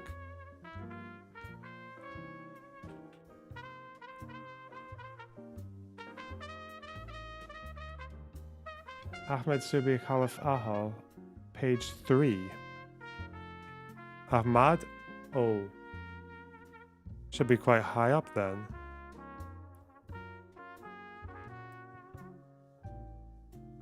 After Ahmed Tabil.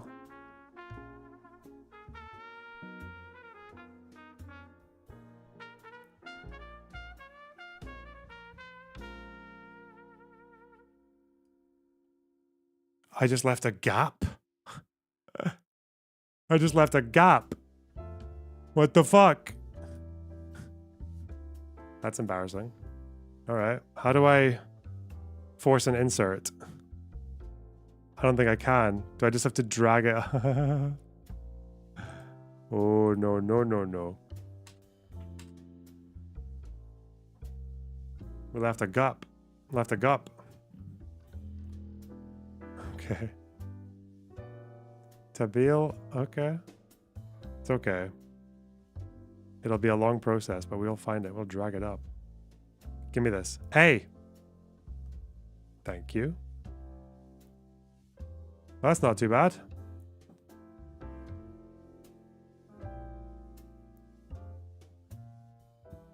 Wait, why is it not? Why is it gone? Where did it go? Oh, it's just there. Did I lose it? Okay. Oh, I can only... Fuck me. Okay. I can only drag it up, so... Fuck this. I need to put this in another sheet. I can't do it that way.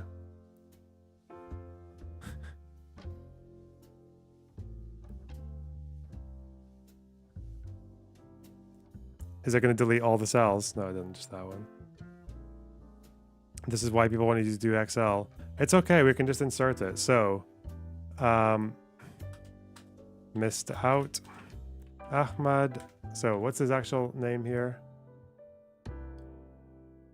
All right. Fuck. Ahmad. Subhi. Aleph. Hahal. All right. Okay, so we missed him. Put him in later. Cool.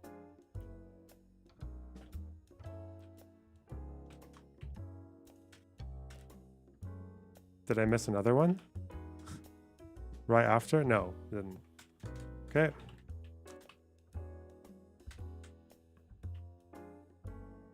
Oh no, it's good.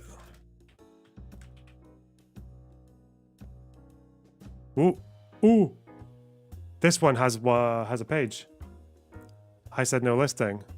Damn, he's dripped. Okay, what'd you do?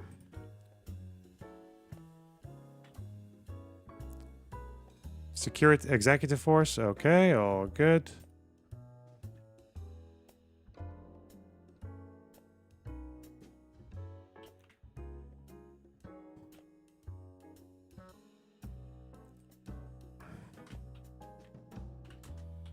Why did I put...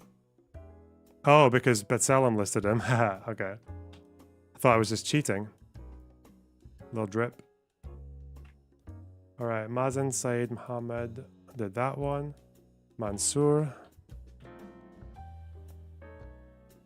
Mansour Abdullah.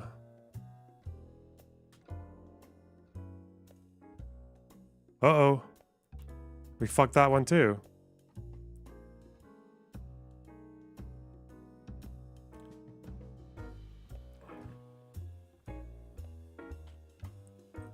You are actually a guy.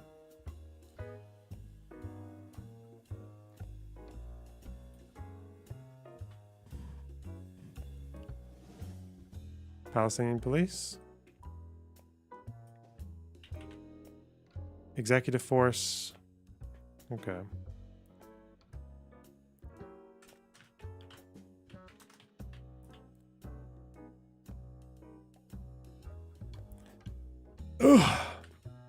Okay.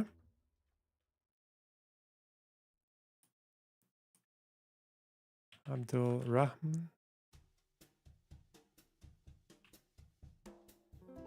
Yep, got them.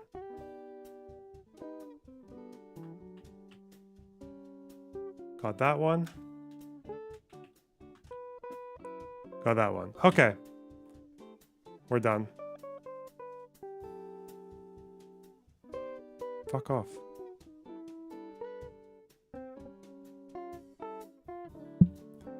We're done. Where can I find the list by Betsalem?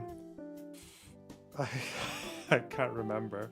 I downloaded it from there. They have a list, don't they? I think they have this database is actually of every Palestinian who's ever been killed by Israel outside October 7th. I actually trimmed this. The original table has everyone. Everyone. Like 4,000 or 5,000 people since 2005 or some shit. Or... There it is. Okay, it's up. Now, does that mean that it's legible? Because I don't know what it looks like in publish mode.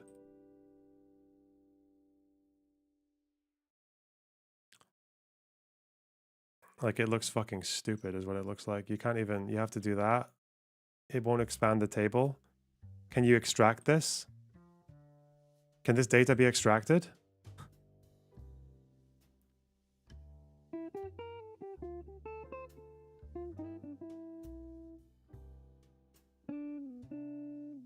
But that's it. So if anyone wants to, you can put it into R, download the R plugin. Are you trying to call me a retard? What?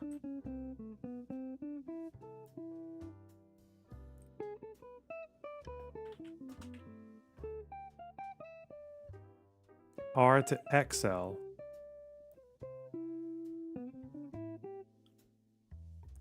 Tweet this at History Speaks. He won't care. We also haven't done the count. We haven't done the count. All right, this is the plugin. Now what? Well, now we just, there's still more to do. There's still, first of all, I want people to, if anyone wants to try and torture test any of these, or if they're like, oh, actually, I did find this person, to go and dig out anyone who's unreconciled, or to find any of the ticks and try to prove them wrong and say this person shouldn't be. That's what I want next. What the fuck? So I can get the R plugin. Okay, hang on. Settings. Community plugins. Browse. Where the fuck is R? Where is... I don't find it. I can't see R. Is this even alphabetical? I'm never going to find it if it's just called R. What a stupid name for a plugin. How do I...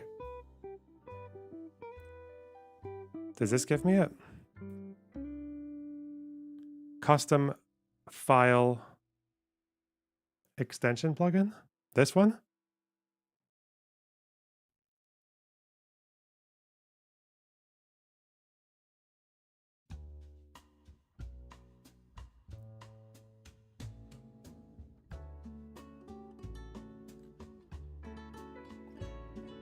So I download this. I hate fucking Git. I don't know how to use GitHub shit.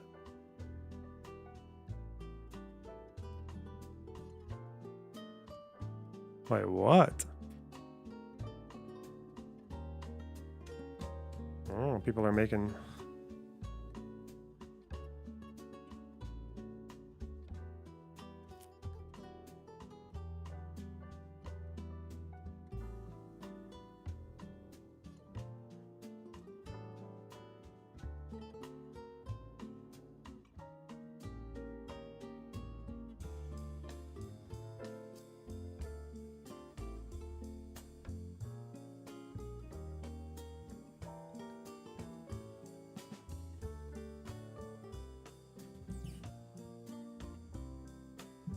Wow.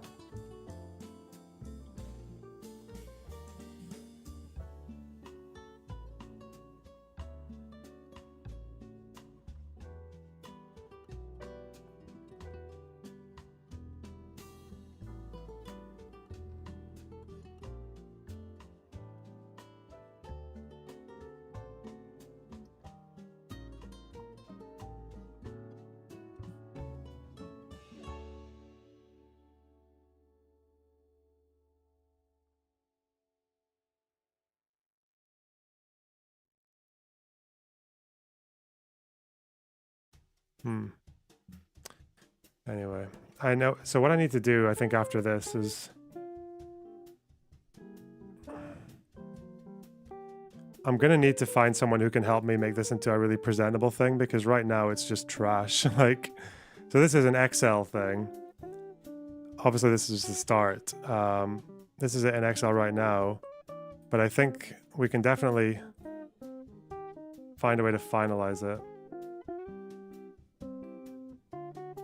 Can you copy the table? Yeah, because this is just copied straight from Obsidian. So what I need to do is I need to copy from the actual edit mode.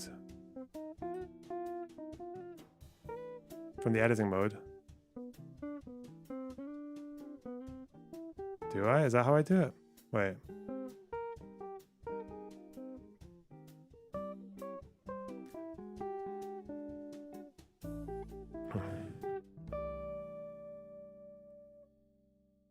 How do I get the entire thing though?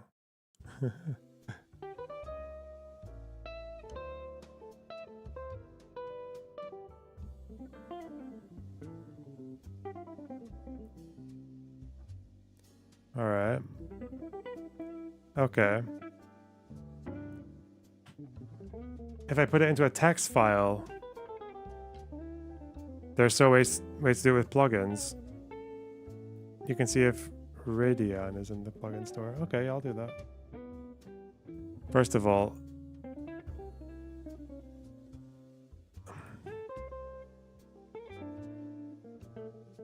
so if I do this and put it into a notepad, if I do this and if I just Control A all of it and put it into a notepad, will that work for you? Is that right? Like a text file? Is that what you mean? Oh my god. That looks pretty wild.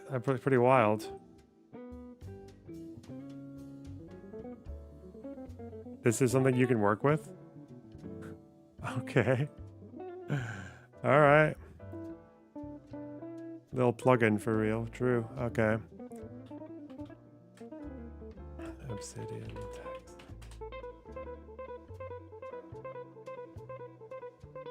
Little boom boom. All right.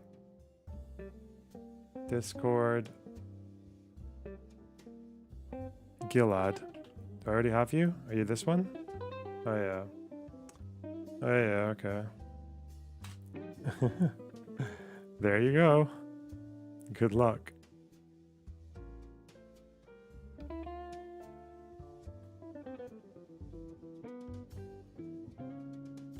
All right. Oh.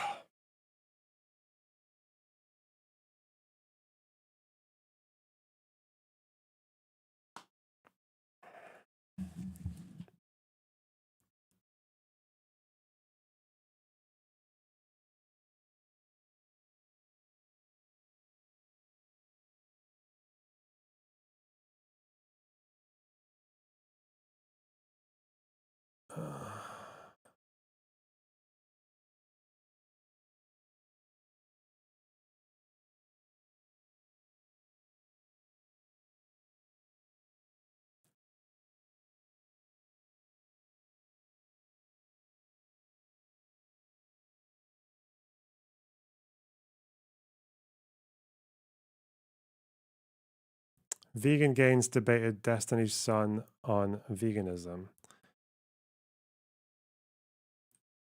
Okay.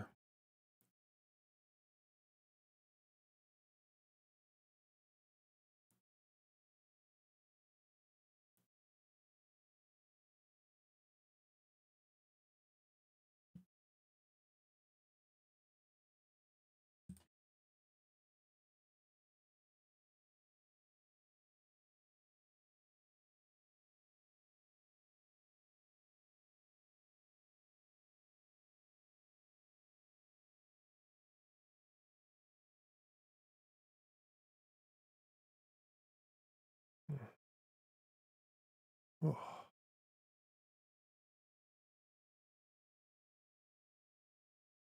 What is Nathan's stats on IP? I don't know.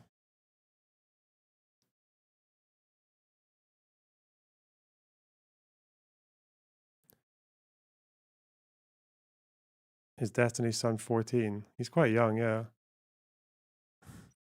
I don't know if he's 14, but he's young, yeah.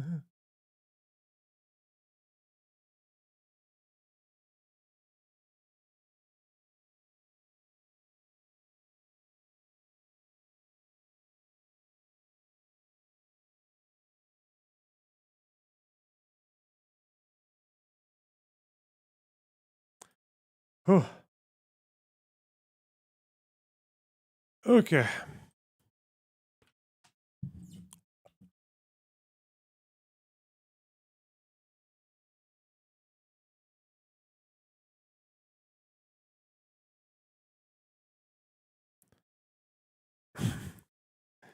Oh, there's just so much chaos happening, man. All right, 1 second. Table to CSV. Oh. I could find that. Community plugins, tables, to. There's table to markdown, no Excel to table. So table to, yeah, table to CSV exporter.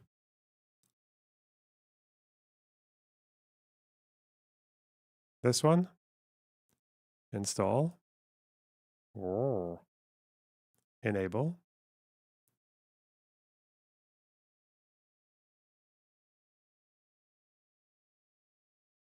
Okay. And then how the fuck do I use it?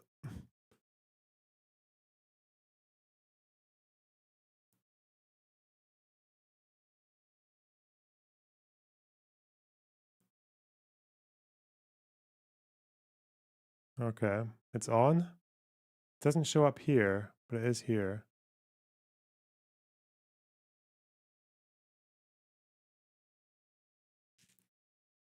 Control P. Search for table. Oh. Ooh. Only works on reading mode. Okay. I don't mind if I do.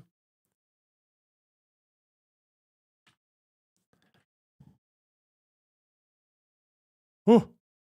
Create in your vault. Where's my fucking vault? What? Wait. What a fucking beast of a plugin, of a piece of software. All right. Where's my vault? I know where it is. I can guess. Is it here?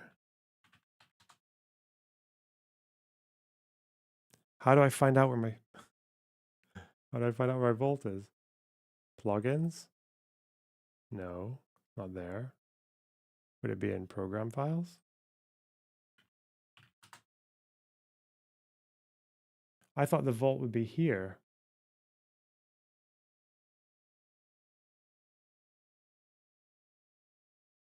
But it's not gone into the thing.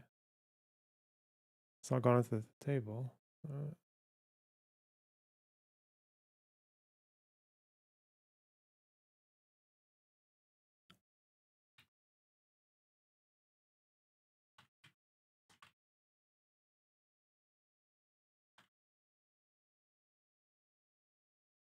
No, that's not going to help me.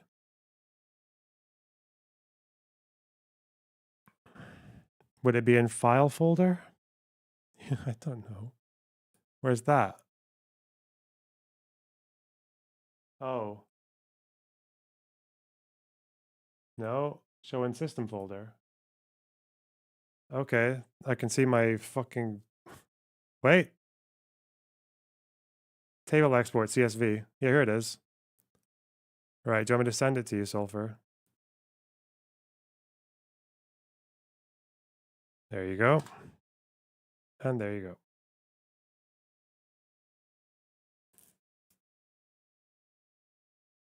go. Okay, I sent a CSV of the table. Okay.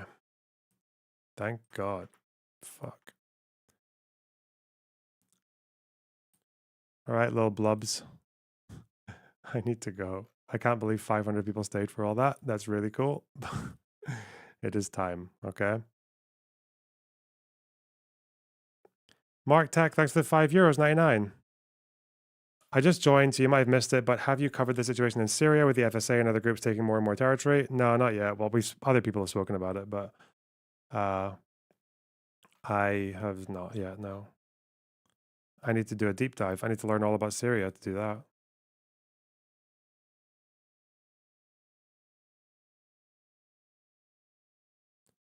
Okay.